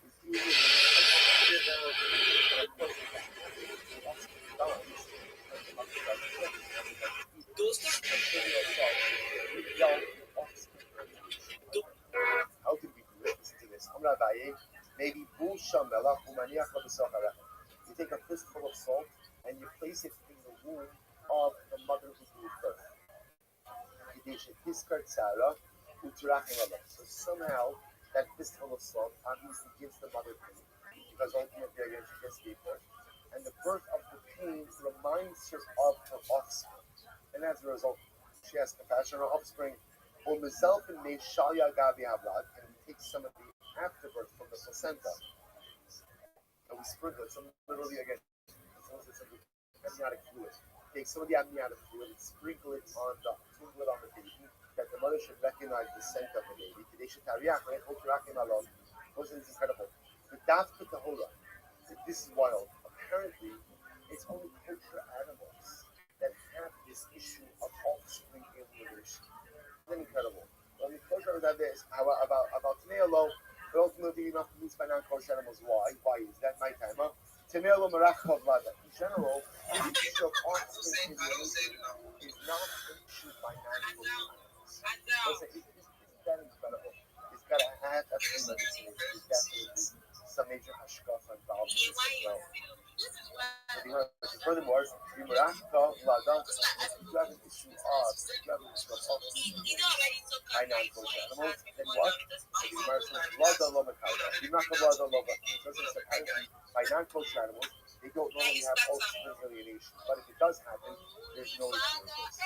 Okay, because it's halal for the nice of our purposes, so you can't actively birth the animal on them. You're sticking your hand into the animal to go ahead and pull out the offspring. But once the animal gives birth, you can help with that process. Either, again, by helping the blood or by manipulating the outside of the body of the mother to push out the blood. Because the alveolus are Shabbos. So let's say on Shabbos, remember, you can help with the birth. You help a woman in labor. Lift the alveolus and the Shabbos. So we learned. Look at this athleticism. Look at this move. Look at this. How a woman gives birth. And you can even call her a midwife from far away. That's the reason you can and how long you are permitted to the power of Shabbos. For a woman, even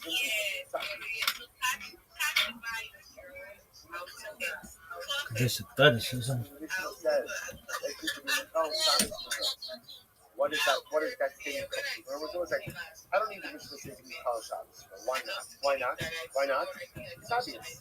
If you tell me already that you would help her with birth, that's already good. You have to boil water, whatever else. Tell me that you would go ahead and call the midwife. But the midwife could travel. That clearly tells me that whatever a woman needs to give birth to do for our Shabbos, even if it requires full Shabbos. So why does the Mishnah have to come in and add in the phrase, oh, and by the way, you should be Makal Shabbos for her? So let's tell you why. Last two, what it comes to last two, you have to turn up on them. It tells us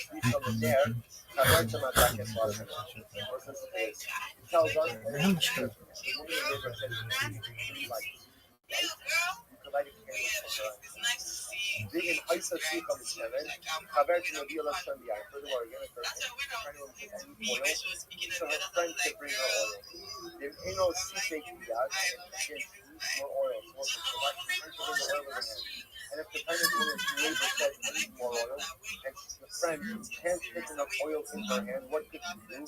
The idea of the saga. She could soak her, the friend could soak her hair in oil, therefore she can essentially transport oil in her hair, and when she gets to her friend in labor, she'll squeeze out oil from her hair. And then they'll see the saga, and again, she can't transport enough oil in her hair, the idea of love is sweet. You ultimately, again, bring her oil in a tea. So again, the woman in labor says, I need light. So what do we say? Her friend is committed to lighting candle for our stuff. So obviously, we just said before, whatever a woman in labor needs, you give her. You give her. Why? The woman in labor, Allah is considered to be a homeless plus it's considered to be an active danger. So whatever you have to do for her, you do. So what's the difference? What's the right? The woman in labor is blind. She's blind. Yet she's saying, I need an air. I need a candle. So now the emoji of given the usher, since she can't benefit from the light, therefore again it's usher. Hamashmola is in the answer the Gaita, Sabra, Ika Lili, the Kajik, Haberta, the Alpha. Why does the woman in labor is blind? Why does she want to? She says, I think it's that way my friend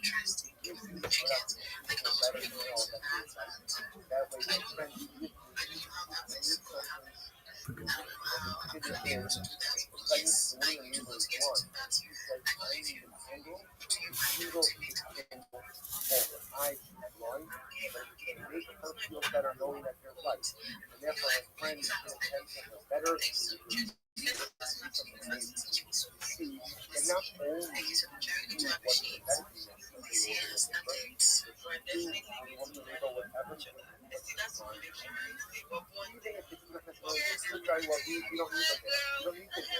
but if she wants it, it's incredibly understood that for a woman in active labor, I'm gonna miss you.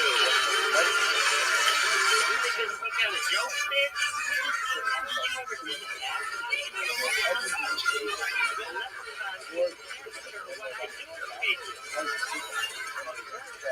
bring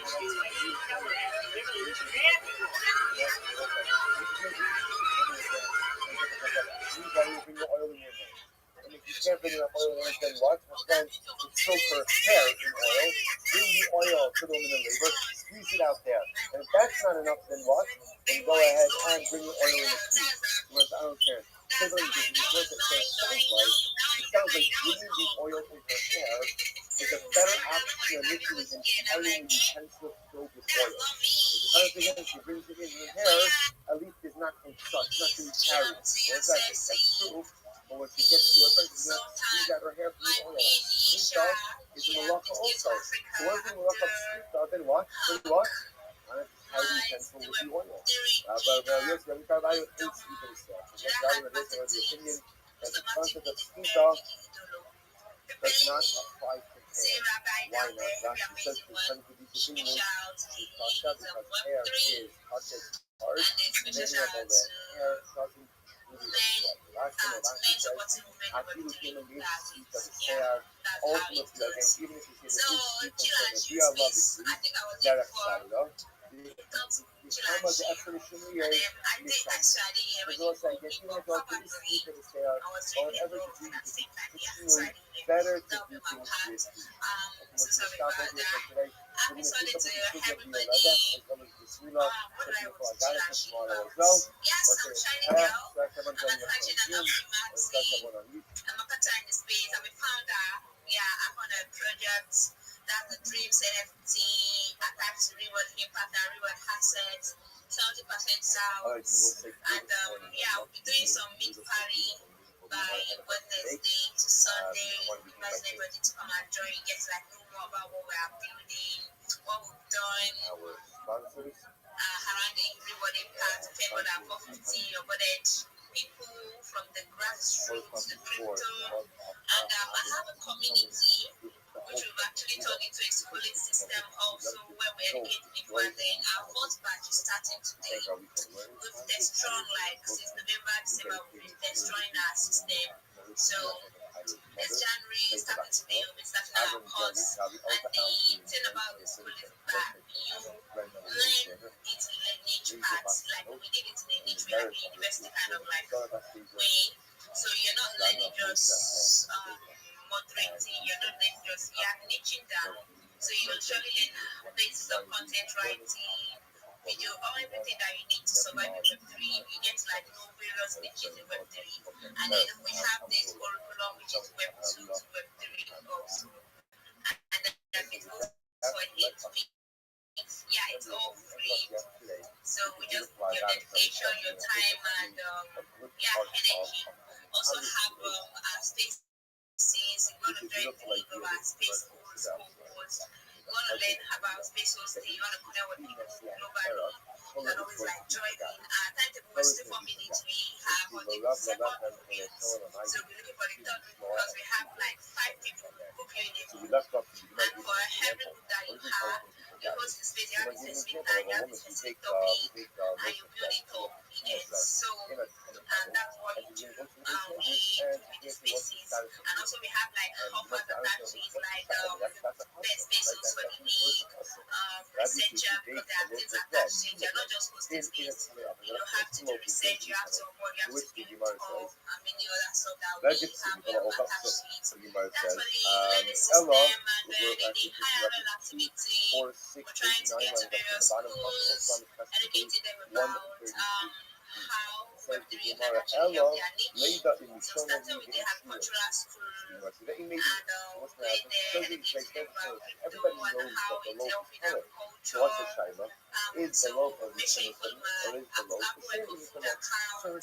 Yeah, and then the channel like page, it has this page now. So on my page, you see the links, and then also we had the links to the community there, so everybody can easily see. We have Twitter, TikTok, like various like Web3 channel, and then I just created my playbook to shine the playbook, give you offers and tips, and about building, about how to launch NFT, explaining more about how to launch coins, trade on how to get investors, collaborations, various trade, and things like learn and move forward, especially when let's say you have a sheriff inside of a So that's basically what I'm doing here, and then just right now with everybody. So happy to connect with everybody in the space. Looking forward to more greater things this 2026 with us all, and collectively.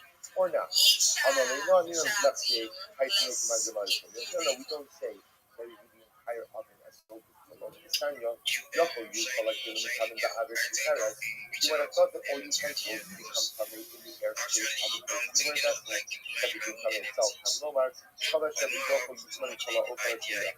Open the time the average Paris, then healing the time of the average Paris. There's only food that becomes coming in the airspace of the Paris, or your vessel that itself is coming. And not a Yes, you know that when the you're point here, you are thinking over here is a woman will come to China. Obviously, speaking that everything in Torah people know, most Chinese people know. But in the future, the students and Kara, when you are China, people will not know the okay, I think answers this voice is just like one voice that I know. China. I don't want to be so forward, but probably when we talk again, we'll get to like know. But the voice sounds so familiar.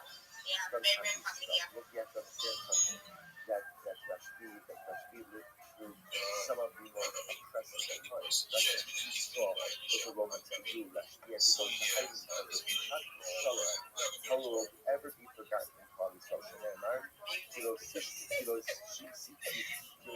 Shacha, Mikizar O. As here the Gemara quotes from the passage in Svarim.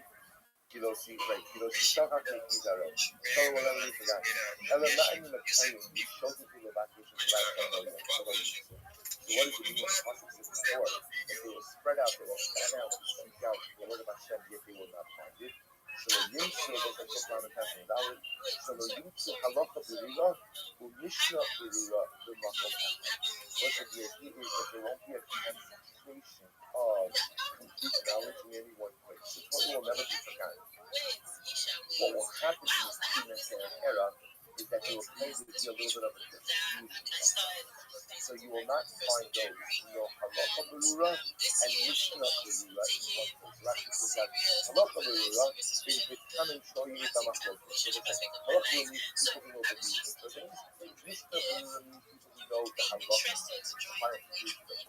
So the idea is you have people who know commandments, uses the mitzvahs, and you have other people who know Halacha L'Maisa, but you won't necessarily have those people in the same place.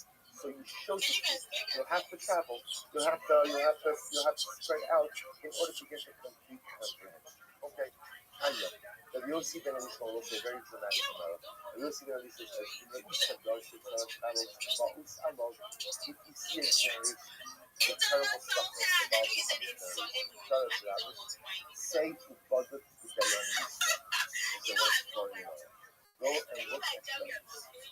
Look at the quality of Jewish lives. Like what's their moral caliber? The Koparanos Shabbat Olam, Robaa Ella B'Shir Dayan The kind of misfortune that comes to the world only comes as a result of inappropriate actions by Dayan Yisrael by Jewish people. Singing of those who not take a shackle, who continue to Israel, and this having the response to what literally, listen. You had your household, your leaders are probably so perverse. That's probably the Sharia. Straight to make it shocking. Bonus film is coming. The film is fun. Yerushalayim la'amon, Yerushalayim grumbling. Or Shabbos, so much is spoken. Whenever the hear Yoru, the hear the passage.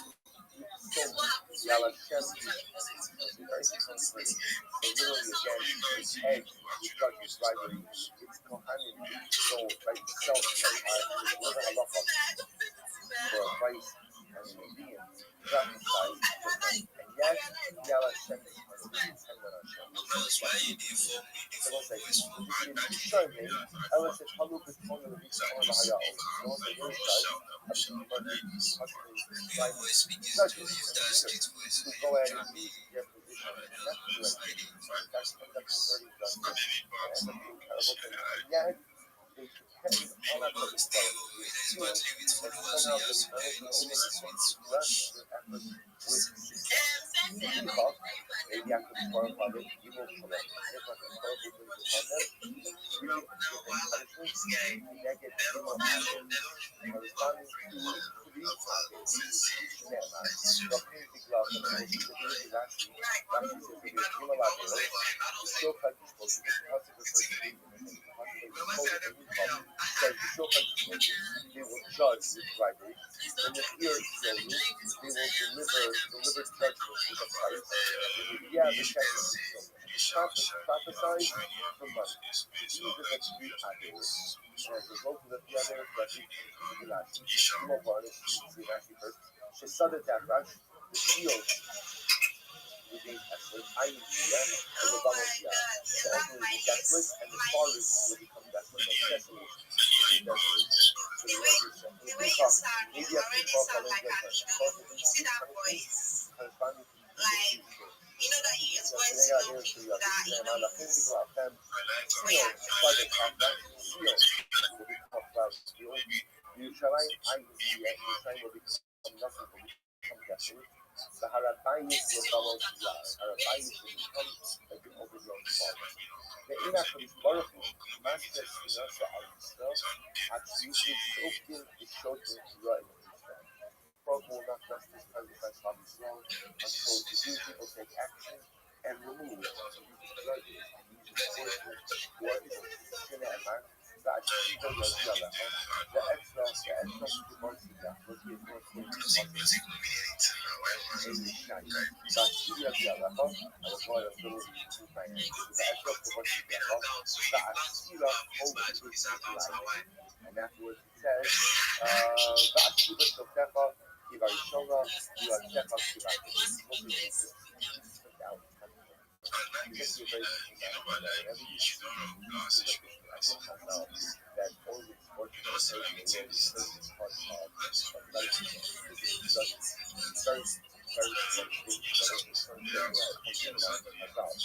The idea is that the world, right, society cannot exist without injustice. And it's without the legal framework of society, which is so we are supposed to preserve the moral fabric of society through justice, through law, as itself are just. But the goal is not going to be a traumatic to the rest of society as well. So it's almost like this is what I'm saying.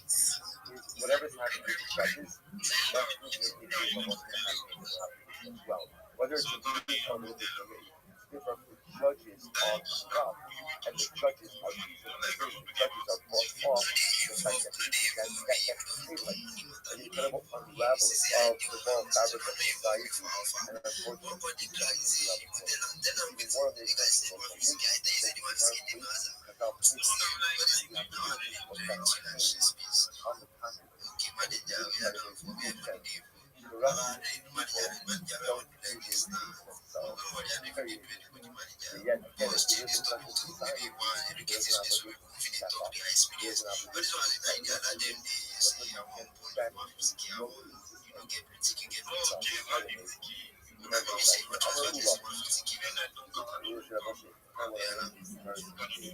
And you shall respect other stuff. You shall lie only with tzedakah. And I see only the destruction for that. You shall have tzedakah. Look at punishment. But the child that literally seals the mitzvah for that ultimately but you shall have tzedakah. And we will come back as a result of tzedakah. Let's say we did so much research about why do you shall lie? Why? So again, there's so much more to but it's an incredible result, which is that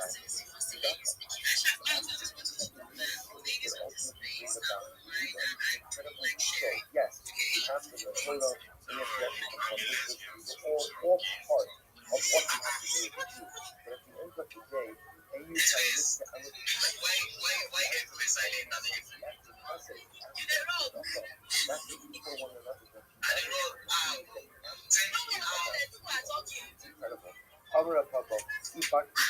incredible. If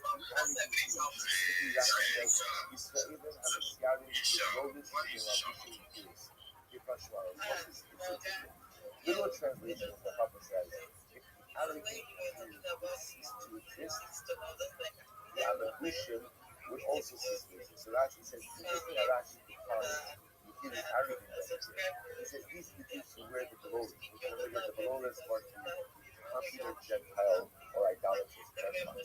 We have like a long piece of hair that would come out of from the back of a ponytail that would come back out close to the glory. So that's huge. Sometimes the arrogant Jews would grow out of the glory. Or they would wear clothing that reflected all of the styles of the time.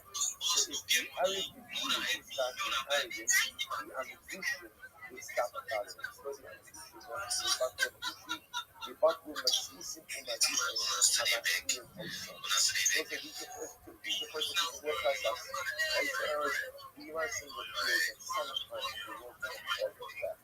That when the Jew becomes too arrogant, the therefore creates force back on the arrogance in order to go ahead and reinstate a sense of humility. So if the arrogance is back, then by definition, the counterforce stop as well. Similarly, Barclay Dayani, corrupt judges would stop operating. Barclay is directly on the Barclay Dayani, the Shami social corrupt judges would stop to exist. And Barclay no true short level to do so these were Gentile officers who were so again, if the judges, there wouldn't be corrupt Jewish judges, we would not suffer as much as from hand of Gentile Jews. Again, that's the only thing I want to stop. There are things that happen that undermine the fabric of society, like arrogance, like corrupt judges, and for all these things, countermeasures hit as staff. So again, if you don't want to countermeasure, then stop with the arrogance, stop with the arrogance. But the was having a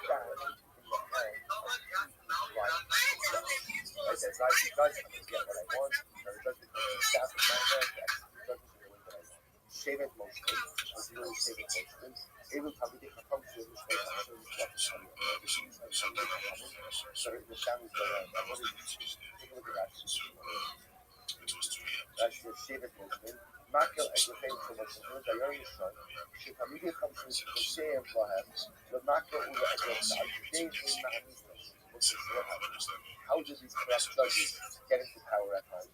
And Torah scholars and families, and again, people assume that because they were Torah scholars and families, therefore again, the judge was pious as well. And even when the Torah scholars saw that the judge was doing something wrong, the nice salah, they didn't say anything. They didn't make sure that Hamid enabled the judge to operate in an inappropriate way. Was a sequence of so the minister not to say that but you're enabled that's compromise.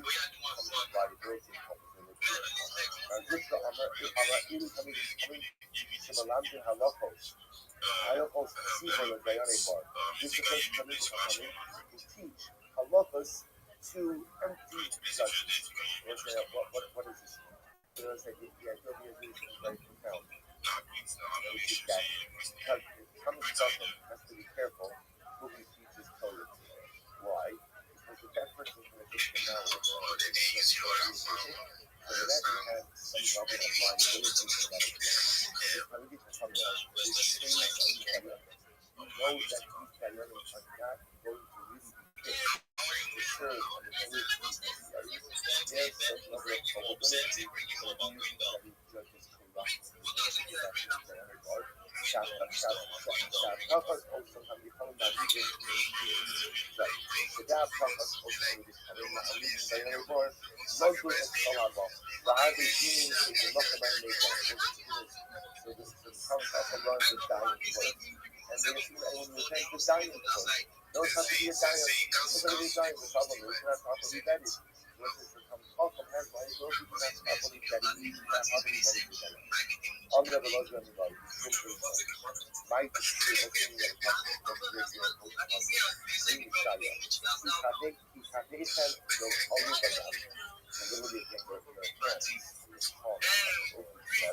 that's for safe and bubble.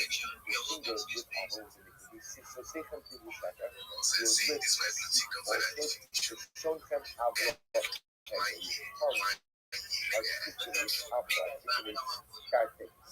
Okay, so what is it? Kafekan with all of that. What's in the wonderful because Edu Hadayan, also this is the first concept. Let's start with that word. You have the hands will be put because of your longest movement that they have delivered. That's called taking the bubble. Your fingers are filled with sin. Maybe silk like it. And this is the first step. This is the first to describe what to describe. They write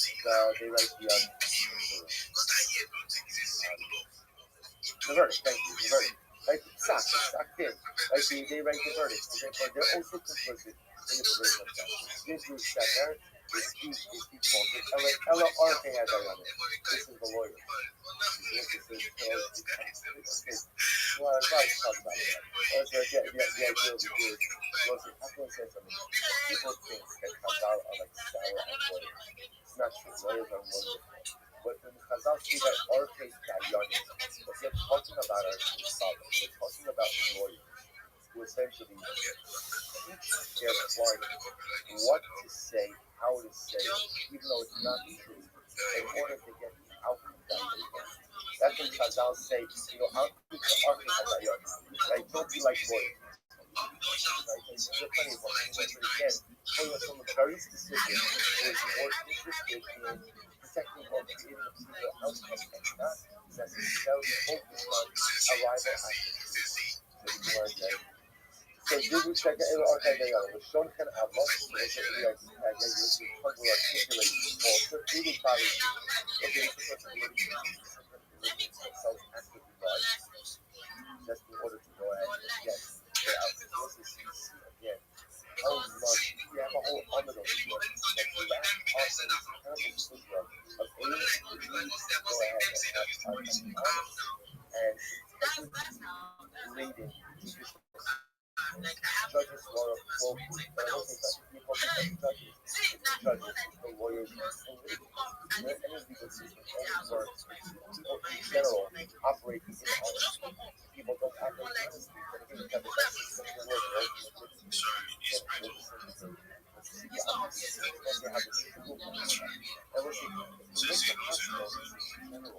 whenever a person careful like how they act. By the way, you see this thing in Spotlight. With every person in leadership capacity in Spotlight. How do you act as a person? On children, on anyone, quote unquote, like under your leadership. Dayanim, and you're going to correct that until their life will allow us to do about a boss that had a household, someone unfortunately is not that effect on the household as well. Therefore, again, honest judges, good society. I'm as head of household with Mishpacha. Again, how do you say that? So what do we do in a religious family? Has a dramatic effect, a dramatic trickle-down effect on all those around us. So the Gemara goes like this. I'm already Eli, what's the difference? Yeshua, this something that's wrong. You know, this is the Lo Tam Hanyai. It's very interesting. You that Yosef separated from his family, and he created his soul. He never drank wine. Sib, you look how close you see it at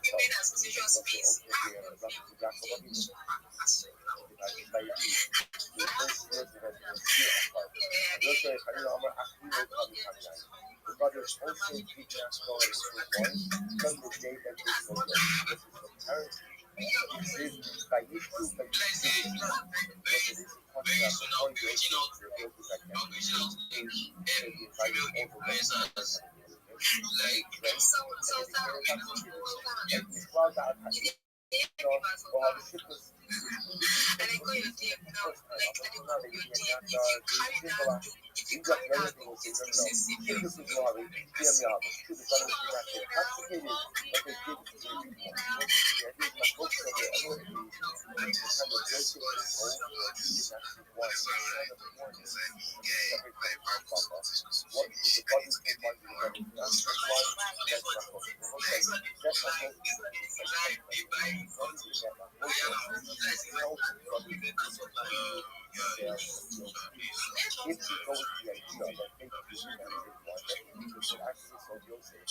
they realized they didn't know how to do it, but there was no trouble. But no, they drank. They could very well be the fact reflective of their feeling of justification about Islam.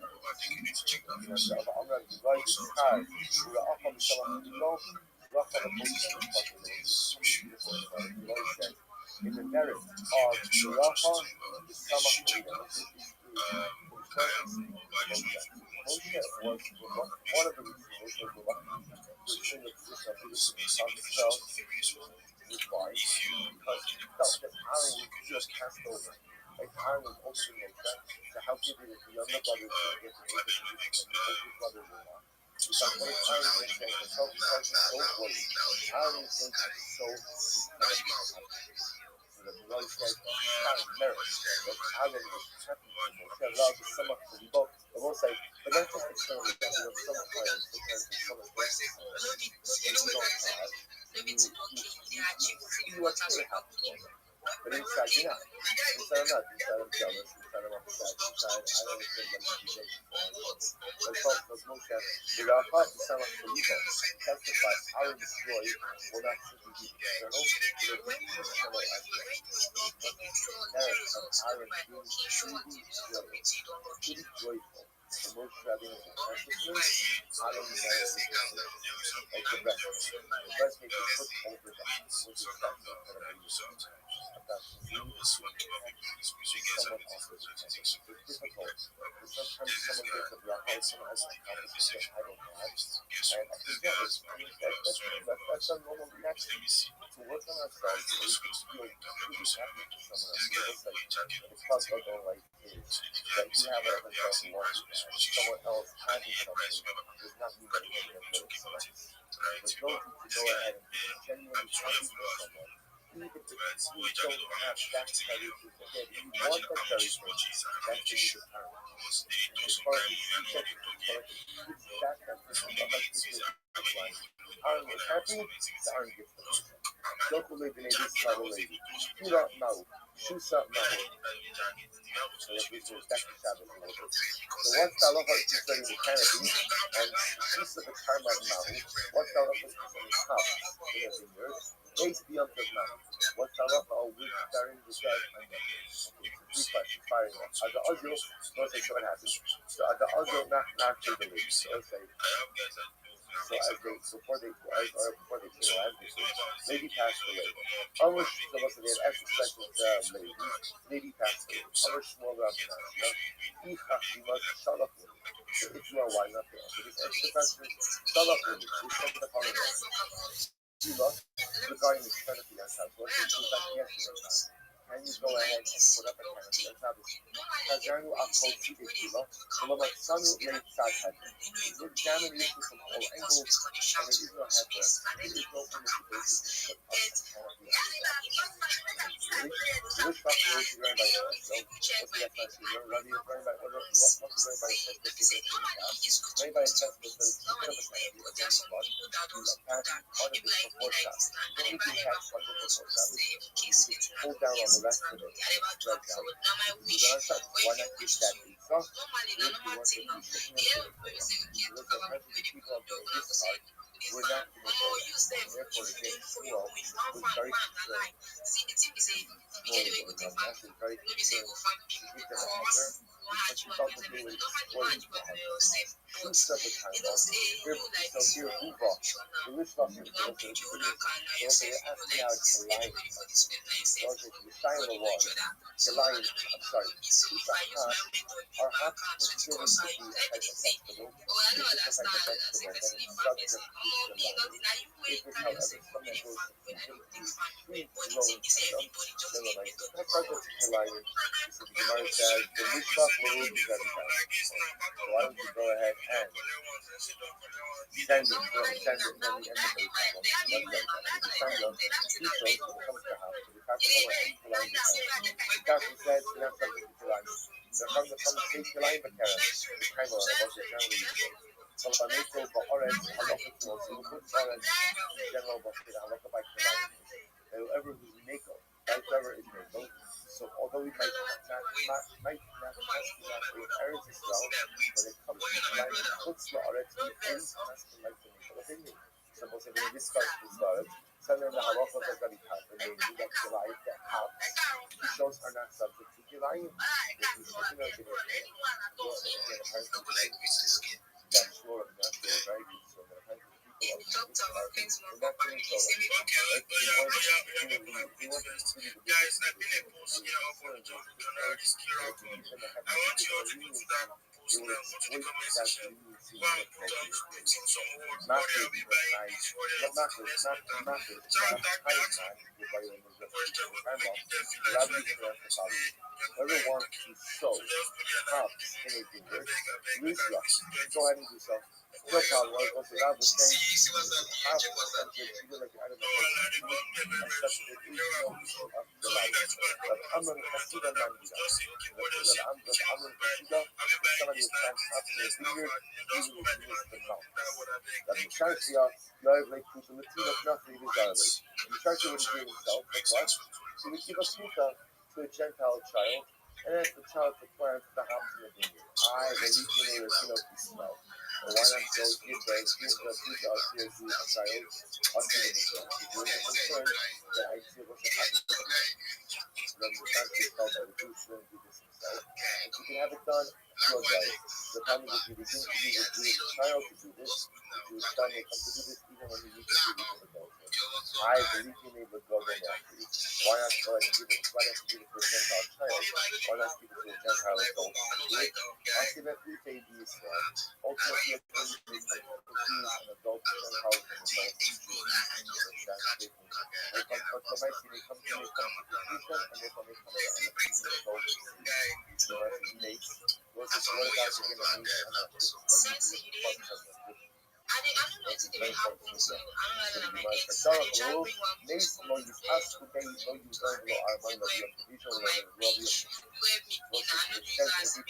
start a mace you should not go and carry the dead. No one should go and deal with the body, not a Jew, not a non-Jew, not a first young not a second young.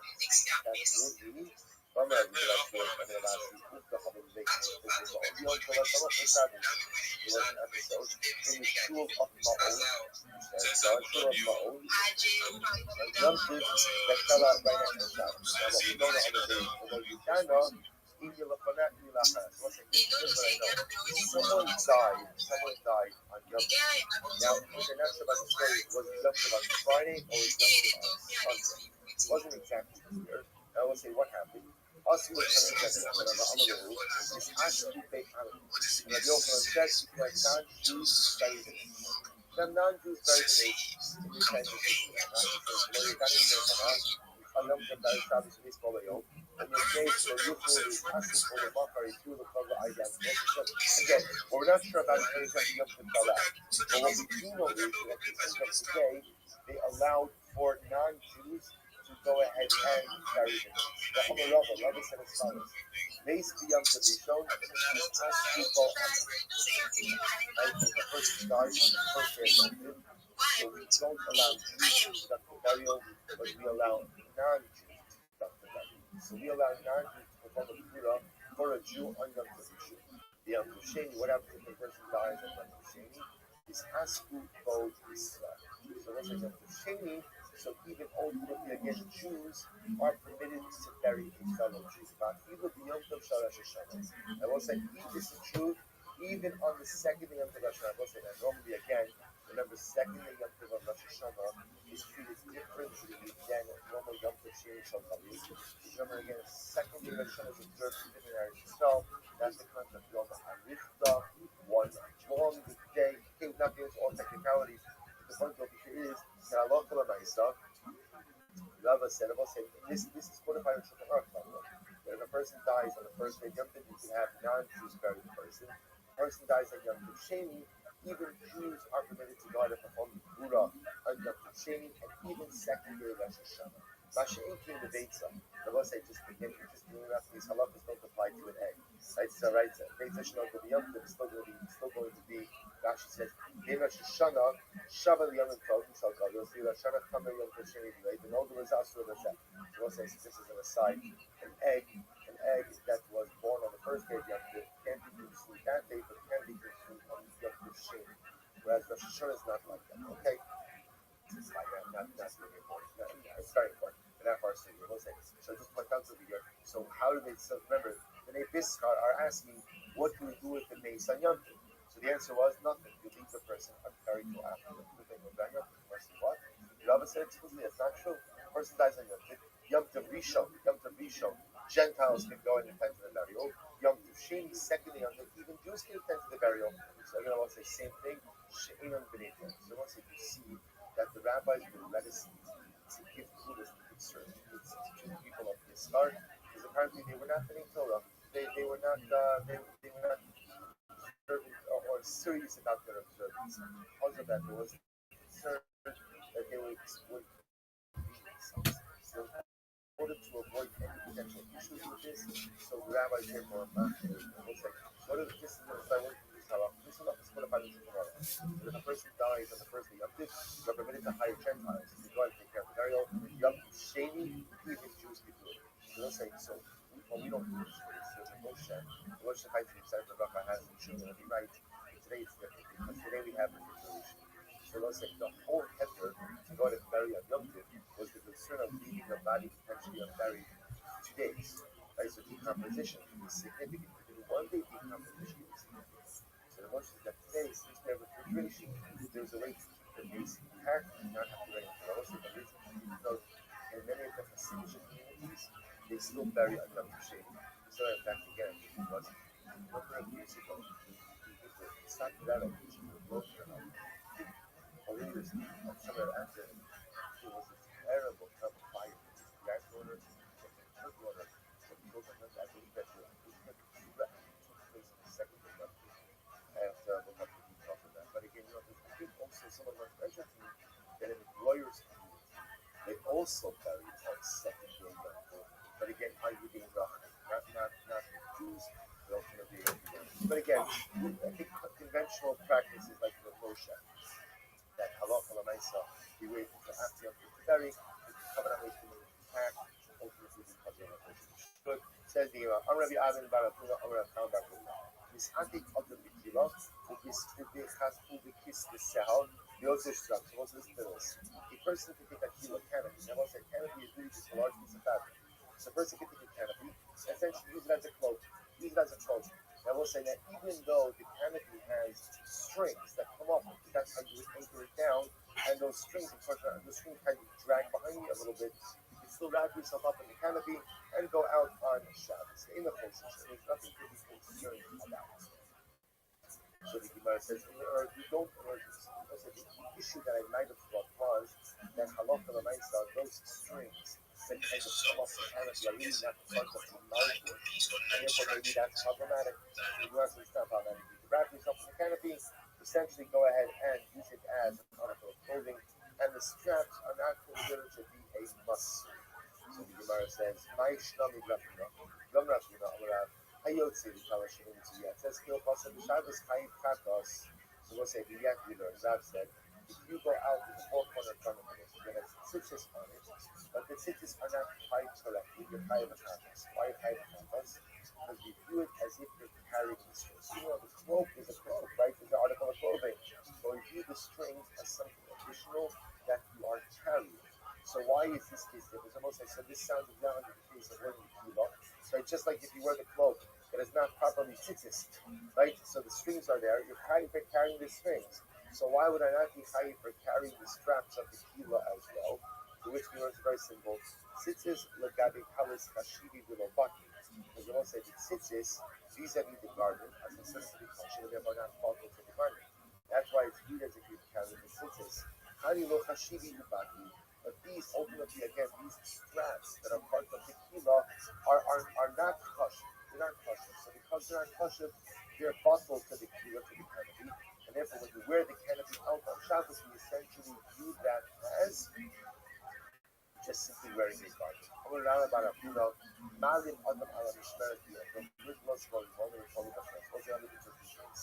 So let's say a person, malim literally means that the person can employ a little bit of subterfuge. What is that? Just remember again, we started this part by talking about the idea that you cannot go ahead and arrange a stringer on the opening of a barrel. So there were two issues involved. So one was because you're making an ohel, right, for the interior of the barrel. What we talked about again, really what that's an issue of is who does the fold, which you have to do. And of course, the act of pouring the wine through the strainer itself will also be covered up. What am I focused? Is it folded? Is it the racket? But it's going to be usher as well. So that wasn't this. Comes on Rabashi, comes on Rabbi and says, what you can do is as follows. You can arrange a strainer on top of the barrel with the intention to use it to hold pomegranates. No pomegranates. So I'm not using it to strain wine. I'm just going to putting pomegranates in it. There's no much fun. And then once it's there to go ahead and put pomegranates in it, you can also use it to strain wine. So what this means, or you couldn't go ahead and put up this strainer on the top of the barrel to strain wine, but you could do it, you could put it there to keep pomegranates. And once you put it there to keep pomegranates, then you can use it to strain wine as well. Look at that shit, right? Marim Adam Alam Mishas Biyom. What I found out in Kohen Mishas Biyom. The king has the time of Lamishim oil up with the cold. Marim is held also to Archimoni. The last old in Ubdin the Chomoni. And the Sari Bashmarim hold the Nicholas Darmina no Listen to this. So what Rabbi is saying is as follows. This is Yom Tov. So halakha l'manisa, I'm not allowed to put up the strainer on the opening of the barrel. Why not? Because I want to put the chol. It's rejected. So I say, you know what? I'm putting up a strainer, but I'm not using it to strain wine. I want to use it to hold pomegranates. Okay, you do have to hold pomegranates. And once it's there to hold pomegranates, then what? Then I'm going to use it to strain wine. So I said that's the halal. So that's a little bit of subterfuge. So I can't put it up to strain wine. I'm not putting it there to strain wine. I'm putting it there to hold pomegranates. And once it's there to hold pomegranates as well, I'll pour wine through it to strain the wine from my meal as well. How about Rashi? For who to tell about your motive? Rashi says that works, but it only works if what? If you actually and literally put pomegranates in there. Really? I will say, why is it good to follow the piece? Not even Sheikhar the Mori Tarachamoy. It will say you can make new beer.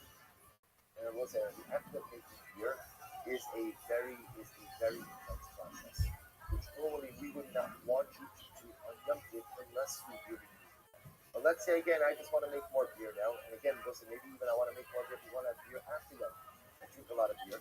I want to make sure that after Yom Tov I'm not out of beer. That's the worst feeling in the world.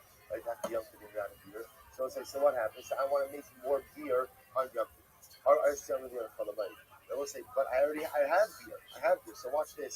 So Matilin Sheikhar, B'moy L'Tzarach HaMoed, Shalol L'Tzarach HaMoed Aser. So we'll say you can make beer on Yom Tov, on Chalamayit, for the sake of Yom Tov. But again, if you want to make beer for after Yom Tov, that's Aser. Echad Sheikhar T'morim ve'Echad Sheikhar Solim. Whether you're making date beer, whether you're making barley beer, Apapi Shi'ech Shleim Yashan, We'll say, what can we do? But if you're going to make beer and drink that beer, then you're okay.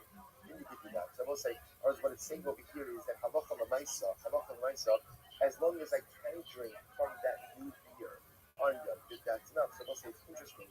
The way the Gemara is understanding this case is that halacha l'maisa, I don't actually have to drink from the beer. As long as I can drink from the beer, that's going to be like that. Which seems to indicate to me that halacha l'maisa. So remember again, let's go back for just a moment. You could put up the seed on the barrel because you could use it for pomegranates. And Rabbi said that you have to actually put pomegranates in. Which there are contrasts with the beer case. Because in the beer case, what it sounds like here is as long as I can drink from the new beer, that's going to be enough. To which the Gemara says, Hasam lo muchanosa, hacha muchanosa. We'll say, here's the fundamental difference. Look at that. Hasam lo muchanosa, the milsa be sura udalo, or we'll say, here's the difference. When you brew beer, there's nothing that looks usher about that. Why not? Somebody looks at that, and what do they assume? So we'll say, everything is always about the narrative people ascribe to my actions. If someone sees me brewing beer on Chalamai, what's the narrative they'll attach to that? What's the narrative? You want to drink beer? I finished my Yom Tov beer. I need beer for Yom Tov. Because you know what I'm saying? Again, that's a drink that people drink all the time for studios. So again, if somebody sees me brewing beer on Yom Tov, not on Yom Tov, again, when I say Chalamai, just can't go on Yom Tov, Chalamai, so we'll say, so again, the narrative is very simple. It needs beer for Yom Tov. Therefore, again, I will say, because of that, my actions kind of stand on their own, and as long as that beer is technically usable on Yom Tov, whether I use it or not is really irrelevant, I can do it on Chalamayid. On the flip side, Hacha Mukhtamilsa. We'll say, but in the case of the strainer, right, when someone sees me putting a strainer on top of a valve, we'll say, what's the narrative? What's the assumed narrative? What am I doing? I'm straining wine. No one's going to say, oh, he's storing pomegranates, right? We'll say, so because of that, everything is what your action looks like. In the case of the beer, the action looks fine. In the case, ultimately, of the strainer, it does not. Therefore, again, Rabbi says, you can put the strainer on the valve to store pomegranates, but what? You now just have to put the pomegranates in there. Chazi Mar Haitzum Rabbanon, Rafuna Barav, Rav Ivan Shmei, Rafuna Bar Filavon Shmei. They said to Rabbanon and Ravashi, but didn't you see this Talmud Chacham? So again, it's the whole case. So he is. What did he do? The Shakal brought it to Umana Pekarazat Dana. He took a clove of garlic and he stuck it in the spigot of the barrel. The Amar, and he said, I will say now, again, obviously, that act of blowing the head and plugging up the barrel, I will say, seems to be like the case of fixing a utensil. Yet the Talmud Chacham did it, and what did he say? He said, no, I'm not fixing the barrel, I'm just throwing my garlic over here. And yet, again, he didn't know what it said anything to him. Also, he said, first of all, what did he do? On Shabbos, right, he decided to take a nap on the boat, even though again he knew that the boat was going to go to the other side of the river. And he had a vineyard, right? Where he had orchards on the other side of the river. He wanted to get to the other side of the river to check on his Shabbos. So what did he do? He took a nap on the boat, even though he knew that the boat was going to go to the other side of the river. And he said, no. All I have in mind is to take a nap. So again, these are cases where a Chacham is going ahead and doing something. So right, he's clearly when he puts the clove of garlic in there, he does so in order to what? To go ahead and fix the utensil. Then we'll say we'll stop over here for today because I don't want to rush it. It's not very important. We'll stop here. We'll pick up. I know we'll have a lot to do tomorrow, but we'll pick up with this story about the Chacham in the session tomorrow, and we'll go from there. We'll say Yeshua.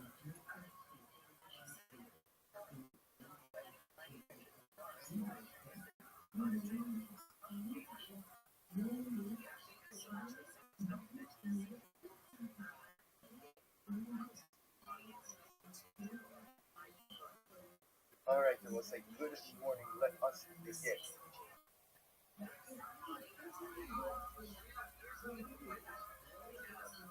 I can do our responses. I can do Shani and Alka for dedicating all of the students and instructions to parents. It's complete and employees. So, Rafa Baskar Abroad, need a best given insight to the American Controller, Shamus and others and make our weekly learning sponsor, Jenny the Butler, in honor of another every good percent and each of those words, and grateful for all of you. I got young sponsors today. This is Mr. Davis.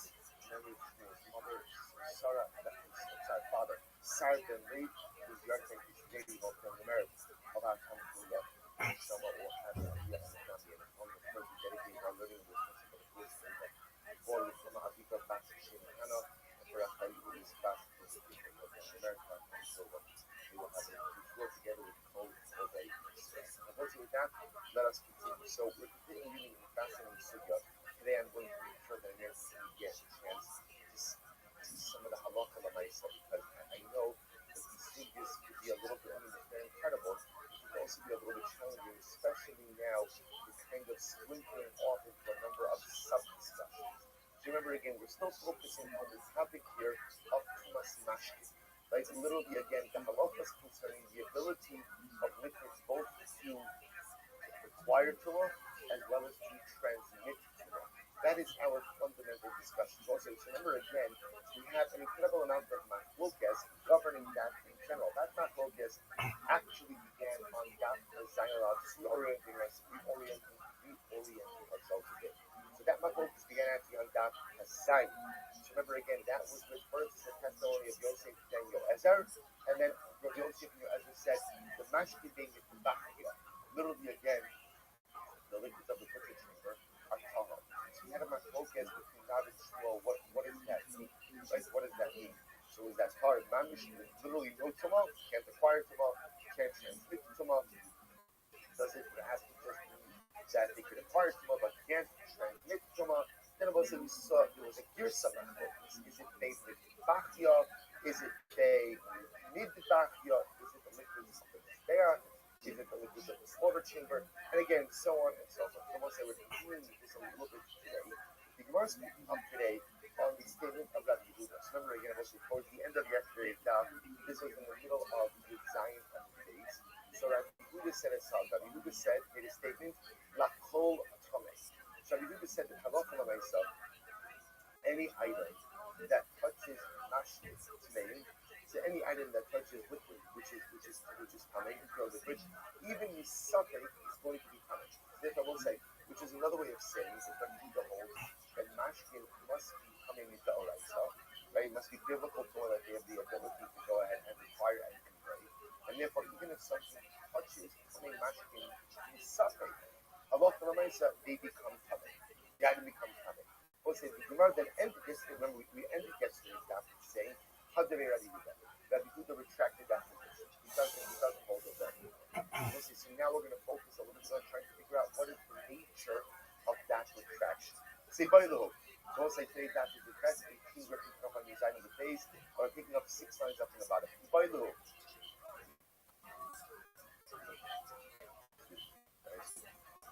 See by the hook. So Gemara says as follows. By the hook.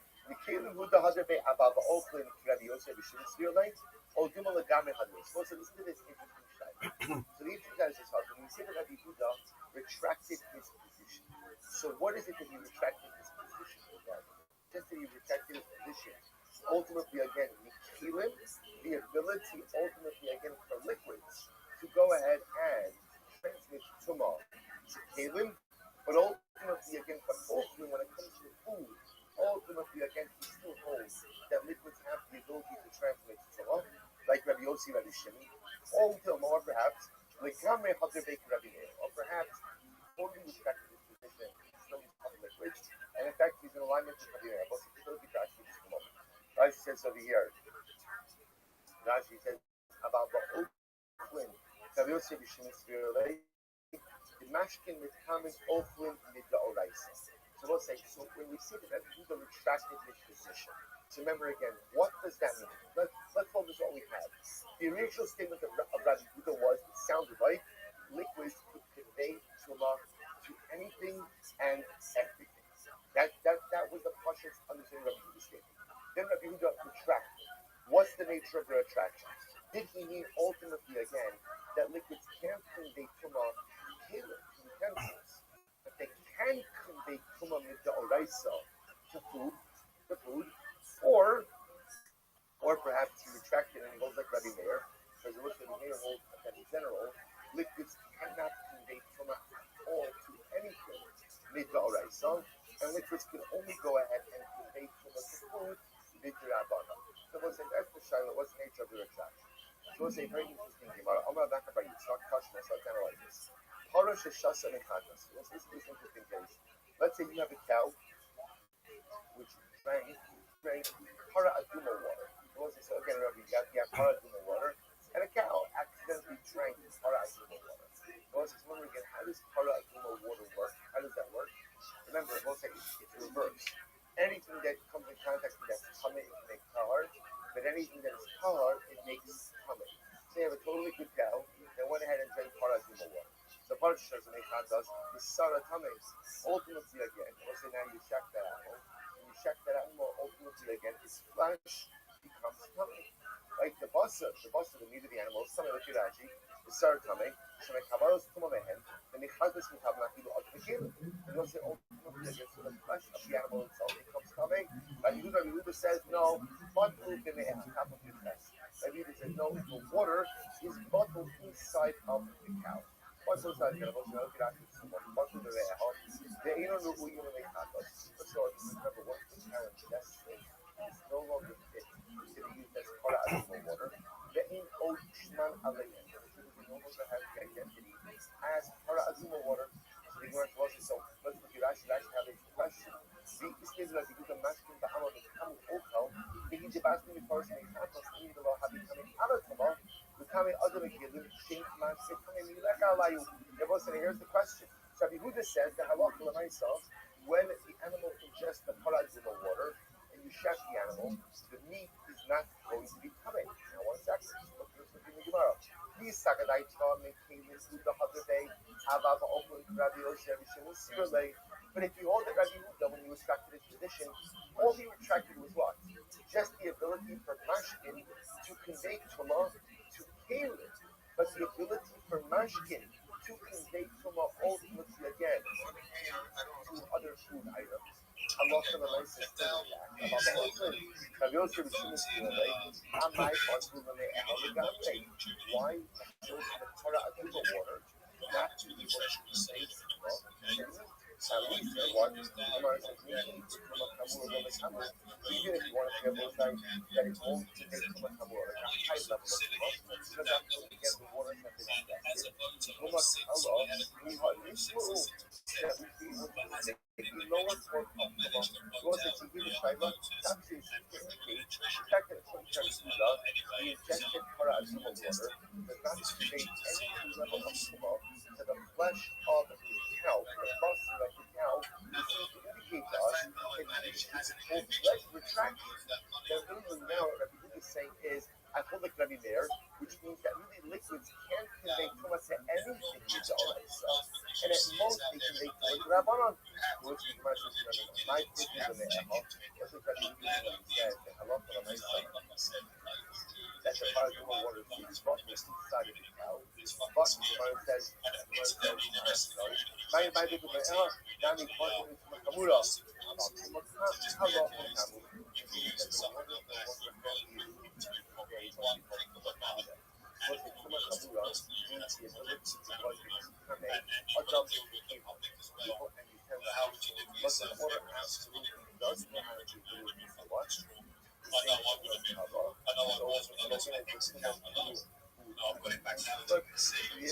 Therefore, there's no proof of it, so it's very possible that we can still hold the halal for the liquids as we do. Something like that, you don't need to make because of the comments of the Kamura Nazi. So we'll say that it's because of things. So fine. So the point of here is that from the case of Para Aduma, can't necessarily what that is. Here's what I know. What I know is that Yehuda in his first tell that pretty much liquids have the ability to make anything and everything. When I say anything and everything, I mean like Adam, right? Food, now, both in order to look trapped in that position. We're trying to figure out what the nature of the retraction. Did he retract he retracted everything? Said he holds it every day, which is the most extreme holds that he has to say, don't make much of anything. And I will just convey or does he hold it more modified? That liquids can't be made from certain aspects of the food. So we try to even the proof from Paradima, but even from Paradima to the situation. I will say what ends up happening is very interesting. Because my comments over from a Kamura Nabi comments, look at the comments during the comment. It sounds like it's saying based on the Kamal, right, based on the first opinion, that even suggested Kala Aduma water does convey full-fledged Kula, to which the Gemara says, Ha Usara Ikata. The Gemara says, after all, this is because of the comments over from a Kamura Nabi Kamu, Ha Usara Kame. Ha Usara Kame Katani. To which the Gemara says, already we did this entire stuff reflects the Gemara that the Ha Usara Kame Katani. Ella as Abasar, the Lord Shana Adam David, and I'll be my time. The way the base is set up makes it sound like critical kind of camel. The water, the Paraduma water, is high level color, even once it's set from that yellow. Problem is, all the Bible says is that let's say that the flesh of the Parah is coming, which indicates to us that Allah said only the flesh of the animal that is coming, but that the water does not be able to convey color to other than painless. So that doesn't have high level color. Rather, the entire by itself is that itself, which is Surah next to that. And ultimately, again, the basis is a couple of critical considerations. We are not going to deal with now, here we go. Horror stuff that make Hassas engage. Let's have a pound century between Hassas, right? So horror, no water. Part of it wasn't, again, I just want to it's not the same. It's not the Paraduma that is just Paraduma water. Right? Again, Parad is just dominant animals, right? Dominant animals. Again, my cow happens to drink my Paraduma water. You know, what's what happens? Now I check my cow. I have to read what's the status. The Parad is not this ultimately, again, flesh. When is that sold? From a cow. What is that flesh? What is that? From a cow. From a cow. A lower form of cow, which means that the only ability of the water, of the liquid, is to convey from a but that water would not have the ability to go ahead and convey from a Adam and it wouldn't have the ability to convey from a ultimately again to people so it only has the lower form of Torah. About Kuma Kamulo, Rabbi Omer, but who the that Allah myself once the water is ingested, ultimately again they are about to listen to the suffering.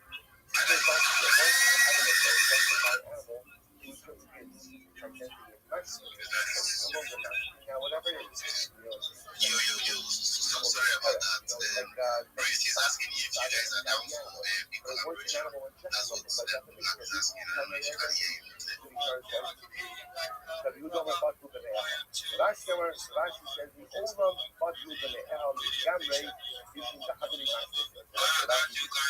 Rashi says, so we'll say, so in this model of Akuda, what you're suggesting will be once the animal ingests the Paraduma water, essentially identity and match is compromised, and therefore all it has is the ability to convey from a Kala, which means the most that's going to be in the Kame is what? It's the Boston, the actual reach of the Kala, but cannot Thanks so much for your time. We appreciate the space. You read a lot of it. You said, Bridget is interested, especially water. It is bottle with gambling. Your project is interested, by the way. And you said you are still working on the game, so I'm interested in the game. Me and my plans this space relax. That's my bro, Vic. We are both game lovers. He's now doing the business section. So probably you just wait till 3 years. We are here, we are still waiting. We are waiting for that game. A big one of a big game. You understand? So yeah, there's big things. So yeah, I see Rabbi with his bro. My bro is playing one man. This guy is always online, bro. So it's like no training. Right now he's online. Remember when he came up to my space all that time, chilling and all that. Yeah. Jam Rabbi, what's going on? Every day's a holiday, every meal's a feast. Thank you so much for the opportunity to be here. This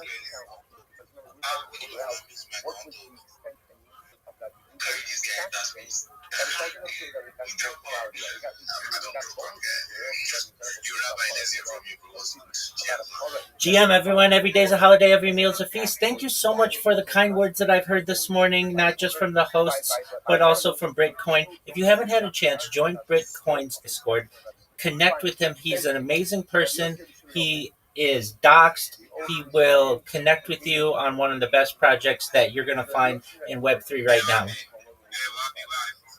Yo, just one moment with all the questions. Let me talk, and then you can ask me anything that you want, my friend. Yeah, no, I understand. I just would appreciate it if you waited till the end until I'm done speaking before interrupting me. I appreciate that.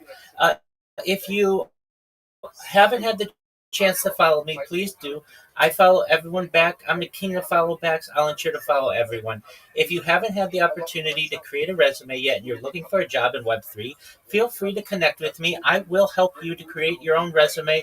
I will help you to connect with recruiting organizations. I will certainly help you to maximize the amount of connections that you have in social media. So if that's of interest to you and you want your 2026 to have more connections and really excellent job opportunities, send me a DM. I'd love to be able to help you. For the person who asked where I'm from, I'm based out of the United States, and now here is my show. I'm Rabbi Rothschild. If you don't know who I am, you will. I stream my life 24 hours a day, 7 days a week, 365 days a year for world peace. I've been doing so for more than 4 years. My streams go back to the pandemic. We've seen the death of a queen, the birth of AI, the coronation of a king, and everything in between. This is a real life Truman Show, a real life Big Brother. This is a timeline and a time capsule of human achievement. In the 1990s, Bill Gates coined the phrase content is king, and I'm making it true today. I'm king of the internet. This is the biggest event in global history, and here's why. In 2018, The Economist magazine stated that data had overtaken petroleum as Earth's #1 resource, and I have more data archived on the internet than any person ever, which is making me a very influential person. I'm going viral, and when I do, I want to make you, your friends, your family, all financially independent if you're not already. I want to ensure that you have generational wealth if you don't already, and I want you to be able to start charities and philanthropic organizations of your own. I'm unlike any influencer you're ever going to meet. I'm not live on one YouTube stream or 2 YouTube streams. I'm live 24 hours a day on over 20 simultaneous YouTube streams. You can watch my life in 360 degrees. I even have a ceiling cam. If you want to view my YouTube links, they're available in my profile. Additionally, they're in my pinned post. You will also find in my pinned post a link to my link tree. I dare you to look at my link tree. Nobody dares you. I understand, Black. Please, I'm rolling here. I appreciate it. I dare you to look at my link tree. I have more social media than any person ever. Additionally, I have a Discord with over 2,700 people in it, and we continue to grow each day. In addition to making you all wealthy and wanting to promote world peace, I want you to know that I want to help end world hunger through the use of technology, such as agricultural drones, floating greenhouses, and world thirst. I'm sponsored by a cryptocurrency that's worth about $100 million, and one of the things that we do is we build wells and water towers in developing nations for the benefit of the less fortunate. Additionally, I'm an advocate for the Life Straw program, and most importantly, desalination technology, where we pump Earth's seawater onto land and make it drinkable. If you are a reply guy, if you're a Web3 marketer, if you're a raider or a shiller, and you want a free mentor, coach, and friend, send me a follow. I will be happy to follow you back. Send me a DM. I will be happy to respond. I want you all to know that I'm here to support you both personally and professionally. I'm here to be a positive person in your lives. I'm here to have an optimistic view on the future. And most importantly, I am here to give people hope. And with that, I sincerely appreciate the opportunity to share.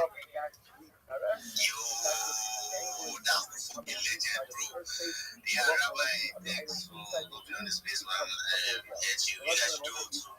Check out his YouTube, his streamer, he streams 247 or 7 days. It's so energetic, man. Check out his YouTube, join his Discord, and chill with him. Yeah, we have Bojack on the video. Bojack will go to the welcome on board. Sensei, you have something to say? What happened? I dangle. Yo, Bojack. What's up, bro? GM, happy Sunday. What's up? The piece of bread is coming. Let me keep a point I'm good, man. I'm good. This guy told you much of its mom. It's just my accounts without the notice, bro. I'm not even just demotivated. It's just the account.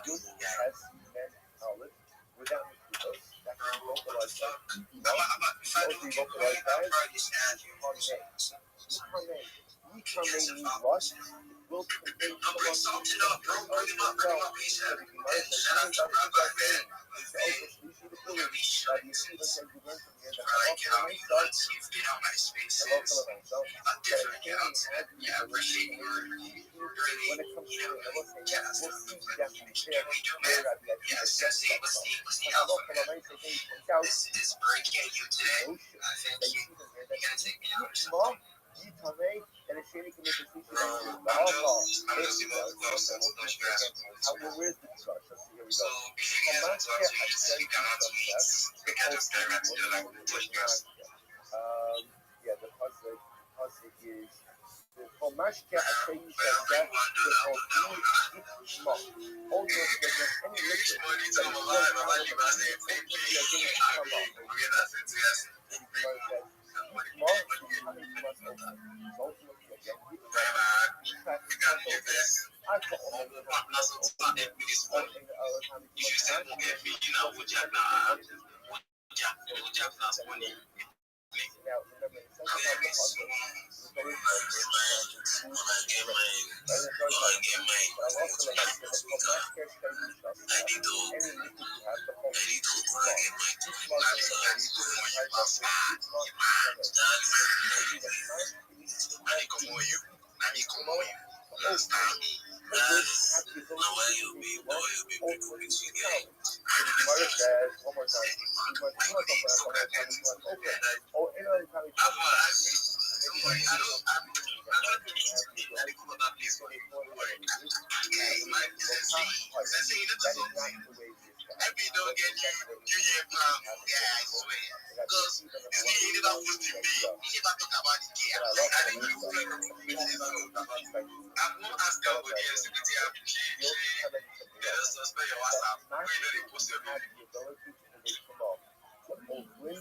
but not I know all of you somewhere we're trying that. but there are Tabashkin that have food and food could create tomorrow. So the liquids or liquids can convey to other liquids and food can convey tomorrow to other foods. Looking at that measure, that food can convey tomorrow. We already saw that in the and because you're going to go to that side, the Gemara has shows the Gemara has by how much other of the Sugya.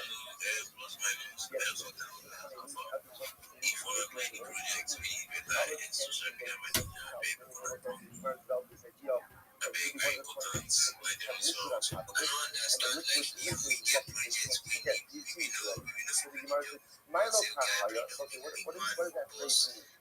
Not the way that it was. But first of all, take a look at back.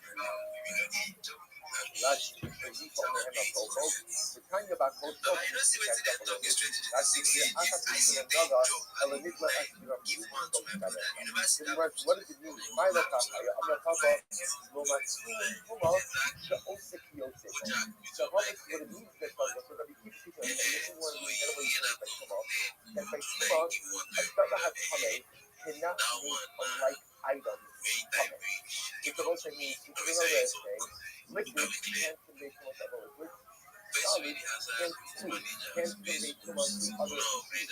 So the Gemara says, Rabbi Amar, we say it's the non-evil even from the mushrooms itself, ultimately,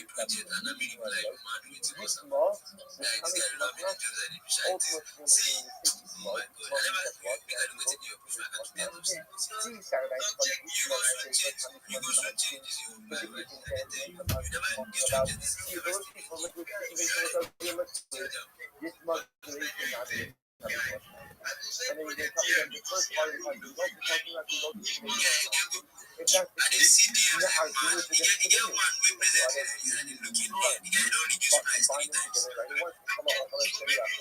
okay, no ball of money. So from that I said you shall say, but how it's not. Right?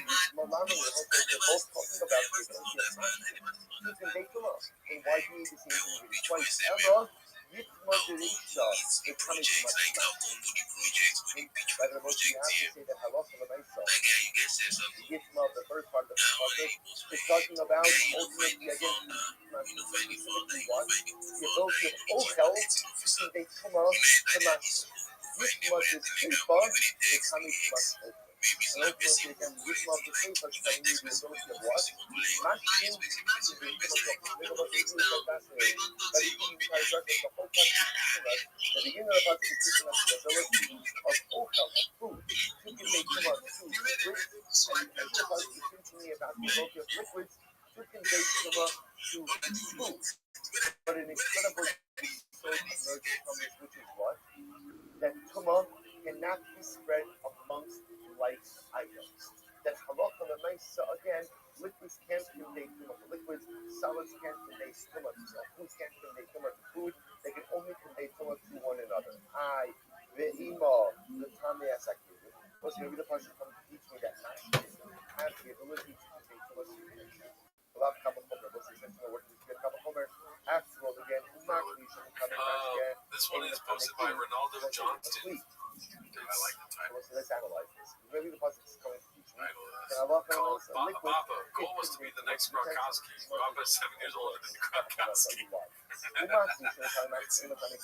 Year later, I was full scholarship athlete, and then I was like, "Yep, I'm going to the NFL." And the next Tony Gonzalez, and the next Gronkowski, like that's the goal.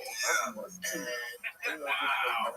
which was heartbreaking. Didn't get drafted, and then I had a few offers from like Buffalo Bills, Miami, the Jets. Went to Buffalo, got cut there. I'm like, well, this isn't how it's supposed to go. Damn. Can I come with here? Talk to the people who do read comments on that. Yeah. So, what's up, guys? JR, and hello to you, Danny. Hey, Millhouse, how many chicken foot? Miller, they're asking you how many chicken foot. Oh my god. I say so. Okay. I say so. I like, what's it called? So I look up the ages.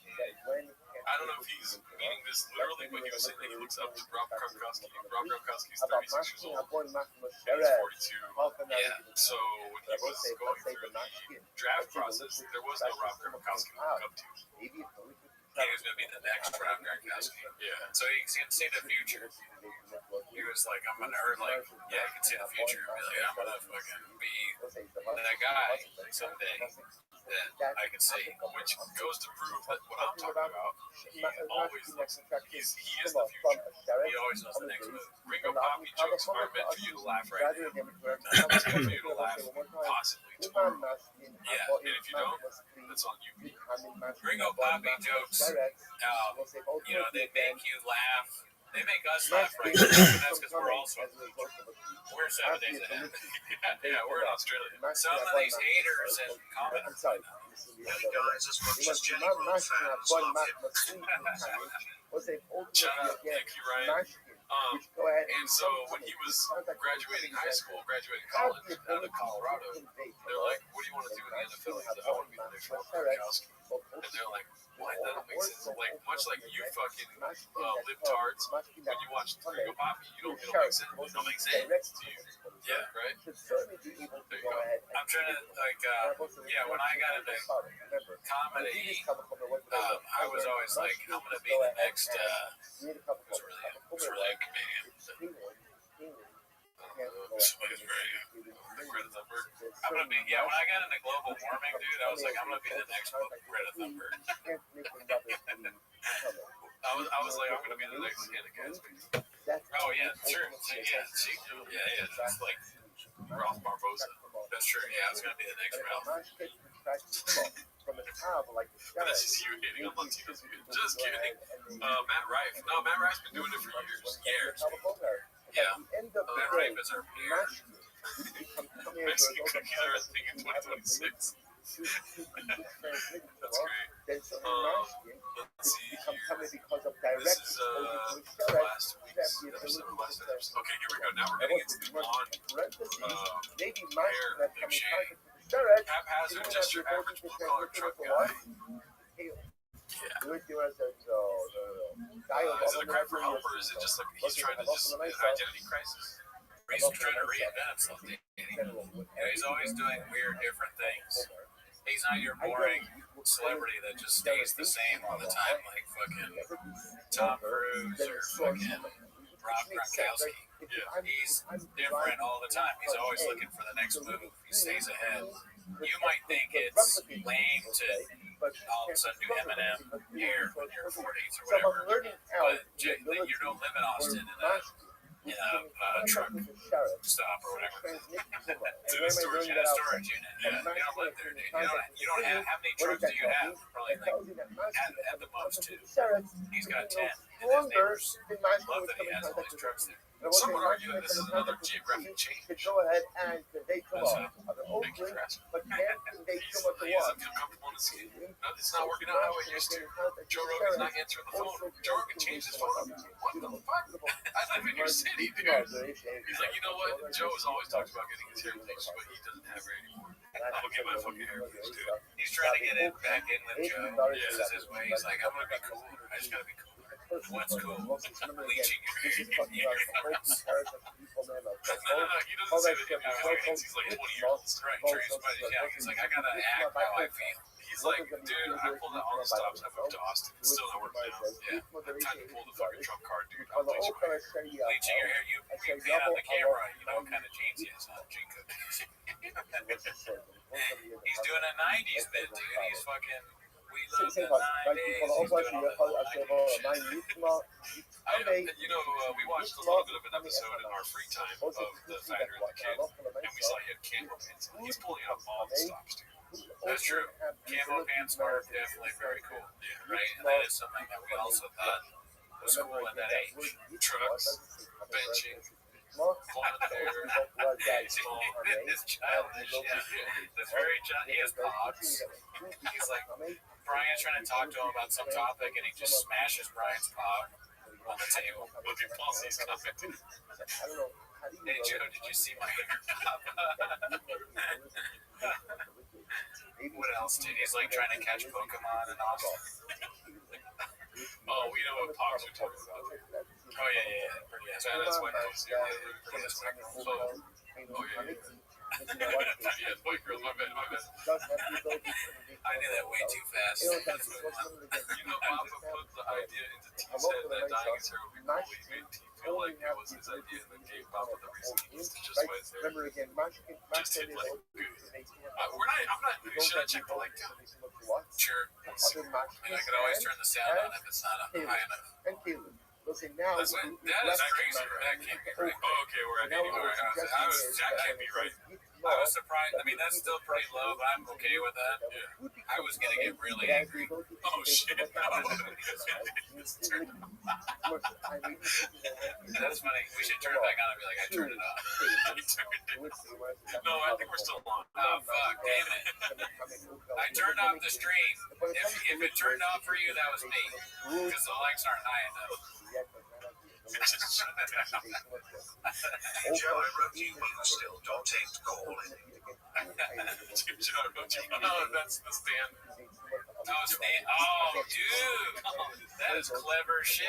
Damn. We should do that too. Man, somebody wrote in the comments that, like, all of the jokes go over my head, and I was like, fuck that. They don't, but they definitely do. Thank you for No sound. Thank you for the $10. What's the name on it? Devlugno. Shout out to you. So one more time. It can't be. Is there really no sound? No. They're saying do not the sound fellas. Oh, god damn it. Dude, I want to remind you. As you're talking about things going over your head. It is the greatest disease. Oh, shout out to you, Juan. Thank you for the $10. Throw that tiger thing on ice. True. Let's stack that over a later toast. Cooney is 6'5". I'm 6'8". How tall is Cooney? 8 inches. No, I'm 5'8". I am 5'6". I think Gerardo is 1 inch taller. Yeah, or 2. But I tell everyone I'm 5'6", so I just don't have to answer any questions. True. Just do like unique. Yeah, but then if we ask for donations all the time. Todd, welcome here, dude. That's we've already done that many times. No, we don't do that. Okay, shout out to you, Paulsy. I want to hear this. You need him too aerodynamic to catch Jupiter. Facts. Well, we gotta get to the. We have to get to the meat and carrots. How many? Meat and vegetables. We gotta get to the sandwich. We had this one. Did you remember that chocolate vanilla strawberry sandwich? No, it was like an extra limited time. It was in the I have to non-star, middle, and out. Let's go. So, Now I know that are you sure about that? We did eat on the initial side. He was getting cross to be able to say, so it's like he carries things. It's pretty straightforward. You got a lot of accessories and judgments. We're such a shoot it out of sleep. So there was a best he was sharing us. That's what they brought to our because then I was there playing out a lot of vloggers. So those nice guys have such a reach that that's not a real story back up. what does that mean? Yeah, everybody else has places here too. But the veterans they're kind of like a Reddit of themselves. The way he was talking just then, he's like, I know a lot of veterans, but oh my God, they almost have forgot. Like they have their own kind of. They knew that was bullshit, just like we know. Go ahead and they told him if he came open covered so you would have put in general that said open food has a more common status than the household. Even mashke, in the kami mashke, below okal kami mashke, took off apagati mashke kami kui open kami. So say this is interesting. You might have thought that okal ultimately again is more common than mashke. And I'll say very interesting. How is okal more common than mashke? Listen to this, because okal can be kami mashke, whereas a mashke can't be kami mashke. Therefore, again, quote unquote, okal has a chumrah above mashke. It's our process. Because okal is a chumrah, therefore what? Okal should also be able to convey too much to a kli, which the Gemara says, he came a okal coming to the kami mashke, nitnei l'kli, which the Gemara says, no. He covered the mashke, the mishum, the mashke, alul l'kabel tumah. To which the Gemara says, no. At the end of the day, the reason why halacha l'maisa all are able to become a mashke is because mashke have a specific chumrah, have a specific stringency l'gabe tumah that really makes them a bit more receptive. So what makes them more receptive to more than anything else? It's really quite fascinating. The Gemara says, "Ma'asi avilosan." What's the extra? Why is it that mashke are considered to be more receptive to tumah? The Gemara says, this actually is quite fascinating because there was a mashkin on the one thing that don't require hechsher in order to kabel tumah. So what does that mean? It's really quite fascinating, which is every other item in order for it to be a kabel tumah. So what has to happen? It has to come in contact with the liquid. The other thing that doesn't have to come in contact with the liquid in order to become receptive to kabel tumah is what? I haven't been able to work out this stuff. I do this stuff better because I put my It says that it could very well be that halacha Are you working out? Are you fantastic for? or they have almost like a broken Usually I do robots. I do like simple reason that they do not the require problem is shot and the for southern. they That's what I call it. so remember again, Rabbi also got some also teaches me I slept that you can't great spread last too much night. like Oakland No. can't give it to Oakland, But Mashkin but can't that keeps track of my like stuff. So Oakland fuck it. the Mashkin Where give did it to this go Oakland, around and the you can't spread it Garmin or Cayman can't give the it Garmin to life is for bitches. Get they know to the deal, you're a Mahafana, we don't I do get to work, bro. Hey, Hassan Hafna, you don't have to somewhere else. Yesterday I woke up at 2:30 My a.m. I went to the gym. Didn't matter. I had to do the work. But no, that's I understand. It didn't matter. I had to do the work thing. I guess. But there's a level where it's like, why did you wake up? Animal carcasses, like which is coming, ultimately fall on the sea. Tiger, not so much. In which the Gemara says, "Hutame, the aim is to come with no signal. The item becomes coming. The right items cannot spread tumah to each other." So I say, I thought that process is the source from the inability of like items To which the Gemara says, Chad b'mashkin abon machmas sheretz, Chad b'mashkin abon machmas kli. We'll say it's actually talking about two different cases. One pasuk is talking about Rishon and teaching you that mashkin can't convey to others to become tummy as a result of contact with the food. The son's mashkin also What do you think you were doing? Hal, stop! It was an accident! An accident. It was. Stupid, really. I was leaning over and I slipped. I was leaning far over to see the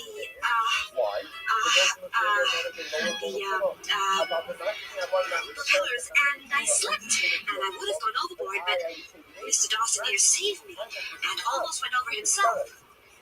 You wanted to see the propellers. Like I said, women and machinery do not mix. Was that the way of it? Yeah, that was pretty much it. Well, the boy's a hero then. Good for you, son. Well done.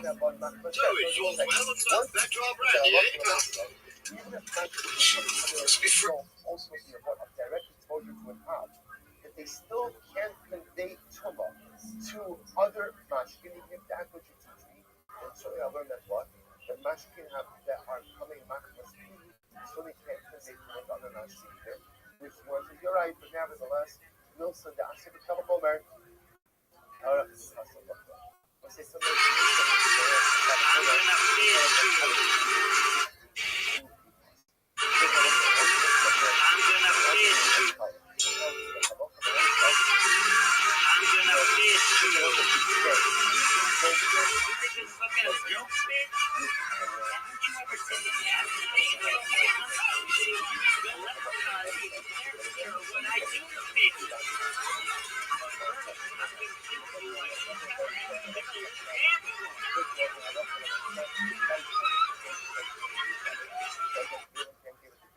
Mashkin can't give to Mashkin, and Oakland can't give to Oakland. But Allah Mashkin can give to Oakland, Oakland can give to Mashkin, and Keelan could give to both Mashkin and Oakland. That's not what I will say. Number two, what we still have not fully established is the nature of Tumas Mashkin in general. So Allah will say, what is the halacha of Tumas Mashkin? What is the halacha Midoraisa? What is the halacha Midrabanan? It's clear that Midrabanan, at least Midrabanan, it was a spread. But or I should say, an ability of Don't do it. Stay back! Don't do it. Stay back! Don't come any closer!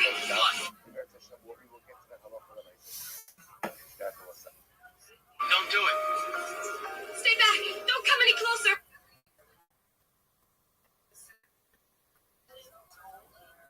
Don't do it.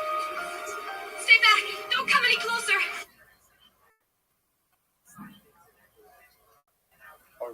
Don't do it. Stay back! Don't come any closer! Come on.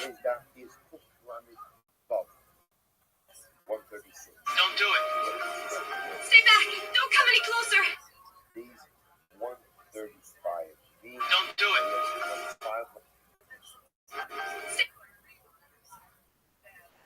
Don't come any closer!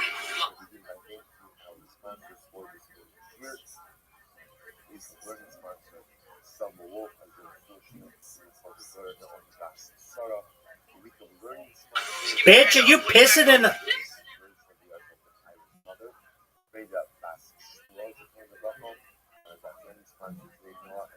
Stay back! Don't come any closer! All of the Rishonim have it earlier. The family of and all those who require a refuah should have worked together. Bitch, are you pissing in the Atlantic Ocean? You're very fascinating. Let us in 135b, 5 lines up from the bottom. It says the Gemara Tanya, there should be a little. You wild, bitch. Remember this shita, because we're going to be referencing it a lot. You wild, woman. We'll say, says as follows. It is only once a baby is alive that it is left in the status of a navel. Remember again, a navel means a non-viable child. I love pissing in interesting places. The baby is not considered viable. But I will say that is going to have a whole host of ramifications and repercussions, as we're going to see. Therefore, Pshimon says only once a baby passes the 30-day mark, and the baby is considered to be quote unquote alive and viable. Shenemar, Ufiduya miben chodesh tifta. So again, his raya is actually a pretty good raya, which is that the concept of Pidyon Aben, the concept of redemption of the firstborn, occurs when? Occurs ultimately again for 30 days, not even by Erech vows. Right? You see that quote unquote nothing has value within 30 days. I've also suggested the backdrop to this. Oceans, lakes, rivers, swimming pools. Look at Rashi just a moment. Event Chodesh, Yiditali Bahaki Shmanina Achsham Yisbar Shuben Kayama Lokodim.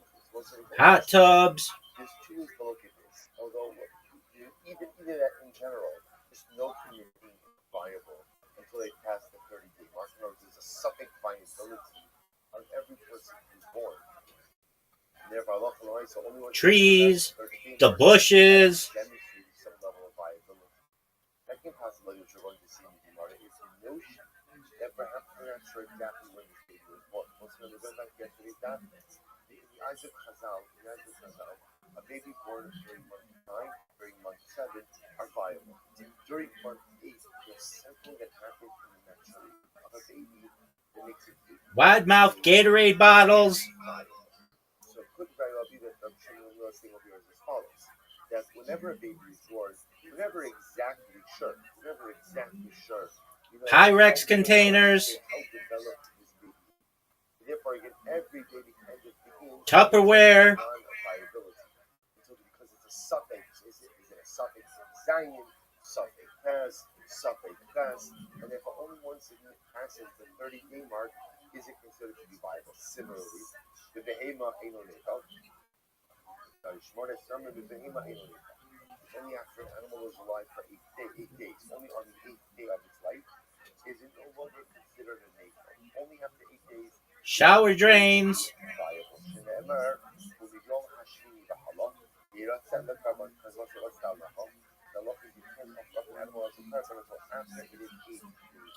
Floor drains. Only once it's past the 8th day mark is it considered to be a viable opium. So this is the Shimon that a baby is only considered to be viable after 30 days, an animal is only considered to be viable after 8 days. Says the Gemara, what he's telling me is that every single baby within 30 days of Osai is a suffix, right? A suffix natal. Suffix viable, suffix not viable. Well, that's the grass. So most say, I don't understand. Sand. Leaves. I don't understand. Why is 8-day snow? Every 8-day old baby will say is what? Is a suffix natal. Suffix if it's a lot, suffix viable, suffix not viable. Why would you have a license to go to the Machal Shabbos for a baby that is only suffix viable?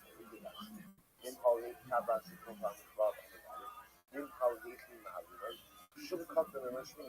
Shabbos, how are you able to circumcise any baby on the 8th day when it's Shabbos? The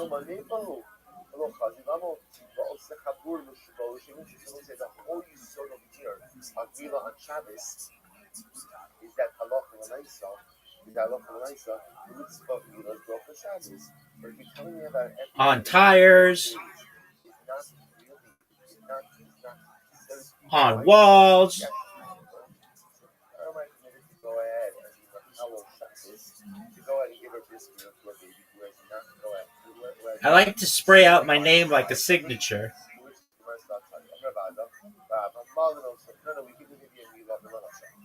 They'll say again, one of two ways. In Chai, if it turns out that the baby lives past 30 days, Shatter Kamala, it'll look like an echo from the Katamila. But if the baby doesn't survive past 30 days, on your face, in your mouth, wherever you want, baby. What's the problem with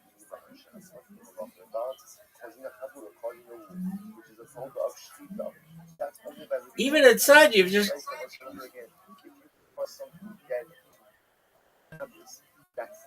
Stay back! Don't come any closer! Come on, just give me your hand. I'll pull you back over. No! Stay where you are! I mean it! I'll let go! No, you won't. What do you mean, no, I won't? Don't presume. Don't do it. Stay back! Don't come any closer! Come on, just give me your hand. I'll pull you back over. No! Don't do it. Stay back! Don't come any closer! Come on, just give me your hand. Don't do it. That's the type of baby that we will not give you. On Shabbos, because you're going to listen over again. The only time you can go ahead and buy the Shabbos for the baby is when if you're not sure again, the baby born at 7 months, 8 months, that's a big difference. 8-month baby is considered to be non-viable. Non-viable baby, there's no head to go ahead and eat the Shabbos on Shabbos. So the Gemara says, Amai, already, Amai. Don't do it. See how Rishon says, Don't do it. Halacha myself. A baby's only viable once you live past 30 days. Here's the problem, essentially. And how are you ever allowed to have a meal on Shabbos? It smells like cat food up here. It smells like cat food out here. Don't do it. And therefore the milah that you did, of course, wasn't the milah, but Allah also wasn't a melacha, because it was as if you were cutting something that was not viable, that was dead. Okay, now once you have that spot, It smells like cat food out Stay here. back! Don't come any closer! Come on, just give me your hand. Any closer! or an 8th month baby, let's remember again, 8th month baby is considered to be non-viable. The Gemara says, Rice says, can't give such a baby a milah on Shabbos. You can go for Shabbos with such a baby. But why? Why not? You have a holiday milah on Shabbos. Give the milah, then it was a milah on Shabbos. Either way, you're covered. Im chayvu, shakir kamonu. If the baby is alive, if the baby is viable, then it's a proper milah. Im lav, and if not, all you're doing is cutting dead flesh. And I've also there's no problem with cutting dead flesh on Shabbos. Even if it's poisonous disease. Or a marriage, I know, but I'm the only kind of a as we know, in hockey, Nani Mahali. Also, so here you have so marriage, so me and the community by are you believe in the following way? But in a Kinami, to give the milah of this so Mitzvah Ella Lamachshire milah. They say in a Kinami could very well be that halacha l'maisa. We would go ahead and give a milah to this type of thing. It's quite possible. So what's the issue over here? When we don't go ahead and allow you to buy the Shabbos for a 7th month baby, what is that referring to? Machshire milah va'aliba to Rabbi Eliezer. That would be Machshire milah, according to Rabbi Eliezer. Also, taking a step back, remember again. It smells like cat food out Stay here. back! Don't come any closer! Bitch, are you in the Atlantic Ocean? You wild woman. I love pissing in interesting places. Oceans, lakes, rivers, swimming pools, hot tubs, trees, the bushes, wide-mouth Gatorade bottles, Pyrex containers, Tupperware, shower drains, and leaves, snow, on tires, on walls. I like to spray out my name like a signature. On your face, in your mouth, wherever you want, baby. Even it smells like cat. Something about the viability of the baby, such as I don't know if this is a 7th month baby or 8th month baby. Under those circumstances, the Ezra repeated cannot violate Shabbos for Machshir. Very interesting. In which the Gemara says, Omar Abai. So what's that? What's that? Abai says in reality, this whole thing is machlokas. Or Shimon Gamliel's statement is in machlokas. What is it? Look at the Rashi. They feel gomer in chashuv things to become Ratzad Bar Abba. Ye'inu ala machatech babasa olo ba'adi chavu. question is, how do we view a neighbor? How do we view a non-viable baby? Is a non-viable baby considered as if it's already dead? Is that how we look at it? Or is it sounds like a little bit about a baby? But again, we're just focusing on a legal categorization level. So how do you view a non-viable? You're going to see why there's some ramifications in many areas of halacha. How do you view a non-viable baby? Is it viewed ultimately again as already dead? Is that how we view it? That even though again right now it's living, it's breathing, but halachically we categorize it as mace, or do we see that it's alive? So Rabbi wants to suggest that indeed this is the machlokas. Watch this. So let's consider again. The pasuk says that if you have an animal, there's not a kosher animal that died without shechita. Animal that it's merela, died without shechita. So the pasuk says, if you almost went out of Hemasher, if you look on the Achla, and the Yevin Site, it's not a someone touches the carcass, you become tummy until you says the Gemara, what does this come to? It says, Rabbi, bench Mona, She'inch Kasim Sharas. What does this come to? An 8-year-old Shechita is not Mutai. She'inch Kasim Sharas. So it says, Shechita is not Mutai. What does that mean? Take a look at Rashi. Rashi says, Rabbi, Achla Lahavi Benchas, Klikra Darish Bikaras Konim, Mina Behimo, Miktas Behimo Mitamo, Miktas Behimo. Rat is Trepa Shashachta, will be the Rimai, Asher Lahem, Asher Ilahem Lach, Asher Lachan, Lahavi Behimo. The Bisha Parsha, the son of the Sifat, three back to the Flynn, the Kala Behimo, Asher Himakasas Parsha, the Inena Malas Sira, Bokila Masam Eben, Haya Kasmudar, Harsha Tu, the Mesa Badai, the Akla. It smells like cat food out Stay here. back! Don't come any closer! So what happens is halacha l'maisa, the other ben chaz, and she says it. So the Gemara says the shchita is not metayer.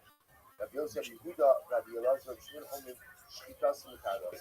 They disagree and they say that halacha l'maisa, even if the animal is a treifa, the shchita is smutaros. So it's an interesting shayla. If you have an animal that's a treifa, so remember what's a treifa? Treifa means any animal that has a condition from which definitely will die. That's the definition of a treifa. So this is an interesting shayla. So if you shech a treifa, so remember you can't eat it, you're not allowed to eat a treifa. So why would you shech the treifa? It's very simple. Because we don't want the animal to be nefame as an evade.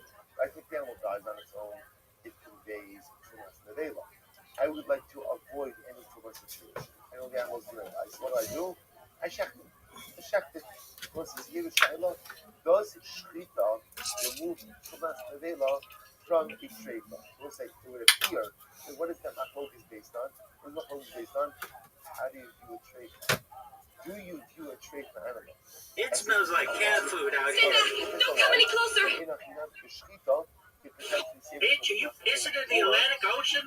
You view a treifa as what? Is it already dead? Don't come any closer! And if it's already dead, then the shchita is not a that What's up, Fancy Feast? Right? How do you view a non-viable child?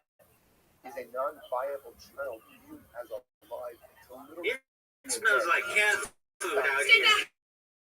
Don't come any What's closer! up, Fancy Feast? Isn't it the Atlantic Ocean? It is categorized as dead already dead. So we'll say, so it would appear that this machlokes over here by the treifa will be the same machlokes by a baby. Which the my love machlokes would be. So are they not arguing about the following point? It smells like cat food out Stay back! here. Don't come any closer! Categorization of a treifa. When something has the condition of which it is definitely. It smells like cat food out Stay here. back! Don't come any closer! Fancy Feast? Isn't it the Atlantic? Dead, or do we view it as being dead right now? Amarava, Rav says that the machlokes are the nifligila in the film of the Torah, nifligila in achila. So if that's the case, instead of having machlokes about film of the Torah, why don't you better? It smells like cat food out here. Stay back! Don't come any closer! Fancy Feast. If you were to go ahead and check this animal, is it fit for consumption or not? Ella, the fully amazing. We'll say rather again, when it comes to a trait, for everyone agrees that a trait is dead. We'll say we know this by the way. It smells like cat food out here. Stay back! Don't come any closer! Fancy feast, bitch. Are you pissing in the Atlantic Ocean? You wild woman. I love pissing in interesting places. Oceans, lakes, rivers, swimming pools, hot tubs, trees, the bushes, wide-mouth Gatorade bottles, Pyrex containers, Tupperware, shower drains, floor drains, grass, sand, leaves, snow, on tires, on walls. I like to spray out my name like a signature. On your face, in your mouth, wherever you want, baby. Even if the assumption is that halacha l'maisa was born treifa. Rather again, it was born healthy, and then between the treifa, therefore had a period of time in which it was what's quote unquote kosher. Hi, low haisala shasa kosher, but the baby that was talking Even inside you. again, was born never had a shasa kosher at a time when it was healthy. Even inside you. But what will you say to the treifa? Like, what about an animal that's born as a treifa? Some age there was a there. That type of animal is subject to the halachas of shkita. Even in was in this case, this type ultimately again is not viable. But our aim of the shkita knows that there's no possible way to remedy this. So again, even inside you, it smells like cat food out here. You know, we have a statement of Rabbi Shimon is very definitive. Baby less than 30 days old does not have the halacha of being viable. And therefore, halacha l'maisa is considered to be a neko. Only once it passes the 30-day mark is it given the seal of viability. How do you do Mila on Shabbos? If that's the case, the man of Shabbos, if it turns out to be alive, good. If Shalom it dies, then it's just mechatek babas are cutting dead flesh, which is not problematic on Shabbos. Very little. So it's the Shabbos. Meet the Rabbanan, at least Rabbi Shimon Gamliel, low. So here's the Shaila. Do the Rabbanan argue on the Tzion of that? It smells like cat food out here. Stay back! Don't come any closer! Fancy feast, bitch. Are you pissing in the Atlantic Ocean? You wild woman. I love pissing in interesting places. Oceans, lakes, rivers, swimming pools, hot tubs, trees, the bushes, wide-mouth Gatorade bottles, Pyrex containers, Tupperware, shower drains, floor drains, grass, sand, leaves, snow, on tires, on walls. I like to spray out my name like a signature.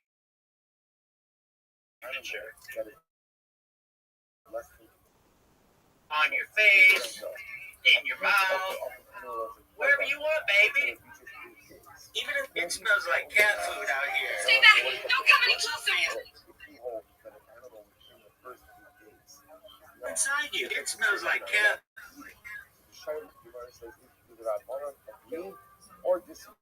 Yo, what up, dude? How you living, Playboy?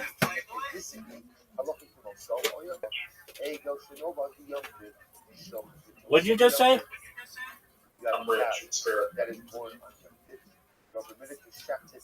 Are you ready to lose in mini golf?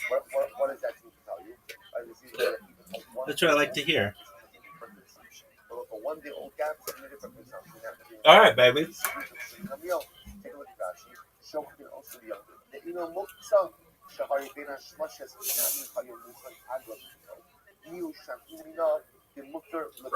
Yeah, baby. What's up?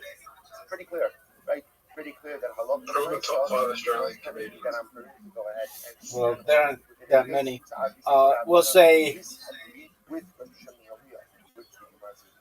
I sent you an invitation. So we'll say that one guy who just got his American citizenship James McCann, your cousin. What's Uh, Emil's logic? My Why cousin, did right? No one knows who he is. You said that he did a podcast with James McCann, and that they have a Netflix special. Never quite sure. Yeah, the Netflix special. Jim Jeffrey, yeah. Yeah, so Jim Jeffries is number one. James McCann's number two. Actually, James McCann's probably number one. Jim Jeffries is number two.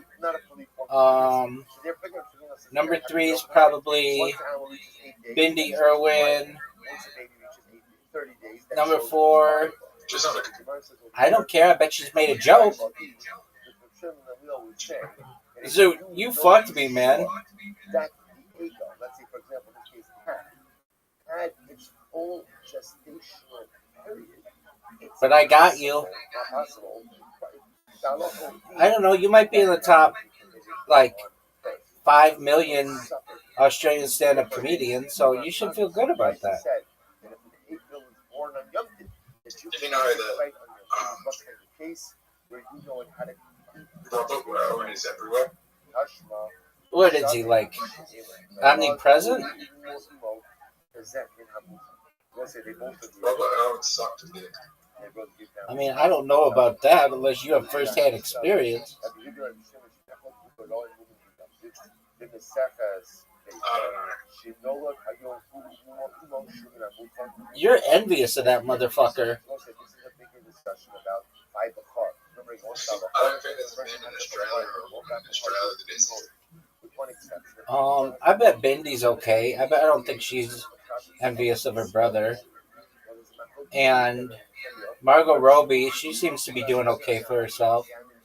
Dog, I just fucked up. And Zoot had one of the best shots ever. No, I swear to God, Rabbi, I went to the store today and I just saw like Robert face everywhere. All right, well, I'm going to tell you this. In the United States, he won Dancing with the Stars, and then nobody else knows about him. Like, you could ask 100 Americans right now, and fewer than 20, I think, would be able to tell you who he is. So maybe he's really big in Australia. Oh, Zoot, now's your chance, big dog.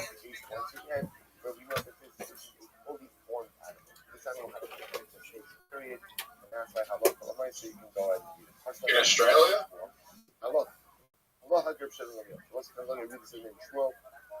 How big was Leonardo DiCaprio when Titanic came out? Oh, dude, motherfucker was everywhere. That's the equivalent to what it's like in Australia right now. Within 30 of the baby, has the status of a suffix nasal, same for the animal.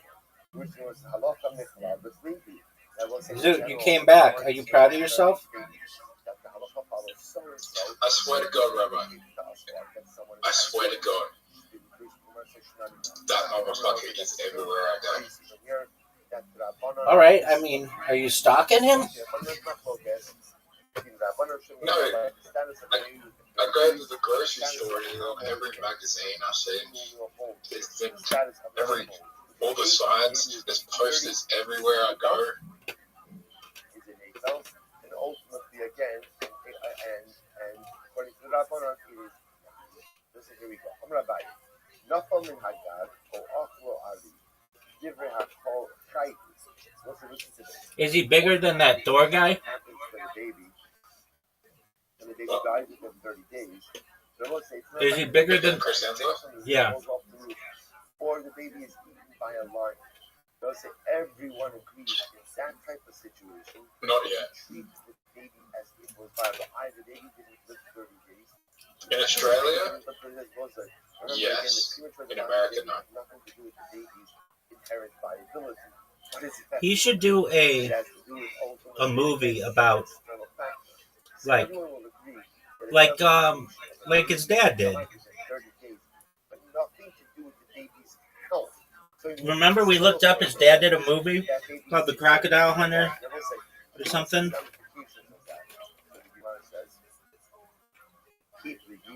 Imagine Robert Owen plays Steve Owen in a movie.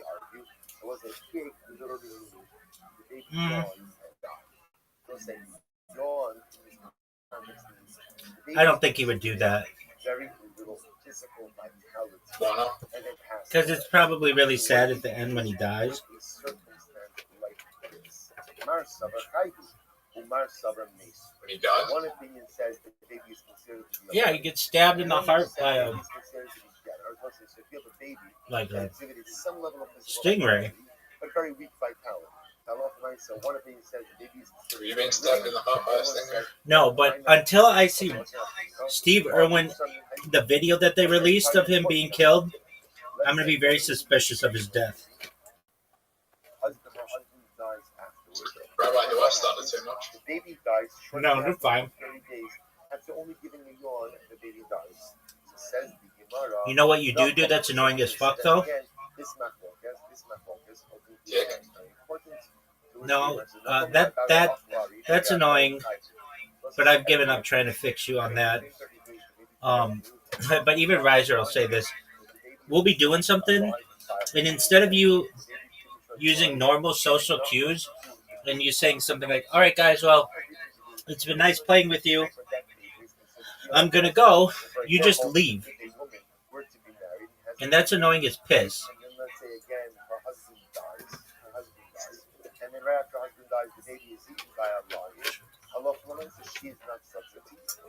Right? Because when her husband left behind the offspring. The Gemara says, the Hara Bawra Bulbay Yeshua, who was listening to the story.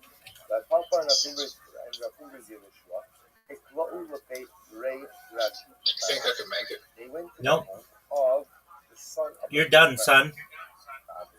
The Ovid who Ignosos, and he made for them. All right, Zoot. We're going to play literati, and I'm going to give you three, what do I want to say? 3-turn advantage. So you get 3 free turns, and we'll see if I can beat you. So, I'm passing. Okay, you're up, big dog. Did you do this in blind browser? No. But I usually beat him by 100 points or more. Part of the day counts as the whole. Had you waited till tonight, you would have partaken of the dosa. But now you went ahead and he got all the good words. He got squid. He got squid for 50 points.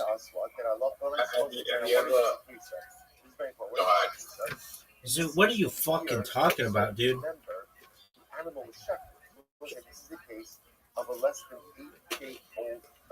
8-day-old cat that went ahead and. All right, that's 2 free shots in a row. Right, not because of its own lack of vitality, but because someone killed it.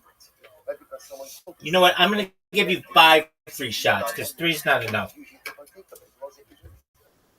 case of the baby that was eaten by a lion. Oh, after this one, you're gonna be pissed. By a lion within 30 days, follow up within 30 days. The baby is considered to be viable because again, it didn't die because that's 3. Circumstances. Dude, you've got 47. Yet here you have an animal that was slaughtered on the 8th day, actively slaughtered. So the animal died before 8 days, not because the animal was 47, but because someone killed it. So why? Yeah, actually, I don't know if I can beat you if I give you 5 shots. To which the Gemara says no. The Gemara says probably not. The Gemara says. That sucks. So ultimately, again, no matter what's the case is where the animal yawns and dies. So we'll say again, that is where the children of the animal exhibited some levels of compromise by 4. So because of that, they would not partake.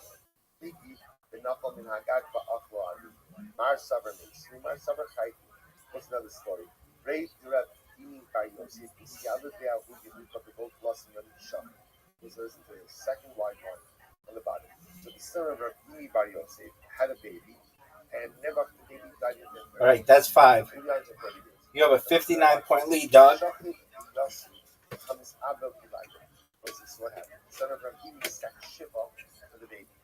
Rabbi said Shiva for the baby. So what happened? So Rabbi, his father, came along and said, so Kaba is the main phone. Do you want to choose the Shiva trait? That's why you're sitting Shiva? Right? You want to take him over? That's what it is. It's a strong word. And so he said to his son, what's the shot? You like the real train? That's what it is. You want to eat the food? So he's telling you why you see Shiva. So again, what do you see from the story? You see from the story that within 30 days. Dude, what are you even saying? I'm related. 69 points. I know. All right, baby. Here we go.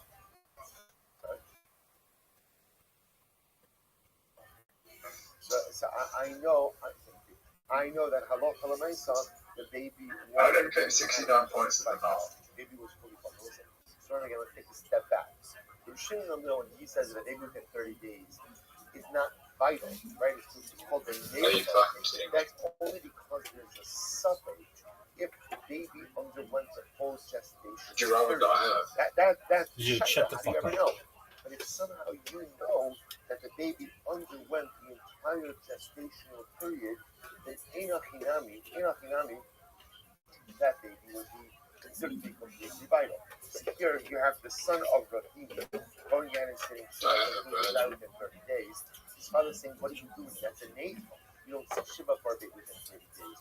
To which the son said, I know the baby went through a full gestational period, and therefore Dude, that was great. The baby was a Vlad Shal Kayama, was a sustainable life, and therefore I do sit Shiva. So again, another story like this. First of all, sorry, I left that one of the sponsors who thank Avram and Gitali Ogam for dedicating a week of learning information of the Yerzek of Rezel Bas Hanoch, and the specific enforcement for Sarah Bas Rezel and Shraga Moshe Ben Hey. Most of the learned was right. Ravashi Ikla Bey Rav Kahana. Ravashi went down to Rav Kahana. This Rabbi knows that we're both blessing them. Ultimately, it was that unfortunately Rav Kahana lost a child, lost a baby, that died within 30 days. Chazud Yosef becomes Hallelujah. He said that he was sitting shit up for the baby. Dude, when's that radio station thing in Australia? Where they play the top 100 songs of the year.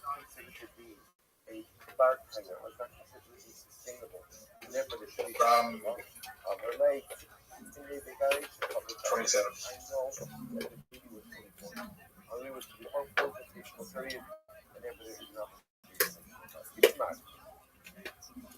Daily 27 and 25th. Pretty sure it's 27.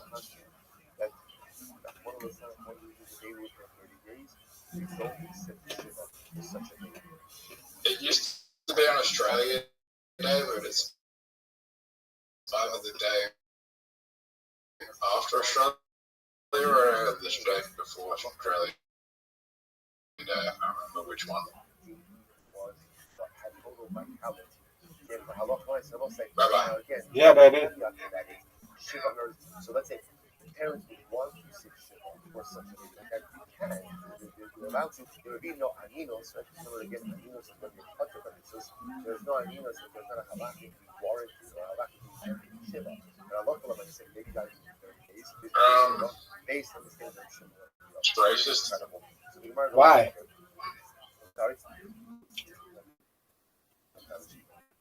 Again, you look like one of those things you can. Dude, that was giant. Dude, that was giant. People don't want to celebrate colonization of indigenous land. Let's say this is not the evil case. A woman had a baby, and her husband died. And then the baby died. Dude, I don't think I'm going to catch you. The husband died, and the baby died afterwards, and the baby died within 30 days. And what happened? This woman assumes that she was not equal. Because when her husband died, there was a living heir. She was the offspring. Baby died a little bit after the father died. Perhaps 9. 30 days the father, 30 days the baby died. She goes in and she gets married to someone else. Some Ravina Mishmin Rava. So Ravina said name of Rava. On the days, in Ashes Yisrael, Choleses. In Ashes Kohen, he ain't no Choleses. What's it? That's very interesting. Comes along Ravina. I'm not playing bad. At the end of the day, she got married because she assumed she did not need even more chalitza. Why not? Rabbi, I think I should be further in front. Man dies and leaves no offspring. In this case, the man left offspring. However, it just turns out that it was not. I feel like if I gave you this opportunity, you'd be further in front. That's either what? That's either what no offspring. Now, listen, I watch this. So the Gemara example a very consistent little place. Rabbi says, well, if the guy she married, the husband number two, is Yisrael, it's not a problem. Rabbi, never kill yourself. Dude, what the fuck are you talking about? And then what? And then she could be married. It's a main Sonic. Why? Because remember again, after Chalitza, we'll say what's your status? The status is that of a divorcee. You sold to marry the divorcee of house. Someone says, Rabbi said he said, It's a man? I don't mean never kill yourself. I mean, Dude, shut the fuck up. I don't want to talk about it. However, if the guy she married is the Kohen, ain't no Choleses. Ultimately, again, Sonic the Hedgehog would be good. If the guy she married was a Kohen, we would not make it through Chalitza. Why? I'm saying if we make it through Chalitza, then always that do. That would give me a status of a Grusha.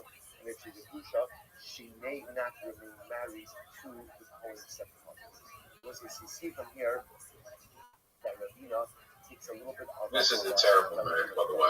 Looking at that baby on one hand as potentially viable, potentially not viable. So again, when we don't remember, the baby died within 30 days. So if we could treat the baby as an able and mandate. Was that a waste of the marriage? But only if it doesn't cost her the second marriage. See, if the second husband is a Yisrael, it might be okay. It doesn't cost her. You just do the chalitza, cover your bases. But if halacha onaisa chalitza is going to cost her a second marriage in the case of her husband who is a Kohen, Who's your favorite? mandate chalitza. Sharvia mishmud Rava Amar. Sharvia is the name of Rava. No achazu ve'achaz zu choleses. Ultimately, again, so that Sharvia is the name of Rava. It's natural. He has to do chalitza no matter what. No matter what, because the Ma'aseh will say, if indeed we accept the position of the Shulchan, then Allah said maybe within 30 days it's considered to be a miracle, which means that really the deceased husband did not leave behind any real offspring, and therefore I guess it's mandated. What up, baby?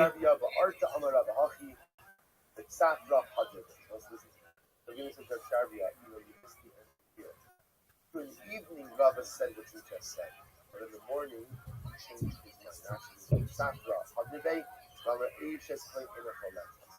You were quoting the initial position of Rabbi, but then Rabbi softened his position and said that in Atinami, do you know what I want to say? I made a mistake. I shouldn't have let you get that. What did you watch, dude? I watched the Russell Brand special with Jimmy Savile. And how was it?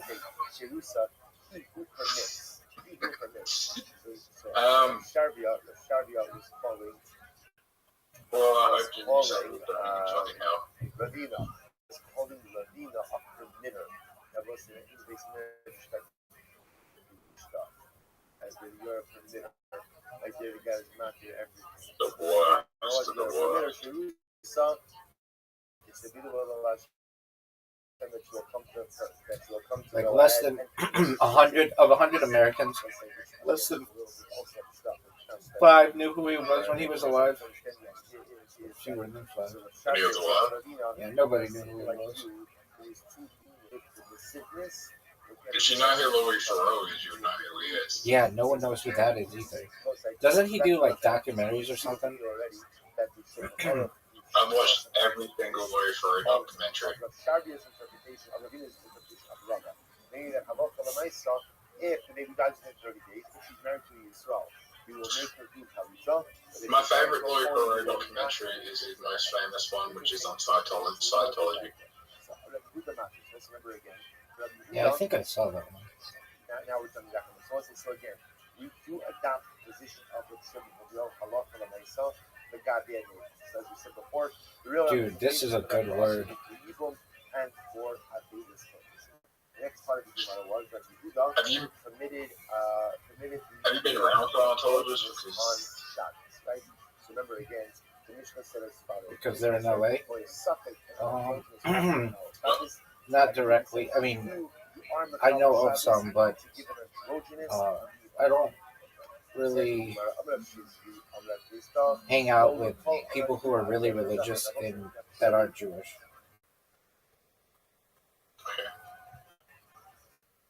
And Scientology, like, if you meet a Scientologist, you know you've met a Scientologist, right? Not necessarily. Some of them are can be pretty low key. Of an androgynous on Shabbos tells us that an androgynous is male. By the way, that religion's a pyramid scheme. Yeah, it is. Right? There are it's Dafka by Mila that he holds down. If you have a lot of money, they're going to treat you really well. You're going to have slaves. If you don't have a lot of money, you're going to get treated like shit. Therefore, when it comes to Erech, also in order to get Erech are personal valuation values. A person says, I pledge my Erech, my value. I pledge your Erech. You're never going to be allowed to leave. So look at the score. Ages of 20 and 60 is going to be X. Below 20 is going to be Y. A female is going to be this. So do you see what the score is? If you pledge the Erech of an androgynous, this would be the greatest comeback in the history of this game. 69 points.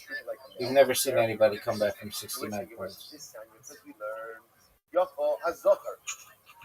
pasuk says, "By Erchin Hazochar, the male, the lo tumtum v'androgynous." The pasuk says it doesn't come to include or that excludes tumtum and androgynous. Oh, I fucked up. I fucked up. So I thought maybe that means that what? That an androgynous.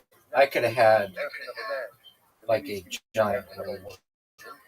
Alomar Hazochar v'indikating Zochar vadai nekeva v'adois v'lo tumtum v'androgynous. When it comes to Erech, oh, you're Zoot. male or you're female. And if you don't definitively fit into one of there's no gender fluidity by Erech.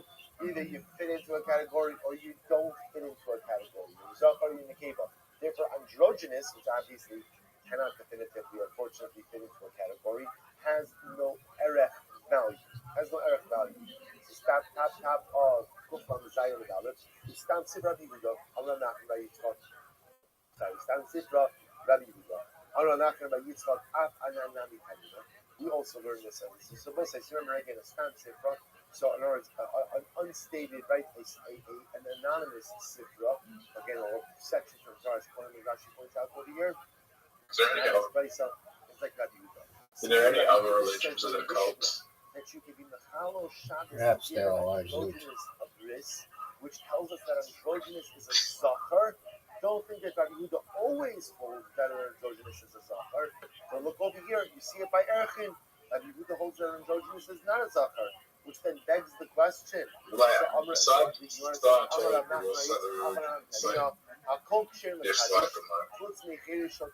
Everybody dislike the most. Except for a Oh yeah, like most people. People will be like, fuck that, get that away from me. Don't even try to convert me. Under certain circumstances, but a woman cannot. And androgynous, almost like once again, see that Rabbi Yehuda holds that androgynous is not a zachar. Jehovah's Witnesses are Jehovah's Witnesses and Mormons are out there. Androgynous is not a zachar. Why androgynous is not a zachar? So why is Mila different? So Mila, Yushum Dechsit, Imo, Lachem, Kol Zachar. As I will say, you just learned Rabbi Yehuda Dash's version of Kol Zachar. Kol Zachar comes to create a larger category of male, right? There's a larger category of Zachar. In the rest of Torah, the Zachar means what? Zachar. Definitive Zachar. Definitive Zachar. Zachar is only Zacharus. But apparently, again, Rabbi Yehuda Dash's Kol Zachar is a ribui coming to include those. Dude, look at the score. Right? Who are those who aren't even fully male? That's the androgynous. And therefore, again, the bris of the androgynous will be those for Shabbos, even though the androgynous was not considered to be a Zachar in other areas. So, we'll stop over here. We'll pick up in the Hashem at the Mishnah tomorrow. Rabbi, Yo, baby. you think you'll ever die? Dude, what is your obsession with death today? Your tick is out of control right now. No, but no, I'm asking you, do you think you ever die? Because I know you want to avoid death. Yeah, don't. I'd like to avoid death, baby. Wouldn't you get bored? Within reason, I want to be able to die when I want to die.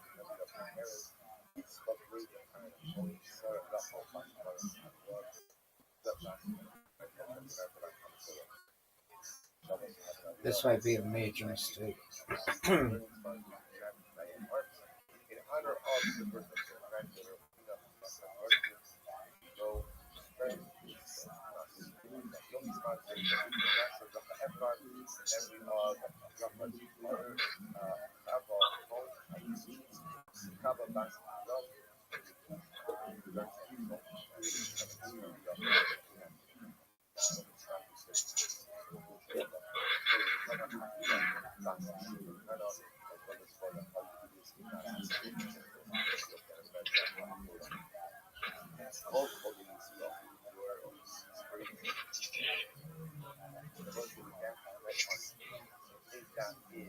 You think having amnesia would be like dying?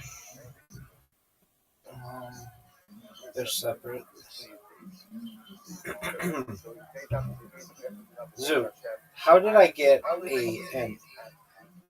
such a big lead on you? Yeah, but neither of us have had amnesia enough, and neither of us died, so neither of us. Zoo, look at the score.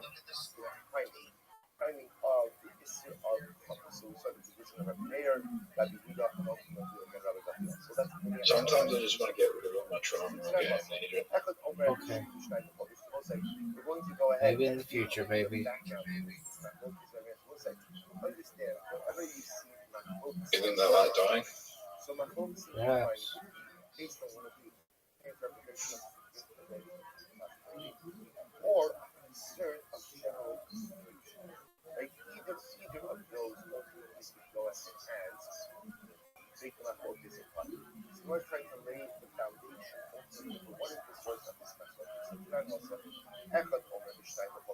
Dude, you're down 110 points.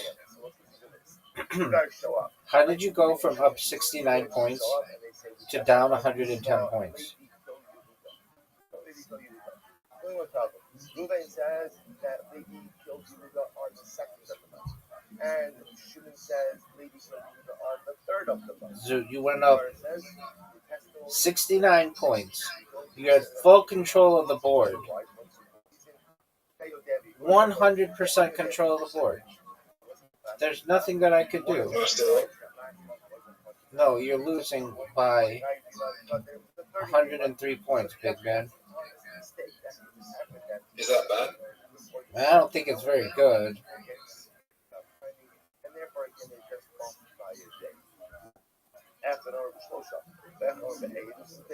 However, if one goes ahead and says murder occurred on the third day of the month, and the other guy says no, it occurred on the fifth day of the month, that disparity cannot be reconciled, and therefore again the Avis is bottom. Avis is not good.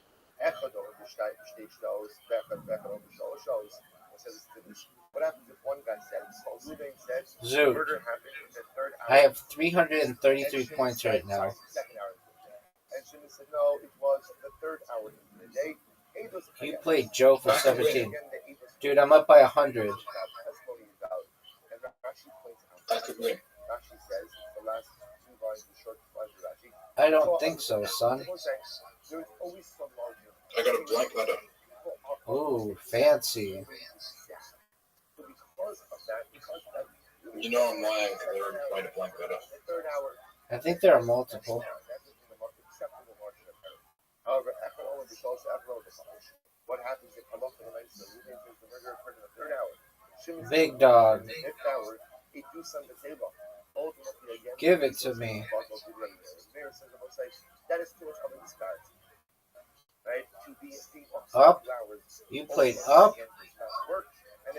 My man played up? Yeah, you should play down to be funny because I'm down. I don't have anything with which I can play down. I don't know if I can play my last letter. I kind of effed. Psych. Zoot. I beat you by 110 points, and I was down 69. Just incredible gameplay. Now I'm going to beat you at Carom. We're going to play a different kind of Carom. We're going to play Freestyle 210. You don't even know what Freestyle 210 is. Alright, so here's how this one's different. Zoot, I sent you an invitation. Zoot. Zoot. Zoot. Alright, so the red is worth 50, the white is worth 20, the 10 is worth, the black is worth 10. Does that make sense to you, Zoot? Yeah. So the goal is to get the red in. You can get anything in, big dog. You just don't want to have bullshit, terrible shots like that. Because that was awful. That was one of the worst shots I've ever seen. And are you seeing this? Dude, are you seeing this gameplay? I'm going to tell you something. What are you going to tell me, Zoot? Go to the water show. Alright, big dog. That's a miss. That's an obvious miss. It's not even close to making it. I don't know why you'd go with that. I really don't know why you'd go with that shot. I don't know why you would go with that shot. Stop, stop, stop, stop. Stop. What a great shot. Now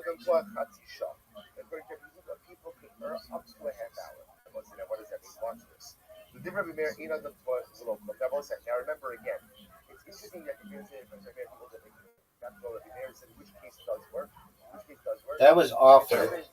Terrible is right. Maybe the worst shot we've ever seen. We are not tied. Listen to how Rabbi interprets that.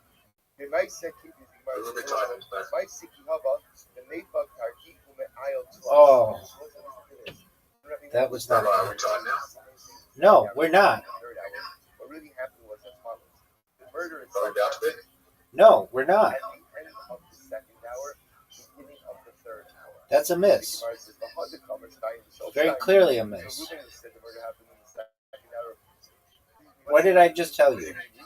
The end of the second hour. I said that's very clearly a miss.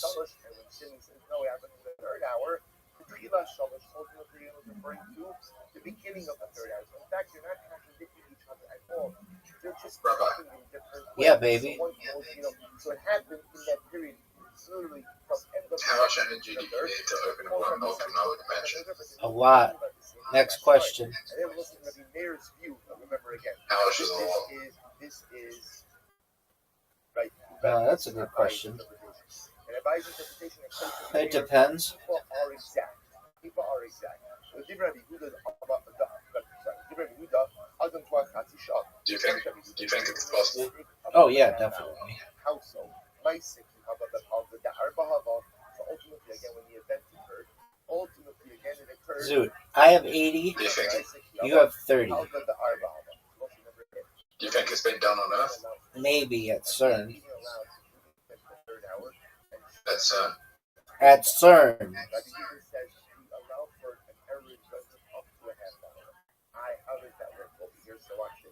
The event itself occurred when? where is Geneva, In Switzerland. the middle of the fourth hour.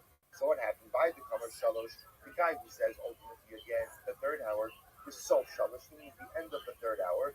The katoi palga the shah, and therefore he's off by a half hour. How did you get in? You generally need to be an engineer The high dick or a physicist. The guy said it happened in the fifth hour. Really, when did it happen? What happened? Dude, I'm giving you a perfect opportunity to get that red one in.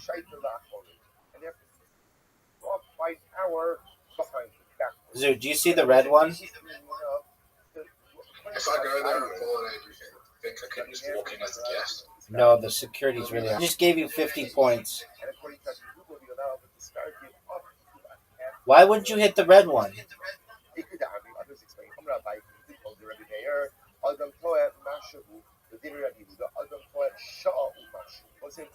Do you recognize that you had one of the worst shots that you could have ever had? Especially when you... Oh, no! Especially when the red one's so easy for you.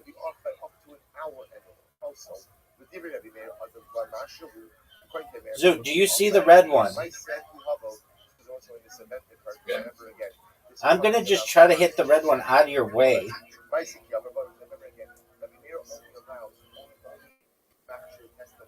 That was the most amazing trick shot I've ever seen. Thanks, baby. I was pretty impressed with it as well.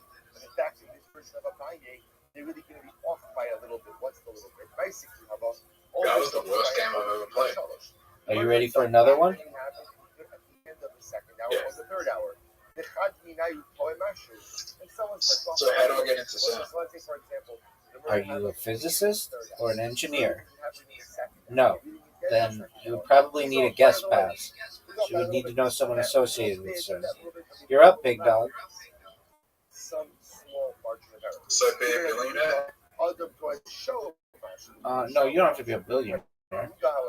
I mean, I've been to a particle accelerator like Stanford Research Institute, and so I've been on field trips. You can maybe see if you could get a guest pass for CERN.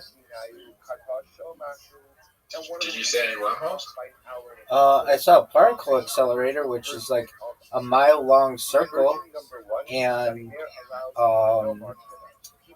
did I see any wormholes? No, but that doesn't mean that they couldn't have been created there.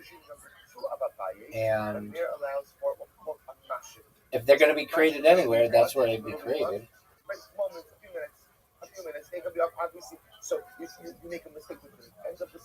And when I was there, I asked one of the physicists. He was talking about how they were going to put all this money into these particle accelerators like Stanford Research Institute, but that they were building one in Europe, which hadn't been built yet. That's what would become CERN. And I said to him, why do you build multiple around the world when you could just build one super big one? And he's like, he thought this was like the dumbest question ever, but I thought it was a really good question. He's like, that would like be trying to unite the whole world over an issue. And I was like, well, I mean, of any issue I feel like on which we should be able to unite is like particle acceleration. And let's say again, they were able to be specific. Perhaps we're in a particle I know for sure it was at 2:47. Dude, are you seeing this game? Are you seeing what kind of ass kicking I'm delivering? Maybe we're just in a tree, Rabbi. Zoo, I have a question for you. Why are you so bad at this game? We're going to go ahead and Because I'm trying to work out the secrets of the universe.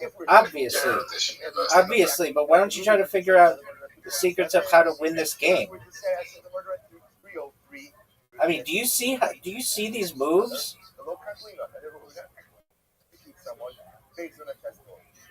Are you seeing? I mean, not only am I dominating, I have 110, but I'm doing it in a sexy way. Look at all these. I'm going to try to hit them all. Come on, baby. Boo. Zoot, you could dominate right now.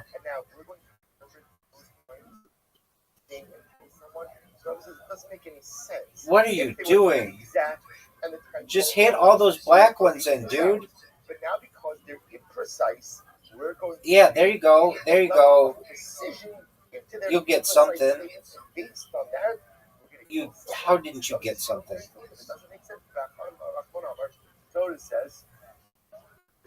Dude, are you seeing this? I'm now a physicist. You're now a physicist? You just became a physicist? Yeah. 10 minutes ago, you didn't even know what CERN was, and now you're a physicist? Yeah. That's cool. Zoot, did you know that it's 140? Get it, Zoot. Good job. It's 140 to 30.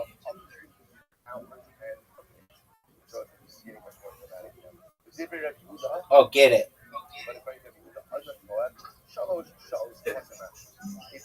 Do you think a physicist would be good at this game?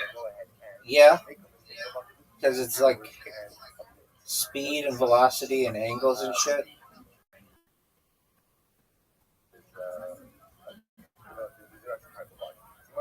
Oh no, Zoot.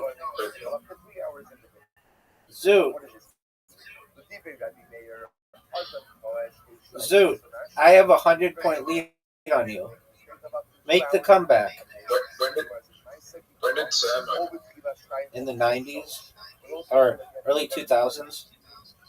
Yeah, it was like 2004 or something. you think they built wormholes yet? If they did it anywhere, it's there. And there have been rumors that they did. There have been rumors that they created even perhaps a mini black hole, which could engulf the whole Earth.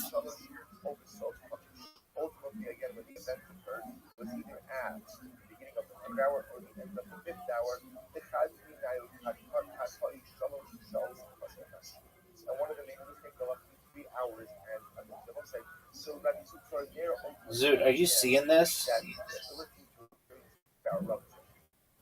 Is it possible that many black holes make time go faster? Anything's possible, baby. Zoot, are you seeing this? You know, if I make this, it's over.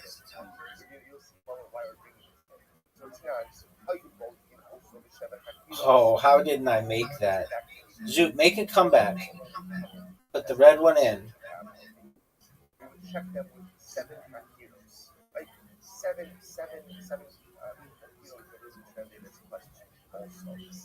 That's a miss.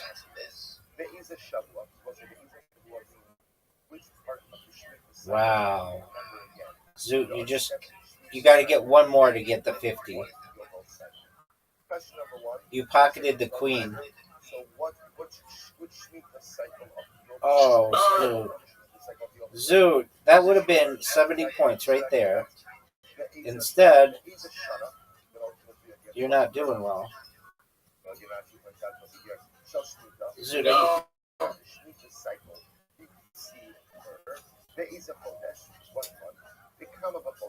are you ready for the greatest shot you've ever seen? I want the greatest comeback. I don't just want the greatest shot. I want you to come back. That's not how you do it. That's a terrible shot. That is a grade A terrible shot. I could make that red one in, but I want an even higher score. Oh, I just won. I won when I didn't even mean to. Zoot, what are your thoughts on the season finale of Stranger Things? Go. Yet to watch it. All right, I'm sending you an invitation to mini golf, and I want you to do well.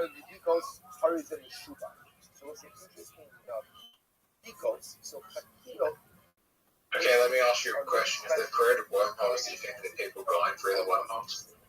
There are arguments to be made that they are. What do you think's on the other side of the wormhole? Hookers and blow.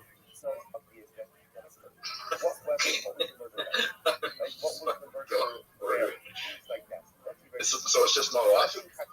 Maybe. Who knows, dog? But all I know is, look how sexy the shot is. Zoot. I want you to make your shot. I want you to bounce it off of that ball. No. Yeah, just like that. But wait, you got to... Oh, you missed. Good job. Good job. Almost. Yeah, baby. Yeah, baby. Ever person to go through a wormhole, would you? I don't want to be the first. Oh, Zoot. How didn't that go in? Are you gonna hit my ball in? There's no coming back. There's no coming back, brother. Then I don't want to be the first person. Zoot, are you gonna hit my ball in? No. Zoot, I didn't have a choice there, did I? you could have beaten me. You could have just made it. Now you're down 1-0. Can you time travel for a while? Look at this shot, Zoot. Zoot. Look at this shot. Zoot, look at this shot.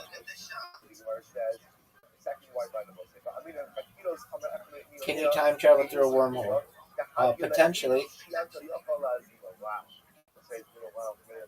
I think that might be possible. Zoot, are you proud of that shot that you just had? If you go for a wormhole, can you come back? Perhaps. Zoot, you just have to make this shot, that's all. Zoot, do you realize that I'm already done with the hole, and you aren't even out of the first part? Alright, you're down 2 holes to none. Alright, baby. Rabbi, What did you think of, big dog? what if when we put the ball in, it goes for a wormhole and it goes into another universe and creates babies? That's baller, dog. Dog, do you remember in the like what do we call them? Pinwheels? You know what pinwheels are in this game? No, fuck, but that was the worst shot ever. Dude, that was one of the worst. Look at how good I'm playing. Everything is just so perfect. It's 3-0. This game is over. It's over. Yeah, I'm done. You see me do this in 2 holes. Baby, this game is over. Look at this shot, Zoot. Look at this shot, Zoot. Look at this shot, Zoot. Have you ever seen anybody play this well? I don't know you're going to get a hole in one. Because I'm sexy with a big dick. What do you want me to do about it, big dog? I don't know about the big dick part. Zoot, my dick is bigger than most men on earth. That's big.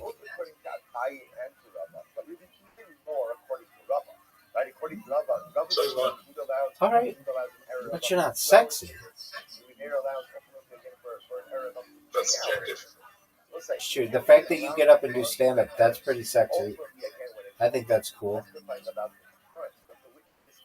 that I have a Australian accent's pretty sexy. Yeah. Yeah.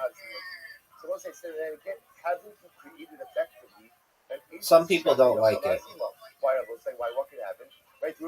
But some people don't like other people's accents. That's no good deal. I think people will like it in the future. I don't really like the Australian accent. There. So do you realize you've lost 5 straight?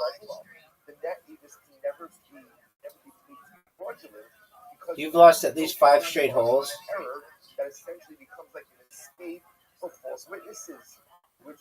You've straight up, you haven't scored in 5 holes.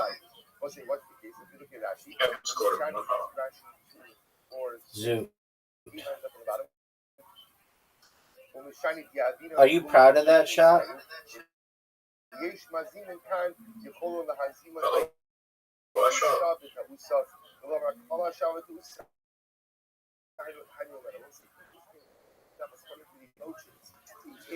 Zoot, I just gave you a chance.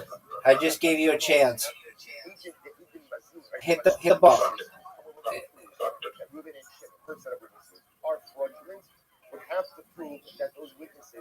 Zoot, you stopped the streak. You're up 1 hole to nothing. Are you proud of your behavior?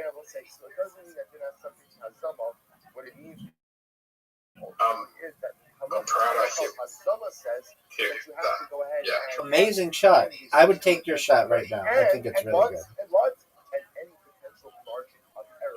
So in 20 years from now, that Dude, why are you so obsessed with talking about death today? Therefore, again, I love the Rabbi. So you give it right. You eat ultimately again. If you look at Rashi is Rabbi Meir before you listen to Meir. Meir says, Rabbi Meir, the other project shows, Yavinu Lahu Lahani Shtayim B'Shalosh Mitchilas Sha'ar B'Shana Ad Sof Coming. Zoot, do you think that was one of the best shots you could have ever had? Right?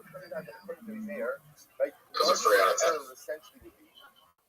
This is talking about a guy ultimately again. He says, right, he was given the margin of error. From the beginning of the first hour until the end of the fifth hour. Big dog. I want to see you make this shot. I don't think you can.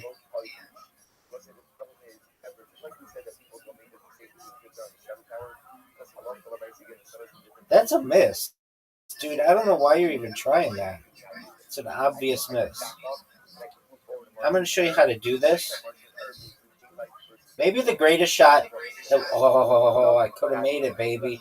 I could have made it. Make this shot, Zoot. Why are you going that way? That's a harder shot. What did I just say? Zoot. Zoot, did you know that it's 2-2, big man? You're terrible at this hole. Of all the holes, you are not good at this one. Actually, you're better at this hole than some people. And this is not your worst hole. I can't believe you've played this game so much. You've played it more than I have, and there's one hole you've never scored on. That's incredible to me. The odds of that are like giant. Look how good a shot this is, Zoot.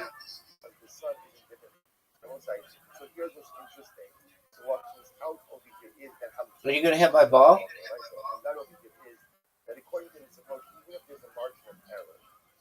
Zoot.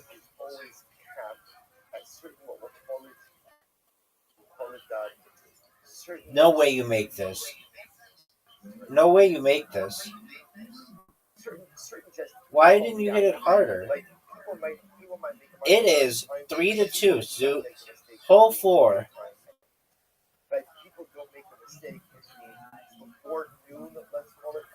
So look how good this shot is. Zoot. Get it, big dog. That's not the right shot. Stop. I wonder if it's possible to make this into. I think it is, but I've never seen it. I've never done it. Maybe. I don't think so.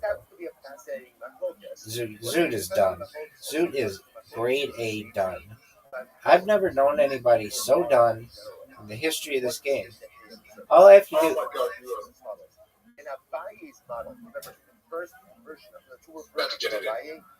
You're done, son. You're done. I made one of the greatest comebacks in the history of this game. And now I'm going to play your match monsters because you love this fucking game. And we're going to do... Alright, what's the person's name?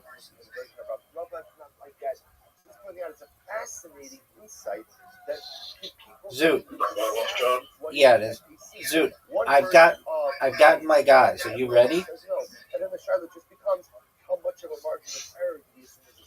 Zoot. Rabbi, you should just spam. Zoot, don't tell me what to do. Spam. You should spam rather with friend requests. No, I don't want to do that. This one has no special modifiers. We've never played this one, Zoot. Zoot.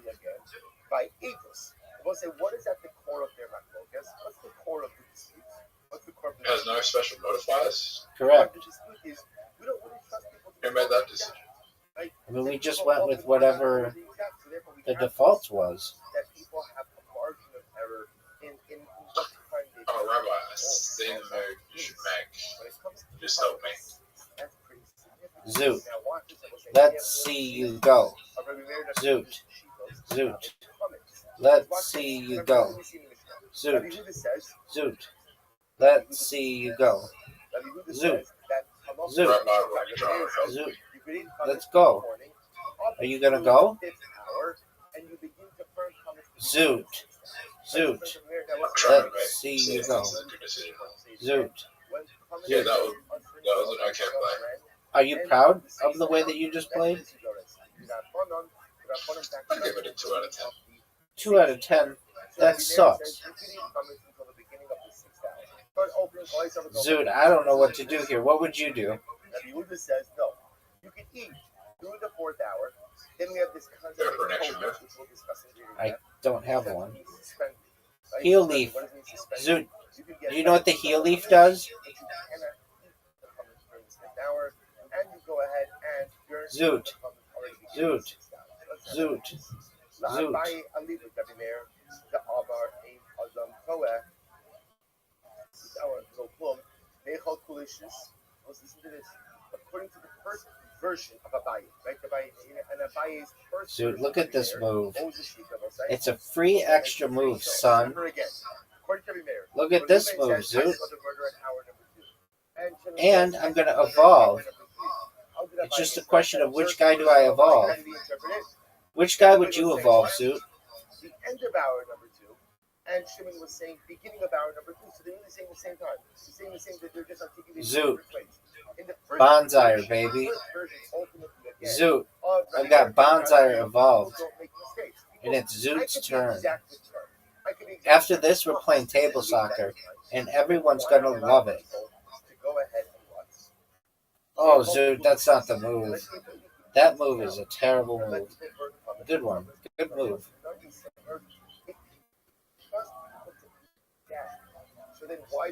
What are you gonna do, Zoot? What are you gonna do, Zoot? What are you gonna do, Zoot? What are you gonna do, Zoot? What are you gonna do, Zoot? What are you gonna do, Zoot? What are you gonna do, Zoot? What are you gonna do, Zoot? What are you gonna do, Zoot? What are you gonna do, Zoot? What are you gonna do, Zoot?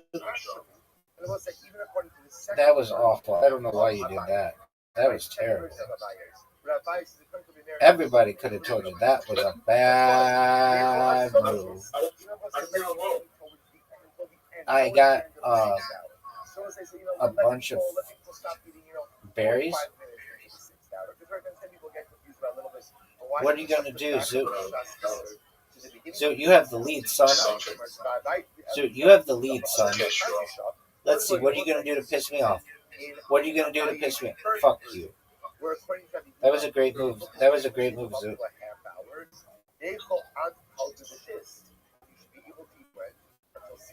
Oh, you got berries again?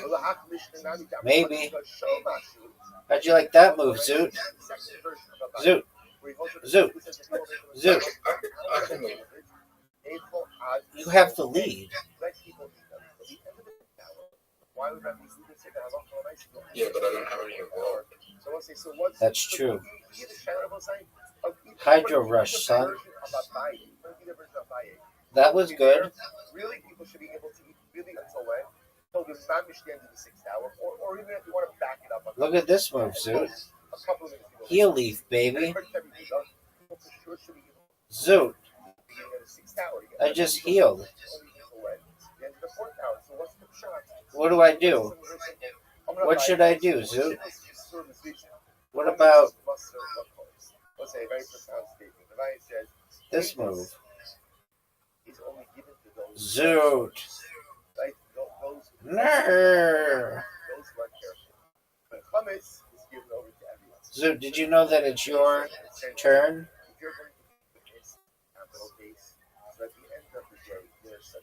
Oh, that was a good move. But yellow doesn't do anything for you, so I don't know if it was that good or not. Alright, there you go. There you go, Zoot. Zoot, look at this move. Just pure domination. You go from 65 to 40. And I took out all that shit. That was wild. And I got an extra move here. And I'm gonna get this. Look, oh no, Zoot, you've got the easiest shot ever. Easiest move ever. Zoot, if you don't get this move, I'm going to scream. What did you just do? You just fucked up. Ah! You just fucked up, son. Zoot. You just fucked me. And because there are many, many, many people who are simply not claiming or not classifying, therefore, again, you have to back up your shots. Zoot, did you know that I just used the heel leaf? Zoot, did you know that I just used the heel leaf? Zoot. Zoot. Zoot, it's your turn. No way, you got an extra move and those three. Okay. What are you going to do now? No way. Heel leaf. Zoot, coming back. Oh, baby.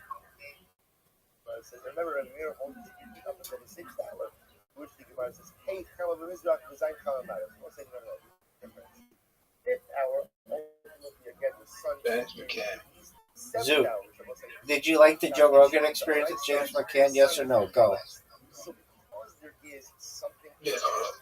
Did you know that he won Guest of the Year for 2025 on Kill Tony? It's gonna make his career is gonna explode. He's gonna be the next Robert Irwin, dog. You know he's coming back to Adelaide. His next week. And you're friends with him. You've met him multiple times in Dreamland.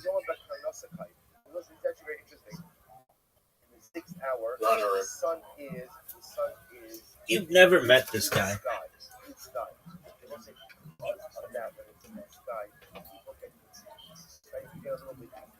So because of that, ultimately, again, Rabbi wanted to back it up a little bit. Rabbi, I'll leave it at you.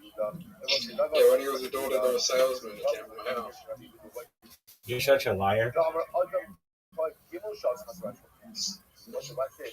A person can make a mistake of up to 3 hours in the bit. Did you know he was a door-to-door salesman? Perhaps. Ultimately, again, really, if you can make a mistake What did he of sell? 3 hours and a bit, then in reality, Condoms. should really begin when? Beginning of the fourth hour. Close. Hey, Hamad the Mizrah. What do you think he sold? You have the sun on your side, right? And therefore, again, the person can see there's observable reality there. And they'll know when the shots can begin. I have a Moshe King Dalit. Iraqi, the Hainami. That's the case again, Rabbi Yehuda. And ultimately, again, why? Remember, I said, the end of the fourth, tolling in the fifth hour, and then again, burn in the sixth hour. So, Rabbi Yehuda, why can't I eat through the fifth hour as well? So you come out by a leap of the Rava, Eidos, Mesur, reason, Chametz, Muslim, Chametz, the whole Muslim. That's what we said before.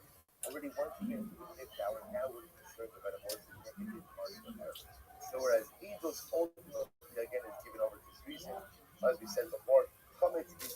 It's kind of a funny stand-up premise. Like, why isn't more stuff sold door to door? Like, of course, you've got cable and solar and vacuums, but why aren't things like condoms and sex toys sold door to door? I think that's a lucrative business.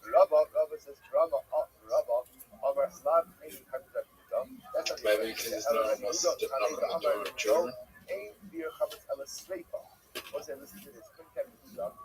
You know how many kids open the door when you walk into one of the door's house?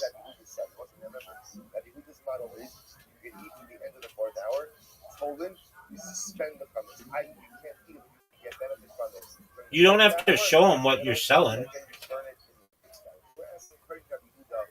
Why do you need that only fifth hour? Why can't I keep it the fifth hour?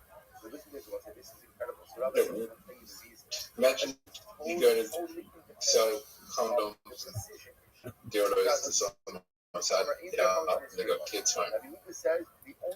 All right. you say, "Is your mommy and daddy home?"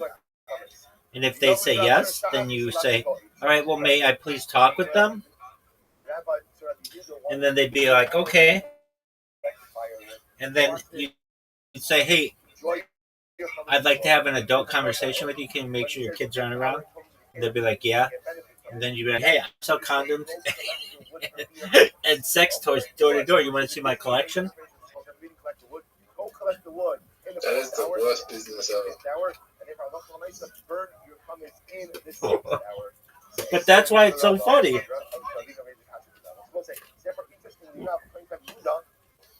Our total issue is not a din in the imposition of people, but rather ultimately again it's a din in beer chametz. We're giving you an hour to do beer chametz. Dude, what's a game that you could beat me at right now? You have to destroy your chametz by fire.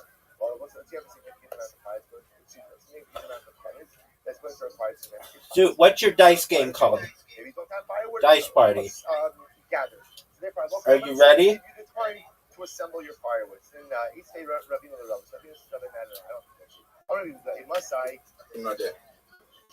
Dude, I sent you an invitation To the only game that you at which you ever beat me. We should tell them more enough to do vending machines. Don't you need a prescription? At least in the United States, you need a prescription. We should sell. We should just sell like over-the-counter drugs in vending machines. Ultimately, you're gonna go say, when do we say the halacha l'maisa? We can only go ahead and destroy chametz with fire. Not the vending machines over there? No. Where the chametz is only us with the advanas, but not with the Oh, you didn't come to see the airport. I will say once the time of this chametz begins, you can destroy chametz any way you want. Look at Rashi. Rabbi, in Sydney Airport. You listening? Yeah. I don't go on the dark from the airport. He says that burning chametz, we can dispose of it before the biblical prohibition for chametz sets in. But once the biblical prohibition for chametz sets in, then what? You can destroy chametz however you want. Consider Yehuda builds in an extra hour to gather fire in it, but in just 2 hours from now you can destroy it however you want. Doesn't seem to make all that much sense. As the Amar Rabba, old word because we're saying, why does Rabbi Yehuda build in the extra hours? We're laser focused over here. Rabbi Yehuda says until the end of the 4th, Tolan in the 5th, burn in the 6th. Why does Rabbi Yehuda need that extra buffer? Remember again, let's say we already have a buffer hour. Do you think you're gonna win? 6. Because remember again, the Doraisa, chametz is not us until the 7th hour of the day, the beginning of the 7th hour. So the rabbis are still in a buffer hour. Rabbi Yehuda is building in an additional buffer. Would you consider yourself the best So why is that? dice party player in the history of the world? Yeah, so Gemara says Rabbi says something else. The Gemara says, I'm sorry. I think you may be. Amar Rabba, Zera Mishum Yom HaMu'unan. Oh, this is good. That's okay. So let's say, remember again, all of this is predicated on being able to see the sun. The sun tells what time of day it is. What happens if Erev Pesach is cloudy? If Erev Pesach is cloudy, that throws everything off. And let's just build in an extra What's oh hour fuck, to Zoot? take care of a cloud. Tell me, what's oh fuck? Why'd you say oh fuck? Well, if that's the case, then why not What are you go gonna to do, the 4th Bennett? hour also? Why don't you just Well, what else do you want me to do, babe, dog? And already beginning the 4th hour, let's say 4th and 5th hour is stolen. This is 6th a high hour risk. ultimately Let's see again, your high risk, baby. of course, should not be concerned with a cloudy day. That's a good. That would have been nice. What else? No, you can't do it in the 4th hour. Why? Because once they add Big dog, are you gonna go? 4th hour is people normally eat in the 4th hour. According to Sifra. That is a normative time to have your suga. Oh, no. That's not good. Does not want to back off the Israfila to the 4th hour of the day, for that is a normative zmanach. That is a normative time to have your meal. So let's listen to this. Rabbi. What does this mean? Yeah, baby. No, good. Thank you. I thought it was one of the greatest plays in the history of humankind. The first hour of the day, I know, Zoot. It happened. go ahead and eat And it happens to everybody. Why did the Lugan teach it? So let's take a look at Rashi. Rashi says over here, Lugan is Rashi says, Lugan, the listin around Son and name, Elisha listin or Kalayla, the Yeshirim Shana Shas was the news. I'm on 20. Were Rashi You're already out of myself. They were a cannibalistic group. So apparently they had a very sort of voracious appetite. They would already have their first meal. Dude, how do you have the fucking lead on me? How do you have the fucking lead on me? How do you have the lead on me? My chance. Chance. What? No! I'm just doing an Australian accent. No way. 1, 2, 3, 4. You fucked up. Get it? Oh, no. No! Inherited an incredible amount of money. Yeah, baby. There's no real exertion. Therefore, again, they're just going to decide to the third hour. I fucked up. I mean, what do you want me to do about it, son? Oh, I got fucking so fortunate.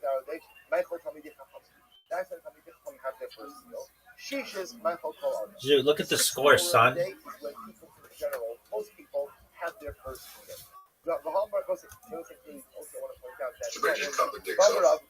What are you talking about? One second. We just said the 6th hour is when general people have their meal. But yet we said before that the 4th hour is when people have their meal. Do you think it was worth it? Generally have their meal of the day. Zoot.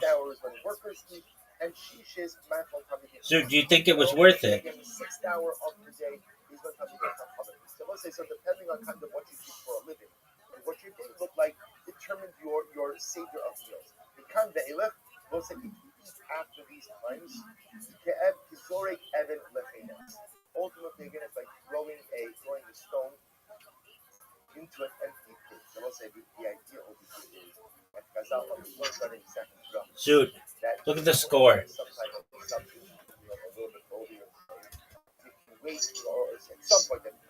Zoot, do they have woodsheds in Australia? It's like a place like 140 years ago where you would chop wood. So if you wait too much, it's like throwing the stone into an empty pit. However, that's only true about Tam, Midi the Sabra, less than that.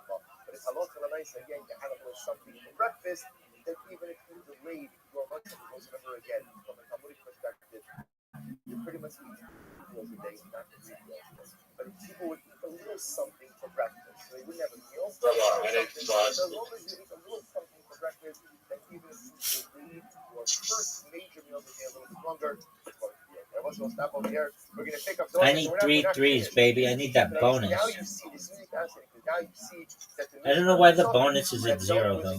Focus about how this manning for Israel comes work is really a more fundamental focus that really first comes about by Eidos that really focuses on how precise are people with these categories. Oh, you're kidding me. That was terrible. 1, 2, 3, 4.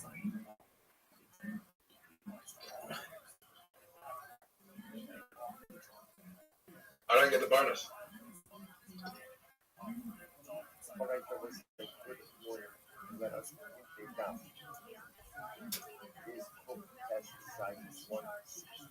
You just get a full house? Yeah, baby, because I'm sexy with a big dick.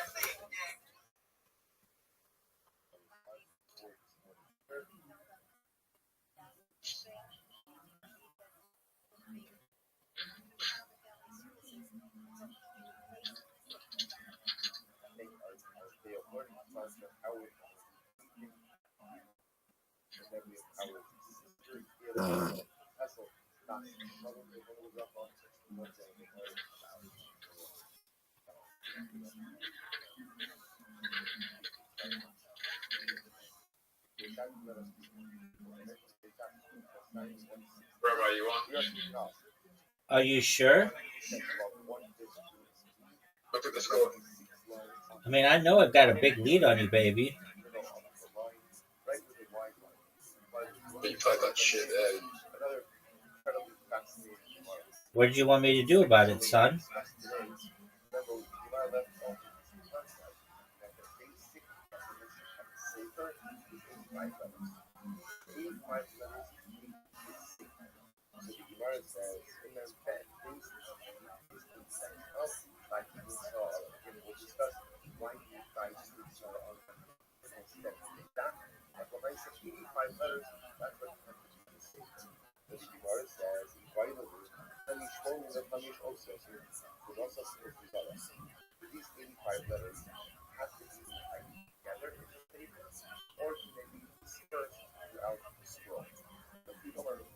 So what do I do?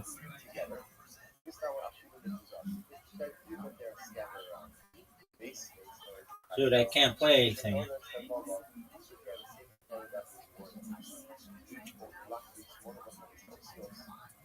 One, you could do 3, 4, 5, 6. No, 3, 4, 5, 6. You have small. 3, 4, 5, 6, son. 3, 4, 5, 6. No way. You got a fucking large. You got 40 points, dude. Good job. That was amazing. I could win.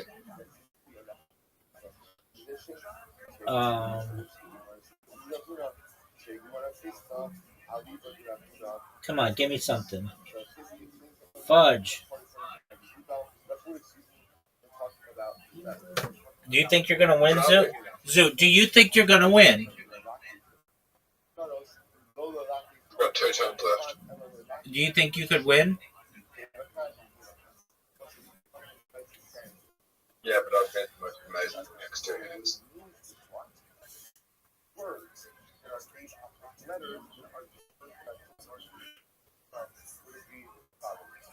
Get it, Zoo. Get it. Oh, no.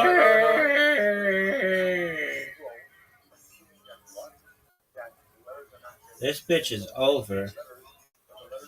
This bitch is over. There's a question remaining. Will I break 200 points? What do you need? A lot. 5 times? Word, dog.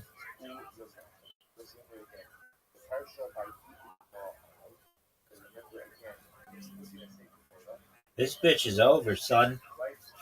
Zoot. This bitch is over. No, if I get a 5 times, I can still win.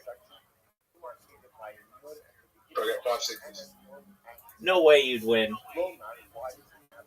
If you got 5 6s, that's 30 points.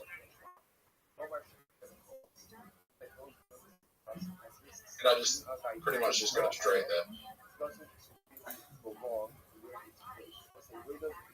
Bad news, straight.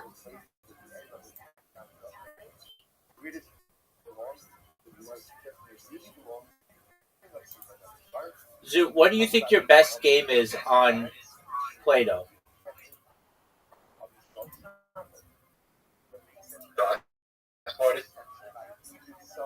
Okay.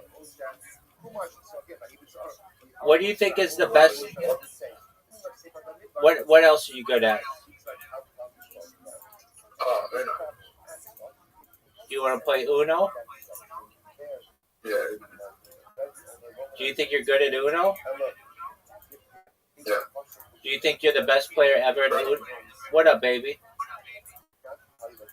Can we make a wormhole? Yeah, dog, we just started with this conversation. Maybe you did to get us started back at this conversation.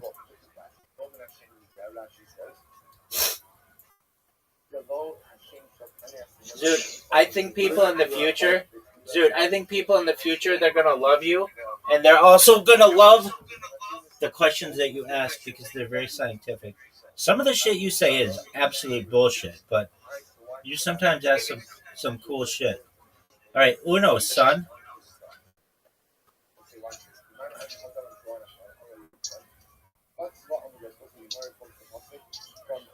Zoot, I'm sending you an invitation. Are you going to accept it? That's my question to you, son. Are you going to accept it? Yep. Oh, wait, well, come on, Johnny come lately. Zoot, you have a fucking invitation. You're up, big dog.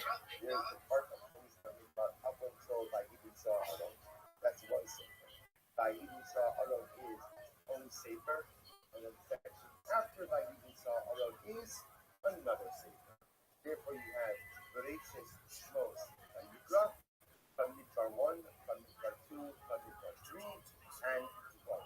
7 started. 7 started. So which the Gemara says, mankind the Palagali Devi, and who argued on that? Sitting on the side, sitting on the woman, I see the part of this that you have to make already. That's the income, not who's a better.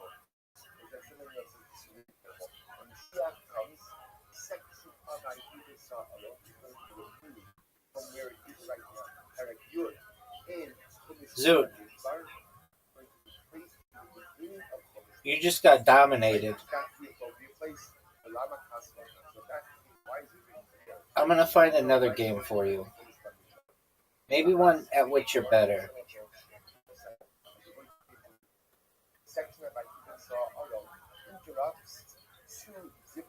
Zoot. I just sent you an invitation.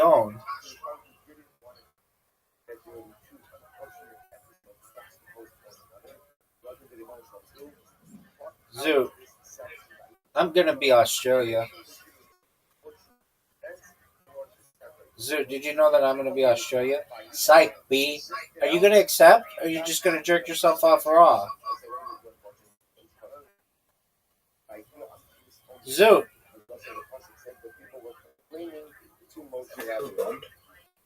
Zoot, what are you fucking saying, dog?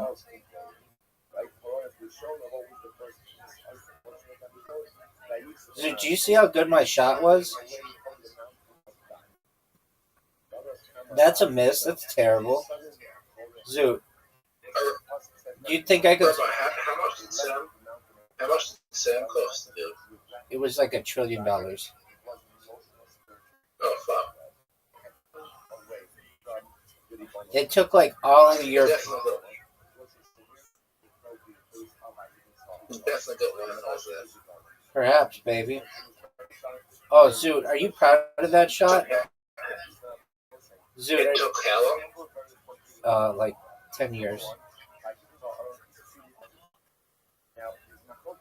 Do you think we could build something like that one day? Oh, for sure. We'll do it. We'll do it soon enough.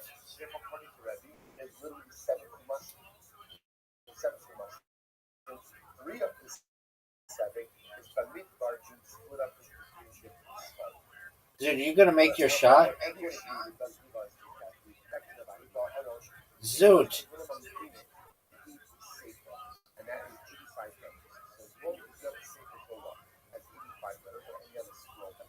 Zoot, are you going to make your shot?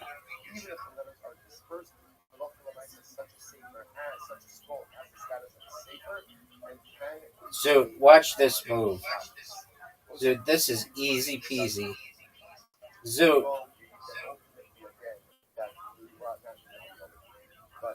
Zoot. Zoot, are you ready for this? Zoot, do you know what the dragon attack is? There you go, big dog. Yeah, you do.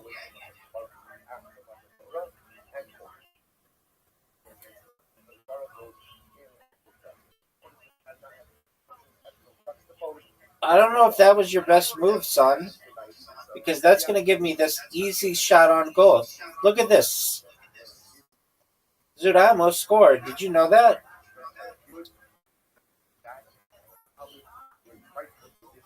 Zoot to this day has the biggest comeback I've ever seen in this game. Don't score. Don't score. Zoot, don't score. No passes left, baby. You can't make that. Zoot. I think I can make that. I'll Zoot. be honest with you, Rabbi. That's all I want you to ever be, baby. I have the weakest defense right now. Oh, for sure. What are you going to do? Go for attack.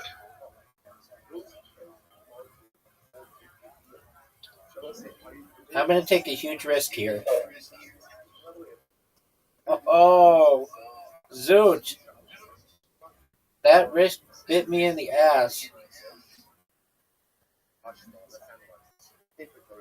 Well, this is the easiest goal ever if I don't fuck this up.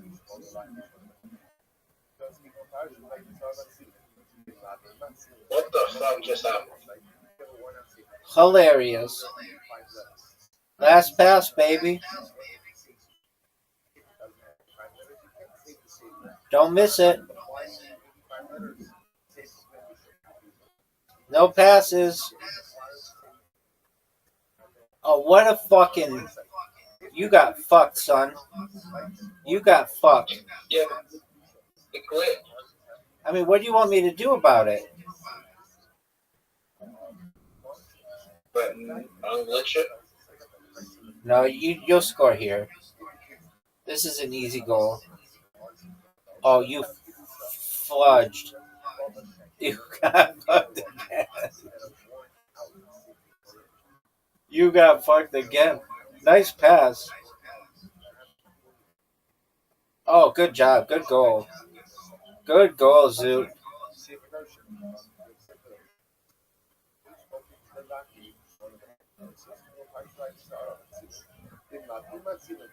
Zoot, are you going to make this shot? Or are you just going to jerk yourself off raw? That's a terrible shot. I don't know why you would even try that. Look at this shot, Zoot. This might be the greatest shot.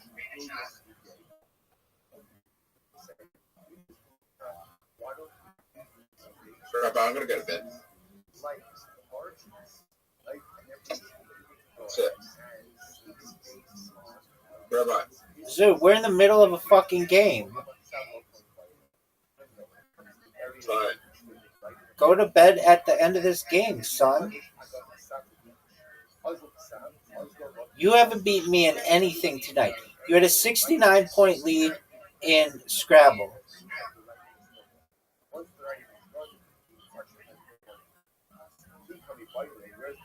Zoot, you could win this game. If you focus, you could do really well in life. But especially in table soccer. Look at this shot, Zoot. Zoot, what was your favorite part of the James McCann interview? When he said Michael Jackson would be happy at a roller coaster. Okay. Zoot, I got fucked.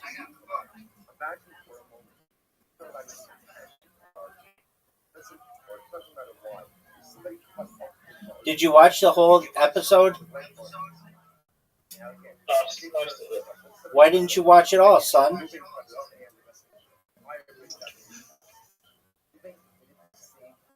Why do you think they call it the Rhino Room? Why do you think they call it the Rhino Room?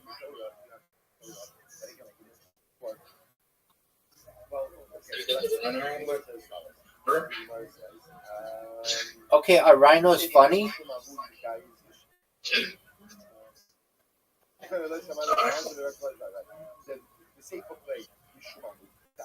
Zoot, if I gave you all the money you needed and you could start your own comedy club, what would you call it?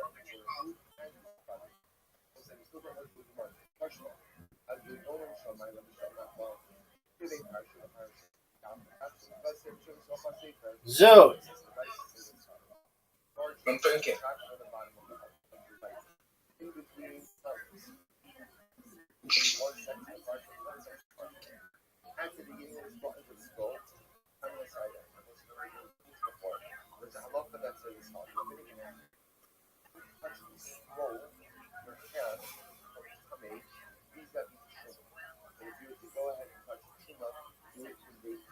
Oh, the wormhole.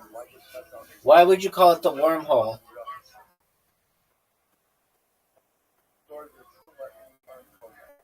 Because people be like, scared of the wormhole. Okay, what's funny about that?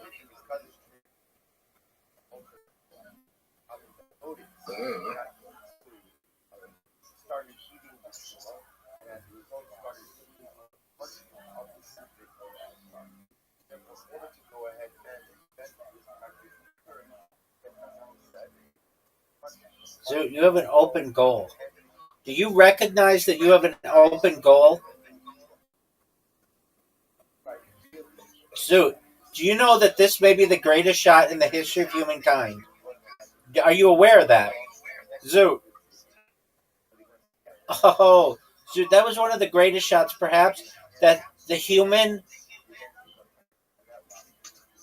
race has ever experienced. Zoot, are you ready for this shot?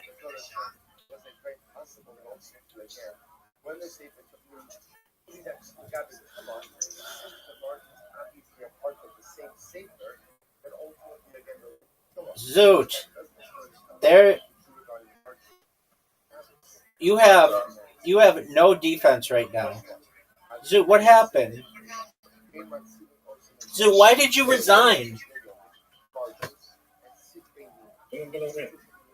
Yeah, dog. You know why? Because I'm fucking amazing.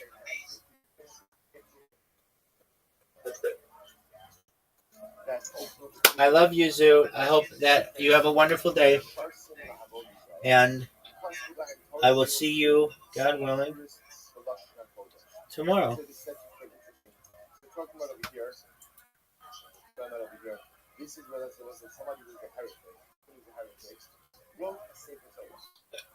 Shout out to Zoot, everybody. And